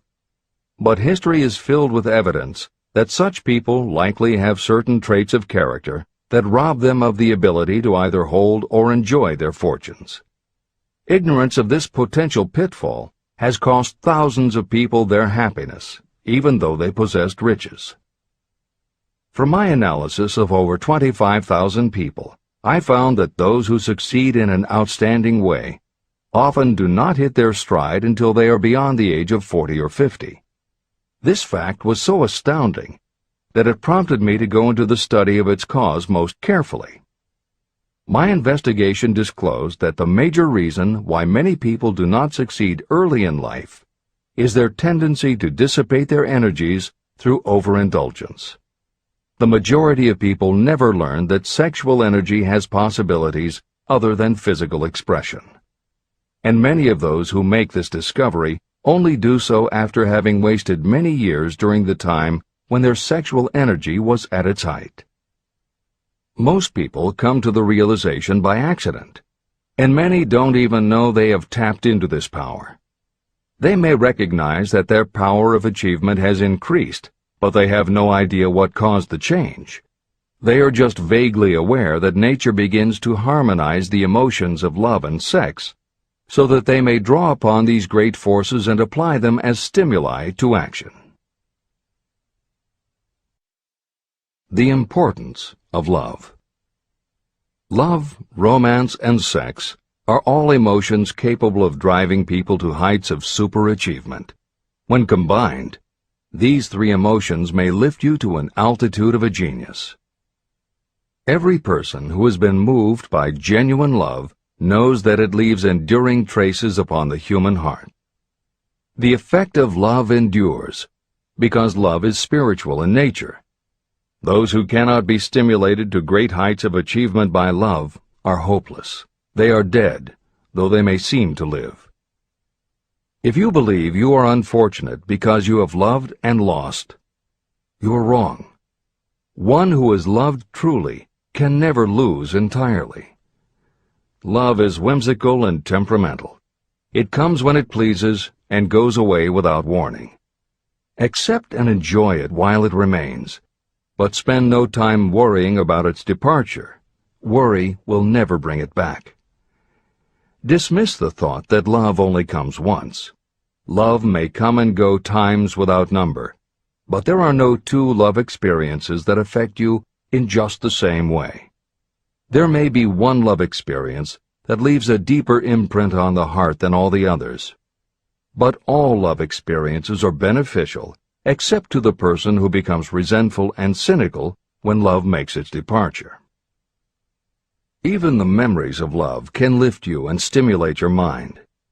Go back into your yesterdays at times and bathe your mind in the beautiful memories of past love. It will soften your worries and give you a source of escape from the unpleasant realities of life. And maybe, during this temporary retreat into the world of fantasy, your subconscious mind will yield to you ideas or plans that may change the entire financial or spiritual status of your life. There should be no disappointment over love, and there would be none if people understood the difference between the emotions of love and sex. Love is an emotion of many shades and colors, but the most intense and burning of all is that experienced in the blending of the emotions of love and sex. Marriages or committed relationships that are not blessed with love properly balanced with sex cannot be happy ones, and seldom endure. Love alone will not bring happiness, nor will sex alone. Love is spiritual. Sex is biological. No experience that touches the human heart with a spiritual force can possibly be harmful, except through ignorance or jealousy. The presence of destructive emotions in the human mind may poison it in a way that destroys your sense of justice and fairness.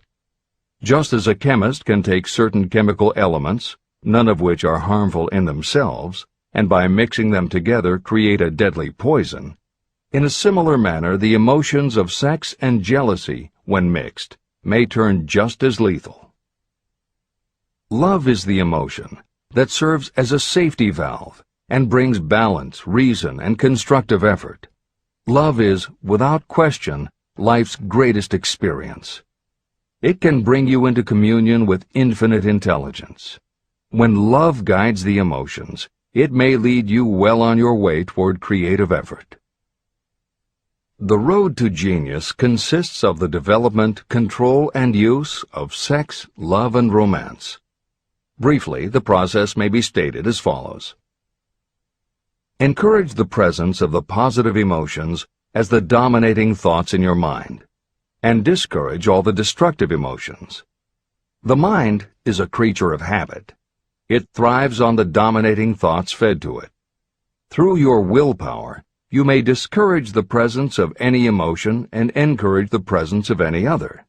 Control of your mind, through the power of your will, is not difficult. Control comes from persistence and habit. The secret of control lies in understanding the process of transmutation. When any negative emotion presents itself in your mind, it can be transmuted into a positive or constructive emotion by the simple procedure of changing your thoughts. There is no other road to genius than through voluntary self-effort. When the emotion of romance is added to those of love and sex, the obstructions between the finite mind and infinite intelligence are removed. Then, a genius has been born.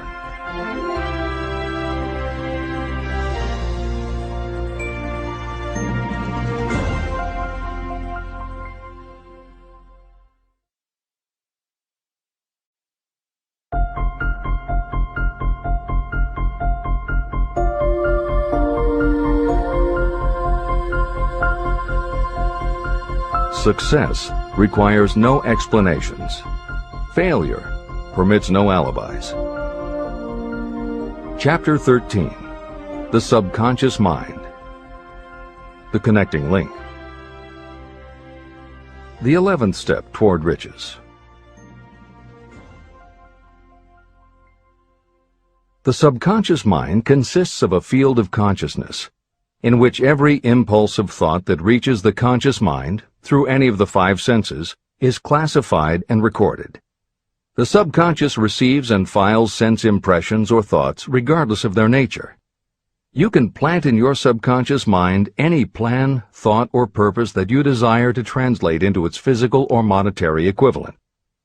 Those desires that have been mixed with emotional feeling and faith in your ability are the ones that are strongest. Therefore, they are the first to which the subconscious responds. The subconscious mind works day and night, and in some way which is not fully understood, the subconscious seems able to draw upon the forces of infinite intelligence for the power to transmute your desires into their physical equivalent. And it does it in the most straightforward and practical way. You cannot entirely control your subconscious mind, but you can hand over to it any plan, desire, or purpose that you wish transformed into concrete form. Refer again to the instructions for using the subconscious mind in Chapter 5, Autosuggestion. Editor's comments. In the chapter on autosuggestion, the 4 primary methods for planting and reinforcing suggestions in your subconscious are: 1. The formulation and writing out of your desire. 2. The repetition of positive affirmations. 3. The creative visualization of your goal. And 4. By acting as though the goal is already yours. This is the end of the editor's comment. From my research, I have concluded that the subconscious mind is the connecting link between the finite mind of man and infinite intelligence. It is the intermediary through which you may draw upon the forces of infinite intelligence. From my research, I have concluded that the subconscious mind is the connecting link between the finite mind of man and infinite intelligence. It is the intermediary through which you may draw upon the forces of infinite intelligence. Only the subconscious mind contains the process by which mental impulses, thoughts, are modified and changed into their spiritual, energy, equivalent. It alone is the medium through which prayer, desire, may be transmitted to the source capable of answering prayer, infinite intelligence. How to energize your subconscious mind for creative effort. The possibilities of what you can do when you connect creative effort with the subconscious mind are stupendous. They inspire me with awe. I never approached the discussion of the subconscious mind without a feeling of littleness and inferiority, due to the fact that man's entire stock of knowledge on this subject is so pitifully limited. First, you must accept as a reality the existence of the subconscious mind and what it can do for you. This will enable you to understand its possibilities as a medium for transmuting your desires into their physical or monetary equivalent, and then you will comprehend the full significance of the instructions given in Chapter 3, Desire. You will also understand the importance of making your desires clear and putting them in writing. You will understand as well the necessity of persistence in carrying out instructions. The 13 principles that are the basis of this book are the stimuli with which you acquire the ability to reach and to influence your subconscious mind. Do not become discouraged if you cannot do this on your first attempt. Remember that the subconscious mind can be directed only through habit. You have not yet had time to master faith. Be patient. Be persistent. Editor's comments. There are two aspects to Hill's theory of the subconscious mind. There are two aspects to Hill's theory of the subconscious mind. One is the concept of the subconscious as the storehouse of all information and thoughts that you have ever experienced. The second is the concept of the subconscious as the gateway to infinite intelligence. In this chapter, Hill focuses primarily on the subconscious as a storehouse. Expanding on the editorial comment about the subconscious mind that appears in the chapter on autosuggestion, proof that the subconscious is a storehouse of information is confirmed in the use of hypnotherapy by psychiatrists.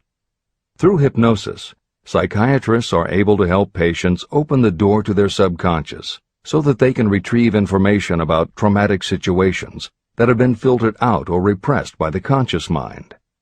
Further proof is in the use of hypnosis by law enforcement officials to recapture information such as license plate numbers and other details that the conscious mind of a witness has filtered out. Although results vary from person to person, there is no doubt that the subconscious has access to information that the conscious mind does not. This storehouse aspect of the subconscious is what accounts for some ideas that come to us through creative imagination. In some instances, bits of information and ideas that our conscious mind has forgotten will connect with each other on a subconscious level to create a new idea, and that idea will be received by our creative intelligence, which presents it to us as a flash of inspiration. You can't completely control this process, but you can condition yourself to come up with more and better ideas. It is a fact that a traumatic experience, the result of which creates a strongly planted idea, can influence the way a person thinks and acts. If that is true, then by intentionally using all of your efforts to powerfully plant an idea in your subconscious, you should be able to create what would amount to a good traumatic experience that will influence the way you think and act in a positive way. This is exactly how you develop what Hill calls a money consciousness. If you do everything within your power to strongly, firmly, and with complete faith and conviction plant the idea that you will be successful and achieve your desire, your subconscious will accept and store that idea. If you have planted the idea so strongly that it is the dominant idea in your subconscious, it will influence all of the other ideas and information stored there. When you have given your subconscious this specific direction that it did not have before, it will begin to put together pieces of information, and through your creative intelligence, you will find that you are coming up with more and better plans and ideas to accomplish your goal. But as Hill says, you can do this only through faith and habit. You must write out the affirmation of your goal, and you must repeat it aloud every day with absolute faith and conviction that you can achieve it. You must vividly and creatively visualize yourself achieving your goal, and you must do it every day. You must conduct yourself with the attitude that says you can accomplish your goal, and that you deserve the help of those who can help you to accomplish your goal. And you must conduct yourself in that way every day. If you seriously commit yourself to doing these things, it will change the way you think and act. Your subconscious will do everything it can to transmute your desire into reality, and other people will want to do what they can to help you succeed. This is the end of the editor's comments. Many statements in the chapters on faith and on autosuggestion are repeated here for the benefit of your subconscious mind. Remember, your subconscious mind functions whether you make any effort to influence it or not. This means that thoughts of fear, poverty, and all negative ideas will affect your subconscious mind unless you master these impulses and give it more desirable food on which it may feed. The subconscious mind will not remain idle. If you don't plant desires in your subconscious mind, It will feed on the thoughts that reach it as the result of your neglect. Both negative and positive thoughts are reaching your subconscious mind continuously. These thoughts come from the four sources. 1. Consciously from other people. 2. Your subconscious. 3. Subconsciously from other people. And 4. Infinite intelligence. Every day, all kinds of thought impulses are reaching your subconscious mind without your knowledge. Some of these impulses are negative. Some are positive. Right now, you should be specifically trying to shut off the flow of negative impulses and actively working to influence your subconscious mind through positive impulses of desire. When you achieve this, you will possess the key that unlocks the door to your subconscious mind. Moreover, you will control that door so completely that no undesirable thought may influence your subconscious mind. Everything that you create begins in the form of a thought impulse. You can create nothing that you do not first conceive as a thought. Through the aid of the imagination, thoughts may be assembled into plans. The imagination, when under your control, may be used to create plans or purposes that lead to success in your chosen occupation. All thoughts that you want to turn into success and have planted in the subconscious mind must pass through the imagination and be mixed with faith, your faith in your own abilities. The mixing of faith with a plan or purpose intended for submission to the subconscious mind can only be done through the imagination. From these statements, it should be clear that if you want to make use of your subconscious mind, it will call for the coordination and application of all 13 principles of success that are the basis of this book. Make your positive emotions work for you. The subconscious mind is more susceptible to influence by thought mixed with feeling or emotion than it is by thoughts originating solely in the reasoning portion of the mind. In fact, there is much evidence to support the theory that only emotionalized thoughts have any real influence on the subconscious mind. It is a fact that emotions or feelings rule the majority of people. If it is true that the subconscious mind responds better and faster to thoughts that are well mixed with emotion, it is essential to become familiar with the more important of the emotions. There are 7 major positive emotions and 7 major negative emotions. The negatives get into your thoughts naturally and go directly to your subconscious without any help from you. The positive emotions must be injected by you through the principle of autosuggestion into the thought impulse that you wish to pass on to your subconscious mind. These emotions or feeling impulses may be likened to yeast in a loaf of bread. They are the action element which transforms thought impulses from the passive to the active state. That is why thought impulses that have been well mixed with emotion are acted upon more readily than thought impulses originating in cold reason. Editor's comments. W. Clement Stone, Napoleon Hill's friend, mentor, and business partner, arranged for the publication of many of Napoleon Hill's later writings. The following is adapted from material that appears in 2 of these books: Napoleon Hill's Keys to Success and Believe and Achieve. Enthusiasm is a positive mental attitude, an internal impelling force of intense emotion, a power compelling creation or expression. Being enthusiastic is an impelling external expression of action. When you act enthusiastically, you accentuate the power of suggestion and autosuggestion.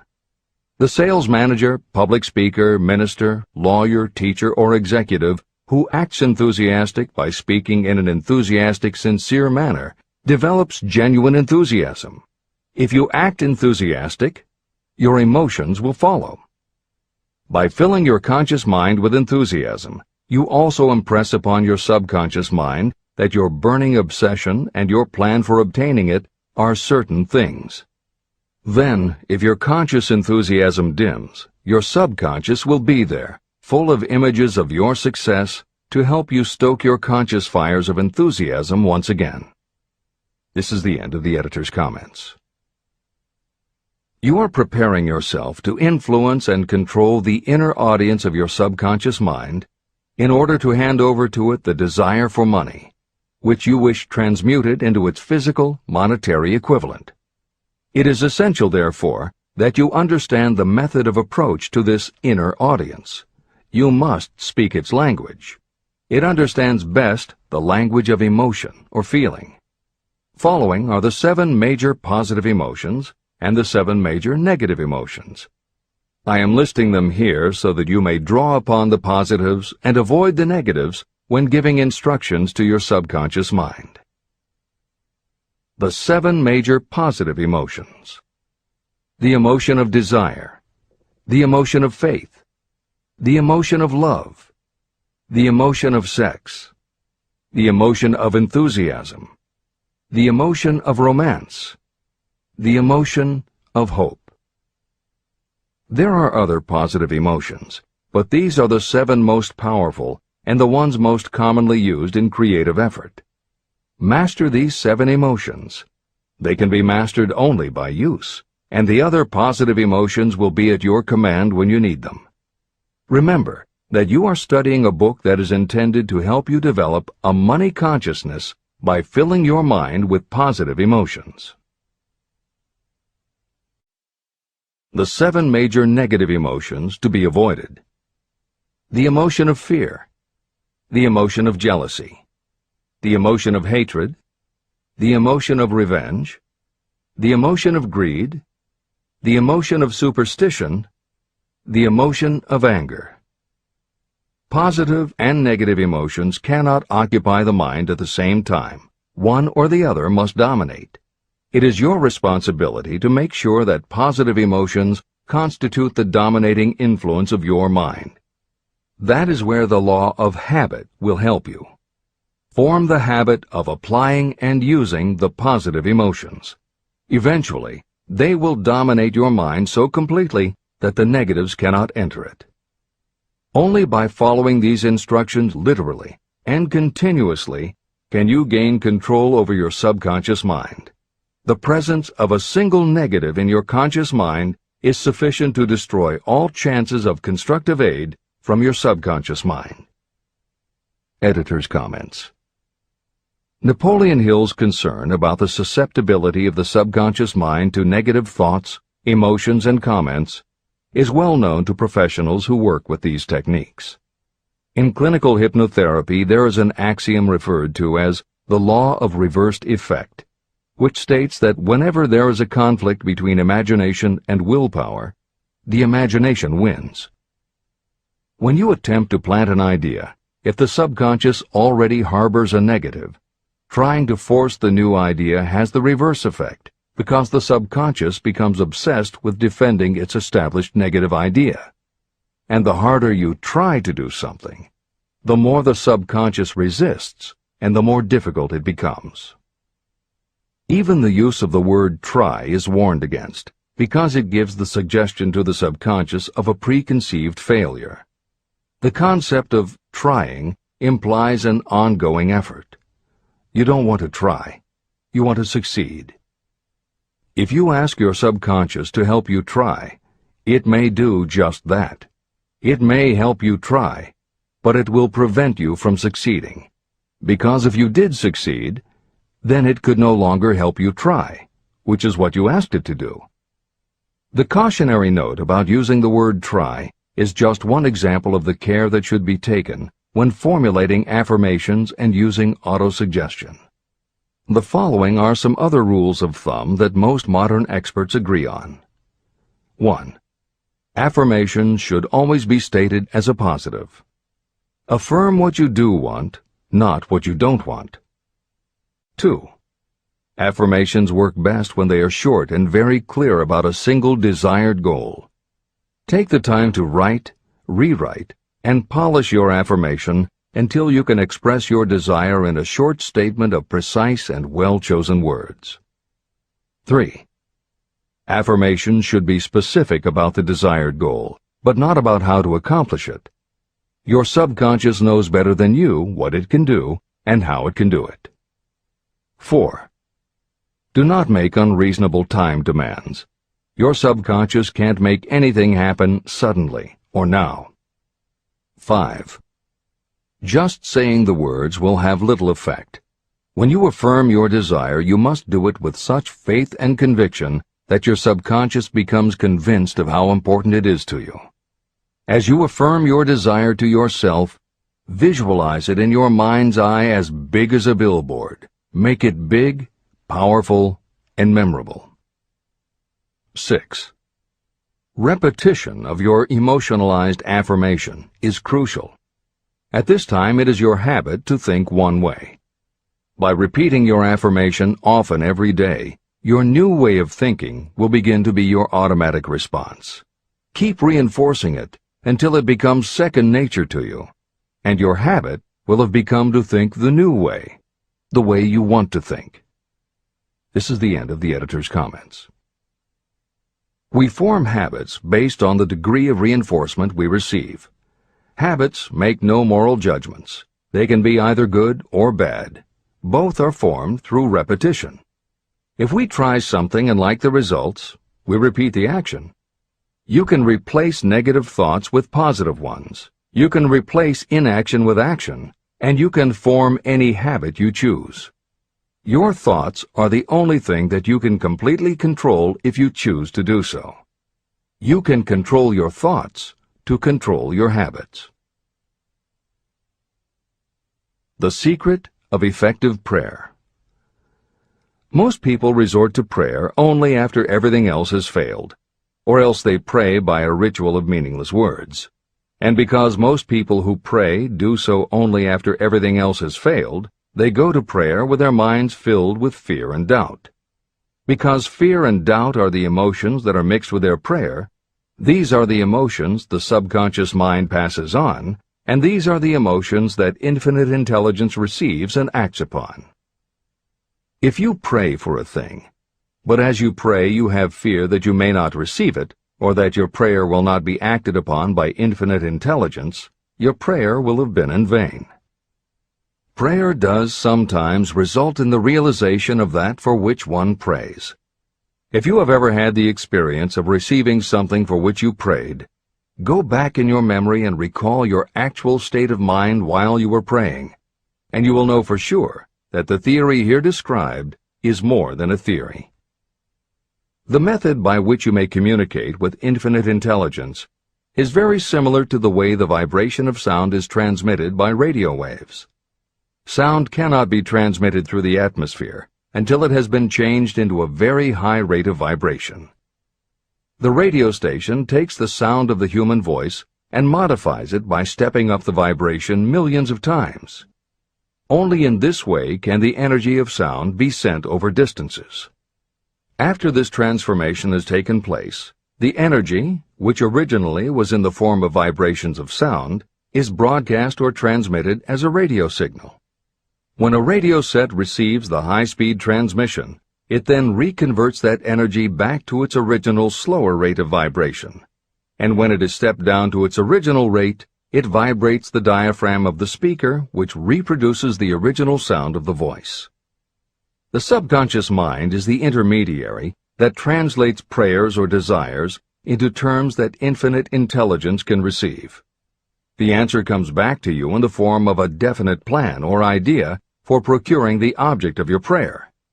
When you understand this principle, you know why mere words read from a prayer book cannot serve as an agency of communication between the mind of man and infinite intelligence. Do not expect troubles, as they have a tendency not to disappoint.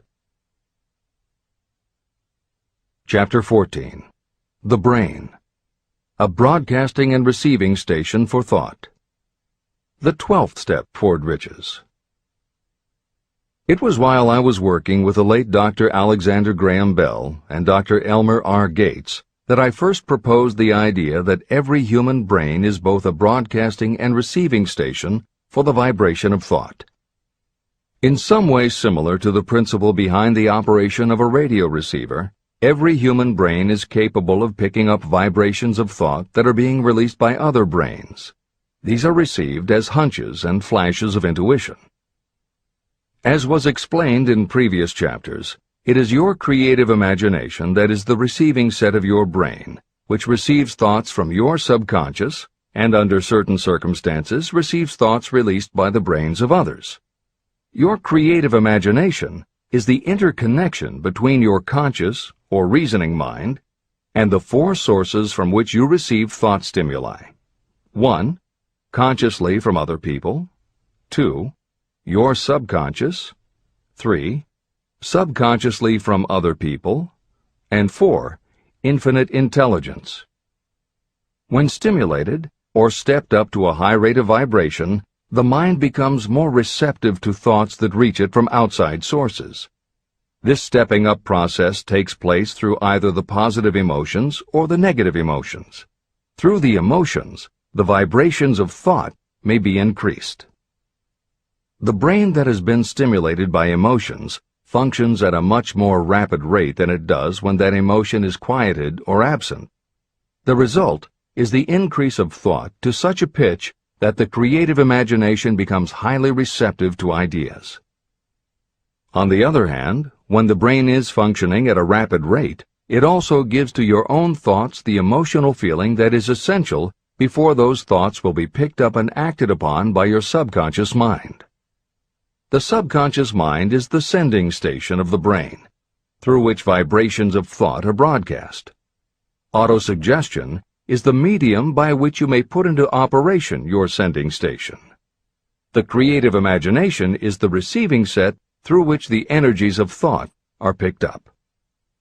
Editor's comments. The following combines the above concept with the related materials from previous chapters to provide a step-by-step recap of Napoleon Hill's view of the process. 1. The brain is simultaneously both a broadcaster and a receiver. 2. Emotion affects both your ability to send and your ability to receive. When under the effect of strong emotion, the more powerfully you can send thoughts. When under the effect of strong emotion, the more receptive you are to receiving thoughts. 3. When you send thoughts, to where do you send them? You send them to your subconscious by using autosuggestion. 4. When you receive thoughts, where do they come from? They come from your subconscious and you receive them through your creative imagination. 5. Your subconscious mind has two aspects. Your subconscious is a storehouse of information, as explained in the previous chapter. Your subconscious is your connection to infinite intelligence. 6.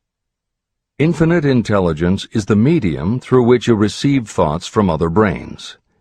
Infinite intelligence is Hill's term for describing the following basic law of physics.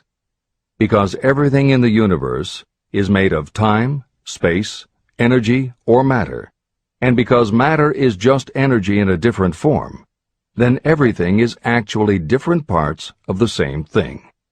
This means that your subconscious mind, energy, has a common base with every other subconscious mind, energy. 7. Thoughts from other brains come to you as follows. When you are under the effect of a strong emotion and your receiver is especially receptive, sometimes its pull is so strong that it attracts a thought from the subconscious mind of another brain. It is able to do this because infinite intelligence interconnects your subconscious with the subconscious of the other brain. 8. These thoughts from other brains are what we refer to as intuition, hunches, déjà vu, and foreknowledge. Although Hill's explanation depends on the action of an intangible force that cannot be isolated and dissected in a laboratory, neither medical science nor psychology can offer a better explanation for those thoughts that depend on knowledge or information that we do not have. This is the end of the editor's comments. The greatest forces are intangible. In the past, we've depended too much on our physical senses and have limited our knowledge to physical things that we could see, touch, weigh, and measure. I believe we have entered the most marvelous of all ages, an age that will teach us more about the intangible forces of the world about us. Perhaps we shall learn that there is an other self that is more powerful than the physical self we see when we look in a mirror. Many people do not take seriously such intangibles, the things that they cannot perceive through any of their five senses. However, to belittle the idea of forces that are intangible or cannot be explained is to ignore the fact that all of us, every day, are controlled by forces that are unseen and intangible. The whole of mankind has not the power to cope with, nor to control the intangible force wrapped up in the rolling waves of the oceans. We still do not fully understand the intangible force of gravity, which keeps this little Earth suspended in space and keeps us from falling from it, much less have the power to control that force. We are entirely subservient to the intangible force that comes with a thunderstorm, and we are just as helpless in the presence of the intangible force of electricity. We do not understand the intangible force and intelligence wrapped up in the soil of the earth, the force that provides us with every morsel of food we eat, every article of clothing we wear, and every dollar we carry in our pockets. Last but not least, with all of our culture and education, we still understand little or nothing of the greatest of all the intangibles, thought. However, we have begun to learn a good deal about the intricate workings of the physical brain, and the results are stunning. We know that the central switchboard of the human brain, the number of lines that connect the brain cells to each other, is written as the figure 1, followed by 15 million zeros. Dr. C. Judson Herrick of the University of Chicago says, "The figure is so stupendous that astronomical figures, dealing with hundreds of millions of light years, become insignificant by comparison. It has been determined that there are from 10 billion to 14 billion nerve cells in the human cerebral cortex, and we know that these are arranged in definite patterns. These arrangements are not haphazard. They are orderly. It is inconceivable to me that such a network of intricate machinery should be in existence for the sole purpose of carrying on the physical functions connected with the growth and maintenance of the physical body. Is it not likely that the same system, which gives billions of brain cells the media for communication, one with another, also provides the means of communication with other intangible forces?" Editor's comments. In the time since Hill wrote the above comments, we have learned a great deal more about the physical brain and how it operates. We understand much about the chemistry of the brain.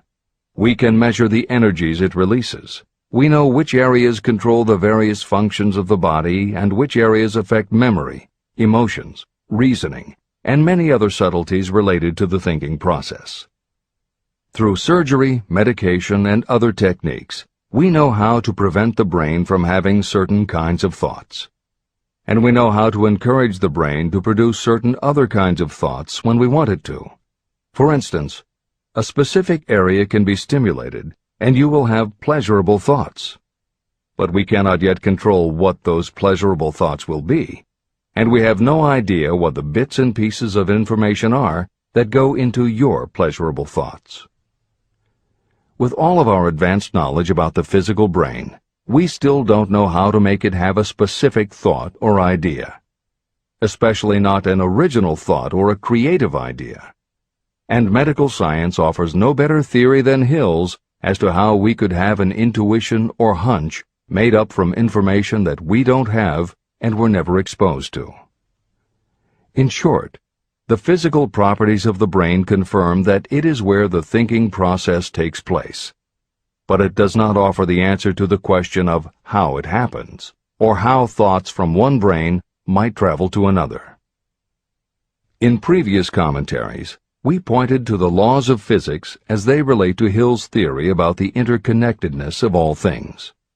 And although this is not meant to be a science lesson, it may reassure you to know that the work of renowned scientists lends support to the idea. Quantum theory deals with subatomic particles so minuscule that they are almost at the level of the basic stuff from which everything is made. Albert Einstein developed what is called the EPR effect. Einstein, Podolsky, and Rosen.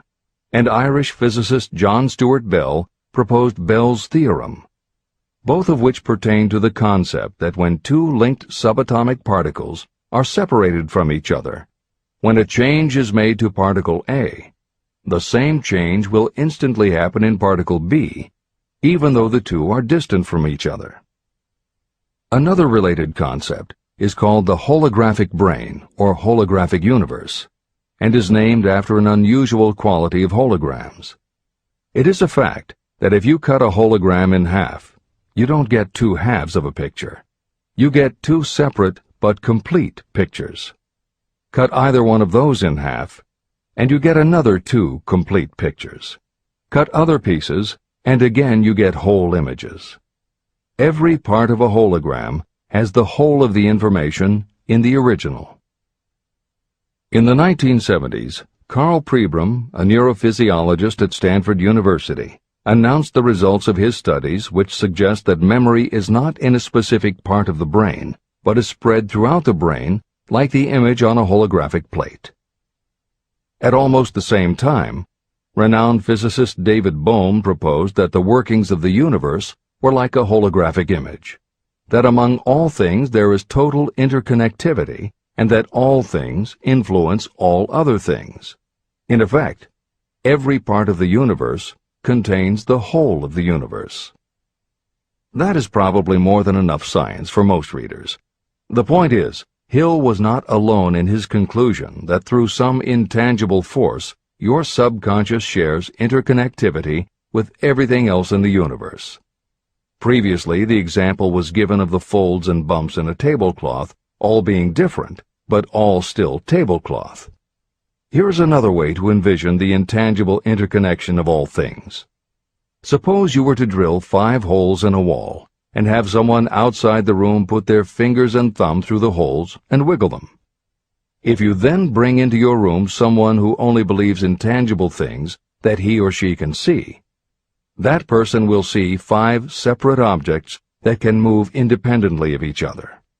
You may tell the person that behind the wall the objects are connected and all part of the same hand, but because they cannot see the connection and disbelieve anything they don't understand, the person will not be convinced. Neither modern medicine, nor psychiatry, nor technology can yet conclusively show us behind the wall. But the fact remains, we have all had a hunch about somebody, and it turns out to be right. A premonition that something will happen, and it does. Or a feeling that something isn't right with someone who is not there with you, and it turns out to be true. How does this information come to us? As mentioned previously, psychologist Carl Jung called the intangible connection the collective unconscious, also called universal subconscious. Others call it the totally unified theory, the great first cause, the universal mind, or spirit, and some see it as another way of describing God. Napoleon Hill calls it infinite intelligence and offers a common-sense explanation that allows you to work with a phenomenon, even if it is not completely understood. And that, after all, is what Hill was aiming for, to give you a way to access intangible forces that will help you turn your desire into reality. This is the end of the editor's comments. After this book had been written, just before the manuscript went to the publisher, the New York Times published an editorial showing that at least one great university and one intelligent investigator in the field of mental phenomena are carrying on an organized research through which conclusions have been reached that parallel many of those described in this and the following chapter. The editorial briefly analyzed the work carried on by Dr. J.B. Rhine and his associates at Duke University. From the New York Times. What is telepathy? A month ago, we cited on this page some of the remarkable results achieved by Professor Rhine and his associates in Duke University from more than 100,000 tests to determine the existence of telepathy and clairvoyance. These results were summarized in the first 2 articles in Harper's Magazine. In the second, which has now appeared, the author, E.H. Wright, attempts to summarize what has been learned, or what it seems reasonable to infer, regarding the exact nature of these extrasensory modes of perception. The actual existence of telepathy and clairvoyance now seems to some scientists enormously probable as the result of Rhine's experiments. Various percipients were asked to name as many cards in a special pack as they could without looking at them and without other sensory access to them. About a score of men and women were discovered who could regularly name so many of the cards correctly that there was not one chance in many a million of their having done their feats by luck or accident. But how did they do them? These powers, assuming that they exist, do not seem to be sensory. There is no known organ for them. The experiments work just as well at distances of several hundred miles as they did in the same room. These facts also dispose, in Mr. Wright's opinion, of the attempt to explain telepathy or clairvoyance through any physical theory of radiation. All known forms of radiant energy decline inversely as the square of the distance traversed. Telepathy and clairvoyance do not. But they do vary through physical cause, as our other mental powers do. Contrary to widespread opinion, they do not improve when the percipient is asleep or half asleep, but on the contrary, when he is most wide awake and alert. Rhine discovered that a narcotic will invariably lower a percipient's score, while a stimulant will always send it higher. The most reliable performer apparently cannot make a good score unless he tries to do his best. One conclusion that Wright draws with some confidence is that telepathy and clairvoyance are really one and the same gift. That is, the faculty that sees a card face down on a table seems to be exactly the same one that reads a thought residing only in another mind. There are several grounds for believing this. So far, the two gifts have been found in every person who has either of them. If you have the abilities, both seem to be of equal strength. Screens, walls, distances have no effect at all on either. Wright expresses his hunch that other extrasensory experiences, such as prophetic dreams, premonitions of disaster, and the like, may also prove to be part of the same faculty. The reader is not asked to accept any of these conclusions, but the evidence that Rhine has piled up must remain impressive. In 1927, Dr. J.B. Rhine and his wife, Dr. Louisa E. Rhine, joined Professor William McDougall, chairman of the psychology department at Duke University, to create a lab that would apply strict scientific procedures to the study of psychic phenomena. They developed scientific methodologies and procedures to study, identify, and test individuals who demonstrated unusual abilities. It was Dr. Rhine who coined the term extrasensory perception, ESP, and he adopted the word parapsychology to describe their studies. It is fair to say that the research done at the Rhine lab is some of the most advanced work on the entire subject. In 1962, they created the Foundation for Research into the Nature of Man in order to continue their studies independent of the university and to publish related works. In 1995, the name was changed to the Rhine Research Institute. This is the end of the editor's comments. How to join minds in teamwork. In view of Dr. Rhine's findings about the conditions under which the mind responds to what he terms extrasensory modes of perception, I would like to add my own observations. My associates and I have discovered what we believe to be the ideal conditions under which the mind can be stimulated so that this sixth sense can be made to function in a practical way. To begin with, I should explain that there is a close working alliance between myself and two members of my staff. Through experimentation and practice, we have discovered how to stimulate our minds so that we can, by a process of blending our three minds into one, find the solution to a great variety of problems that are submitted by my clients. The procedure is very simple. We sit down at a conference table, clearly state the nature of the problem we have under consideration, then begin discussing it. Each contributes whatever thoughts may occur by applying the principle used in connection with the invisible counselors described in the next chapter. The strange thing about this method of mind stimulation is that it places each participant in communication with unknown sources of knowledge definitely outside their own experience. If you understand the principle described in the chapter on the mastermind, you of course recognize the round table as being a practical application of the mastermind. This method of mind stimulation, through the discussion of definite subjects between three people, illustrates the simplest and most practical use of the mastermind. When you tap into the power of your mastermind group, you will find that the more you work together, the more each member will learn to anticipate the ideas of others and to connect immediately with their intense enthusiasm and inspiration. You cannot completely control this process, but the more you use it, the more it will come into play.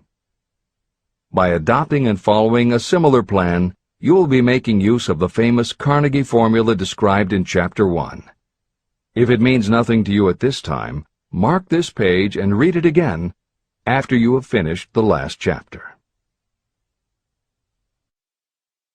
Great achievement is usually born of great sacrifice and is never the result of selfishness. Chapter 15. The Sixth Sense. The Door to the Temple of Wisdom. The 13th Step Toward Riches. The 13th principle is known as the Sixth Sense, through which infinite intelligence may and will communicate voluntarily without any effort from or demands by the individual. This principle is the apex of the philosophy of success. It can be assimilated, understood, and applied only by first mastering the other 12 principles. The sixth sense is that portion of the subconscious mind that has been referred to as the creative imagination. It has also been referred to as the receiving set through which ideas, plans, and thoughts flash into the mind. The flashes are sometimes called hunches or inspirations. The sixth sense defies description. It cannot be described to a person who has not mastered the other principles of this philosophy, because such a person has no knowledge and no experience with which the sixth sense may be compared. After you have mastered the principles in this book, you will be prepared to accept as truth a statement that may otherwise be incredible to you. Through the sixth sense, you will be warned of impending dangers in time to avoid them and notified of opportunities in time to embrace them.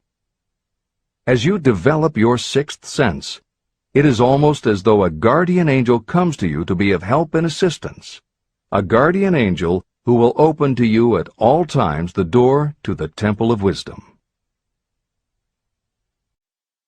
Miracles of the Sixth Sense.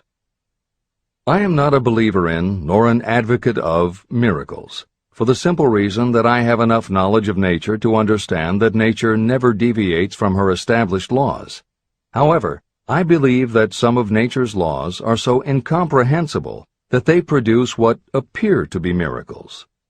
The sixth sense comes as near to being a miracle as anything I have ever experienced. This much I do know, that there is a power, or a first cause, or an intelligence which permeates every atom of matter and embraces every unit of energy perceptible to man.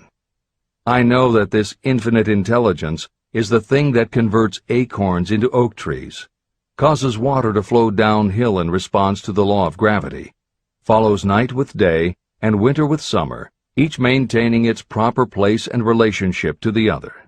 Through the philosophy explained in this book, this intelligence can help turn your desires into concrete or material form. I know this because I have experimented with it, and I have experienced it.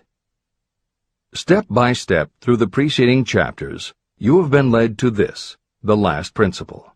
If you have mastered each of the preceding principles, you are now prepared to accept, without being skeptical, the extraordinary claims made here. If you have not mastered the other principles, you must do so before you may determine definitely whether or not the claims made in this chapter are fact or fiction. Let great people shape your life. I have never completely divested myself of the habit of hero worship. While I was passing through the stage of hero worship, I found myself trying to imitate those whom I most admired. My experience has taught me that the next best thing to being truly great is to emulate the great, to try to act like them, be like them, and feel like them as much as I could. I discovered that the faith with which I tried to imitate my idols gave me great capacity to do so quite successfully. Long before I had ever written a line for publication or delivered a speech in public, I followed the habit of reshaping my own character by trying to imitate the 9 men whose lives and life works had been most impressive to me. These 9 men were Emerson, Paine, Edison, Darwin, Lincoln, Burbank, Napoleon, Ford, and Carnegie. Every night, over a long period of years, I held an imaginary council meeting with this group, whom I called my invisible counselors. This is how I did it. Just before going to sleep at night, I would shut my eyes and see, in my imagination, this group of men seated with me around my council table. Here I had not only an opportunity to sit among those whom I considered to be great, but I actually dominated the group by serving as the chairman. I had a very definite purpose in using my imagination in this way. My purpose was to rebuild my own character, so it would become a composite of the characters of my imaginary counselors. Realizing that I had to overcome the handicap of being born and raised in an environment of ignorance and superstition, I deliberately assigned myself the task of voluntary rebirth through the method I have described above. Building character through autosuggestion. I knew, of course, that we all become what we are because of our dominating thoughts and desires. I knew that every deeply seated desire causes a person to find a way to turn that desire into reality. I knew that self-suggestion is a powerful factor in building character. In fact, it is the sole principle through which character is built. With this knowledge of how the mind works, I was fairly well armed with the equipment needed to rebuild my character. In these imaginary council meetings, I called on my cabinet members for the knowledge I wished each to contribute. I would even speak out loud to each of them as follows. Mr. Emerson, I desire to acquire from you the marvelous understanding of nature which distinguished your life. I ask that you impress upon my subconscious mind those qualities you possessed that enabled you to understand and adapt yourself to the laws of nature. Mr. Burbank, I request that you pass on to me the knowledge that enabled you to so harmonize the laws of nature that you caused the cactus to shed its thorns and become an edible food. Give me access to the knowledge that enabled you to make 2 blades of grass grow where but 1 grew before. Napoleon, I desire to acquire from you the marvelous ability you possess to inspire men and will rouse them to greater and more determined spirit of action. I desire also to acquire the spirit of enduring faith, which enabled you to turn defeat into victory and to surmount staggering obstacles. Mr. Paine, I desire to acquire from you the freedom of thought and the courage and clarity with which to express convictions which so distinguished you. Mr. Darwin, I wish to acquire from you the marvelous patience and ability to study cause and effect without bias or prejudice so exemplified by you in the field of natural science. Mr. Lincoln, I desire to build into my own character the keen sense of justice, the untiring spirit of patience, the sense of humor, the human understanding, and the tolerance that were your distinguishing characteristics. Mr. Carnegie, I wish to acquire a thorough understanding of the principles of organized effort, which you use so effectively in the building of a great industrial enterprise. Mr. Ford, I wish to acquire your spirit of persistence, the determination, poise, and self-confidence that have enabled you to master poverty and to organize, unify, and simplify human effort so I may help others to follow in your footsteps. Mr. Edison, I wish to acquire from you the marvelous spirit of faith with which you have uncovered so many of nature's secrets, the spirit of unremitting toil with which you have so often wrested victory from defeat. The startling power of imagination. My method of addressing the members of my imaginary cabinet would vary according to the traits of character I was most interested in acquiring. I studied the records of their lives with painstaking care.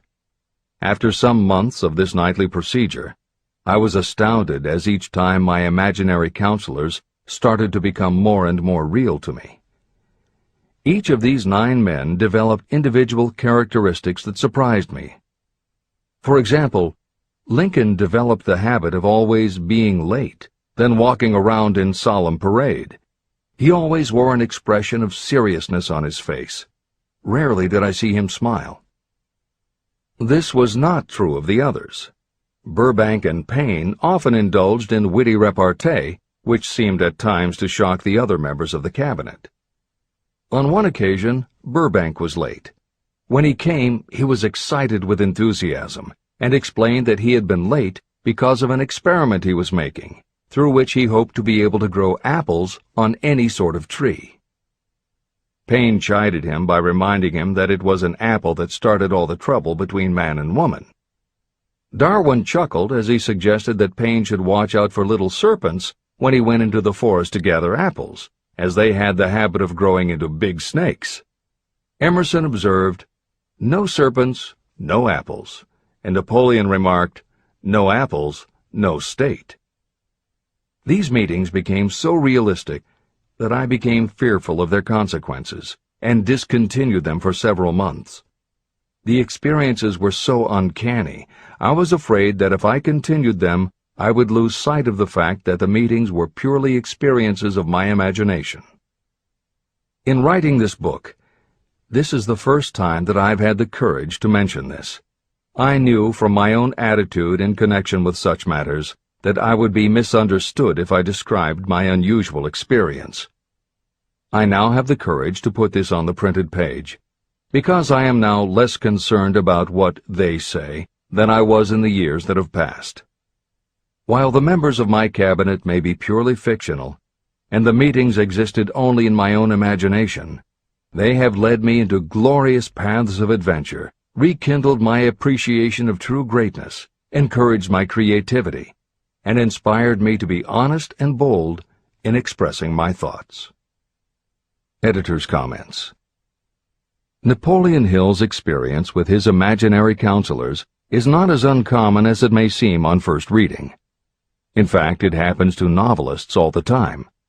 As an author proceeds with the writing of a book, there will come a point when the characters in the novel become so well defined in the author's mind that the personalities of the characters themselves begin to suggest plot points and dialogue that the author never planned.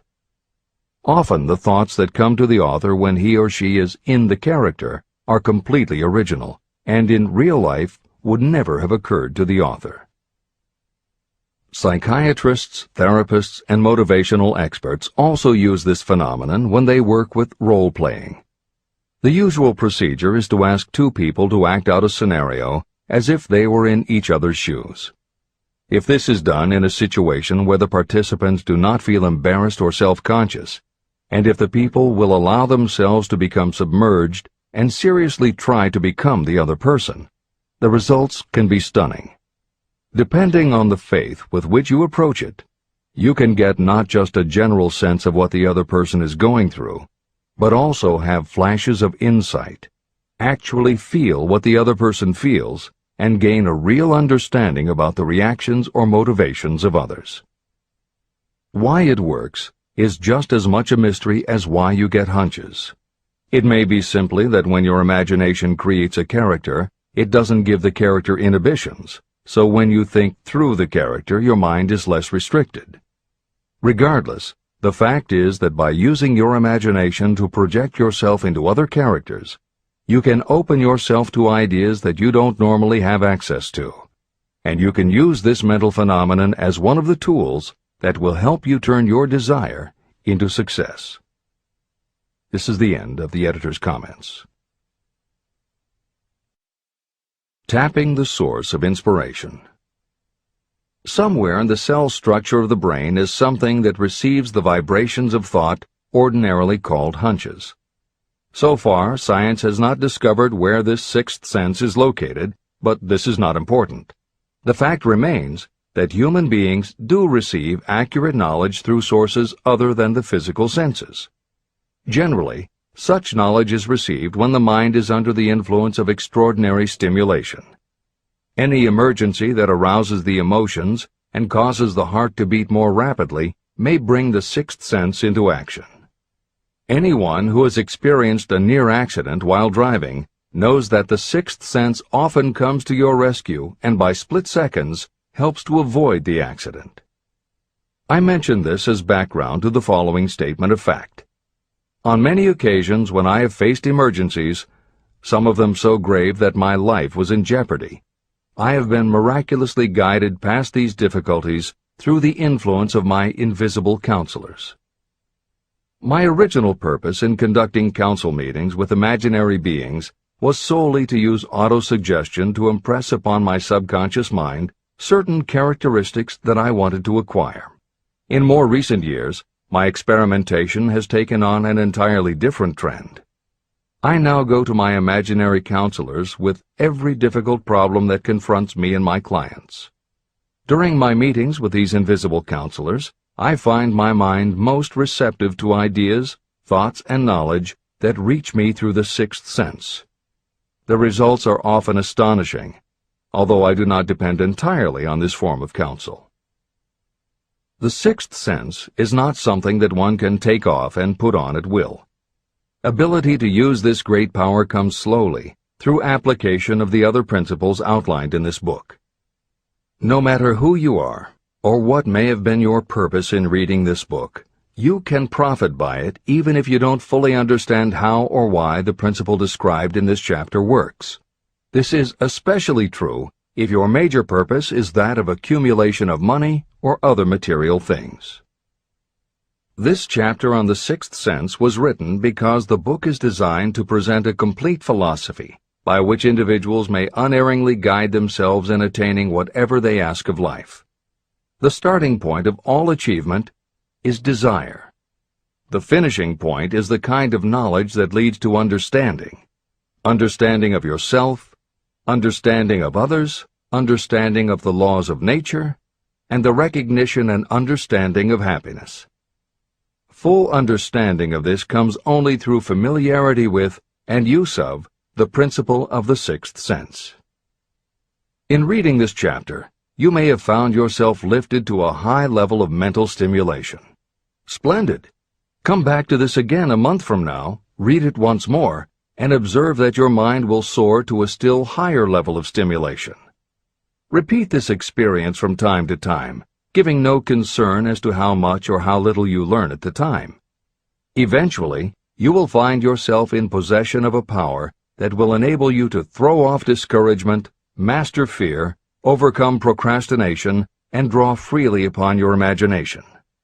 Then you will have felt the touch of that unknown something that has been the moving spirit of every truly great thinker, leader, artist, musician, writer, or statesman.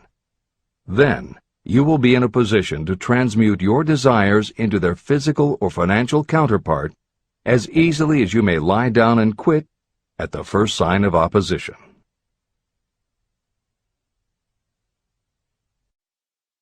The man who actually knows just what he wants in life has already gone a long way toward attaining it. Chapter 16. The 6 Ghosts of Fear. How many are standing in your way? Take inventory of yourself as you read this closing chapter, and find out how many of the ghosts are standing in your way. Before you can put any portion of this philosophy into successful use, your mind must be prepared to receive it. The preparation is not difficult. It begins with study, analysis, and understanding of 3 enemies that you will have to clear out: indecision, doubt, and fear. The sixth sense will never function while these 3 negatives, or any one of them, remain in your mind. The members of this unholy trio are closely related. Where one is found, The other two are close at hand. Indecision is the seedling of fear. Remember this as you read. Indecision crystallizes into doubt. The two blend and become fear. The blending process often is slow. This is one reason why these three enemies are so dangerous. They germinate and grow without their presence being observed. The remainder of this chapter describes a state of mind that you must attain before the philosophy can be put into practical use. This chapter also analyzes a condition that has reduced huge numbers of people to poverty, and it states a truth that must be understood by all who accumulate riches, whether measured in terms of money or in terms of a state of mind that may be of far greater value than money. The purpose of this chapter is to turn the spotlight of attention on the cause and the cure of the 6 basic fears. Before you can master an enemy, you must know its name, its habits, and where to attack it. As you read, analyze yourself carefully and determine which, if any, of the 6 common fears have attached themselves to you. And keep in mind that sometimes they are hidden in the subconscious mind, where they are difficult to locate and still more difficult to eliminate. The 6 basic fears. There are 6 basic fears. At one time or another, every person suffers from some combination of these fears. Most people are fortunate if they do not suffer from the entire 6. Named in the order of their most common appearance, they are the fear of poverty, the fear of criticism, the fear of ill health, the fear of loss of love of someone, the fear of old age, and the fear of death. All other fears are of minor importance, and are in fact just variations on these 6. Fears are nothing more than states of mind. Your state of mind is subject to your control and direction. You can create nothing that you do not first conceive in the form of an impulse of thought. The following statement is of even greater importance. Thought impulses begin immediately to translate themselves into their physical equivalent, whether those thoughts are voluntary or involuntary. Even thought impulses that are picked up by mere chance, thoughts that have been released by other minds, may determine your financial, business, professional, or social destiny just as surely as the thoughts that you create by intent and design. This circumstance also explains why some people seem to be lucky, while others of equal or greater ability, training, experience, and brain capacity seem destined to have misfortune. The explanation is that you have the ability to completely control your own mind. With this control, you may open your mind to the thought impulses that are being released by other brains, or you can close the doors tightly and admit only thought impulses of your own choice. Nature has endowed human beings with absolute control over only one thing, and that one thing is thought. This fact, coupled with the additional fact that everything we create begins in the form of a thought, leads us very near to the principle by which fear may be mastered. If it is true that all thought has a tendency to clothe itself in its physical equivalent, and this is true beyond any reasonable room for doubt, it is equally true that thought impulses of fear and poverty cannot be translated into terms of courage and financial gain. The first basic fear. The fear of poverty. There can be no compromise between poverty and riches. The two roads that lead to poverty and riches travel in opposite directions. If you want riches, you must refuse to accept any circumstance that leads toward poverty. The word riches is used in its broadest sense, meaning financial, spiritual, mental, and material wealth. The starting point of the path that leads to riches is desire. In Chapter 3, you received full instructions for the proper use of desire. In this chapter on fear, you have complete instructions for preparing your mind to make practical use of desire. Here is the place to give yourself a challenge, which will definitely determine how much of this philosophy you have absorbed. Here is the point at which you can tell what the future holds in store for you. If, after reading this chapter, you are willing to accept poverty, you may as well make up your mind to receive poverty. This is one decision you cannot avoid. But if you demand riches, determine what form and how much will be required to satisfy you. You know the road that leads to riches. You have been given a road map. If you follow it, it will keep you on that road. If you neglect to make the start, or stop before you arrive, no one will be to blame but you. This responsibility is yours. No excuse will save you from accepting the responsibility if you now fail or refuse to demand riches of life. All you need is one thing. Incidentally, the only thing you can control, and that is a state of mind. A state of mind is something that is up to you. It cannot be purchased.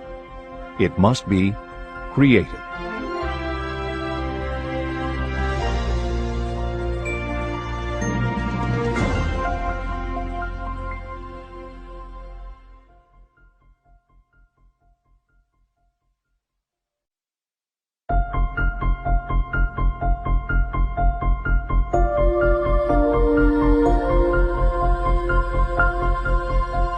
The most destructive fear.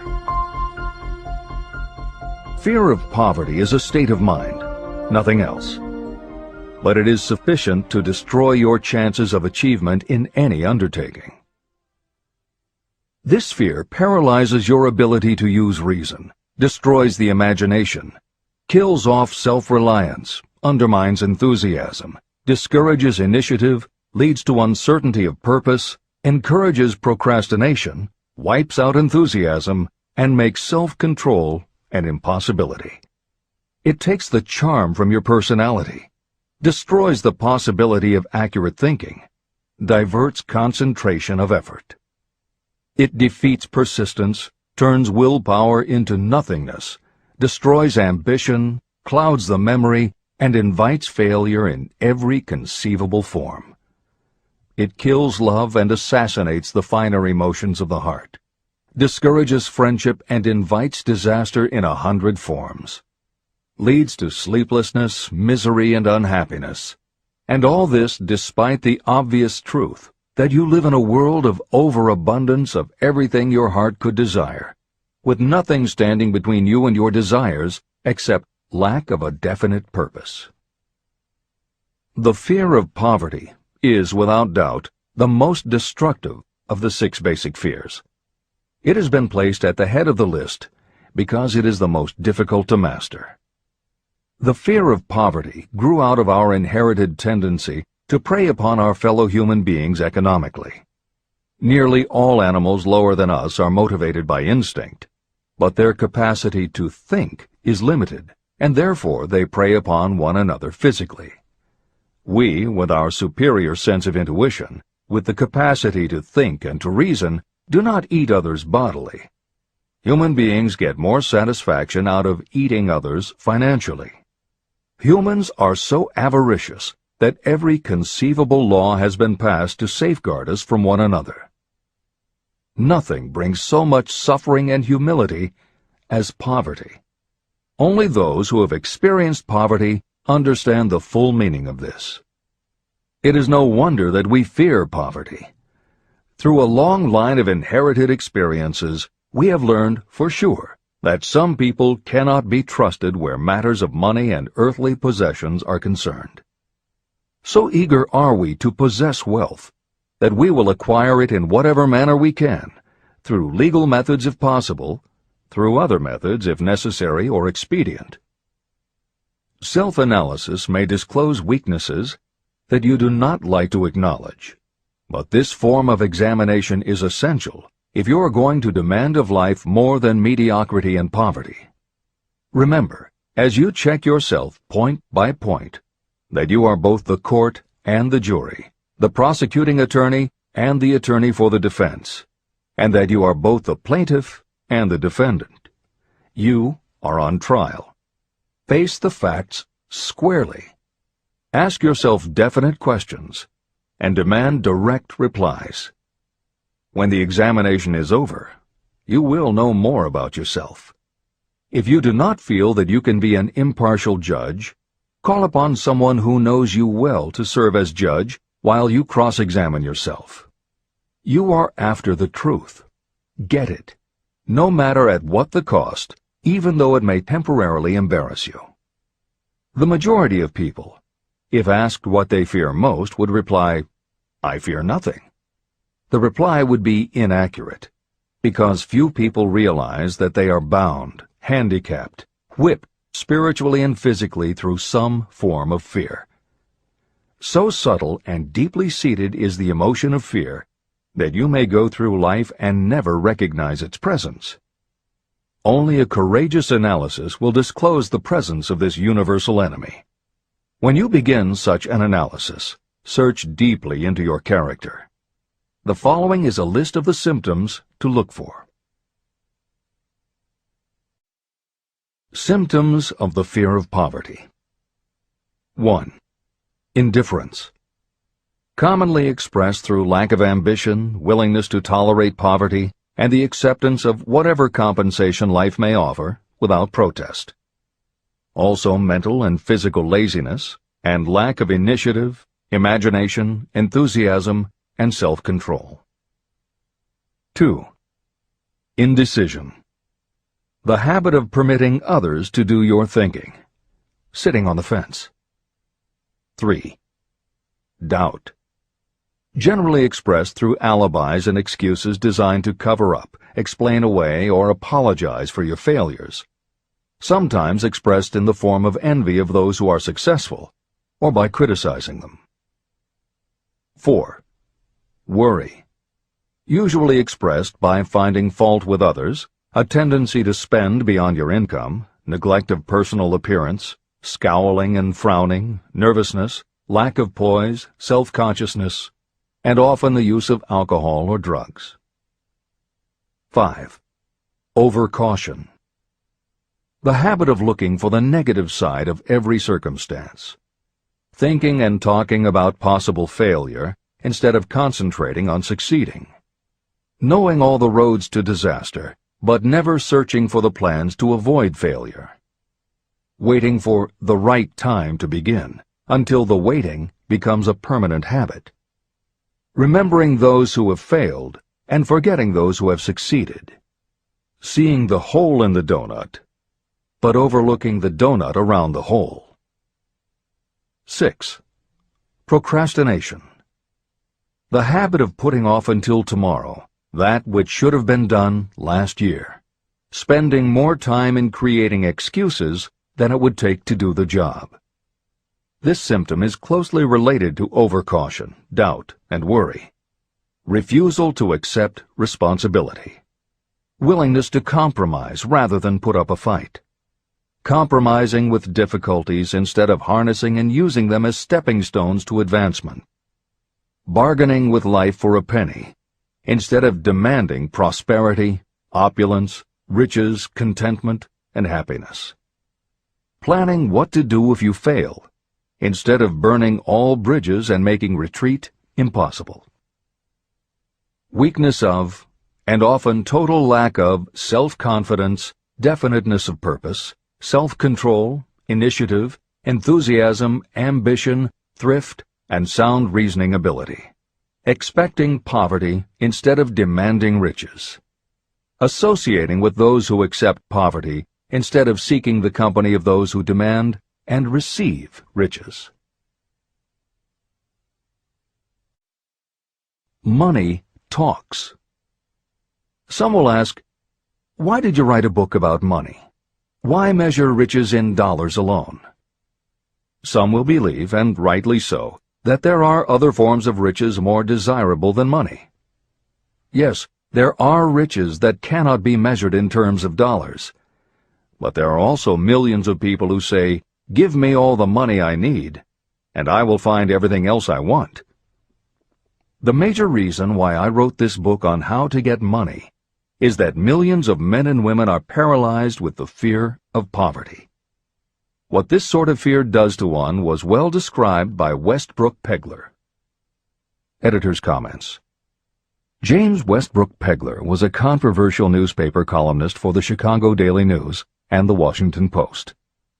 Although his career lasted into the 1960s, he was most widely read and quoted during the 1930s and 1940s. During that period, he went from being a public supporter of Franklin Roosevelt and the New Deal policies to the opposite end of the political spectrum, championing conservative points of view. Pegler was also the author of 3 books based on his columns, and in 1940 won the Pulitzer Prize for his expose of union racketeering. This is the end of the editor's comments. We continue with the article by Westbrook Pegler. Money is only clamshells or metal discs or scraps of paper, and there are treasures of the heart and soul which money cannot buy. But most people, being broke, are unable to keep this in mind and sustain their spirits. When a man is down and out and on the street, unable to get any job at all, something happens to his spirit, which can be observed in the droop of his shoulders, the set of his hat, his walk, and his gaze. He cannot escape a feeling of inferiority among people with regular employment, even though he knows they are definitely not his equals in character, intelligence, or ability. These people, even his friends, feel, on the other hand, a sense of superiority and regard him, perhaps unconsciously, as a casualty.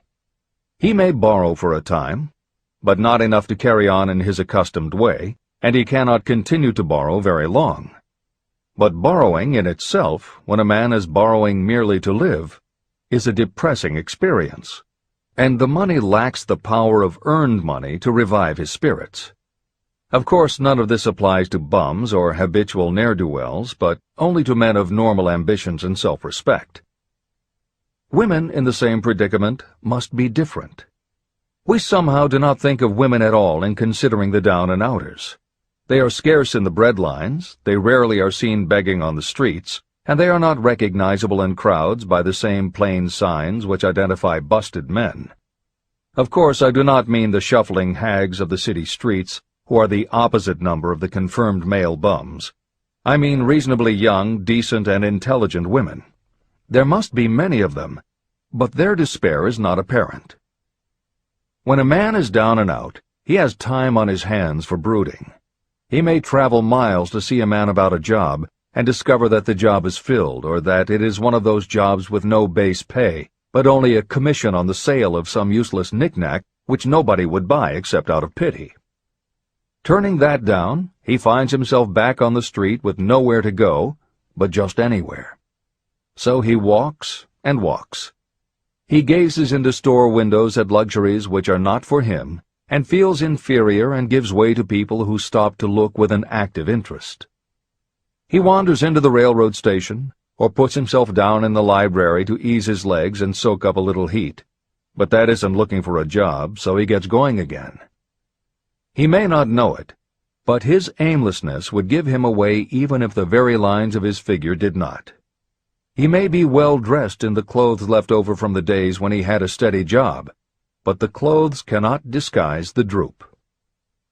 He sees thousands of other people, bookkeepers or clerks or chemists or wagon hands, busy at their work, and envies them from the bottom of his soul. They have their independence, their self-respect and manhood, and he simply cannot convince himself that he is a good man too, though he argue it out and arrive at a favorable verdict hour after hour. It is just money which makes this difference in him. With a little money, he would be himself again. This is the end of the article by Westbrook Pegler. The second basic fear, the fear of criticism.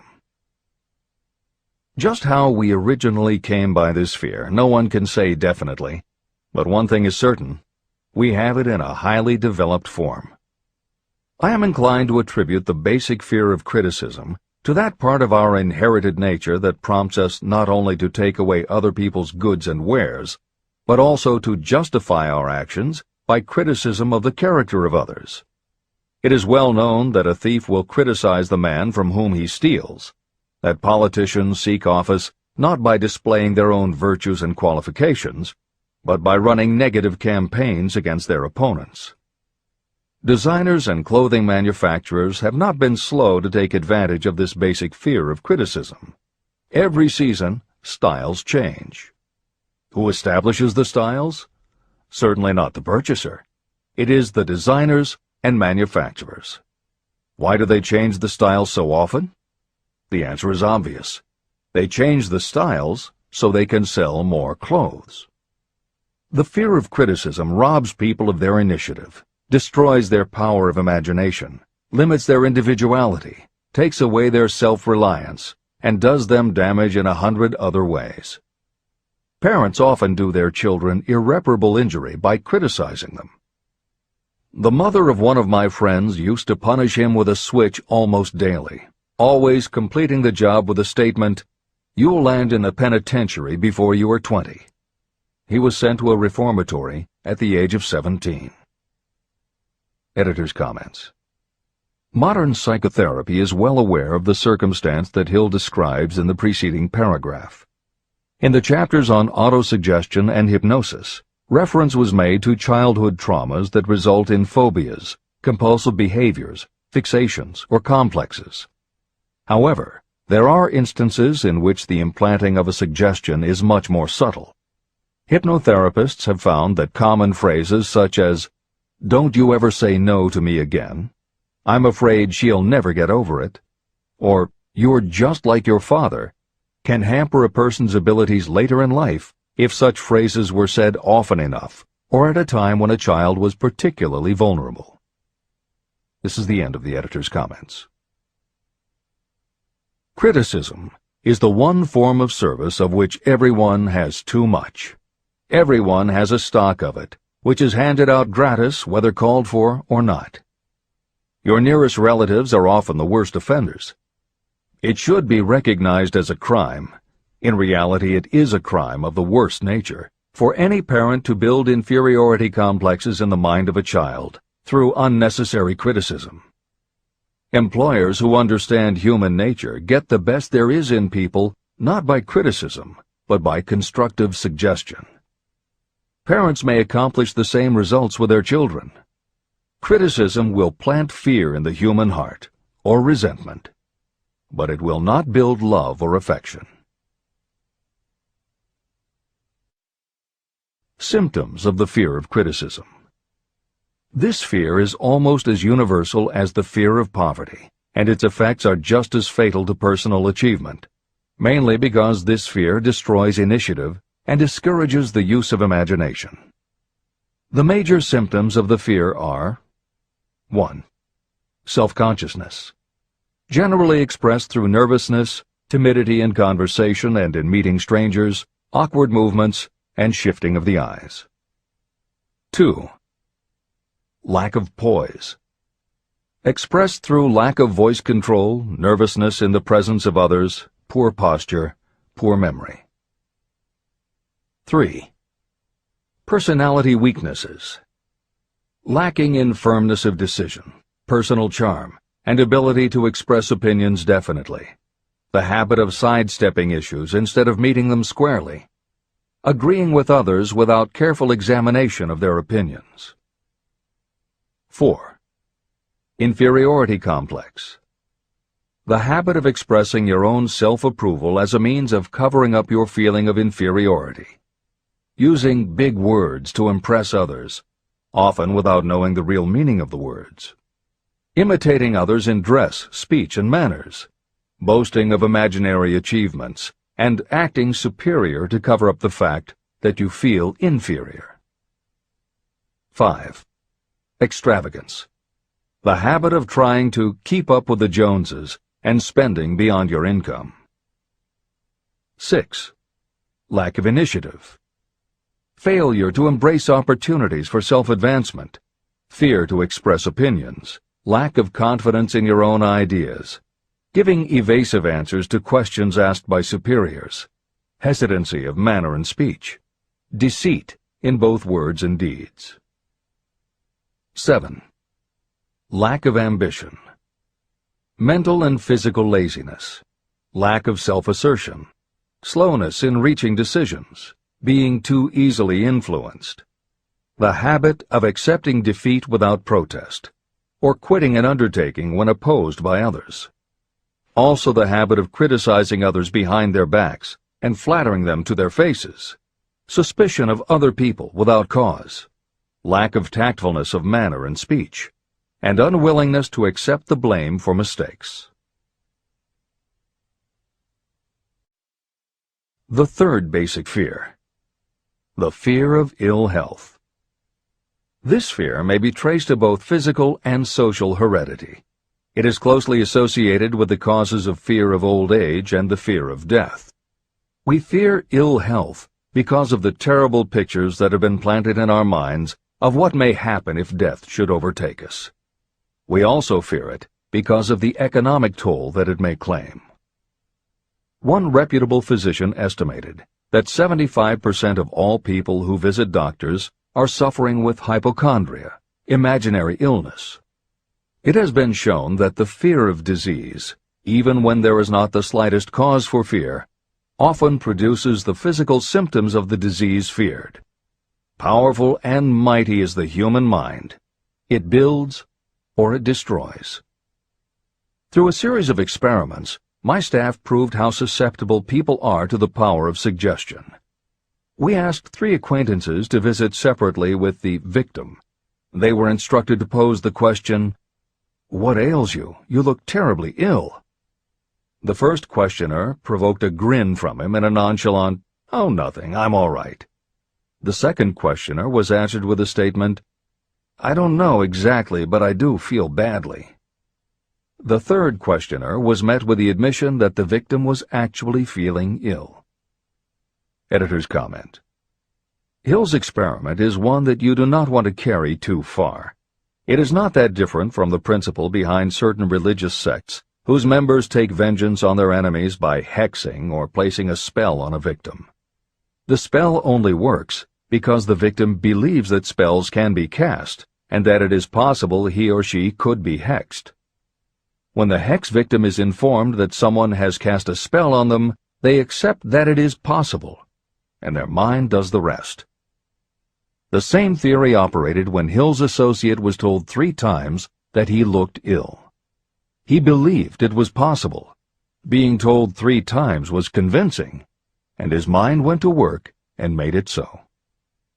This is the end of the editor's comment. There is overwhelming evidence that disease sometimes begins in the form of negative thought impulse.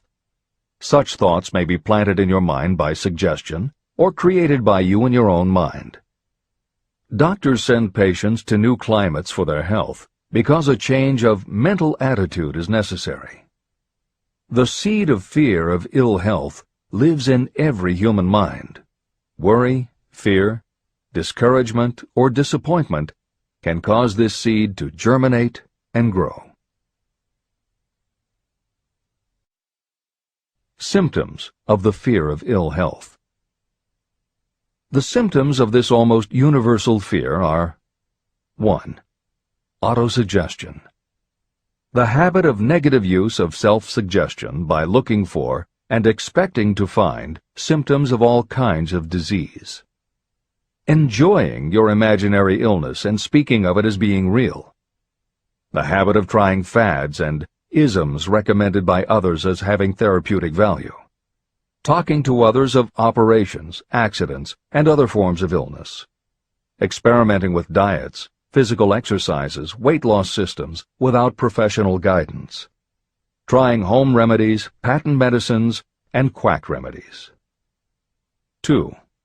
Hypochondria, a medical term for imaginary disease.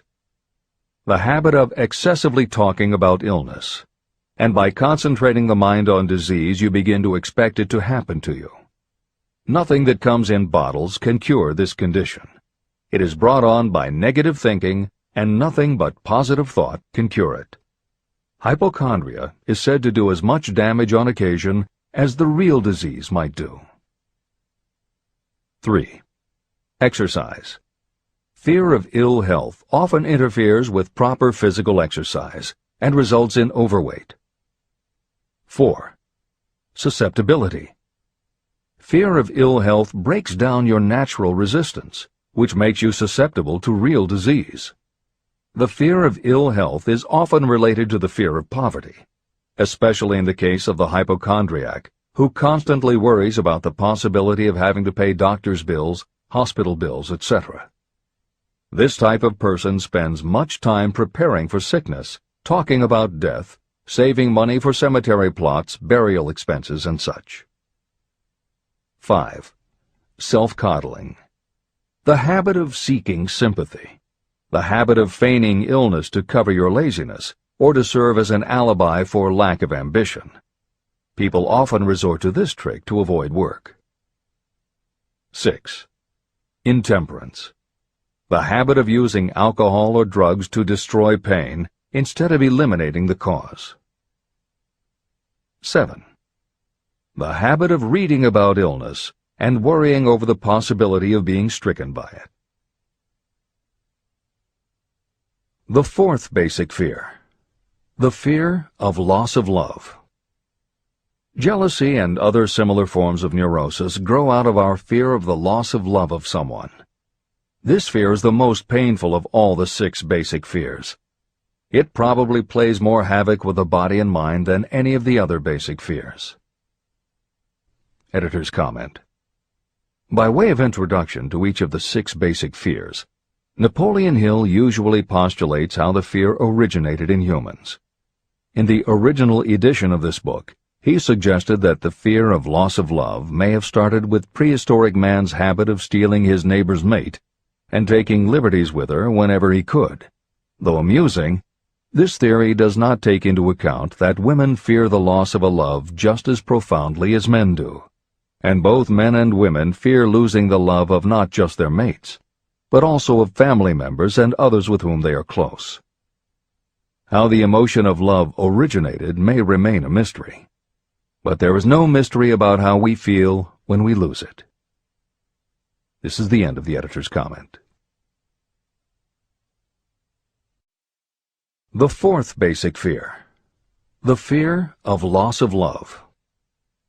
Jealousy and other similar forms of neurosis grow out of our fear of the loss of love of someone. This fear is the most painful of all the 6 basic fears. It probably plays more havoc with the body and mind than any of the other basic fears. Editor's comment.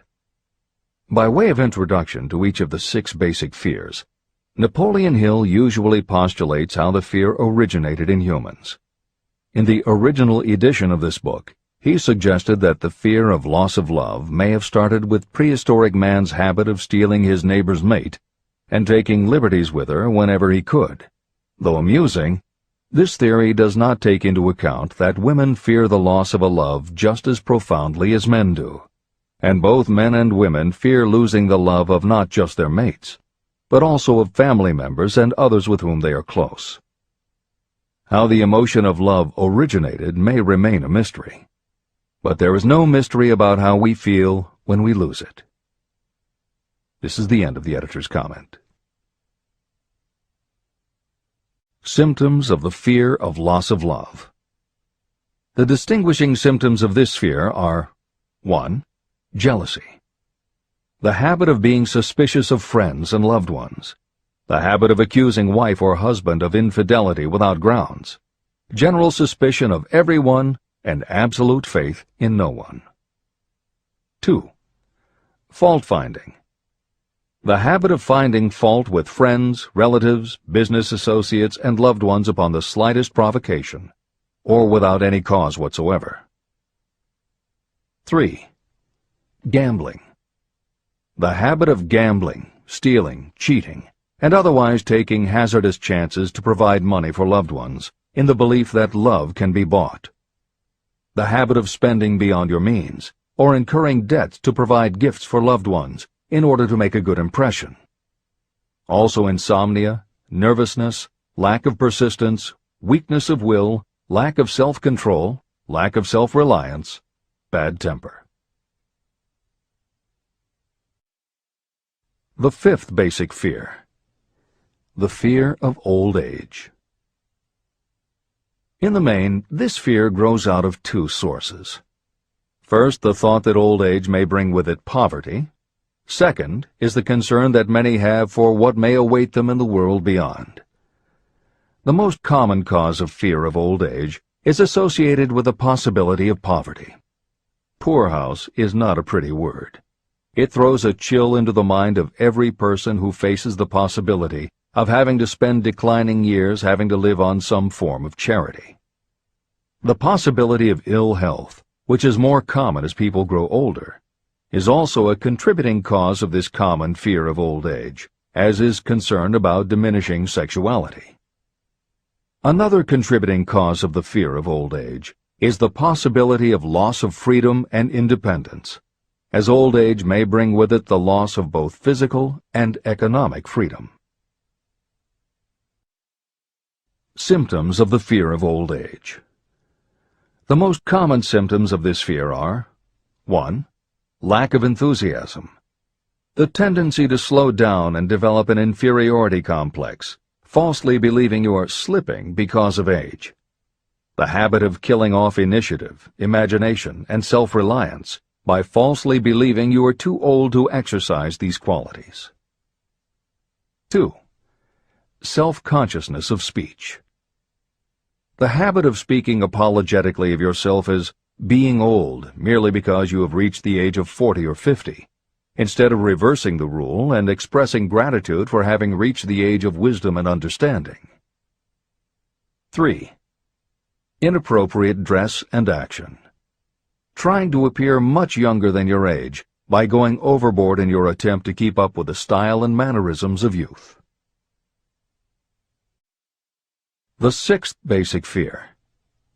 The fear of death. To some, this is the cruelest of all the basic fears. The reason is obvious. The terrible pangs of fear associated with the thought of death, in the majority of cases, may be charged to religious fanaticism. So-called heathens are less afraid of death than the more civilized. For hundreds of millions of years we have been asking the still unanswered questions, where did I come from, and where am I going?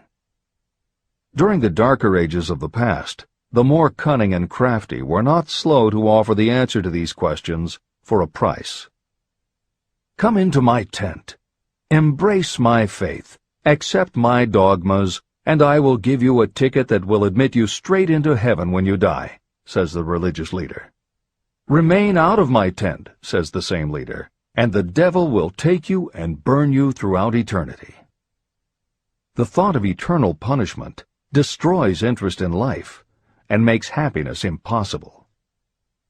While the religious leader may not actually be able to provide safe conduct into heaven or send you to hell, the possibility of the latter seems terrible. The very thought of it takes hold of the imagination in such a realistic way that it paralyzes reason and sets up the fear of death. The fear of death is not as common now as it was during the age when there were no great colleges and universities. People of science have turned the spotlight of truth upon the world, and this truth is rapidly freeing men and women from this terrible fear of death. The young men and women who attend the colleges and universities are not easily impressed by fire and brimstone. Through knowledge, the fears of the dark ages that grip the mind have been dispelled. The entire world is made up of only four things: time, space, energy, and matter. In elementary physics, we learn that neither matter nor energy can be created or destroyed. Both matter and energy can be transformed, but neither can be destroyed. Life is energy, if it is anything. If neither energy nor matter can be destroyed, of course life itself cannot be destroyed. Life, like other forms of energy, may be passed through various processes of transition or change, but it cannot be destroyed. Death is mere transition. And if death is not mere change or transition, then nothing comes after death except a long, eternal, peaceful sleep. And sleep is nothing to be feared. If you can accept the logic of this, you may forever wipe out your fear of death. Symptoms of the fear of death. The general symptoms of this fear are: 1. The habit of thinking about dying instead of making the most of life. This is generally due to lack of purpose or lack of a suitable occupation. This fear is more prevalent among the aged, but sometimes the more youthful are victims of it. The greatest of all remedies for the fear of death is a burning desire for achievement, backed by useful service to others. A busy person seldom has time to think about dying. A busy person finds life too thrilling to worry about death. 2. Sometimes the fear of death is closely associated with the fear of poverty, where death would leave loved ones poverty-stricken. 3. In other cases, the fear of death is caused by illness and the breakdown of physical body resistance. 4. The most common causes of the fear of death are ill health, poverty, lack of appropriate occupation, disappointment over love, insanity, and religious fanaticism. The disaster of worry and destructive thinking. Worry is a state of mind based upon fear. It works slowly but persistently. It is insidious and subtle. Step by step, it digs itself in until it paralyzes the reasoning faculty and destroys self-confidence and initiative. Worry is a form of sustained fear caused by indecision. Therefore, it is a state of mind that can be controlled. An unsettled mind is helpless. Indecision makes an unsettled mind. Most individuals lack the willpower to reach decisions promptly and to stand by them after they have been made. We do not worry over conditions once we have reached a decision to follow a definite line of action. I once interviewed a man who was sentenced to be electrocuted 2 hours later. The condemned man was the calmest of the 8 men who were in the death cell with him. His calmness prompted me to ask him how it felt to know that he was going into eternity in a short while. With a smile of confidence on his face, he said, "It feels fine. Just think, brother, my troubles will soon be over.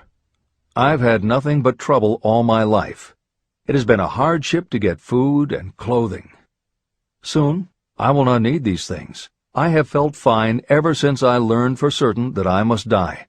I made up my mind then to accept my fate in good spirit." As he spoke, he devoured a dinner sufficient for 3 men, eating every mouthful of the food brought to him, and apparently enjoying it as much as if no disaster awaited him. Decision gave this man resignation to his fate. Decision can also prevent one's acceptance of undesired circumstances. Through indecision, the 6 basic fears become translated into a state of worry. Relieve yourself forever of the fear of death by reaching a decision to accept death as an inescapable event.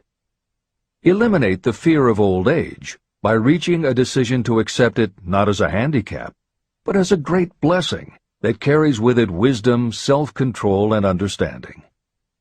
Master the fear of loss of love by reaching a decision to get along without love, if that is necessary. Defeat the fear of criticism by reaching a decision not to worry about what other people think, do, or say. Overcome the fear of ill health by the decision to forget symptoms, and whip the fear of poverty by reaching a decision to get along with whatever wealth you can accumulate without worry. Kill the habit of worry in all its forms by reaching a general blanket decision that nothing life has to offer is worth the price of worry. With this decision will come poise, peace of mind, and calmness of thought, which will bring happiness. If your mind is filled with fear, you not only destroy your own chances of intelligent action, but you transmit these destructive vibrations to the minds of all who come into contact with you, and you destroy their chances too.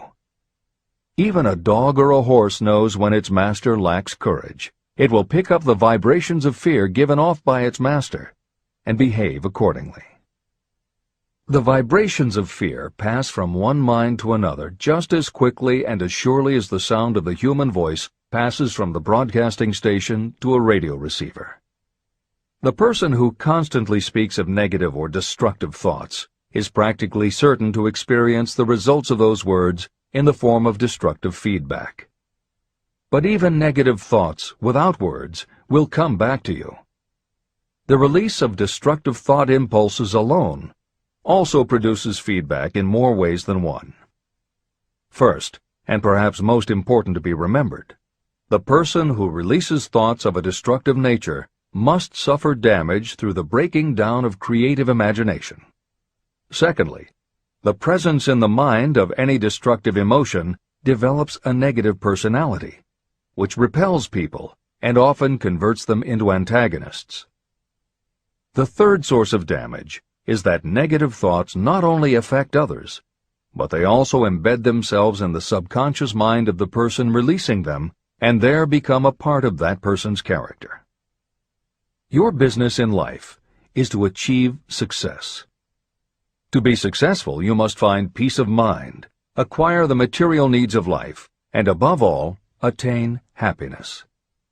All of these indications of success begin in the form of thought impulses. You control your own mind.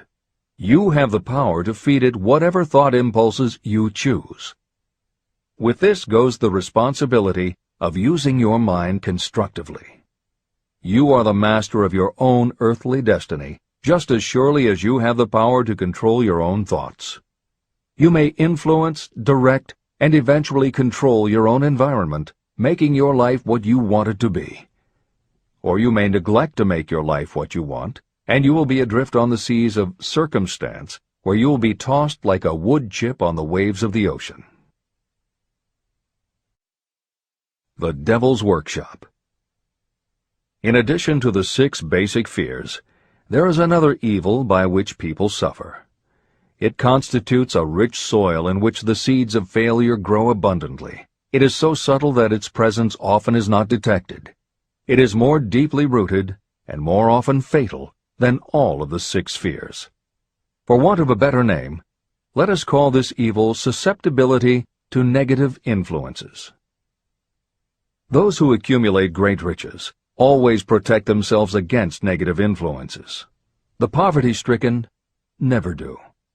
Those who succeed in any calling must prepare their minds to resist such influences. If you are reading this book to learn how to grow rich, you should examine yourself very carefully to determine whether you are susceptible to negative influences. If you neglect this self-analysis, you will give up your right to attain the object of your desires. Make your analysis searching. As you read the following questions, be tough on yourself. Go at the task as carefully as you would if you were searching for any other enemy you knew was waiting to ambush you. You must deal with your own faults as you would with a real and serious enemy. You can easily protect yourself against real enemies because there are laws, police, and courts to deal with them. But this 7th basic evil is more difficult to master because it strikes when you are not aware of its presence, when you are asleep and while you are awake. Moreover, its weapon is intangible because it consists of merely a state of mind. Negative influences are also dangerous because they come in so many different forms. Sometimes they enter the mind through the well-meant words of your friends and relatives. At other times they come from within, through your own mental attitude. Always it is as deadly as poison, even though it may not kill as quickly. How to protect yourself against negative influences. To protect yourself against negative influences, whether of your own making or the result of negative people around you, recognize that your willpower is your defense. You must put it into constant use until it builds a wall of immunity against negative influences in your own mind.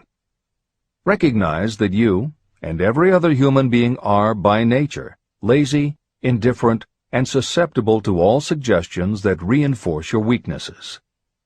Recognize that you are, by nature, susceptible to all of the 6 basic fears. and you must set up habits to counteract all these fears. Recognize that negative influences often work on you through your subconscious mind and are therefore difficult to detect. Keep your mind closed against all people who depress or discourage you in any way. Clean out your medicine chest and stop pandering to colds, aches, pains, and imaginary illness. Deliberately seek the company of people who influence you to think and act for yourself. Do not expect troubles, as they have a tendency not to disappoint. Without doubt, the most common weakness of all human beings is the habit of leaving their minds open to the negative influences of other people. This weakness is all the more damaging because most people do not even know they do it. The following list of questions is designed to help you see yourself as you really are. You should read through the list now. Then set aside a day when you can give adequate time to go through the list again and thoroughly answer each question. When you do this, I advise that you read the questions and state your answers aloud so you can hear your own voice. This will make it easier for you to be truthful with yourself. Self-analysis questions. Do you complain often of feeling bad, and if so, what is the cause? Do you find fault with other people at the slightest provocation? Do you frequently make mistakes in your work, and if so, why? Are you sarcastic and offensive in your conversation? Do you deliberately avoid the association of anyone, and if so, why? Do you suffer frequently with indigestion? If so, what is the cause? Does life seem futile and the future hopeless to you? Do you like your occupation? If not, why? Do you often feel self-pity? And if so, why? Are you envious of those who excel you? To which do you devote most time, thinking of success or of failure? Are you gaining or losing self-confidence as you grow older? Do you learn something of value from all mistakes? Are you permitting some relative or acquaintance to worry you? If so, why? Are you sometimes excited about life, and at other times in the depths of despondency? Who has the most inspiring influence upon you, and for what reason? Do you tolerate negative or discouraging influences that you could avoid? Are you careless of your personal appearance? If so, when and why? Have you learned how to ignore your troubles by being too busy to be annoyed by them?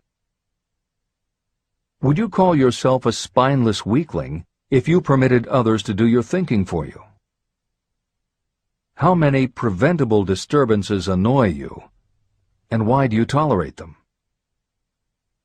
Do you resort to alcohol, drugs, cigarettes, or other compulsions to quiet your nerves? If so, why do you not try willpower instead? Does anyone nag you, and if so, for what reason? Do you have a definite major purpose? And if so, what is it, and what plan do you have for achieving it? Do you suffer from any of the 6 basic fears? If so, which ones? Have you developed a method to shield yourself against the negative influence of others? Do you use autosuggestion to make your mind positive? Which do you value most, your material possessions or your privilege of controlling your own thoughts? Are you easily influenced by others against your own judgment? Has today added anything of value to your stock of knowledge or state of mind? Do you face squarely the circumstances that make you unhappy, or do you sidestep the responsibility? Do you analyze all mistakes and failures and try to profit by them, or do you take the attitude that this is not your duty? Can you name 3 of your most damaging weaknesses? What are you doing to correct them? Do you encourage other people to bring their worries to you for sympathy? Do you choose from your daily experiences lessons or influences that aid in your personal advancement? Does your presence have a negative influence on other people as a rule? What habits of other people annoy you most? Do you form your own opinions, or do you permit yourself to be influenced by other people? Have you learned how to create a mental state of mind with which you can shield yourself against all discouraging influences? Does your occupation inspire you with faith and hope? Are you conscious of possessing spiritual forces of sufficient power to enable you to keep your mind free from all forms of fear? Does your religion help to keep your mind positive? Do you feel it your duty to share other people's worries? If so, why? If you believe that birds of a feather flock together, what have you learned about yourself by studying the friends whom you attract? What connection, if any, do you see between the people with whom you associate most closely and any unhappiness you may experience? Could it be possible that some person whom you consider to be a friend is, in reality, your worst enemy because of his or her negative influence on your mind? By what rules do you judge who is helpful and who is damaging to you? Are your intimate associates mentally superior or inferior to you? How much time out of every 24 hours do you devote to your occupation, sleep, play and relaxation, acquiring useful knowledge, plain wasted time? Who among your acquaintances encourages you most, cautions you most, discourages you most? What is your greatest worry? Why do you tolerate it?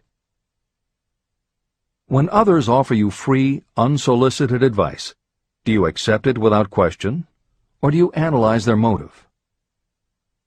What, above all else, do you most desire? Do you intend to acquire it? Are you willing to subordinate all other desires for this one? How much time daily do you devote to acquiring it? Do you change your mind often? If so, why? Do you usually finish everything you begin? Are you easily impressed by other people's business or professional titles, college degrees, or wealth? Are you easily influenced by what other people think or say about you? Do you cater to people because of their social or financial status? Whom do you believe to be the greatest person living? In what respect is this person superior to yourself? How much time have you devoted to studying and answering these questions? At least one day is necessary for the analysis and the answering of the entire list. If you have answered all these questions truthfully, you know more about yourself than the majority of people. Study the questions carefully. Come back to them once each week for several months, and be astounded at the amount of additional knowledge of great value to yourself you will have gained by the simple method of answering the questions truthfully. If you are not certain about the answers to some of the questions, seek the counsel of those who know you well, especially those who have no motive in flattering you, and see yourself through their eyes. The experience will be astonishing.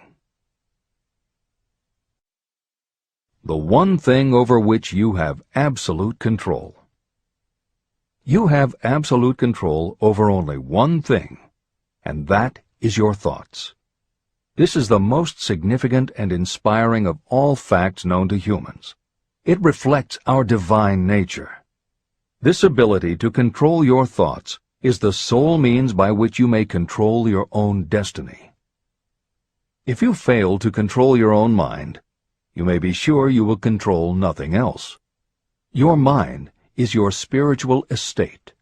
Protect and use it with the care to which divine royalty is entitled. You were given your willpower for this purpose.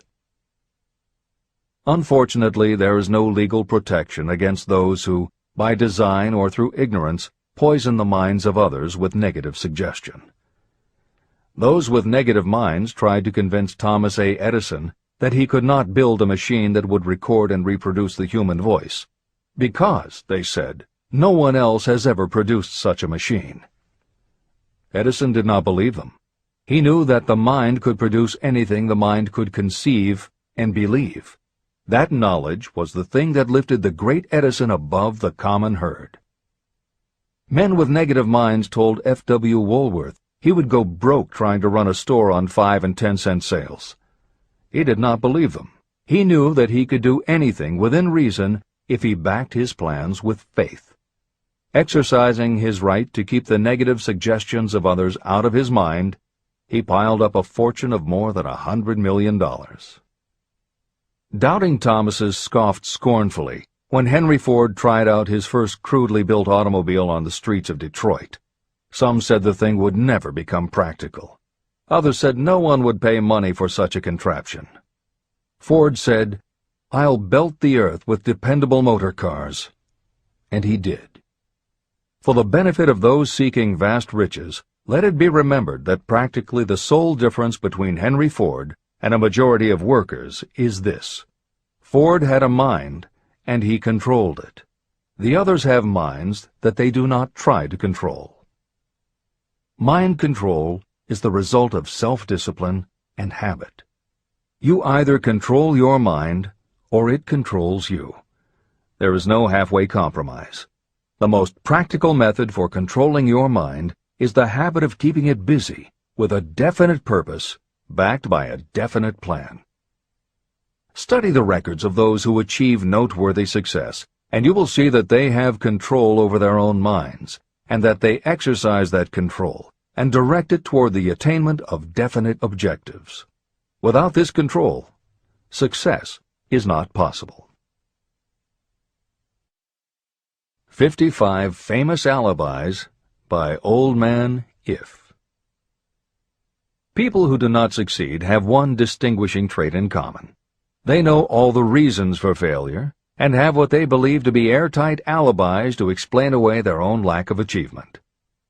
Some of these alibis are clever, and a few of them are justifiable by the facts. But alibis cannot be used for money. The world wants to know only one thing: have you achieved success? A character analyst compiled a list of the most commonly used alibis. As you read the list, examine yourself carefully and determine how many of these alibis you use. Remember, the philosophy presented in this book makes every one of these alibis obsolete. If I didn't have a wife and family. If I had enough pull. If I had money. If I had a good education. If I could get a job. If I had good health. If I only had time. If times were better. If other people understood me. If conditions around me were only different. If I could live my life over again. If I did not fear what they would say. If I had been given a chance. If I now had a chance. If other people didn't have it in for me. If nothing happens to stop me. If only I were younger. If I only could do what I want. If I had been born rich. If I could meet the right people.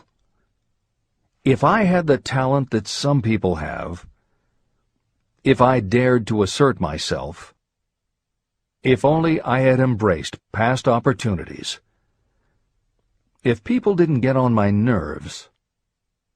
If I didn't have to keep house and look after the children. If I could save some money. If the boss only appreciated me. If I only had somebody to help me. If my family understood me. If I lived in a big city. If I could just get started. If I were only free. If I had the personality of some people. If I were not so fat. If my real talents were known. If I could just get a break. If I could only get out of debt. If I hadn't failed. If I only knew how. If everybody wasn't against me. If I didn't have so many worries. If I could marry the right person. If people weren't so dumb. If my family were not so extravagant. If I were sure of myself. If luck were not against me. If I had not been born under the wrong star. If it were not true that what is to be will be. If I did not have to work so hard. If I hadn't lost my money. If I lived in a different neighborhood. If I didn't have a past. If I only had a business of my own. If other people would only listen to me. If, and this is the greatest of them all, if I had the courage to see myself as I really am, I would find out what is wrong with me and correct it. And I know that something must be wrong with the way I have done things, or I would already have the success that I desire. I recognize that something must be wrong with me, otherwise I would have spent more time analyzing my weaknesses and less time building alibis to cover them. Building alibis to explain away failure is a national pastime. The habit is as old as the human race and is fatal to success. Why do people cling to their pet alibis? The answer is obvious. They defend their alibis because they create them. Your alibi is the child of your own imagination. It is human nature to defend your own brainchild. Building alibis is a deeply rooted habit. Habits are difficult to break, especially when they provide justification for something we do. Plato had this truth in mind when he said, "The first and best victory is to conquer self. To be conquered by self is, of all things, the most shameful and vile." Another philosopher had the same thought in mind when he said, "It was a great surprise to me when I discovered that most of the ugliness I saw in others was but a reflection of my own nature."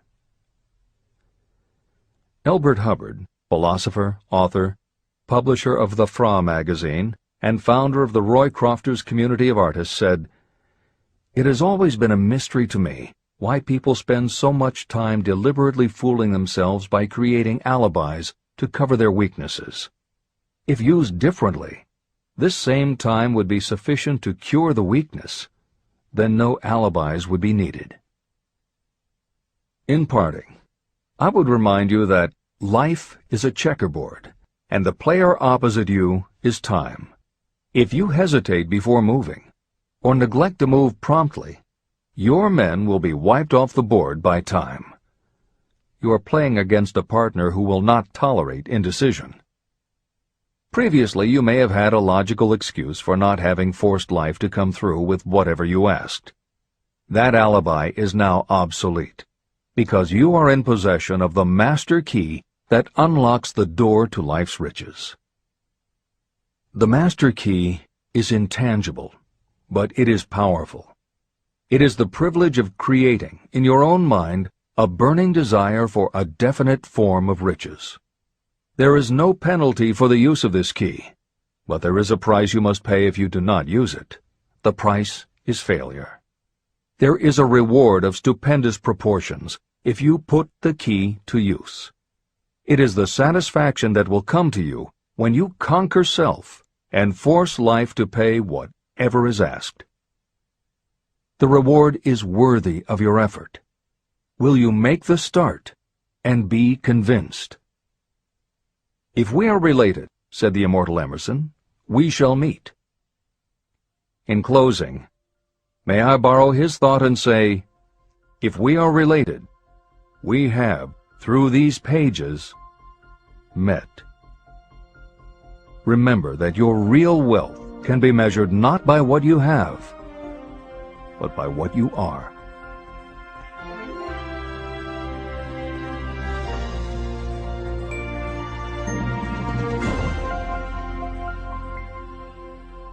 This is released for the sake of education.